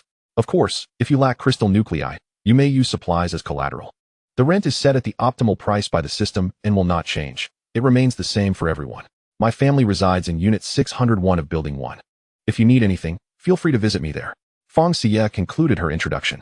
The residents of Units 1 and 2 in Building 1 are the soldiers we just saw at the entrance. They are comrades of my brother. Fang Xiyue briefed them on the occupancy of Building 1, considering that they might be reluctant to live amidst so many soldiers. Is it really all right for us to stay in Building 1? While I wish to be closer to you, they are soldiers and must value their privacy greatly. Su Zhiyu whispered, tugging at Fang Xiyue's sleeve. Other comrades from their camp are also keen to move in, so it's more suitable for soldiers to occupy Buildings 1 and 2. You may choose freely from Buildings 3 to 7, as no one has moved in yet. And they are not far away. Besides, I want to be living here long term. Wherever you reside, the distance to me remains the same. Fang Xiyue contemplated, realizing that if the soldiers moved in, their first choice would undoubtedly be the remaining apartments in Unit 1, as well as the nearby Unit 2. Thus, she had made the right decision to reserve those. All right, let us rent Unit 1 in Building 3 then. I'll be in Unit 601, which conveniently allows me to see our home from the window, Su Zhiyu remarked, glancing at the building numbers and making his selection. Everyone was agreeable to the choice of residence. Having a place to stay was sufficient. Their greater concern lay with the crystal nuclei. No one knew whether zombies would evolve to produce them in the future. What if they ran out or had very few? I understand your worries, rest assured. You will absolutely be able to pay the rent, Fang Xiyue reassured them. There will soon be 20 shops opening next to Building 8, offering a variety of food and supplies for your purchase. The shops in this community are protected, so do not attempt to gather supplies there, as you will be placed on a blacklist. Fang Xiyue certainly did not want them foolishly running there to gather supplies, only to find themselves banned from shopping in the future. All right, understood, sister-in-law. The 25 individuals nodded obediently. Having settled on Building 3, Fang Xiyue led them directly there. She used facial recognition to open the door and ushered them inside, registering their facial information. They opted for one apartment each, from the 1st to the 13th floor, as they also had families to consider. They had previously agreed to pick up their families together once they found a place to stay. Thus, Su Zhiyu might set off the next day with his teammates to retrieve their families. The thought of parting ways with Fang Xiyue so soon after their first meeting made him long to cling to her for a hug. However, Fang Xiyue remained oblivious to Su Zhiyu's pitiful gaze directed at her. She retrieved 26 rental contracts from her spatial storage, allowing them to sign their names before satisfiedly putting them back. I'll be in 601. The rest you can choose for yourselves. I'll head up with your sister-in-law first. Once Fang Xiyue finished her tasks, Su Zhiyu eagerly grabbed her wrist and led her to the elevator, impatiently pressing the 6th floor button. What are you doing? You haven't given them the keys yet, Fang Xiyue said, momentarily dazed by Su Zhiyu's sudden pull into the elevator. Realizing she hadn't distributed the keys, she saw the elevator was already ascending. With no other option, Su Zhiyu pressed the 1st floor button. As the elevator reached the 6th floor and descended again, the others waiting at the elevator doors noticed their captain and sister-in-law returning. Their expressions subtly shifted, as they could not help but speculate about their captain's behavior. Some things were better left unspoken. Su Zhiyu certainly understood their glances, narrowing his eyes slightly, causing the team members to straighten up immediately. Oh, right, I forgot to give you the keys earlier. Here, take your keys and find your apartments. The numbers are marked on them, Fang Xiyue said, handing the keys to the boy at the front of the line. Only a few people could enter the elevator at a time, as it had a capacity limit of 13, so they divided into 2 groups to ascend. Fang Xiyue urged them to hurry inside. The members of the Starry Sky team, unable to refuse under their captain's intense gaze, reluctantly stepped into the elevator. As it stopped on each floor, Su Zhiyu grew increasingly irritated. Finally, on the 5th stop, they reached the 6th floor. Su Zhiyu pulled Fang Xiyue's hand and exited, completely disregarding the team members behind them. Meanwhile, Zhou Muhua, also choosing to reside on the 6th floor, followed suit with little fanfare. The elevator doors closed behind him as he watched Su Zhiyu unlock the door and pull Fang Xiyue inside. He sighed, realizing he was left to open his own door and return home alone. The intensity of a man in love was truly daunting, he thought. From now on, he would have to maintain his low profile to enjoy the unfolding drama from the sidelines. He relished shipping couples, but only when they were genuine. On the other side, the moment the door to Unit 602 closed, Su Zhiyu, who had gathered considerable courage moments before, suddenly felt deflated. He had initially planned to bring her upstairs and spend quality time getting to know her, perhaps even steal a hug. However, seeing Fang Xiyue's puzzled expression, he suddenly felt shameless. It was their first meeting. How could he entertain such thoughts? That would be highly disrespectful to Xiyue. He took a deep breath to calm himself and guided her inside. Fang Xiyue's confusion stemmed from the assumption that Su Zhiyu was hastily leading her away to discuss something urgent. Instead, he stood there, gazing at her blankly, rooted to the spot. She had never been in a relationship before and was unaware of how normal couples interacted. All she knew was that she felt a flutter in her heart for the man before her, a profound attraction that made her find him remarkably handsome. no matter what he did. Thus, she obediently followed Su Zhiyu further inside. Chapter 68. The impulse to seize the opportunity. Su Zhiyu set down the bag he was holding beside the sofa. Then he pulled Fang Xiyue to sit on the sofa, naturally taking the seat next to her. Su Zhiyu's leg brushed against Fang Xiyue's, and they sat there quietly, side by side. No one spoke, and neither felt awkward. What's wrong? Are you unhappy? Fang Xiyue broke the silence. Tomorrow, I'm going to pick up my family with the team. We've only just met. And I don't want to part ways with you yet. I haven't had the chance for you to know me better. But my parents and younger brother are waiting for me, and their families are waiting for them as well. I have to go, so it's hard for me. Su Zhiyu replied, his head drooping slightly. We're not saying goodbye forever. There is still plenty of time. When you return, we can continue to get to know each other, all right? Fang Xiyue suddenly found the prospect of being in a relationship quite delightful. She felt she finally understood why so many people were enamored with love. It was that sweet, bittersweet feeling that one rarely experiences in daily life.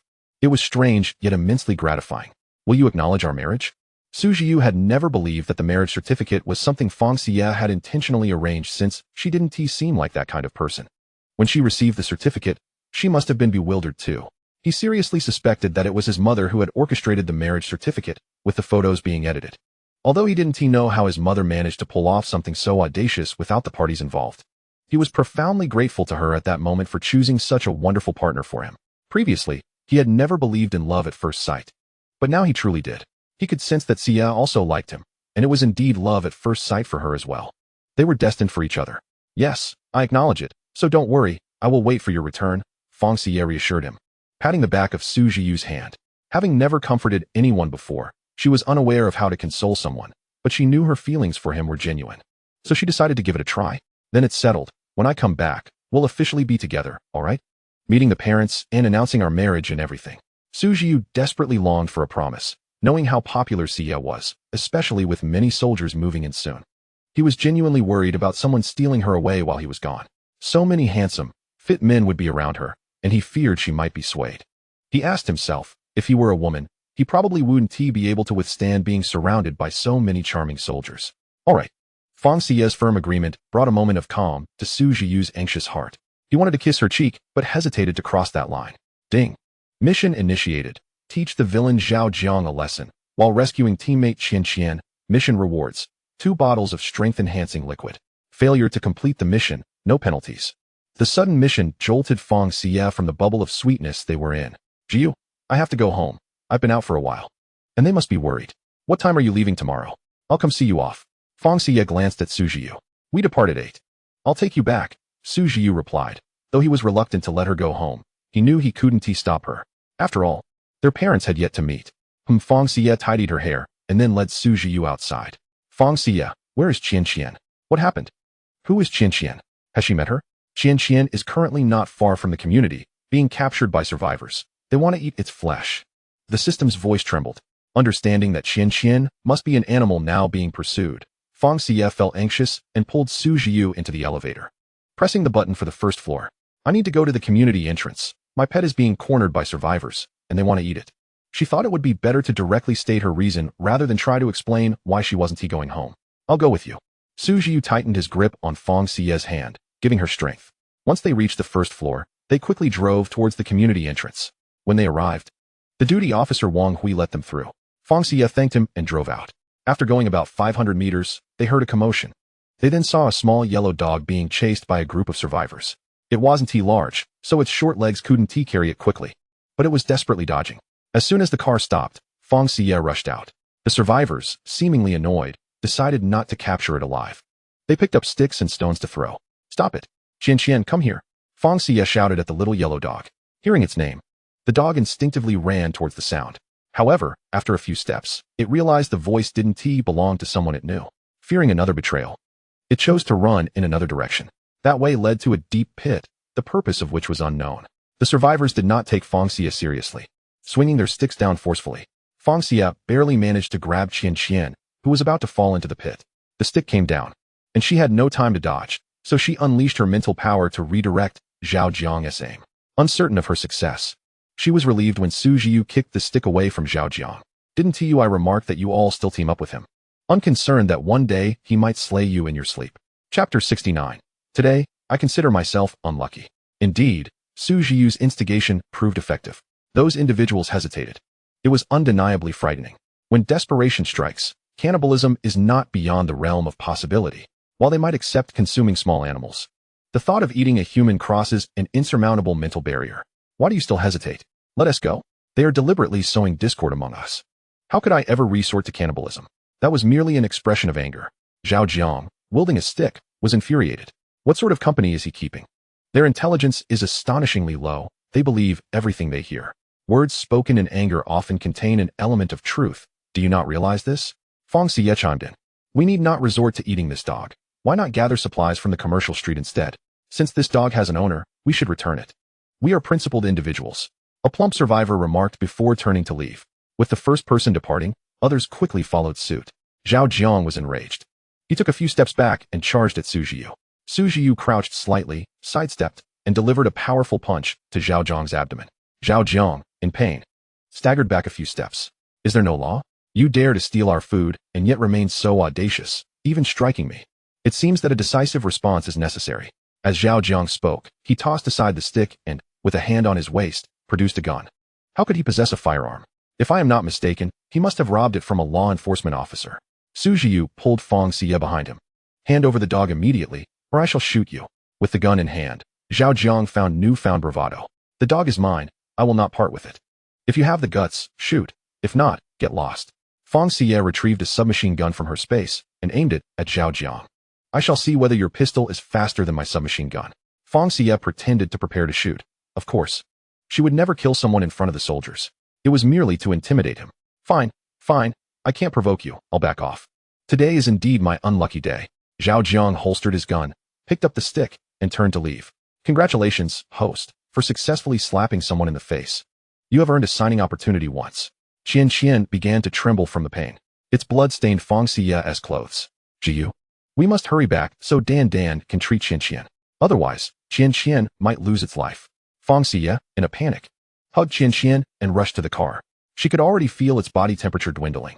On the return trip, Su Zhiyu drove. And as the vehicle halted at the entrance of Building 1, Unit 1, Fang Xiyue darted out, cradling the dog as she entered the elevator. Had Su Zhiyu not been swift, the elevator might have ascended without them. Xia, do not panic. Everything will be fine, Su Zhiyu reassured her, wrapping his arm around her shoulder. Fang Xiyue adored cats and dogs, yet she feared the anguish of separation. Consequently, she had never owned any. The short lifespan of these animals made her reluctant to confront the pain of loss. As the elevator doors opened, Fang Xiyue rushed out, pressing the doorbell for 602. Dan, puzzled, approached to open the door. She had already seen Fang Xiyue's face through the indoor camera. Dan, please save it. It's not going to make it, Fang Xiyue urged, pushing Qian forward. Dan, staring at the battered and bloodied puppy before her, was at a loss for how to proceed. She released her healing abilities toward the small dog. However, due to the limited strength of her powers, she could only mend its wounds partially. Fortunately, it was no longer life-threatening. A further treatment tomorrow should suffice. Ding. Beginner Mission 7 completed. Rewards have been issued. Please check. Thank you, Dan. No need for thanks, Yuejia. I haven't done much. I'll treat it again tomorrow, and it should be fine. Dan gently patted the sleeping Qian's head. All right, I'll take it back now. As Fang Xiyue turned to leave, Dan finally noticed Su Zhiyu following behind her. Who are you? Why are you with my Yuejia? Dan was wary of Su Zhiyu, fearing he might be a bad person. I am her husband, Su Zhiyu explained, looking back. Don't say such nonsense. Fang Xiyue lightly nudged Su Zhiyu. Husband? So that boy really spoke the truth that day? Yuejia, you married at such a young age? Do your parents know? Dan felt as though she might be the first to learn this secret. I haven't told them yet. Zhiyu is heading out tomorrow. Once he returns, we will tell my parents. Fang Xiyue indicated to Dan to keep it under wraps. Rest assured, Yuejia, my lips are sealed. I will absolutely not spill the beans. Dan made a gesture of zipping her lips. Fang Xiyue placed Qian with Dan for a moment, then escorted Su Zhiyu downstairs, where they bid farewell at the entrance. You must remember to come and see me tomorrow. Otherwise, I will be quite sad. Su Zhiyu held on to Fang Xiyue's hand, reluctant to let go. Yes, I'll bring you both some food in the morning. Consider it a farewell gesture. I doubt many of those boys know how to cook. Moreover, they probably lack sufficient supplies. All right, but we must exchange supplies. We can't let them think they can eat for free just because you are their sister-in-law. We still have plenty of biscuits and instant noodles. We can trade those. Biscuits and bread are acceptable. But he still wanted the brothers to have a hot meal before they set off. However, he felt it inappropriate to offer them food for free, as it might set a precedent. Otherwise, over time, no one would want to undertake missions anymore. Why bother when there's already food available? Sure, I'll collect whatever supplies. After all, I have a shop where I can sell them. Fang Xiyue smiled and nodded. However, if I take your supplies, won't they think I'm too stingy? After all, they have accepted me as their sister-in-law, and to charge for this occasional meal might seem too callous. Fang Xiyue lacked experience in social interactions. She was uncertain about how to strike the right balance. No, you providing them with a warm meal will make them grateful. They won't perceive you as stingy. Given the current scarcity of supplies, everyone knows how challenging it is to gather resources, so they won't think that way. Su Jiu ruffled Fang Xiyue's hair, urging her not to overthink it. Fang Xiyue nodded again, agreeing to follow Su Jiu's advice. She worried about Su Jiu's safety on his way to pick someone up. Thus, she handed him a backpack, within which lay 2 submachine guns and a selection of medical supplies. You take this bag. It contains 2 firearms and some essential medicines. Had they not been limited in what they could carry, she would have loved to prepare even more for him. See ya. Thank you, Su Jiu said, his gaze tender as he held the backpack while looking at Fang Xiyue. Chapter 70. You've certainly kissed me enough, so why the formalities? Drink this. It will be beneficial for you. Fang Xiyue offered him a bottle of strength-enhancing liquid, freshly acquired. Without a moment's hesitation, Su Jiu uncapped it and drank it down. Fang Xiyue pondered for a moment before retrieving a tang sword from her storage. This sword is formidable. It can slice through iron effortlessly and will make dispatching zombies a breeze. You should take it. The tang sword, sheathed with a strap, could be worn on his back. Su Jiu accepted Fang Xiyue's thoughtful gestures without protest, though he worried that accepting her gifts might portray him as dependent. His concern about not returning outweighed his fears of others' opinions. Between the prospect of being criticized and the thought of leaving his beloved alone in this world, he would choose the former. He could not bear the thought of parting from her now that he had finally found someone he cherished. It's nearly 5:30. I must return, or my parents will come looking for me. Fang Xiyue glanced at her watch. All right, let us head back. I shall see you tomorrow morning. As Su Jiu and Fang Xiyue walked in opposite directions, their hands, once intertwined, gradually separated. Just as their fingers were about to part, Su Jiu stepped forward, pulling Fang Xiyue back into his embrace. It was a fleeting hug, light, tender, and fulfilling. Yeah, wait for my return. Su Jiu called her by her affectionate nickname with deep emotion. Okay, I will wait for you, Fang Xiyue replied with a smile that radiated like a blooming flower. I'm leaving now. See you tomorrow morning. This time, they truly parted ways. Had they lingered any longer, Fang's father would have descended to confront them. Initially, he had merely opened the window to check on his daughter's whereabouts, but was met with the sight of 2 figures embracing outside. Upon closer inspection, he recognized his daughter. Who is that boy? He managed to win her over in just a day? He must be a smooth talker. Fuming, he resolved to go downstairs to confront the boy, only to be halted by Fang's mother. Our daughter is grown. She knows what she is doing. When we were dating, I was only 18, and you certainly embraced me often, did you not? Fang's mother lightly smacked Fang's father. Why is it unacceptable for our daughter? I had to wait 3 months before we progressed to that stage. They've only just met. Fang's father was genuinely infuriated. How do you know they've only just met? Perhaps they were together in school and simply didn't tell us. When she comes upstairs, I'll ask her about it privately. Don't interrupt. A woman's thoughts should be understood by another woman. Whether that boy is reliable or not is something she must discern. Fine, I won't interrupt. But you must share what you discuss with her when you return. I need to be informed. It was evident Fang's father was quite anxious. Understood. I'll convey every detail without omission, Fang's mother assured, knowing how to calm him down. Meanwhile, Fang Xiyue was unaware that her parents had spotted Su Jiu. She was waiting at Dandan's doorstep for her friend to bring out Qianqian. Dandan emerged, cradling the now-awake Qianqian in her arms. She passed Qianqian to Fang Xiyue, who reached out to receive him, but Qianqian turned away, presenting his backside to her and wriggling toward Dandan. Well, it seems he has chosen Dandan over me. Fang Xiyue mused. Perhaps it was because Dandan had tended to his wounds, instilling a sense of safety in him. Dandan, how about we let Qianqian stay at our home? You can come over to play whenever you wish. Dandan felt a bit awkward, as though she were a villain stealing someone's beloved pet. All right, let us leave him with you. Since Qianqian prefers being with Dandan, it would be better for him. I don't necessarily need to keep a dog. But she couldn't help but wonder why the system had designated Qianqian as part of her team. He must possess some extraordinary qualities. Dandan, please keep an eye on Qianqian over the next few days. I have a feeling he is no ordinary dog. Since Qianqian wouldn't be living with her, the task of observing him naturally fell to Dandan. Okay, Yuejia, I will let you know immediately if I notice anything unusual. After bidding farewell to Dandan, Fang Xiyue finally returned home. Mom and Dad, I'm back. She called out as she stepped inside. Our daughter has returned. You must be hungry. Come quickly to eat. Fang's mother beckoned her. Indeed, Fang Xiyue was famished. The dining table was laden with her favorite dishes. She hurried to wash her hands, and then sat down to indulge. Fang's father was growing increasingly anxious, while Fang's mother seemed entirely unperturbed. Engrossed in conversation with Fang Xiyue about the store, Fang's father nudged Fang's mother, urging her to get to the point. She gently patted his hand, signaling him to remain calm. But how could he not be anxious? The tension was palpable. Eventually, Fang's father could no longer endure it and retreated to his room. Once he had left, Fang's mother shifted the conversation. Darling, are you in a relationship? Your father and I accidentally saw something from upstairs just now. She sat beside Fang Xiyue, speaking softly. Well, Mom, do you believe in love at first sight? When I met Fang Xiyue, I felt an exhilarating rush. My heart raced, and it was as if I were no longer myself. Among countless people and landscapes, my eyes were drawn solely to him. It felt as if we resonated on a profound level. Is this what love is like? Fang Xiyue had always enjoyed chatting with her mother, making it easy for her to open up. The taste of love is only truly understood by those who have experienced it. Though when I first met your father, it wasn't he as exaggerated as you describe. My gaze was indeed solely for him. However, I never told him, lest he become conceited. Darling, I do not oppose your dating. Just remember to protect yourself. Fang's mother had no qualms about her daughter's romantic pursuits, but she wished to ensure her daughter would not suffer emotional harm. Mom, I understand. I will take care of myself. As for what her mother meant by protection, Fang Xiyue was no longer a child. She comprehended. That's good. Now tell me, what kind of boy is he? You've met many male classmates in college without feeling a spark, so what makes you feel this way about him? Fang's mother was genuinely curious and eager to gather information to share with Fang's father later.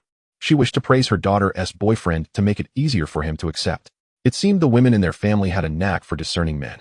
Over the generations, there has never been a misstep. All she knew of her ancestors were tales of enduring love, devoid of infidelity, mistresses, or domestic violence. Well, I find it difficult to articulate. Mother, tomorrow Fang Xiyue will accompany his teammates to pick up their families. I wish to deliver breakfast to him as a farewell gesture. How about you join me to meet him?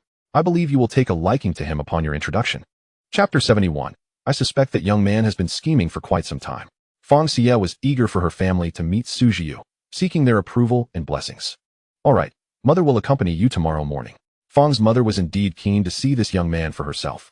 After Fang Xiyue returned to her room, her mother hurried back, guessing that Fang's father was anxious to hear the news.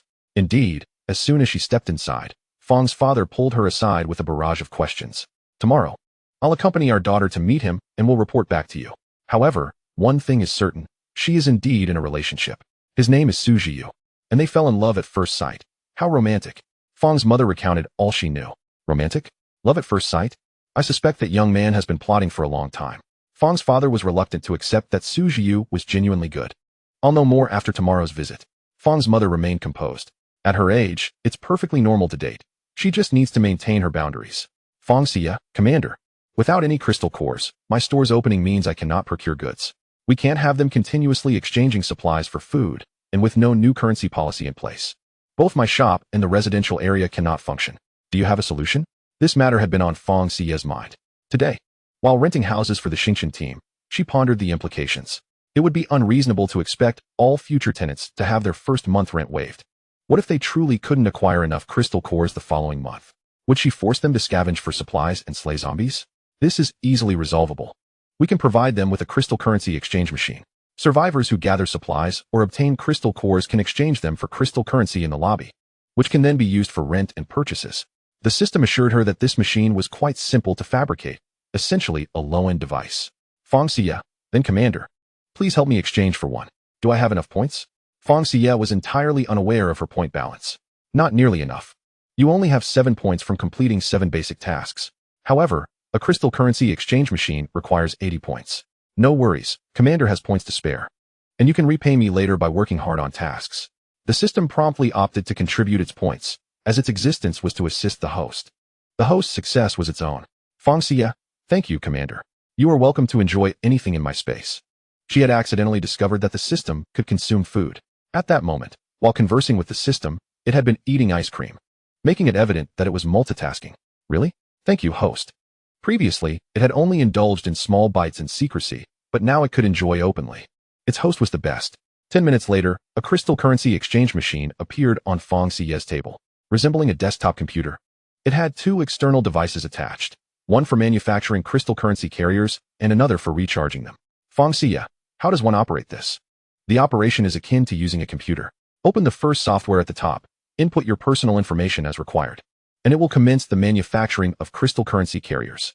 Once the carrier is completed, click on the second software.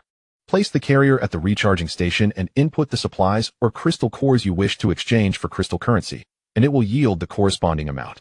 The exchange rate is already preset, making it quite user-friendly. Anyone familiar with computers will grasp it easily. Moreover, the carriers can facilitate transfers between users, allowing for direct salary payments or rent transactions. Of course, your shop will need corresponding currency scanning machines, which are inexpensive at just 4 points each. I have already exchanged for 20 machines to install in your shop. The system elaborated in one breath. Following the system's instructions, Fang Xiyue entered her information, including her name, identification number, and address, with no further details required. After clicking to commence manufacturing, she watched intently as the crystal currency carrier emerged from the machine within a mere 30 seconds. It was a simple wristwatch, crafted from an unknown but seemingly durable material, with her name engraved beneath the dial. Host, a gentle touch on the dial will display the user's name and account balance. It also features a friends list and payment functionalities. Transfers of crystal currency can occur between friends.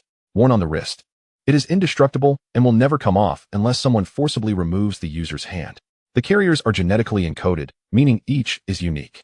If one were to acquire another's carrier, they would be unable to use it. Furthermore, if the carrier is separated from its user for 2 minutes, it will self-destruct. The user's crystal currency balance will be inherited by their designated relatives, while those with no relatives will be deposited directly into the national account. Following the system's guidance, Fang Xiyue adorned the carrier on her wrist. Checking her account, she discovered her balance stood at 0. She placed the carrier on the recharger and opened the second software. In the supply to crystal currency exchange box, she selected 12 bags of instant noodles. The system promptly calculated that 12 bags could be exchanged for 60 crystal coins, equating to 5 coins per bag, and immediately credited her crystal currency account. Her balance instantly surged to 60. Thus, it was imperative that this crystal currency exchange machine be entrusted to someone reliable. Otherwise, it could be misused for unauthorized recharges or embezzlement. Not to worry, host. As long as the input is made, the corresponding supplies will be deducted from the recharge recipient. Just now, 12 bags of instant noodles were locked in your space. Once the official warehouse is established, these noodles are to be delivered. Reassured by the system's explanation, she felt at ease. She had no desire for the machine she provided to become an instrument of crime. Fang Xiyue directly credited herself with 2,000 crystal coins. Then, she summoned her family to the room and explained the machine's purpose. In their somewhat perplexed state, she produced carriers for all her family members. Originally, she had assumed the carriers would all appear identical, but to her surprise, they emerged in various patterns and colors, available for selection. Previously, she had not noticed the options and, as a result, had received random designs. Fortunately, the devices are quite aesthetically pleasing, embodying the minimalist style she adores. The machines automatically distinguish between male and female users as well. My dear daughter, where did this machine come from? Fang Ma inquired softly, leaning closer to Fang Xiyue's ear. Fang Xiyue nodded, and the two fell into a comfortable silence. Everyone donned their respective devices, each adorned with their own unique wristwatch. Oh dear, I never wore a watch in my youth. Yet here I am, in my old age, sporting one. It's rather charming, I must say, Fang Grandma remarked, admiring the watch on her wrist, which was of her preferred design. Chapter 72, Truly a Talent in High Technology. Fang Xiyue recharged each of their devices with 2,000 crystal coins, covering all expenses herself. It is permissible to recharge others' devices. How splendid. When her brother returns in the evening, she can have him deliver this machine, of course under her name. This way, he can also gain some recognition in front of his superiors, possibly even leading to a promotion. Additionally, Fang Xiyue created a device for Su Jiu. Since he was absent, she did not load any crystal coins into it. She would simply transfer the funds to him directly upon their next meeting. She believed that this device might prove beneficial in the future. It is always wise to be prepared. Once her family's devices were completed, Fang Xiyue called for Dandan and Sister Xiao.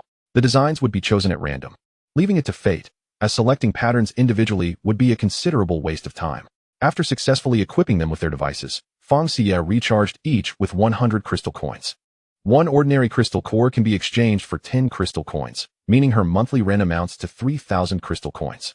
Thus, 100 coins is neither too little nor excessively burdensome for them. All team members joining her in the future would start with 100 crystal coins, after which their fortunes would be their own to manage. From now on, They could utilize crystal coins for transactions, and their wages for work in the shop would also be paid in crystal coins. Dandan and Sister Xiyue touched the watches on their wrists, overwhelmed with excitement. Can we really use such advanced technology? It felt almost like a dream. Sister Xiyue, ever since I met you, every day has been filled with such delightful surprises. Dandan exclaimed wistfully before departing. After everyone left, Fang Xiyue utilized an advertising printer to print out the details for crystal coin exchanges. It was a substantial sheet that could later be affixed to the wall of the exchange institution. Those who found the prices reasonable could proceed with their exchanges, while others could refrain. For instance, a bag of instant noodles costs 5 crystal coins, 5 ordinary crystal cores. A level 1 crystal core is priced at 100 crystal coins, and a level 2 crystal core at 1,000 crystal coins, among others. At 8 in the evening, Fang Xiyue returned home. Fang Xiyue went downstairs to open the door for the personnel accompanying him and recorded their facial information, subsequently inviting Captain Lu to their home. The housing assignments had already been drawn by lottery, so there was no need for on-site distribution, saving considerable time and ensuring order. Captain Lu had drawn the apartment directly above theirs, 702, which was merely a matter of seconds to access. While Captain Lu ascended to transport his luggage, Fang Xiyue took the opportunity to inform Fang Xiyue about the crystal coin exchange machine. She demonstrated how to operate the device, and he quickly grasped its functions. Thus, when Captain Lu returned, it was Fang Xiyue who provided the demonstration. My goodness, Xiaofang, you truly are a prodigy in high technology. This machine will undoubtedly garner attention. May I take it with me to present to my superiors? Captain Lu gazed eagerly at Fang Xiyue. Of course. I intend for this machine to serve my purposes as well.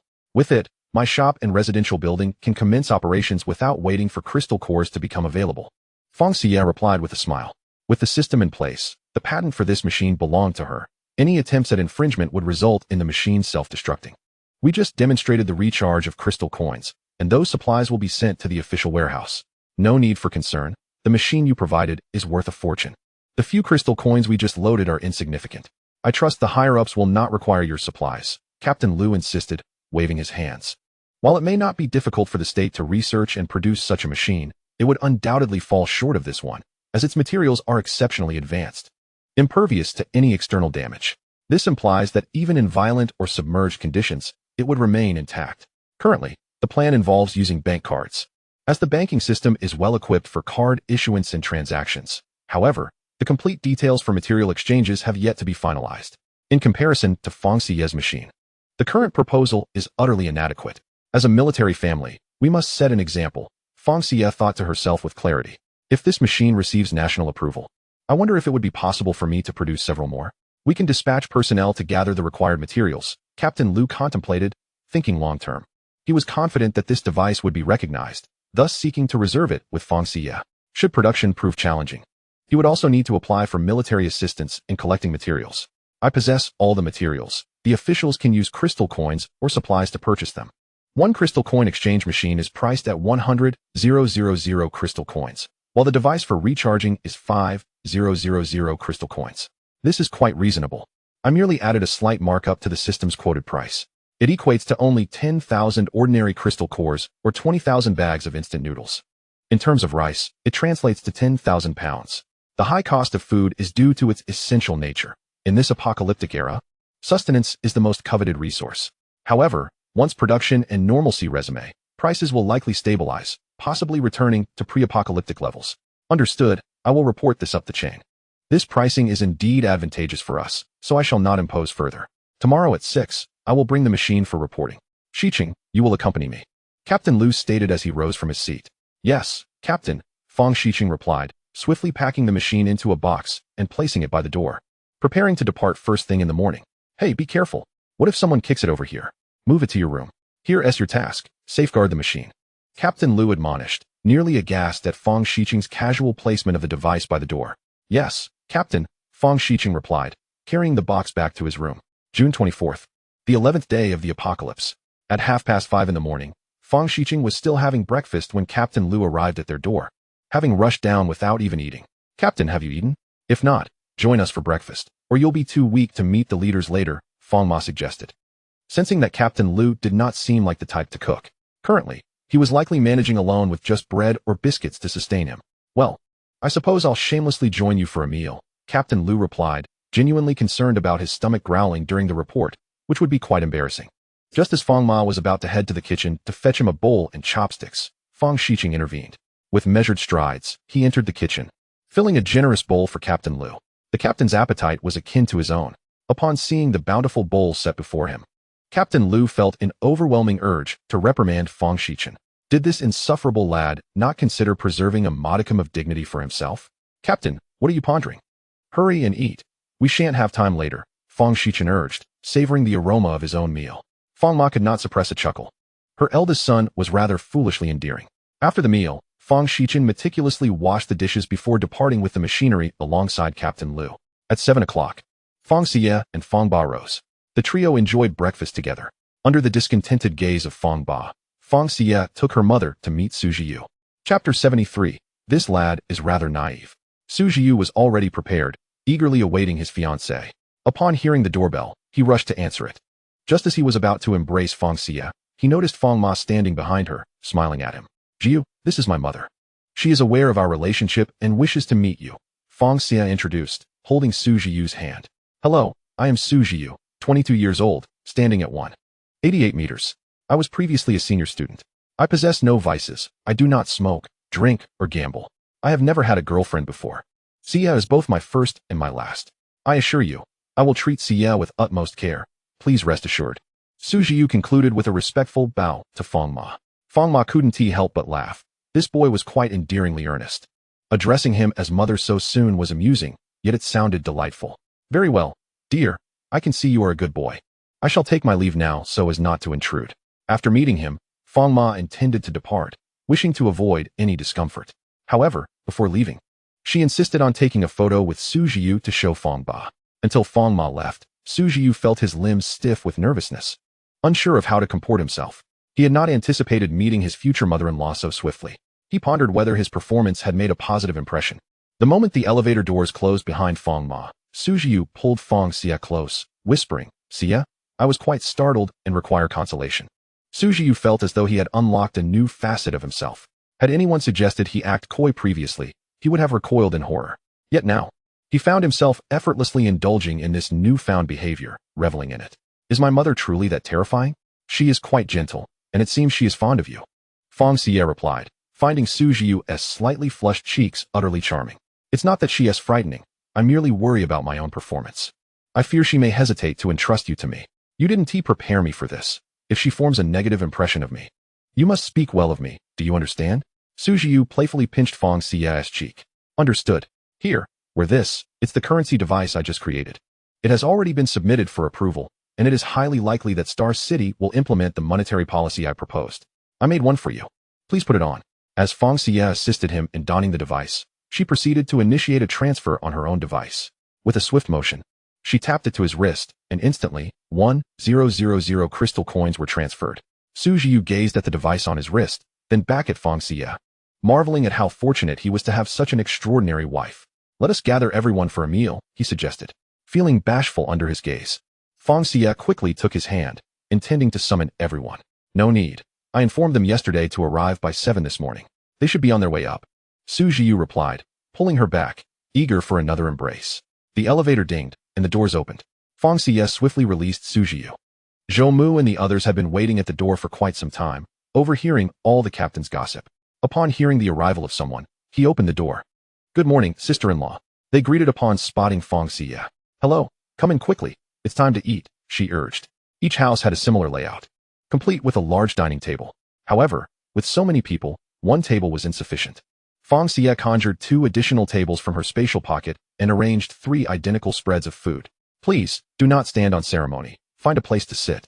She encouraged the members of the star team, who had been standing awkwardly. Sister-in-law, we haven't had a warm meal since the apocalypse. You are too kind to us. The star team remarked, thoroughly enjoying their meal. Of course, they had already deposited the supplies they intended to give Fang Xiyue with Su Zhiyu yesterday, as they did not wish to take advantage of her generosity. Being young men, they had hearty appetites. They treated their captain and sister-in-law equally, knowing that she could store anything in her spatial pocket at any time. Upon your return, I shall host a feast for you all, Fang Xiyue said. Sitting beside Su Zhiyu, pleased to see their camaraderie. In the post-apocalyptic world, unless one possessed extraordinary strength, it was challenging to survive as a lone wolf. Having a group of like-minded allies made the journey considerably easier. However, not everyone could encounter good-hearted individuals. At 8 o'clock in the morning, Fang Xiyue and his team set off punctually. Fang Xiyue had lent them a large coach bus, seating 66. As she was uncertain how many family members they would be collecting, a larger vehicle would be more accommodating. All the members of the star team boarded the bus. Yet Fang Xiyue lingered at the bottom, reluctant to leave Fang Xiyue. "Xia, you must miss me. I will think of you every day," he said, gently stroking her hair. "Of course, I will miss you. Now go. Everyone is waiting for you," she replied, glancing around to ensure no one was watching. She tiptoed and planted a quick kiss on his lips. With that, Fang Xiyue was satisfied and climbed aboard the bus. Fang Xiyue stood there, watching the bus disappear from view until it was no longer visible before returning inside. Back downstairs, she encountered Chen Shuai, who had come to find her. He had brought the remaining employees. Fang Xiyue promptly shook off her earlier melancholic mood and led the employees to familiarize themselves with their new dormitory and shops. 100 employees gathered together created quite an impressive sight, giving an impression of scale. After assigning bodyguards to the shops and residential buildings, she instructed them to return and rest. Those wishing to collect their families should do so promptly, as they could not delay the opening on the 26th. Due to time constraints, all 100 employees were locals of Star City. Naturally, their families resided there as well. They each possessed their own homes, so it was uncertain whether they would wish to accompany her. Ultimately, it was their choice, and Fang Xiyue had no control over that. On her way back from the shops, Fang Xiyue encountered Fang Xichen, who came to find her. "Sister, after a lengthy meeting of over 4 hours this morning, it has been officially decided to implement the currency exchange machines you designed. However, they will first undergo trial operation in Star City, and if all goes well, we will expand to other cities. Captain Liu asked me to inform you to produce a batch of coin machines. Initially, 100 units are required to be installed in every neighborhood that has been commandeered by the military. The military will establish supermarkets in each of these communities. However, in our neighborhood, they will not be opening one, and instead, we shall pilot the initiative at your supermarket. Our neighborhood will serve as the very first pilot community. Once the survivors within the neighborhood possess their carriers, the crystal coin exchange machines will then be relocated to other communities, facilitating the survivors there in acquiring their carriers. The 100,000 crystal coins taken from the exchange machines and the 30,000 crystal coins as a deposit for the coin dispensers will be transferred into my carrier. I will send it to you once I return home this evening." Fang Xichen is filled with immense pride. He was already impressed when his sister obtained her new identification card, but now he realizes she is even more remarkable than he had imagined. Chapter 74. Could a good lad achieve such a feat? Wherever he goes, he is often met with teasing remarks about having hit the jackpot. Regardless of whether the comments are sincere or merely jest, he responds with a smile, for he indeed feels fortunate to have such wonderful family members. "All right, I shall return shortly to commence the production. You can collect it from my home after you return this evening. In fact, I had already prepared some in advance, so it won't take long. It will certainly be completed before 8 o'clock. The system can produce the coin dispensers in mere moments." However, she cannot imply that it is too easy, lest others deem the crystal coins spent as not worthwhile. "Very well. I shall take my leave and stand guard at the entrance," Fang Xichen declared before dashing off. Fang Xiyue, "System, how else can I acquire points? I cannot continuously use your points without reciprocating. One must not incessantly demand merely because the system is benevolent." Host, crystal cores can be exchanged for points. 100 ordinary crystal cores yield 1 point. Once the zombies evolve and produce crystal cores, gather more and return them to me, the system said nonchalantly while savoring an ice cream. Fang Xiyue, "Understood. I will swiftly procure enough crystal cores. No worries, I am not in a rush. The machines have already been placed in your bedroom. They can be moved this evening." The system finished a strawberry-flavored ice cream and pressed another melon-flavored one. It is currently well-fed and unconcerned. Upon returning home, Fang Xiyue's first stop was to visit Dandan's house to see Qianqian. Qianqian had been thoroughly healed by Dandan and was now lively and energetic, happily consuming the dog food Fang Xiyue had delivered the previous day. "Dandan, have you noticed anything special about Qianqian?" Fang Xiyue asked as they crouched nearby to observe the dog. Sister Xiao was seated on the sofa watching them. "I haven't noticed anything in particular. It just seems a tad smarter than other dogs." Dandan had genuinely observed with great diligence, but found nothing noteworthy. "Well, if we can't find anything, let us just accept it and let it be the pet of our team." Fang Xiyue stood up, unwilling to trouble herself further. "By the way, Dandan, Sister Xiao, I might be going out for missions soon. Would you both like to join?" Fang Xiyue believed that the system would recognize her teammates, proving their immense value. If they were merely there to assist her in managing the store, it seemed somewhat unreasonable. Hence, It was likely that future missions would involve gathering specific resources or slaying more zombies. Of course we will go. How could the tasks of the Xiyue team be complete without us official members? Dandan exclaimed, abandoning her observation of Qianqian to sit beside Fang Xiyue. I will join as well. I have been practicing my abilities lately. I can now hear from a greater distance and even track someone by listening to their conversations with others. Sister Xiyue felt her skill was of little use. Yet she endeavored to enhance her abilities to justify her presence. Sister Xiyue, in the future, refrain from disclosing your abilities. When we go out, pretend to be a survivor without any powers. This way, it will lower the guards of potential threats.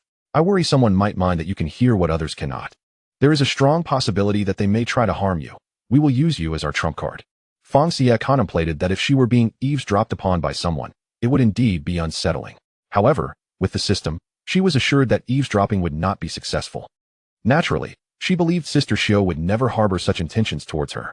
But her confidence did not mean others shared it. So it was best to keep this ability under wraps. All right, I understand. Yeah, I want to tell a soul. Sister Xiyue nodded, grasping the gravity of the situation. Dandan promptly made a zipping motion across her mouth, resolutely declaring she would remain silent. She felt she had performed that gesture several times over the past few days. After chatting with Dandan and Sister Xiyue for a while longer, Fang Xiyue returned home. Fang Dad and Fang Mom were watching television when they noticed their daughter's return. Fang Dad immediately adopted a stern demeanor. Dad, don't be angry. You will absolutely adore Xiyue when you meet him.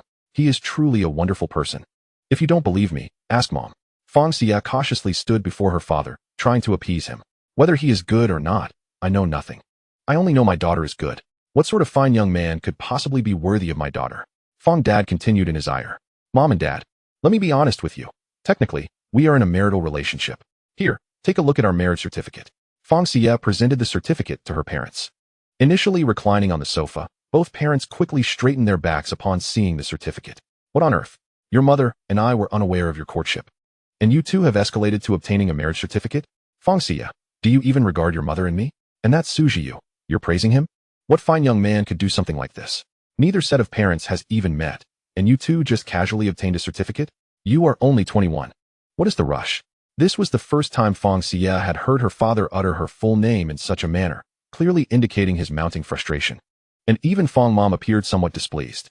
Although their daughter was not born into affluence, they came from a traditional family. They could not fathom how two young people could obtain a marriage certificate without their parents ever having met. Mom and Dad, please listen, it's not like that. In truth, we had never met until now. This is our first encounter. As for the marriage certificate, you know I am bound to a signing system, right? Initially, I received an opportunity to sign in various places. While signing at an internet cafe, I accidentally signed at a marriage agency on the second floor. Hence, I ended up with this marriage certificate and inexplicably became a married person. I even took the certificate to the Civil Affairs Bureau to try to dissolve the marriage. But the staff informed me that both parties must be present for the procedure.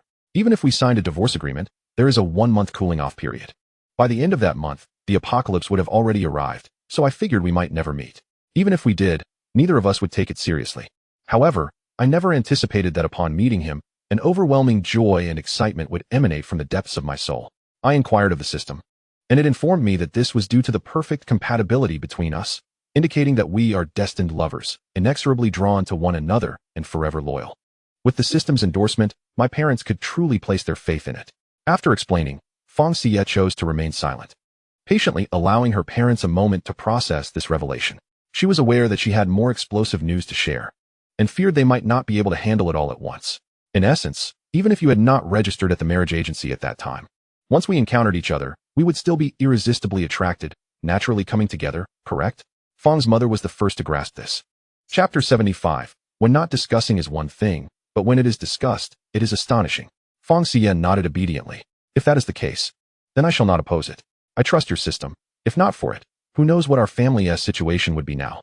We might still be separated across 2 cities, oblivious to the impending apocalypse. Therefore, I believe the system is on your side. It will not harm you. And its words cannot be wrong. Fang's mother displayed a remarkable level of acceptance. Fang's father, after a moment of contemplation, sighed in resignation. If that is the case, I shall not voice any objections. As long as my daughter is happy, that is all that matters. It appears the system holds a significant place in both of their hearts. Seeing that her parents had fully accepted this, Fang Xiyue decided to reveal everything. Mom, Dad, there is actually another piece of news that you might find even more difficult to accept. Fang Xiyue spoke cautiously. Wait a moment, daughter. Let me and your mother have a sip of water to steady ourselves first. Fang's father interrupted, picking up 2 glasses of water from the coffee table. He handed one to Fang's mother, and they both took a deep drink. Once they set the glasses back down, Fang's father gestured for Fang Xiyue to continue. Well, not only did I successfully register 1 person, but I actually registered 8 individuals and obtained 8 marriage certificates. Fang Xiyue placed the 8 marriage certificates on the coffee table, neatly arranged in a row. Fang's father inhaled sharply, nearly fainting. Fang's mother reached out to take the marriage certificates, flipping through them one by one.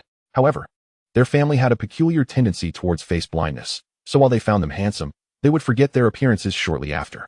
Oh my, these young men are truly handsome. My daughter is impressive. When it comes to romance, she does not merely engage, she astonishes. At that time, when you told me you would bring back 8 sons-in-law, I thought you were joking. I didn't realize you were preparing me for this. Fang's mother gazed at Fang Xiyue with a mixture of astonishment and curiosity. Fang's mother enjoyed reading novels, having perused numerous stories within the realm of female supremacy. She was somewhat familiar with the concept of polyandry. However, now that the central character was her own daughter, it all felt surreal to her. No, Mom, I was genuinely joking at that time. I never intended to become involved with them. However, after the system's explanation, I believe that upon seeing them, I would undoubtedly feel a flutter in my heart, unable to resist. Therefore, to prevent any chaos in the future, it is best if I avoid meeting them altogether. They are not in Star City, so the likelihood of encountering them should be minimal. Fang Xiyue analyzed the situation for her parents. What if you happen to run into them by chance? Fang's mother, seemingly relishing the drama, eagerly awaited the unfolding events. Then I would simply accept them all. I cannot show favoritism, can I? Fang Xiyue replied, fully aware that she did not hold herself to an exceedingly high moral standard, especially in these apocalyptic times. Yet, there was also an element of jest in her statement. After all, her willingness did not guarantee that all 8 men would reciprocate. Oh, you will be the one to weep in the end, Fang's mother teased, giving Fang Xiyue's nose a playful pinch. I certainly will not. Have you forgotten whose daughter I am? Fang Xiyue laughed as she embraced her mother's arm. At that moment, Fang's father finally came to terms with the reality that he might have 8 future sons-in-law vying for his daughter's affection. Observing the joy radiating from the mother-daughter duo, he had no desire to dampen their spirits. Daughter, it's noon. Come, let us take lunch to your brother. Fang's father stood and walked towards the front door.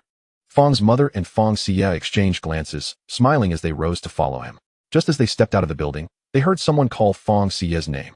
Turning around, she found herself face to face with her former plastic friend, Fang Xiyue. Perhaps it was because this area was closest to the university town.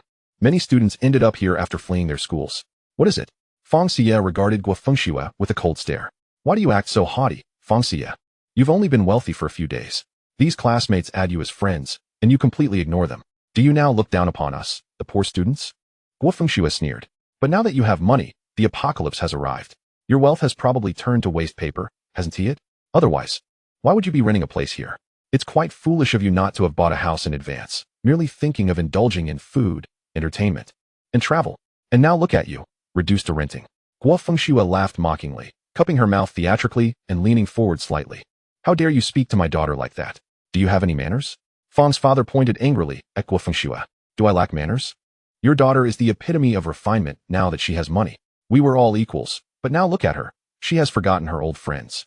Fang Xiyue dismissed Fang's parents entirely, believing that in this apocalypse, everyone was equal. Why should the younger respect the older? Power and resources are what truly matter. Have you finished? Do we have a close relationship? Are you here to seek attention? Fang Xiyue retorted, stepping forward to shield her parents. She could not hide behind them in a dispute. Oh, say whatever you like. I won't be offended. Perhaps you are unaware that my family runs a supermarket right at the school gate, stocked with plenty of supplies. I used your red envelopes to help my mother restock. Haha. With those supplies, my family can eat well for quite some time and afford to rent for ages. So, in essence, you remain a pauper, while I am the true wealthy one now. However, unlike you, I am not so heartless as to forget those around me. If you say enough good things about me, I might even reward you with a cookie. Fang Xiyue's words were accompanied by exaggerated hand gestures, utterly grating on Fang Xiyue's nerves. Oh, are you implying that the supplies from your supermarket have already been relocated here? Fang Xiyue could hardly believe it. With such a multitude of zombies in the university town's commercial street, how could they possibly transport all the supplies? Indeed, upon posing this question, she noticed Fang Xiyue's body stiffen momentarily. So what if they couldn't? What belongs to our family is ours, today. I shall venture out with my team to retrieve all the supplies. Fang Xiyue feigned calmness, lowering her arms that had been crossed over her chest. It was then that Fang Xiyue observed a group of individuals standing not far behind Fang Xiyue, patiently awaiting her arrival. She had previously seen them, but had not connected them to Fang Xiyue, assuming they were merely onlookers. "Oh, I wish you luck. I hope the supplies you bring back are sufficient for you to purchase a home here, just as I did," Fang Xiyue exclaimed, feigning forgetfulness. "Oh dear. I seem to have neglected to mention that I am an owner here, not a tenant." As she spoke, she imitated Fang Xiyue's earlier gesture, dripping with provocation. Chapter 76. Truly believing oneself to be a person of importance. Upon hearing the word owner, Fang Xiyue's face flushed with anger. She felt as though her earlier words had rebounded upon her like a boomerang. "Congratulations, host, for successfully slapping the face, earning one sign-in opportunity." Fang Xiyue could not be bothered to witness the change of expressions on Fang Xiyue's face. She took her parents by the hand and walked away. Fang Xiyue, infuriated, clenched her fists and stomped her foot in frustration. "Fang Xiyue, do not get too pleased with yourself. What good is a house without supplies? You will eventually come begging me." Fang Xiyue shouted at the retreating figures of Fang Xiyue and her family. Remaining calm, Fang Xiyue turned around and cast a disdainful glance over Fang Xiyue from head to toe, a smirk playing on her lips. This only served to exacerbate Fang Xiyue's fury, as she felt thoroughly insulted. "Xiao Xiyue, do not be angry. She surely does not believe your words. Once we retrieve the supplies, she will undoubtedly come crawling back like a dog." One of Fang Xiyue's teammates comforted her, wrapping an arm around her shoulder. In truth, these were all Fang Xiyue's classmates. But due to her severe face blindness, she had not recognized them. The trio made their way to the entrance, where Fang Xiyue's brother, Fang Xiyue, was registering incoming survivors. Upon seeing his family approach, he handed the registration book to Chen Shuai and walked over. "Son, we brought you food. Eat up."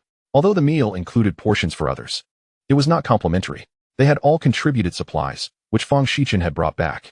They had agreed beforehand to exchange supplies for food. They could not afford to be freeloaders. It was already a stroke of luck to have hot meals daily. "Mom, just set it aside for now.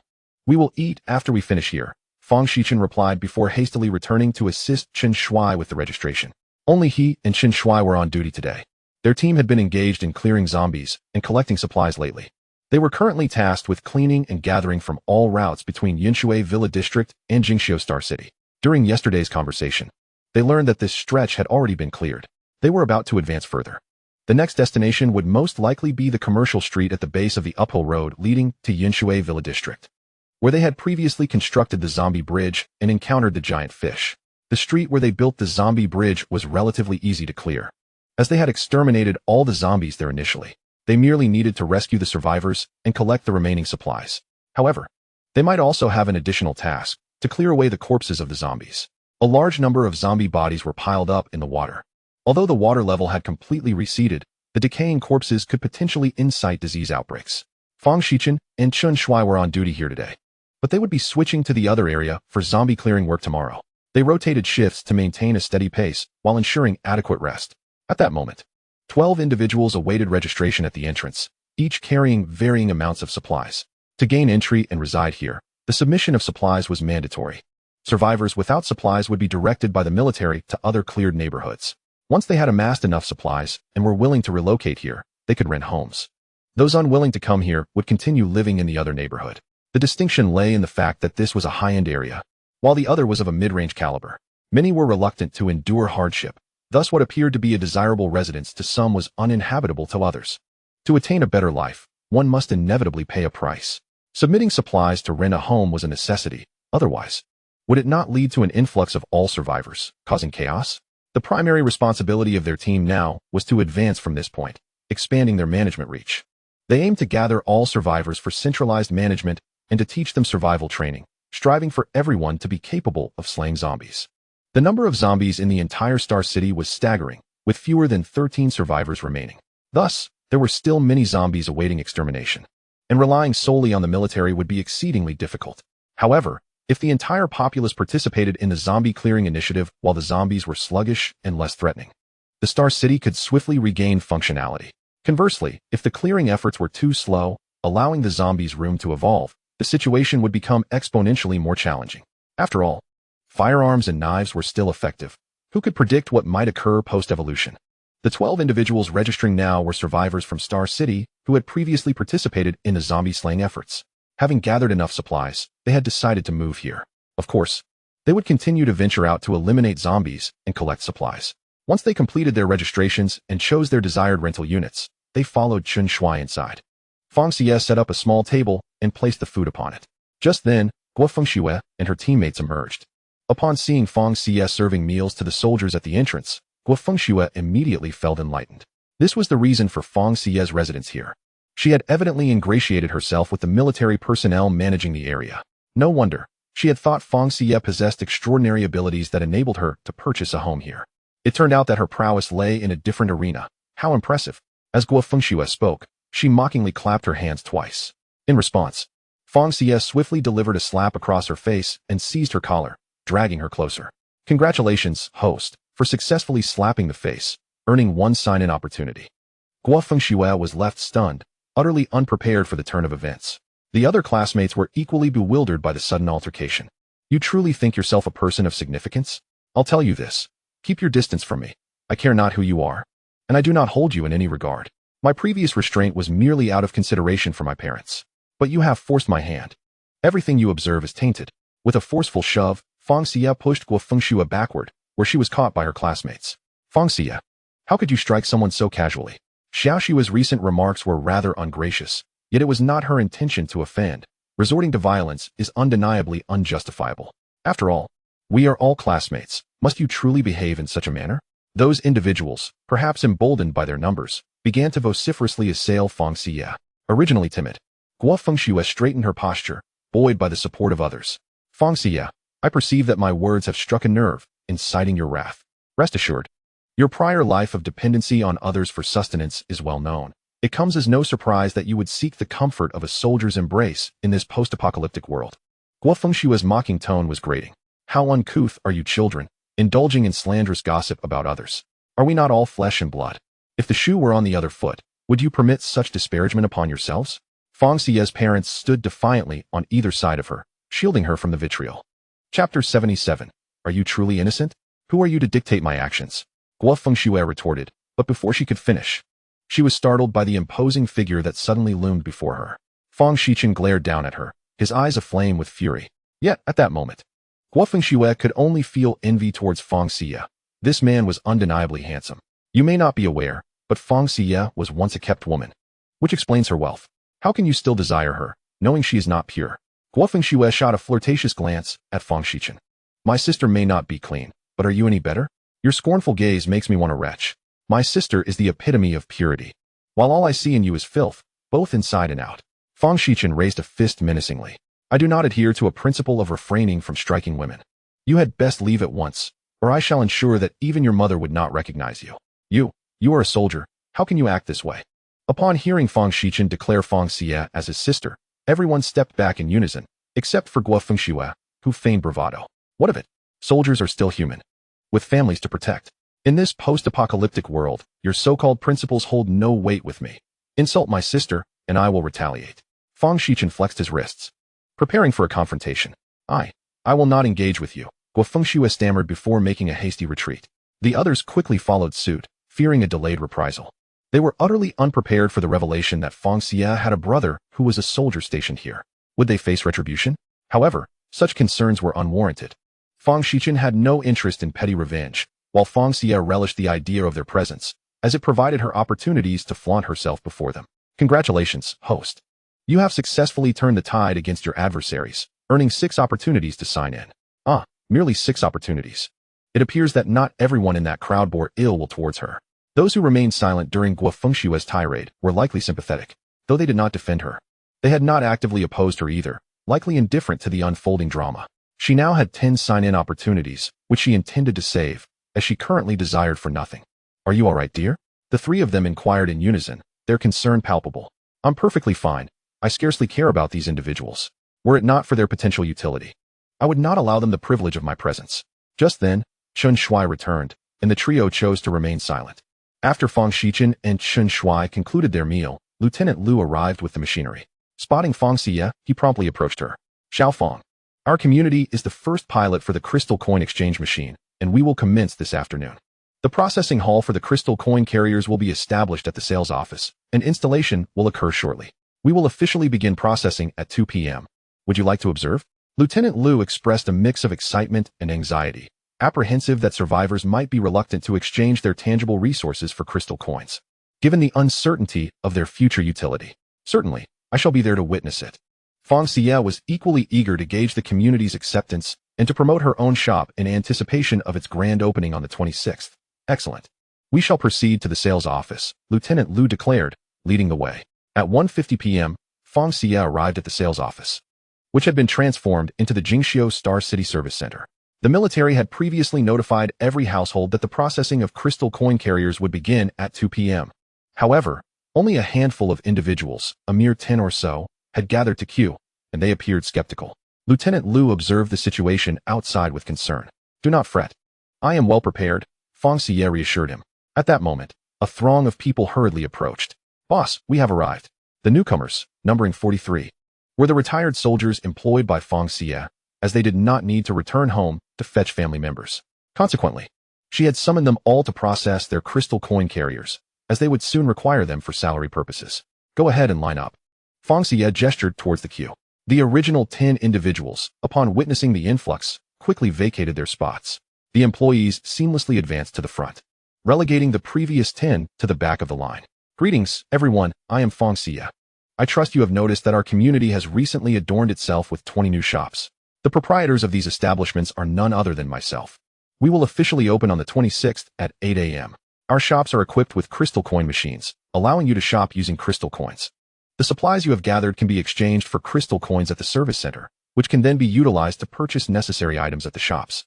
The government is committed to promoting the use of crystal coins, making the processing of carriers essential. I hope those supporting national policies will complete their carrier registrations promptly. After her announcement, Fang Xiyue stepped aside. As the clock struck 2, the doors swung open. Fang Xiyue's employees entered one by one, completing their registrations in a mere 3 minutes. They were only processing the crystal coin carriers, not adding funds at this stage. Individuals entered and exited in a continuous cycle. Once all 43 had completed their registrations, the remaining 10, realizing there was no need to surrender any supplies and that there was no risk involved, also proceeded to register. The moment they received their carrier watches, an inexplicable sense of peace washed over them. Meanwhile, those observing from within the building, witnessing the smooth proceedings, were compelled by a herd mentality to descend and join the queue. Satisfied with the seamless operation, Fang Xiyue chose not to linger and departed with her team. Following this, the registration of crystal coin carriers continued without a hitch. Those who had ventured out to gather supplies promptly completed their registrations. June 25th, the 12th day of the apocalypse. All survivors in Jingxiu New City had completed their registrations, with many exchanging supplies for crystal coins. June 26th, the 13th day of the apocalypse. All the employees of CS Store arrived at their posts early. As the clock struck 8, the jubilant sound of firecrackers heralded the grand opening of the establishment. Fang Xiyue had initially assumed that few patrons would attend, yet to her astonishment, nearly every resident of the community who remained at home had gathered. This included even the soldiers who had the day off. Aside from the supermarket, clothing stores, hair salons, and bakeries, all remaining eateries were inundated with a considerable influx of visitors. Of course, not everyone possessed crystal coins. Many simply wished to explore the premises. There were also those with the intent of indulging in complimentary food who arrived, but upon witnessing the presence of 20 stores guarded by a formidable 40 bodyguards, they quickly abandoned their notions. Fortunately for them, they reconsidered. Otherwise, they would have faced expulsion from the establishment and a permanent entry into the blacklist, with the bodyguards administering what would be considered the mildest of reprimands.